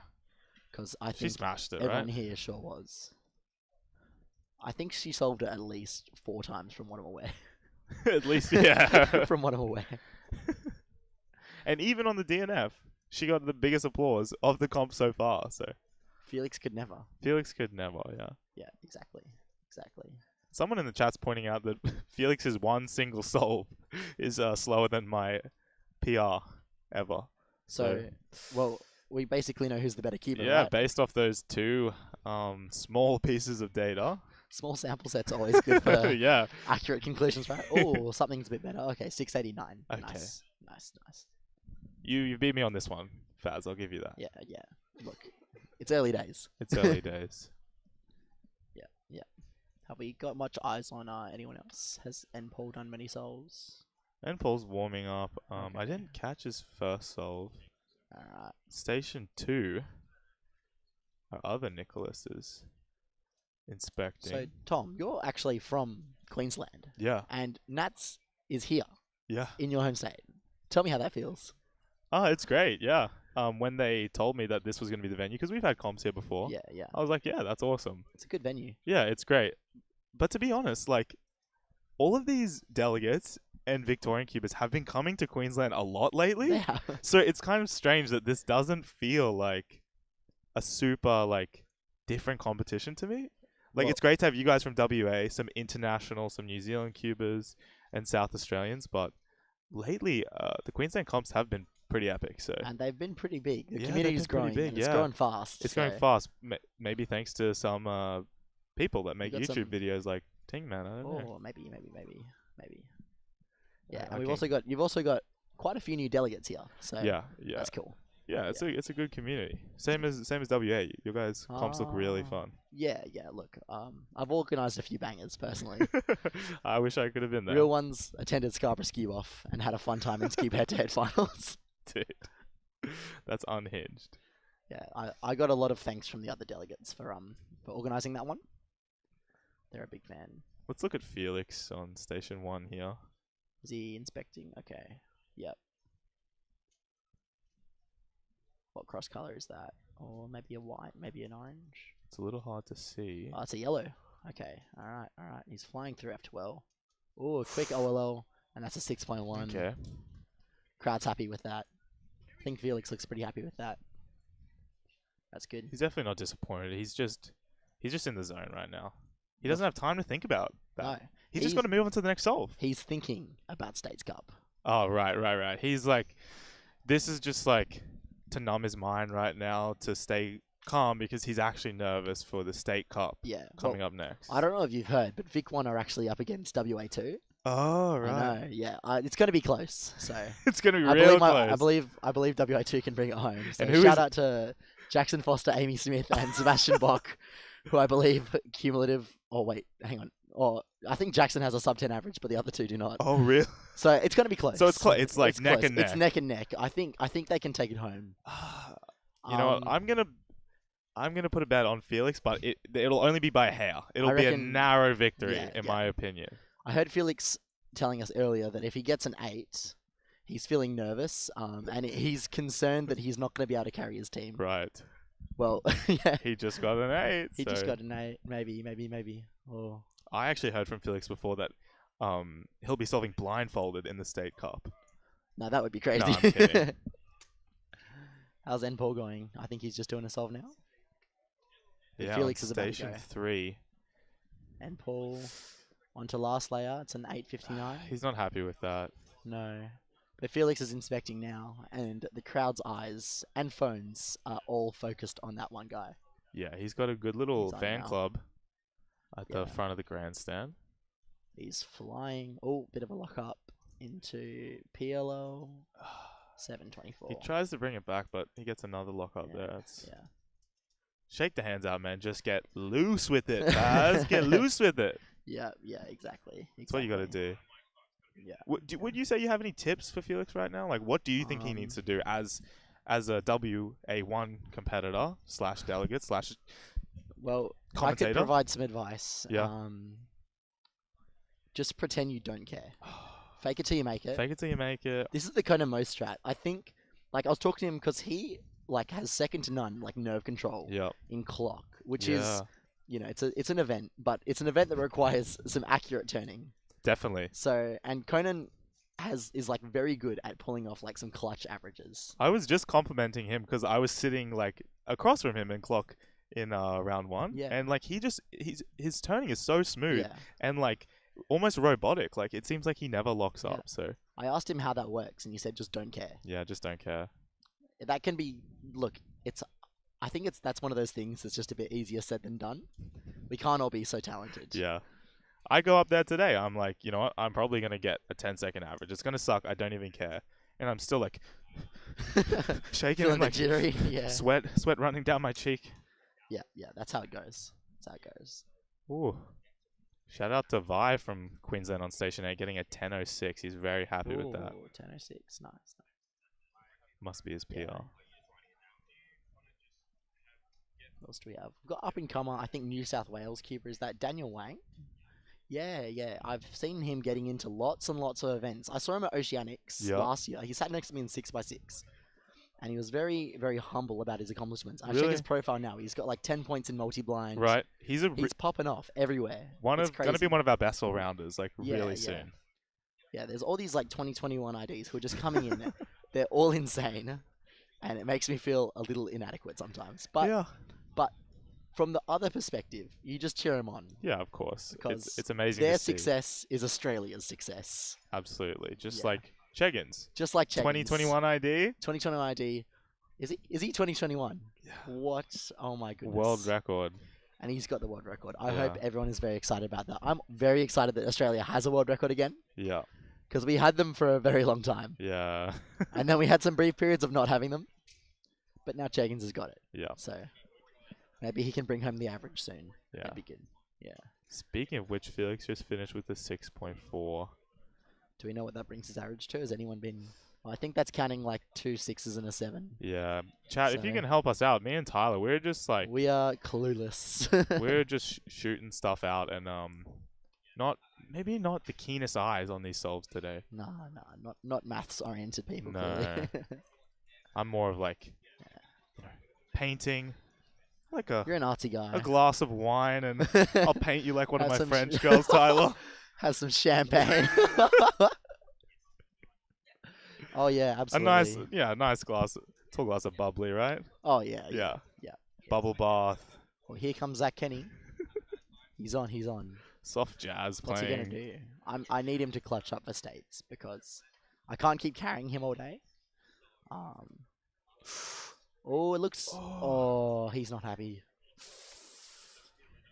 Rats. I'm pretty sure is what he said. Yeah, I think he said rats. I think he said, golly. Golly gosh. What else have we got going on right now? Oh, I think stations 1 and 2 have probably finished up. I think. Yeah. Yeah, I think we're cooling down, but the crowd is heating up. Yeah. I think everyone is excited. The bird's the word, and the word is that States Cup is happening quite soon. Felix finishing with a 6.85. Where does that apparently. Where does that place him? Do we know? That would place him is that 4th? 5th behind Phoenix at the moment. We'll see who else is coming in, but Nick Paul on Station 3 is about to go for his 4th or 5th solve here. Oh, let's see. Oh, did he no. not start the timer? Oh no. Oh. I hope he doesn't have any other DNFs. And the moment of realization. Oh. I'd love to read what it. It's just like the not holding your hands down long enough. The G5s, The I have noticed, they G5s, take yeah. about like half a second longer. We've had issues with that up here. Yeah. With Toby and a few others. Just like. Yeah, I've you seen know, it's yeah. tricky when you're practicing all day with a different, Yeah. stack mat as well. Someone in the chat saying Eggins is a 2019 ID. But his first blind comp was in 2021. Really? Okay. Oh, my bad. So for yeah, that. he hasn't been doing blind for that long. Like only 2 years. I mixed up those two things, I guess. Do you ever think about that? If you ever just practice an event like really crazy for like 2 years? Yeah, I think you could go a long way. I've never done that. Never practiced an event? No, not really. Yeah, 2019 ID. Yeah, I was okay. wrong. Sorry, guys. Sorry. I said that really confidently, though. You gotta, you gotta admire that, right? Yeah, just project confidence and everyone will believe everything you say. It's good. I think Zach's just finished up on a 937.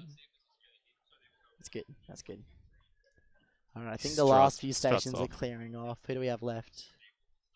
Got. Oh, look at station 15 in the back there. We've all eyes on Ding Man. A bit of a local character. How's it? He flying has no right idea. now. He has no idea that he's on stream and the all eyes are entire on him. world is watching him. This is a momentous moment. How's he going? How's he going? Oh, a 13. He clinches the sub Yeah. 14. Yes. He leans back, shakes his head, thinks about all his fans. In just an absolute. He's just so confident. He's so confident. You realize, like, also we're on his channel right now, live streaming. Oh, true. Yeah, this is his. We're like, wow, and he's not here, and we Yeah. have control right now. That's a very risky we could environment, do- especially for you. I think that's a risky environment. Yeah, that is. Yeah, it's nice that's to his mention. daughter. judging him. Olor is a judging team Yeah, man there. Yeah. That is really nice. Yeah. I think that's station 4 finishing up as well. Who's that on station 4? I think that's Lachlan. I can't remember his surname, but he sat next to me in an event Yeah. earlier. Yeah. Lachlan Another Adams up-and-coming. Rodman. Yeah, that's right. Yeah. An up-and-coming all-rounder. Well, that just about closes out this final group of 3x3. And that Oh, can is that only my mean girlfriend in the chat one calling me thing. single? That's great. Really? That's rude. Come on. Come on. Lovely. Not when Tyler's about to Not put when on I'm the biggest flying performance of his high. life. I'll make my family proud. Yeah, this state cup, it's all or nothing. Yeah, I think my parents were watching the AFL Grand Final. I told them switch over. Switch the over. real action is happening here. Yeah. Like, it's a cutthroat competition. There is no fun. There is no friendship, camaraderie, except between your own team, right? Yeah, And it's yeah. just like the main thing is just killer instinct. We pray eliminate for the other downfall teams. of everyone right, else. Right, and we sabotage. We don't sabotage. We don't sabotage. That might be against the That would be regs. against the regs, the guidelines. But otherwise, the guidelines. anything's fair game. No. Exactly right. Exactly. It's really the opposite. We're all here for a fun time, and Yes. some fun costumes that I think you guys. What's are that gonna like. noise over there? Oh wait, does anyone have the result of the game? Anyone want to bring that up? I don't even know what team was playing. You Oh, guys. he switched on. I'm out of it. I live in Queensland. Like, what's an AFL? Well, maybe there was a. It was the Brisbane team that won. Really? Because- The Brisbane. Well, that would make sense if Queensland people are cheering. The Brisbane. Brisbane Lions. Yeah, I I'm know kidding. this. I know that. And the Gold Coast Suns. Yeah. I got you. We're on top of it. All right. I think we're getting prepped for States Cup. Yeah. And you and me are both competing, so we should probably. We have to go at some point. We'll have to love you and leave you. It's been a good time. Otherwise, someone's gonna yell at us for not being in costume. Yeah, I think that might happen. And delaying the process, and you guys are gonna have So- some great hosts come in here and commentate while I think we got to hand off we're competing. But to a few funny fellas. yeah, the hosts that have been, your favorite throughout the day. Yeah. Michael Tripodi and Ming Ting. It's gonna be exciting. And I mean, there's a round of applause for 3x3, but let's just pretend it was for these It was guys. for them. And let's We can't really inflate their egos too much. Let's I said, sorry, I said, let's bring in Tingman and Michael Tripodi. Oh, they're listening. They're listening. Sorry, one more time for them in the back. Let's bring in Tingman and Michael Tripodi to the stream. Thanks, guys. Thanks, guys. It's been a pleasure. I've been Tom. This is Tyler. Goodbye. Yeah. Thanks, guys.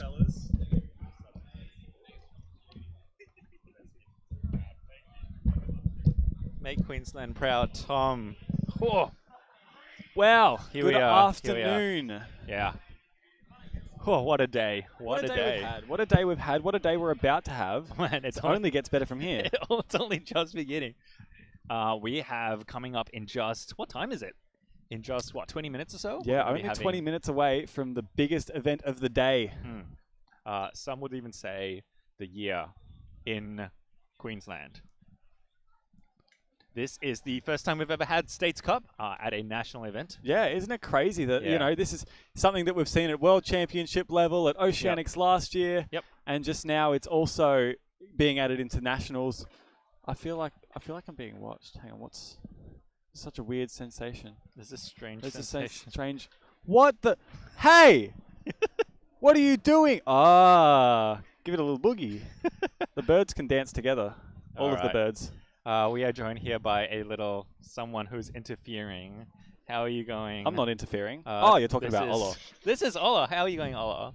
Good. That's good. Making the birds dance. Okay, that's good. Do you want to say hi to everyone in the chat? Everyone who's watching live stream?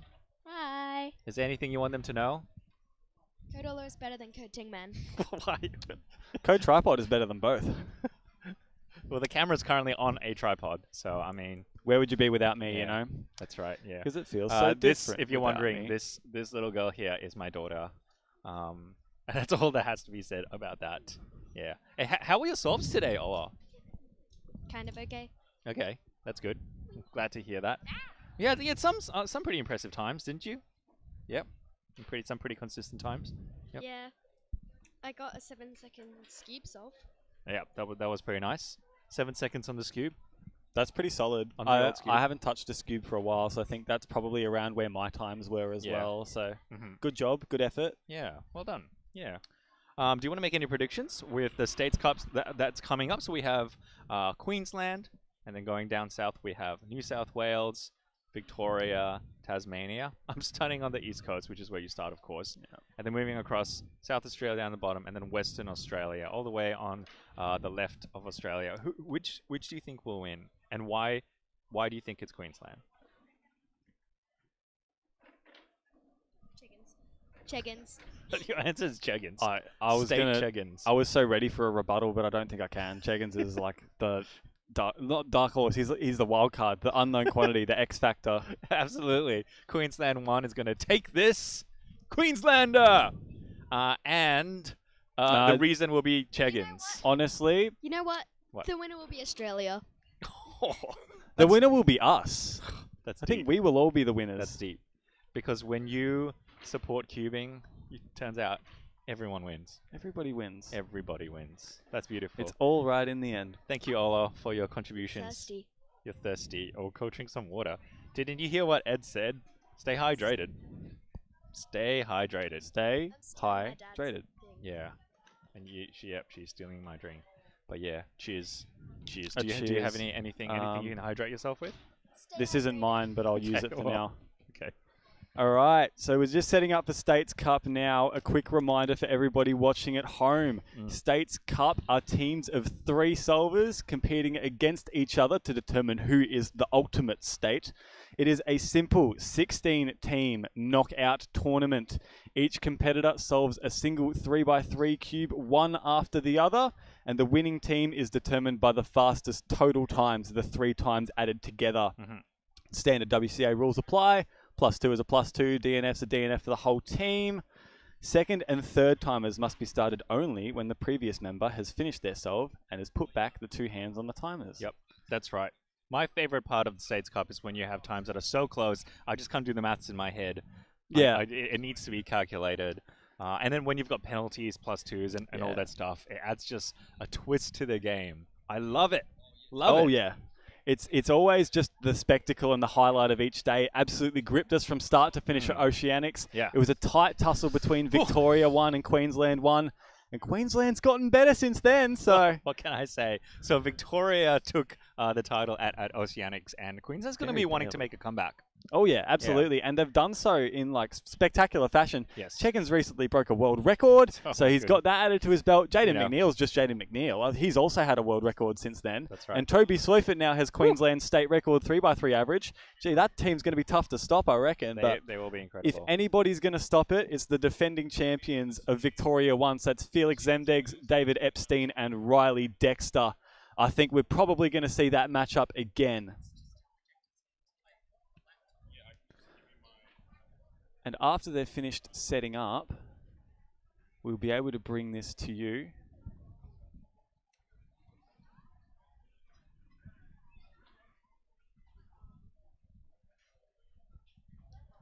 So we're just setting the entire arena up now. The battle stations, the battle arena is getting set in place.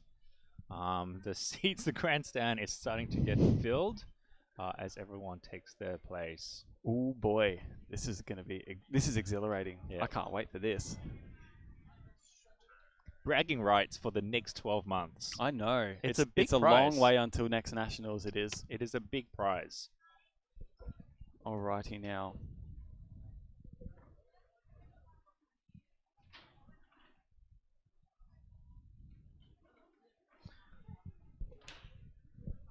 Before we start, I should give a quick shout out to Mitch Anderson, who's been working really hard on a lot of the graphics and some of the videos that you're going to be seeing, animations that you're going to be seeing as we do the States Cup. So thank you, Mitch, for the incredible work that you do. Mitchell You'll be seeing Anderson that very is soon.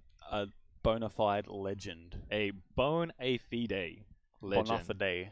Bona fide, yeah. Bone apple teeth. Whew. It is going to be good. It's going to be incredible. So we've got 4 teams from Queensland. Now you'll see their exact, the exact lineup pretty soon. But we've got 4 teams from Queensland. We've got 4 teams from Victoria. We've got 3 from New South Wales. We've got 2 from Western Australia, 2 from South Australia, and then lucky last we have 1 golden team from Tasmania. Tasmania.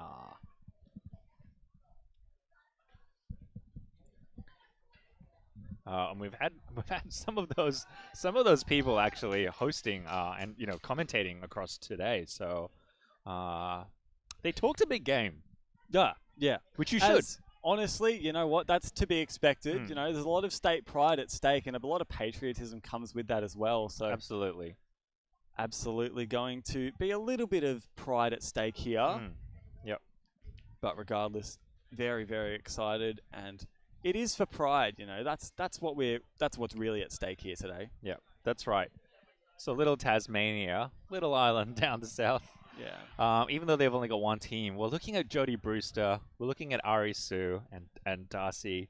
Androconis. That's no small team to. Well, you can't discount any write team that has the big man himself, Jodie Brewster, in it, and following that up with Ari and Darcy is tough to top, I reckon. But it's gonna be difficult for the other teams, but they'll have to try and make it work somehow.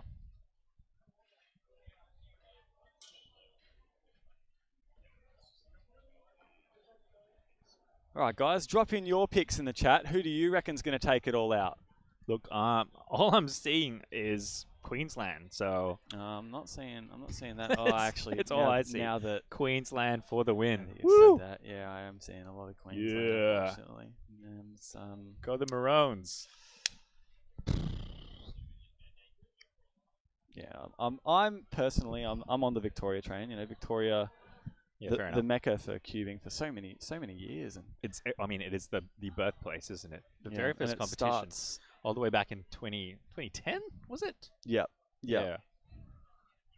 It really started with the big man leading the team, Felix Zemdegs, and just went from there, from strength to strength, really. Yeah. And it's gonna be good to see if the team from the hometown state, team from the original OG state, yes, can repeat the feats that they did at Oceanics. What's been your highlight today so far, Michael? We've seen some incredible solves today. We have seen some incredible solves. I might be a little bit biased here, but my personal favourite thing that I've seen today is in Pyraminx, my fellow Gippslander, Emmett Hobbs, taking out the first round ahead of current national record holder Sebastian Lee.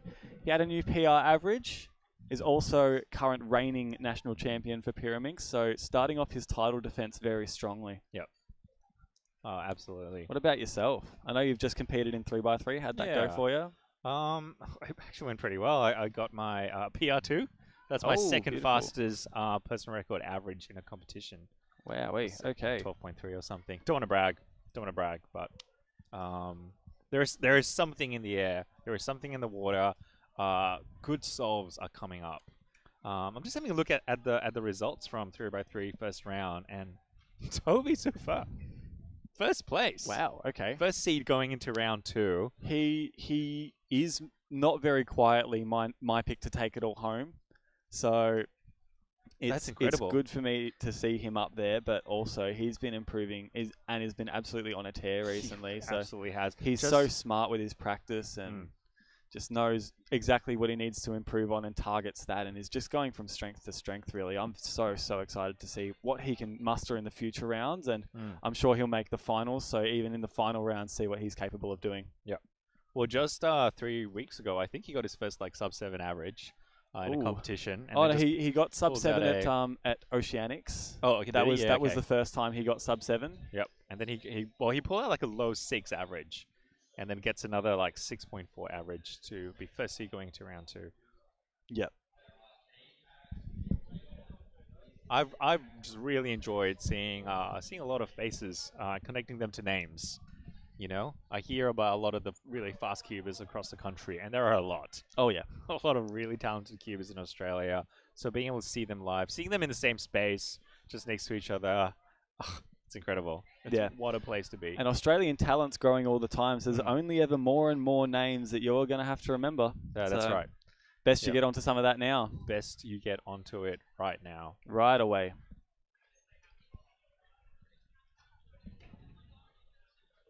Can I make a little prediction of what's going to happen? I'll allow it. Someone at some point is going to get a 4-second solve. Yeah, I reckon that's a pretty good prediction. Not saying 3 seconds, but it could happen. Yeah, you never know. We've seen really that happen in relays before. I've seen some lightning quick solves in the World's Nations Cup. So that's right. Because you're not just competing for yourself. You're now competing for your state, for your country. There's a lot at stake. Yep. There is a lot at stake. All right. What do we have? Queensland, New South Wales, WA. Go Vic 4. Vic 4. In the comments. That's a shout. So that's Will Herring, Miller Atkinson, Matthew Seredzinski. Go Vic 4. All right, whatever you reckon. Go Vic 4. Absolutely. Vic 3 is also a crowd favourite. Lennon Hughes, Divnor Bardra, Miles Jarman. Anyone who tuned in for Oceanics and saw the relays there knows that they put their all into that costume. So we will hopefully be seeing some outfits tonight. Hopefully a little bit of dressing up, a little bit of team spirit. Oh yeah. A little bit of trash talk maybe behind the scenes that we won't get to see. Because if you're going to lose, you at least want to look good doing it. Yeah. That's what's important. I hope Queensland looks good when they're going down. I hope so too. Oh no, don't. You're supposed to be backing your guys. Oh, I mean, well, maybe Queensland 2 or 3, but not possibly. Queensland 1. No, I'm just kidding. Queensland 2, 3, and 4. There are so many of them. There are a lot. As many that's Queensland a good teams as 12. Victorian teams. That's a good 12 people from. I mean, that could possibly be why. Nationals is here this year. Queensland cubing has absolutely exploded in the last few years, and I'm there for it. Really, really proud to be a Queenslander, to be a part of just cubing growing in this country. It's brilliant. I'm also seeing in the crowd some AFL sashes and jerseys on. That's right. For those of you who are unaware, Australian rules football, the national sport of Australia, had the grand final today as well. we've been cubing this whole time, but there has been some very intense games of footy, as we'd call it, going on behind the scenes. What a day it's been. And one fact that I didn't get to mention on stream, if you're an AFL nuffy, you might actually know this already, but of all of the finals that were played this season, the winner was the team that comes first alphabetically. What? Yeah. Really? If you look at all the results from the games that have just been this season, in the finals, the team that wins is the team that comes first alphabetically. However, it is not that way in the grand final, as Collingwood has taken it out. Final score 90-86 over Brisbane. Painful. That's actually very painful. Who's that guy? Who was that guy? Did That's he hear crazy. something? Whoa. Where'd he come from? Yeah, who knows? Aaron, come back. Gippsland 1 should beat them all in a multi-Pira 3x3 relay, says Jeff Hobbs. I think that's a good idea. Gippsland 1, you know, team favourite. I'm okay with this.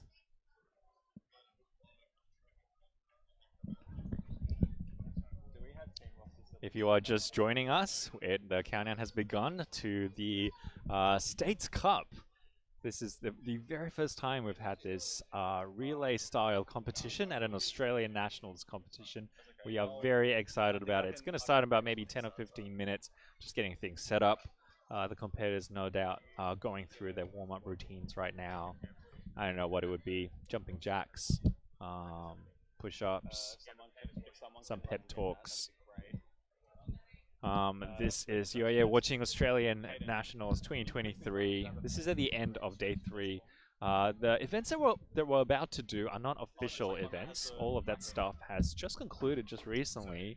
But in some ways, even though this is an unofficial event, the excitement is there. It's even more stressful, more nerve-wracking than what we've had so far. But certainly we've got a lot more coming up tomorrow. So we've got a full day of solving tomorrow. We've got round 2 for a lot of events. We only saw 4 events today. We had 2x2, Pyraminx, Skewb, and 3x3. But tomorrow we're going to see plenty more in round 2s, and then in finals. We're going to see the finals for pretty much every single event, culminating with a 3x3 head-to-head finals. So you do not want to miss that. Make sure that you come back and watch that tomorrow, which will be on the Tingman channel again. Wow, that's a bit of a first as well. Here. Yeah, so that's pretty cool. Come back tomorrow, you'll see some more good stuff. Yep. All right, the judges are in place. We have David McLean on the yellow stage, and we have Tamquan on the green. And they're just getting everything ready right now. So something we're doing that's going to be pretty unique as well is that Michael and I have just been given microphones because we are going to be commentating both on the live stream but also live in this venue, which is pretty cool. Very cool. And it means that those of you who are listening to the live stream now, if you're listening to the live stream while you're here, you will be hearing the same commentary coming through the speakers. So that should hopefully save you on on some phone data. Oh yeah. But also save you from everyone from having a lot of our voices coming up from everyone's phones. Okay, so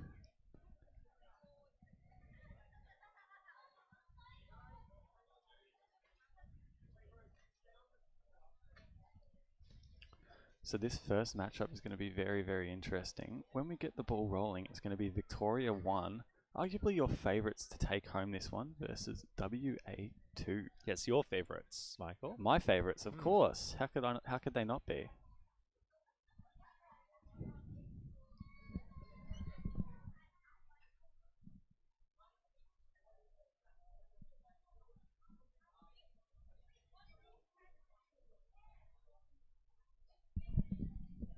These guys are my homies. Have been from day one. That's right, and they will be till the day you die. Oh, yeah.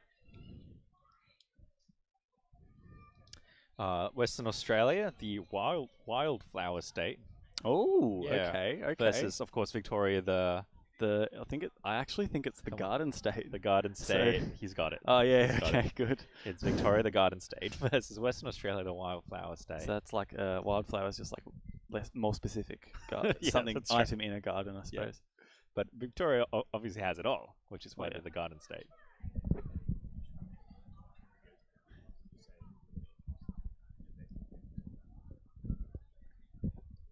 Now, there are other territories in Australia, but these are the ones that managed to gather teams.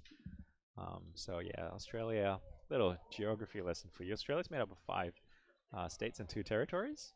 5 states are Queensland, New South Wales, Victoria, South Australia. Wait, no, 6. 6 and 2. I'm getting my numbers wrong. Western Australia and Tasmania. And then there are 2 territories, which are the Australian Capital Territory, ACT, and the Northern Territory.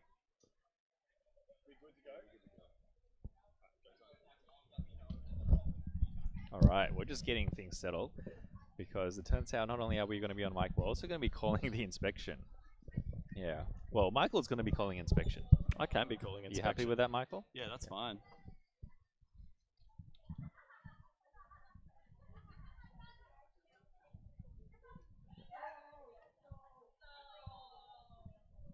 It's going. Alright, I think we shall get started. Have we had the thumbs up? Yeah, we've had the thumbs up. We're all good to go.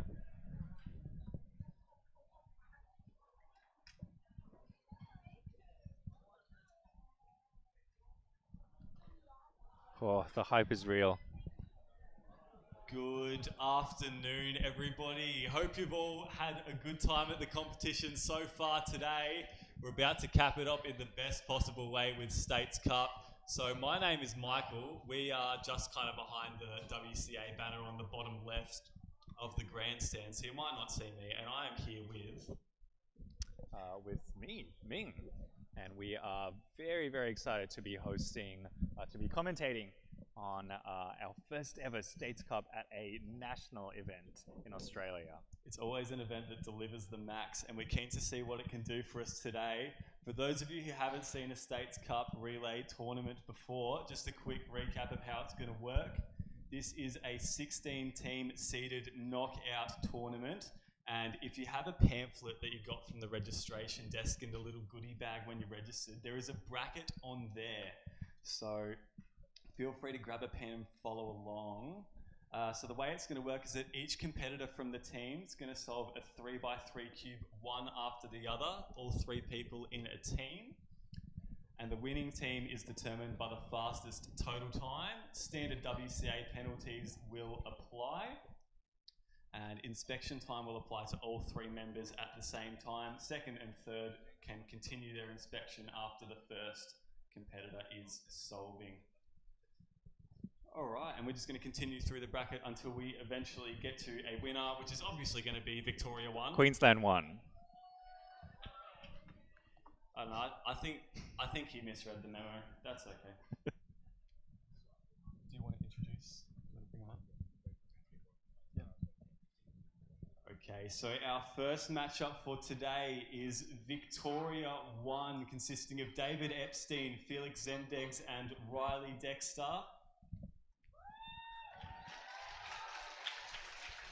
And they will be taking on Western Australia 2, made up of Jackson Foster, Amy Smith, and Sebastian Bach.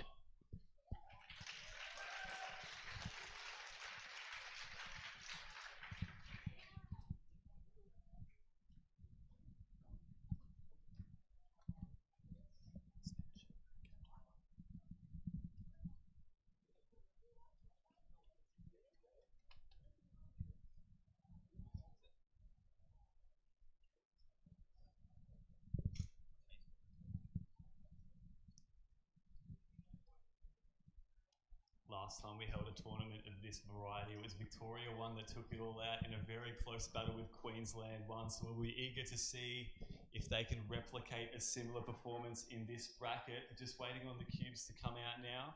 They are up against WA2, which includes Amy Smith, who, winning 5 blind at this tournament, becomes the very first female Australian national champion. Woo!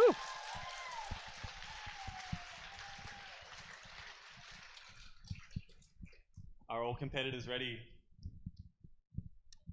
Your inspection begins in 3, 2, 1, now.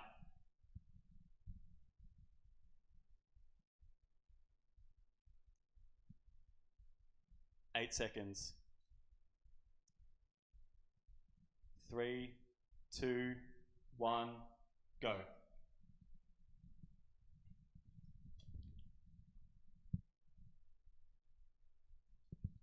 David Epstein puts Victoria 1 in an early lead with a 6.83 against Amy Smith. 12 seconds solve. It's now on to Felix and Eggs is just on his PLL now. 8.2 giving Victoria 1 a comfortable lead. It's on to Riley Dexter now. And he takes the win for Victoria 1.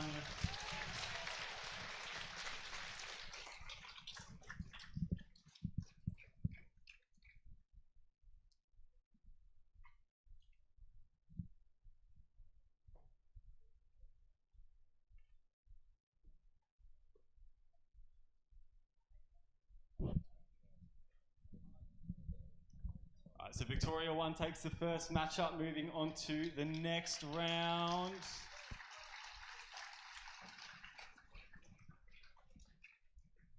And our second matchup, it is Victoria 3, which is Lennon Hughes, Divnor Bajwa and Miles Jarman.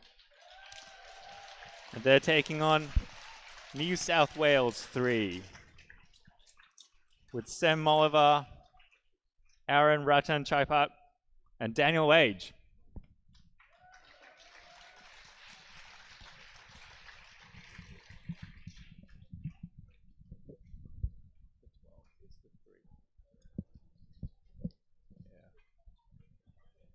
Looks like Victoria 3 is repeating the costume we saw from them in Oceanics that won them the best dressed. Miles as Mario, Lennon as Luigi, and Divnor as a very beautiful Princess Peach. Or Princess Daisy. Is it Princess Peach or Daisy? Yeah, I said it's Peach. I had it right.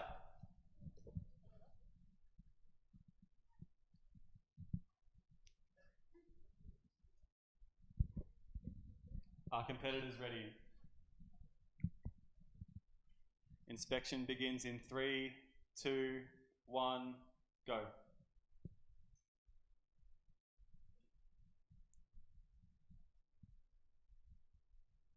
Eight seconds. 12 seconds. 3, 2, 1, go.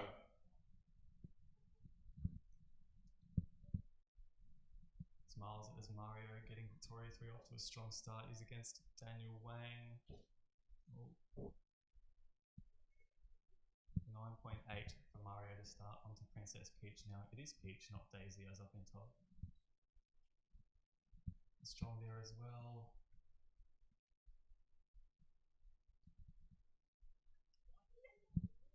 Ooh. And that is it Vic 3? Vic 3? Yeah, that is Vic 3. Takes it. Congratulations, Vic 3. So that means in the next matchup, we're going to have Vic 1 versus Vic 3. Ooh.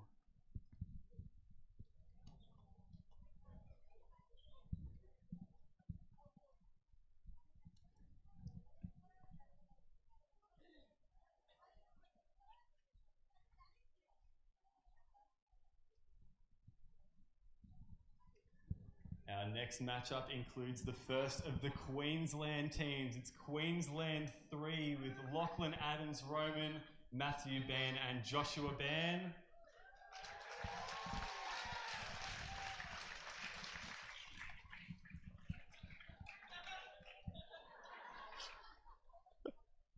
With the sunglasses blocking their view. And they're going to be taking on New South Wales 2 with Sebastian Lee, Jack Hitchman, and Perry Ledong.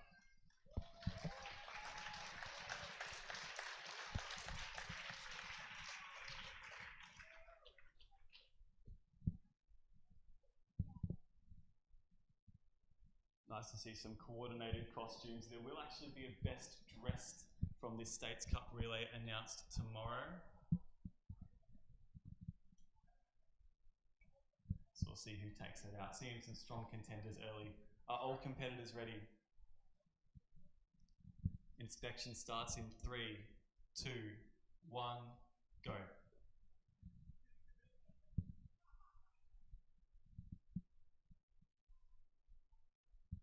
8 seconds. 12 seconds. 3, 2, 1, go.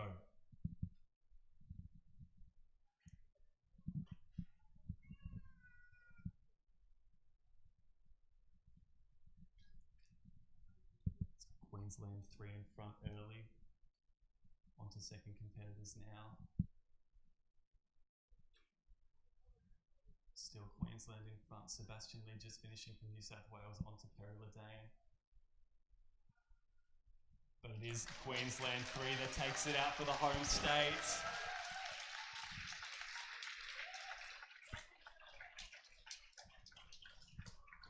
Very strong showing from one of the home sides.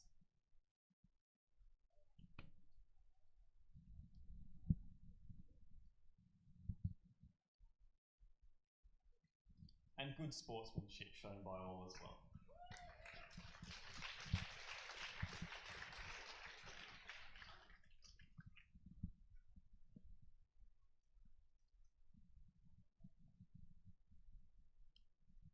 Our next matchup, New South Wales 1 versus South Australia 1. New South Wales 1 represented by Liam Heidercheck, Brian Eng and Tane Kassar.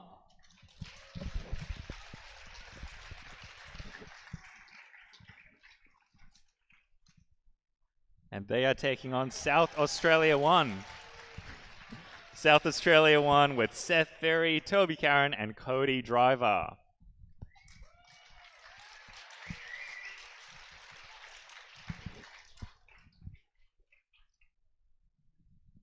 There is a costume there with South Australia. I'm not seeing it just yet, but I think there is one. Remains to be seen. New South Wales 1 using the costume that they used for Oceanics as well. If it ain't broke, don't fix it. Are competitors ready? Inspection starts in 3, 2, 1, go.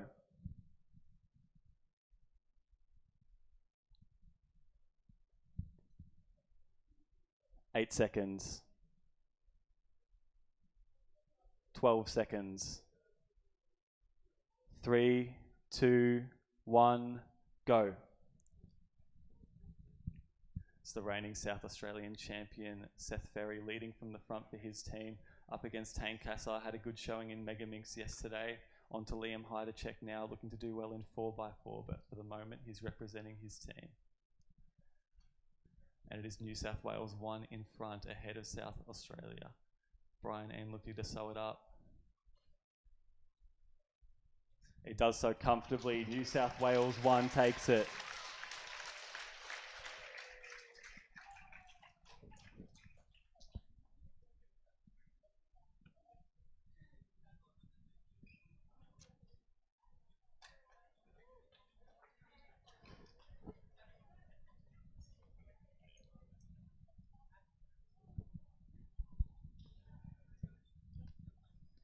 So if you're following along in the back of your brochure, you can probably just go ahead and write Queensland 1 at the very end.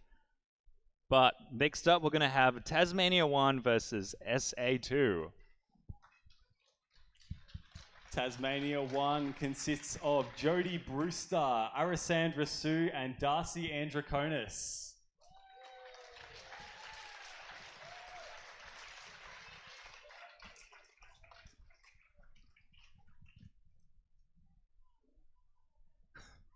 Merry Christmas to you too. And in South Australia too, we're going to have Alexander Crush, Raphael Chowindra, and Aston Koff.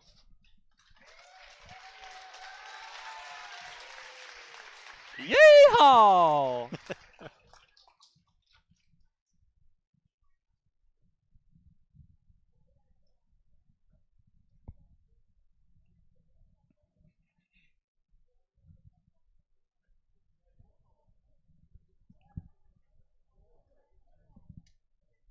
all competitors ready? Inspection starts in 3, 2, 1, go.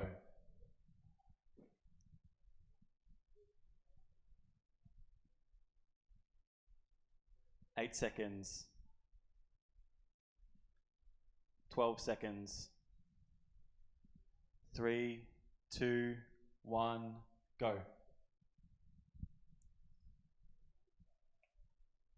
It's SCS versus SCS, Arisu versus Raf Chowendra. Arisu gives Tasmania an early lead. It's onto Darcy Androkonis. His PR is 10 flat. You're seeing if he can get somewhere around that. It's Alexander Crush representing South Australia 2. It's onto Jody Brewster, the current Oceanic record holder for the 3x3. And he gets it done for Tasmania.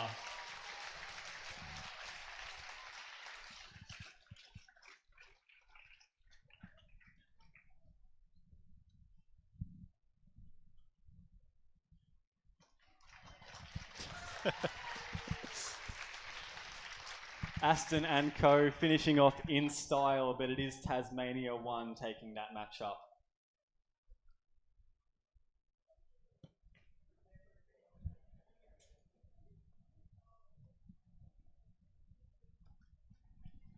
A valiant effort from the SA team.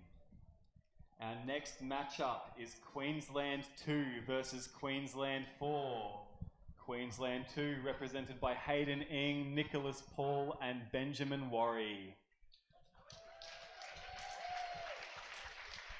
The theme is hats, because they are all wearing hats. It works for me, Michael. Works for me too. And going up against them is Queensland 4, represented by Hal Doe, Thomas Austin, Milne, and Zach Graham.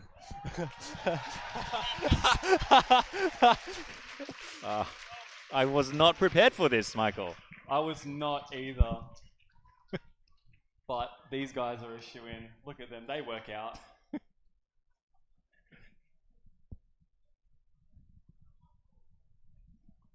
Those guys definitely did an average of 100 last night. There has to be a Princess Daisy there somewhere. I think it's Zach. Okay, you can fight over it later. Are all competitors ready? Inspection starts in 3, 2, 1, go.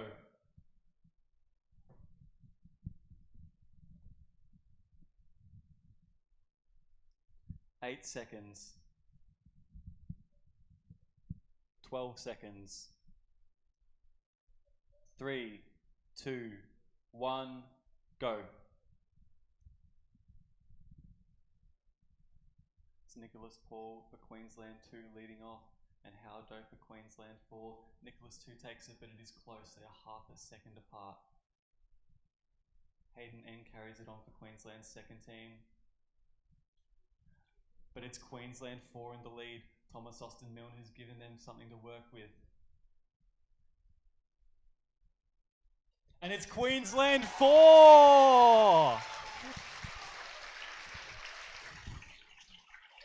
Do you believe in miracles?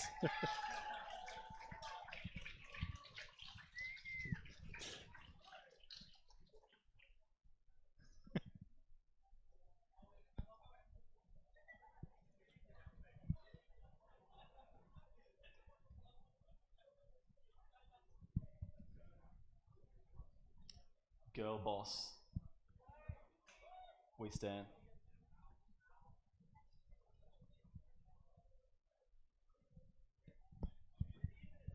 Our next matchup is Queensland 1 versus Victoria 4. Queensland 1, who will be crowned the eventual winners of this competition. I just want to predict. Consists of Jaden McNeil, Toby Seifert, and Charlie Eggins.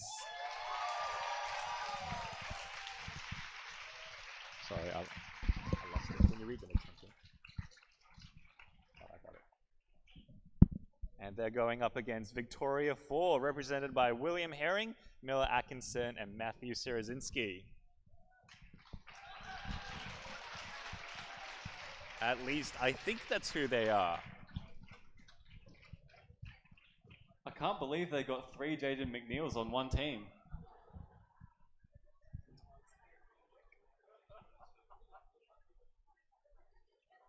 Oh, it's not.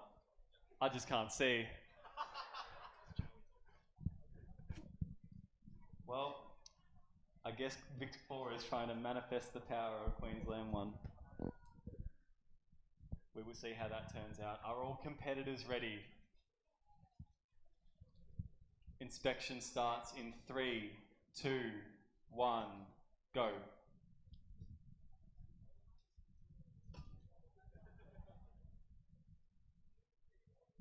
Eight seconds. 12 seconds. 3, 2, 1, go. It's Cheggin versus Cheggins. One of them set a world record yesterday. I'm not sure which one. I think it's the real Cheggins who gets them off to a good start. How can Vic 4 see out of those masks?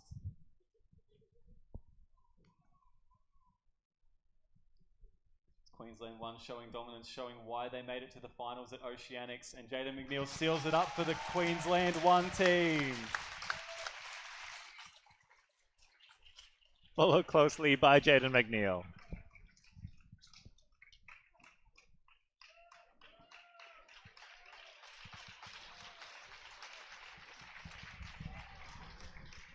Congratulations, Queensland 1 and Queensland -1.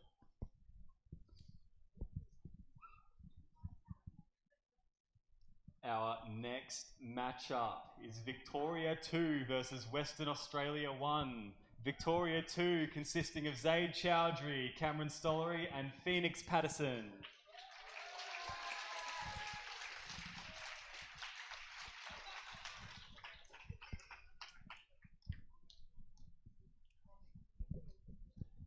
It's our final match in round 1, and they're going up against Western Australia 1, represented by James Holdsworth, Tyler Williams, and Zach Kenny. All delegate team.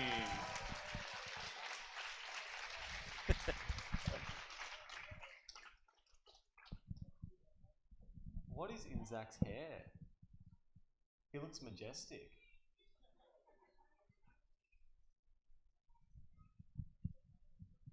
I'm expecting clean solving from the delegates team. Lead by example.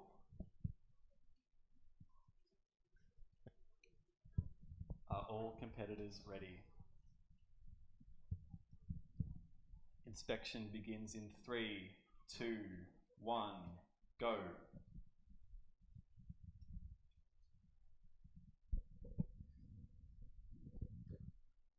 Eight seconds. 12 seconds. 3, 2, 1, go.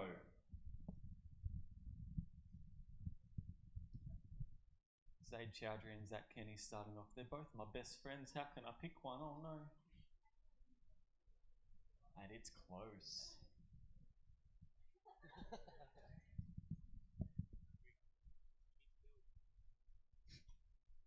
Cameron Stollery second in 2x2 this morning. Very good effort. I think James Holdsworth needs a delegate. It's going to be Victoria 2 that takes it.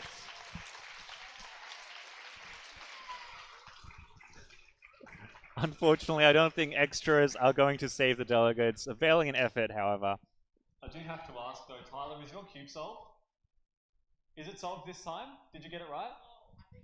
He solved it this time! Woo! Good work, Tyler. Love you.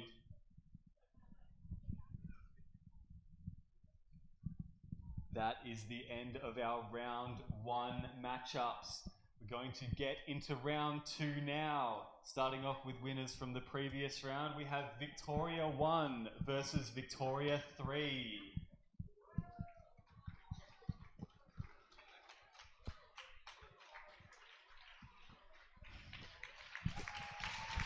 Here they come. David, Felix, and Riley versus Lennon, Div, and Miles.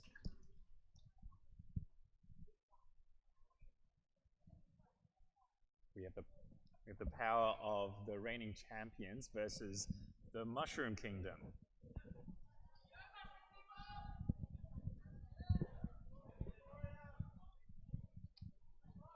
I like Victoria.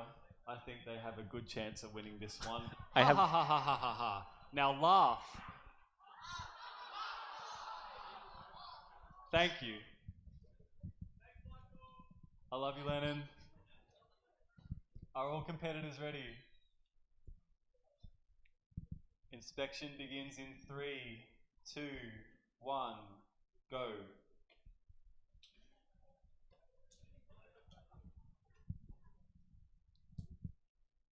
8 seconds.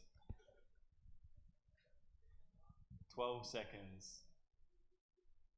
3, 2, 1, go.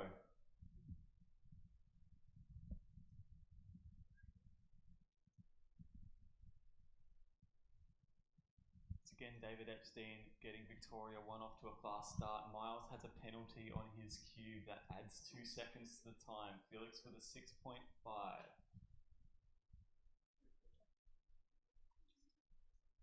And it's Victoria 1.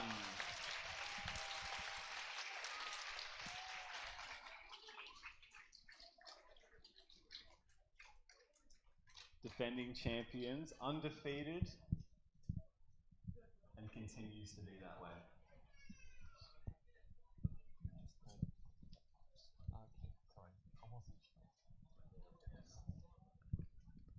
Our second round continues with Queensland 3 versus New South Wales 1. Queensland 3, consisting of Lachlan Adams-Roman, Matthew Ban and Joshua Ban, who beat the second New South Wales team in the first round and come up against the first New South Wales team in this round. Call out the New South Wales 1 team. Representing New South Wales 1, Liam, Brian, and Tane.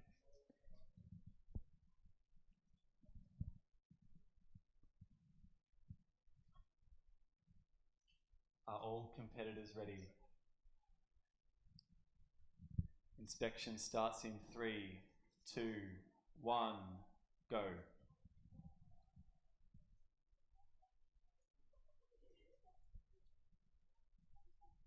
8 seconds. 12 seconds. 3, 2, 1, go.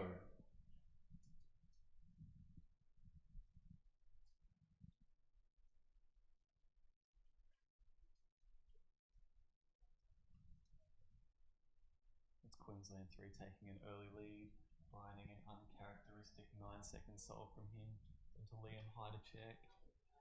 Still about a second behind. It's going to come down to Tane versus Lachlan.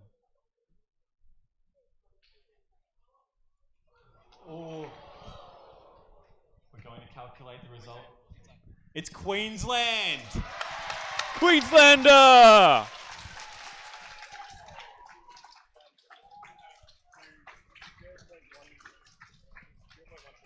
By 0.13 of a second, Queensland 3 pulls off the upset.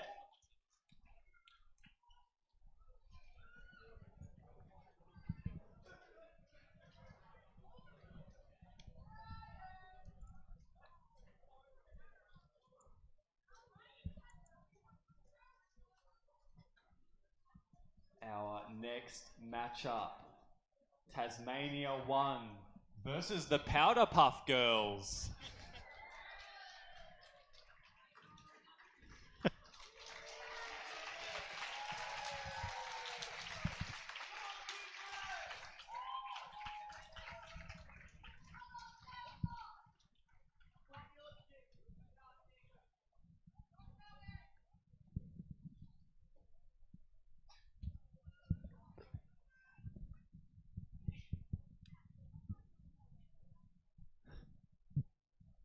Are all competitors ready? Inspection starts in 3, 2, 1, go.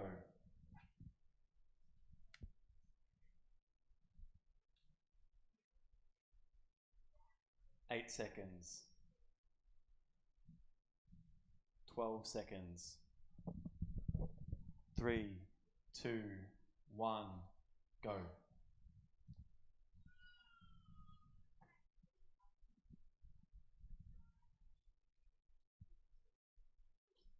It's Ari starting Tasmania off well, an 8.81 for him. It goes on to Darcy now. And Howdo is still solving his cube.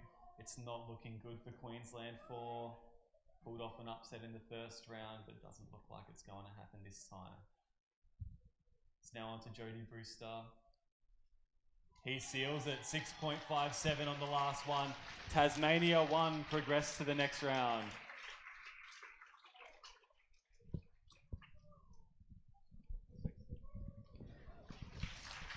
If you're just joining the live stream, we're in the middle of our States Cup. And we're about to finish round 2. With about 5 matches left. This is Michael and me, Tingman, who are commentating.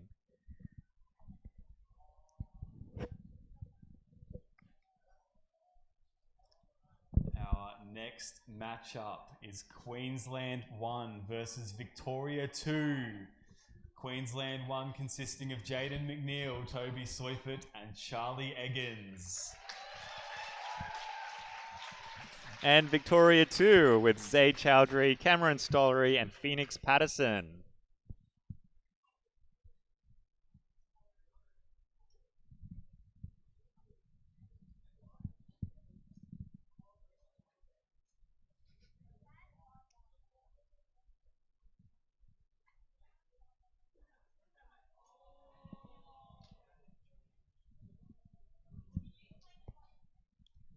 Are all competitors ready? Inspection starts in 3, 2, 1, go.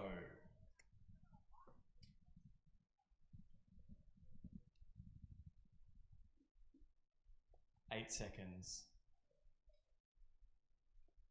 12 seconds. 3, 2, 1, go.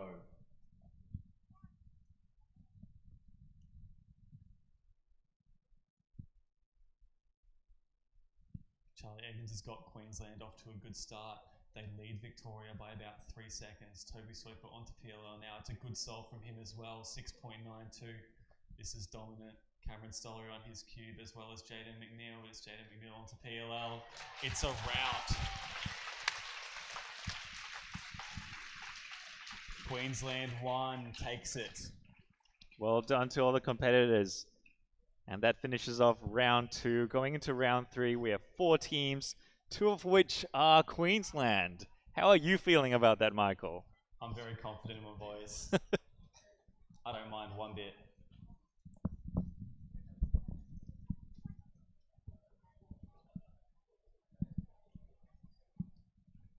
To kick off round 3, our final 4 teams remain.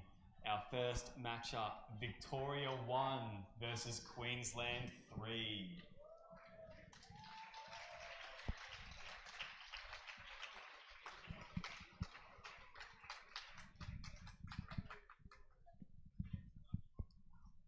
Victoria 1 consisting of the big 3, David Epstein, Felix Zembegs and Riley Dexter. Queensland 3 consisting of Lachlan Adams-Roman, Matthew Ban and Joshua Ban.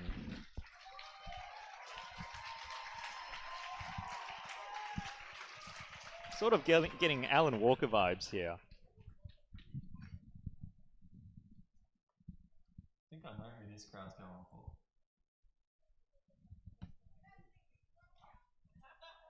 Victoria, that's right.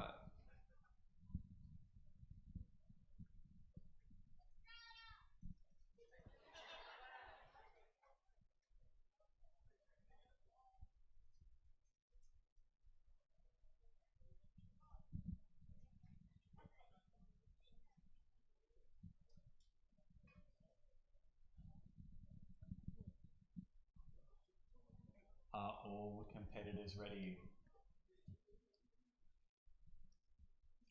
Inspection starts in 3, 2, 1, go.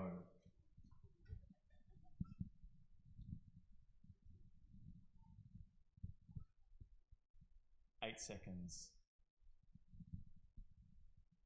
12 seconds. 3, 2, 1, go.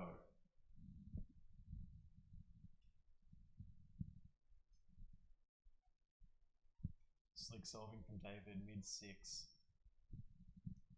On to Felix now. Another mid 6, mid high 6. It's on to Riley Dexter. Oh, lock up, but still a low 6. That's an incredible total from the Victoria 1 team, and they are moving on to the gold medal match.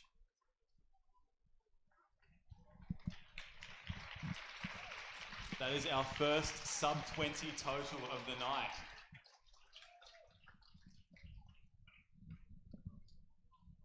Queensland 3 will be moving on to the bronze medal match.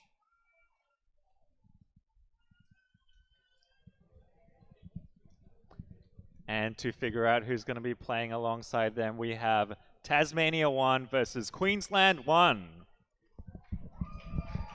Tasmania 1 with Jodie Brewster, Darcy Andrikonis and Ari Sue.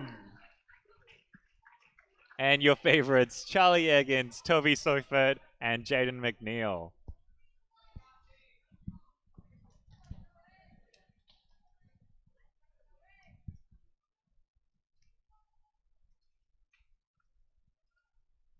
Will we be seeing a Merry Christmas, or will the Grinch steal their fun? Who's the Grinch?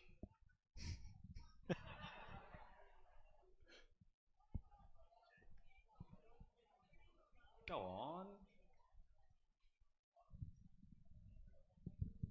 Are all competitors ready? Inspection starts in 3, 2, 1, go.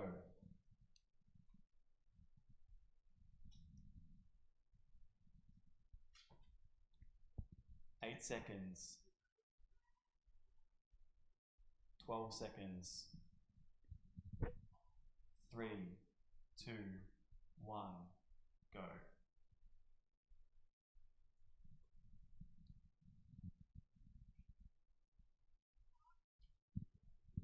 It's tight between the first two, only 0.2 of a second separates it, but it is Queensland in front marginally. Toby Seifert onto solving now. 7.6 from him. Darcy is now onto the final two. It's Jaden. Queensland 1 is in the final.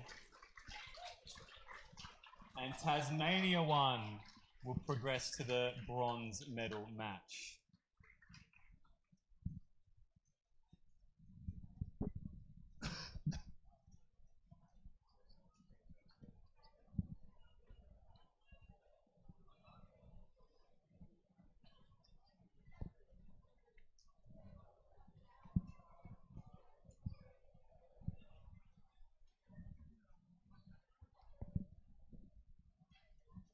This is now the final round of States Cup. We're going to be doing our bronze medal match first. Our bronze medal match is between Queensland 3 and Tasmania 1. Queensland 3 consisting of Lachlan Adams-Roman, Matthew Ban and Joshua Ban.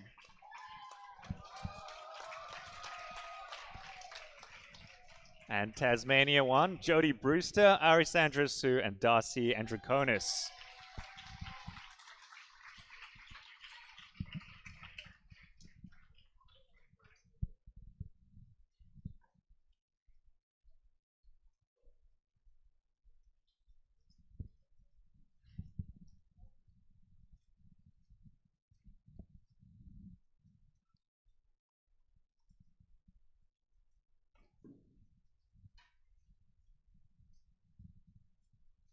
For the bronze medal, are all competitors ready? Inspection starts in 3, 2, 1, go.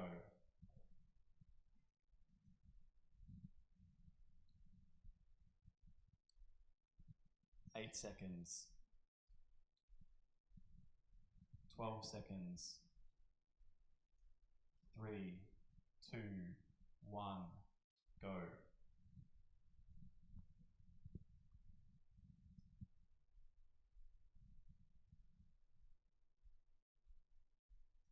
It's Queensland in front. Queensland in front by about a second and a half. Can Darcy bring it back? Still Queensland in front. It's looking hard to change it now. It looks like Queensland has got the bronze medal sewed up unless Jodie Brewster has something to say about it. It's Queensland getting the bronze! Queensland 3 getting the bronze. You could not have predicted this at the start of the entrant.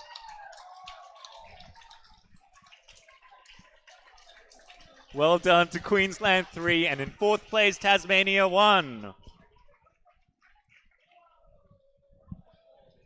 Commiserations to Tasmania 1. Fan favourites, unfortunately not coming away with the bronze medal. But it is the fairy tale ending that everyone wanted. The rematch of Regions Cup at Oceanics. Victoria 1 versus Queensland 1. Victoria 1 consisting of David Epstein, Felix Zemdegs and Riley Dexter.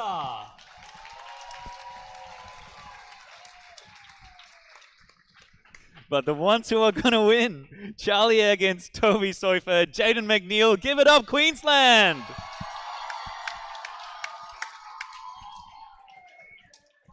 You are so wrong. Give it up for Victoria!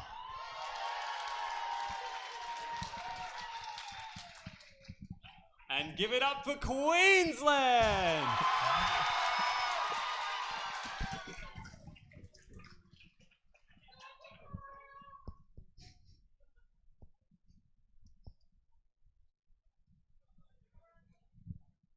For the gold medal and the final time today.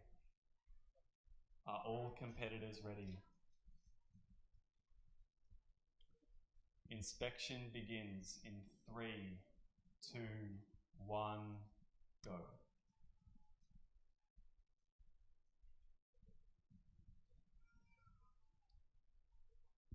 Eight seconds. 12 seconds. 3, 2, 1, go. Charlie Eggins a bit locky at the start. It's David Epstein is onto Oliver at 4. It's a fast solve, sub 6, 585. Onto Felix now. And Toby also solving well. It's Felix Zendegs, puts Victoria about a second in front. Riley has a second lead over Jaden. And it's Victoria 1! Retains the title they claimed at Oceanics. And it's agony for Queensland, second place again.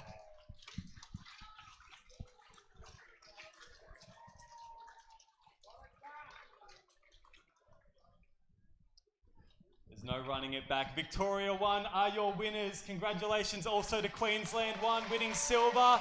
Give it up. And Queensland 3 coming all the way to win 3rd.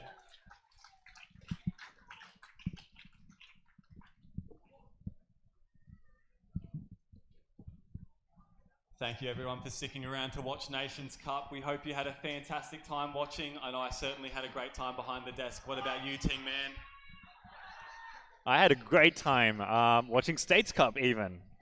But well done again to all the competitors. We look forward to seeing all of you bright and early tomorrow morning for round 2.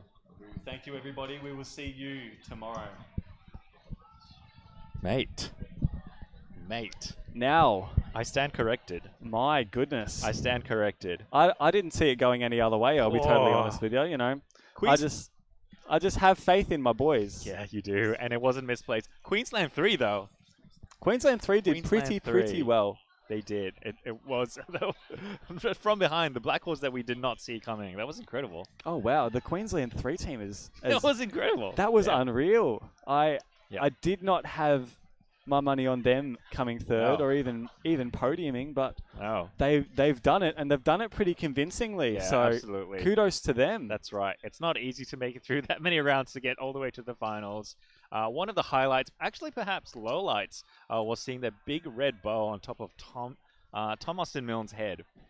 Why was that a low light for you? I thought you could put your differences aside and, you know, maybe appreciate that your foe in this instance is representing the state that you are so proud to be a part of. And it's something I once saw in a nightmare. Oh, okay. But well done to them. We could bring him on. He's wandering his way over here now. So he is actually wandering his way over here. Reluctantly, we're gonna have him on. Look at him flexing his muscles. This guy works if you out. Just wanna, yeah. Oh, sorry. How are we going? Yeah. Good. How was that? Oh my! Like, we've been preparing these costumes. We've been preparing for this day, and just to win one round, like last time we got knocked out, like straight away the first round. This time, just to win one against our like good friends in Queensland too. We were so excited. And if you that were watching match, the stream, that match was an absolute upset. You were just about going ballistic over there. That was incredible. It was out there with the costumes. You know, they were really like, but you backed it up. Yeah. So you backed it up. Sugar and spice, all things nice. All things nice. The Powerpuff Girls, we slayed, and it was a good Yep. game, so thank And you. I don't want to call it Slay too early, queen. but there is a chance that you might win another prize tomorrow with the costumes that you put on. I think for all of yourself that you've put out there, you know, you deserve a little bit of a prize. So I'm Yeah. backing them for the best costumes. It's hard not to, you know. I'll just say, if we win best costume, I might have to wear this again. Well, you might. I mean, Yeah. it made you so very well tonight. Yeah. And so, Well, at least one time. 1 out of 2. yeah, well, Yeah. that's right. It's better than nothing.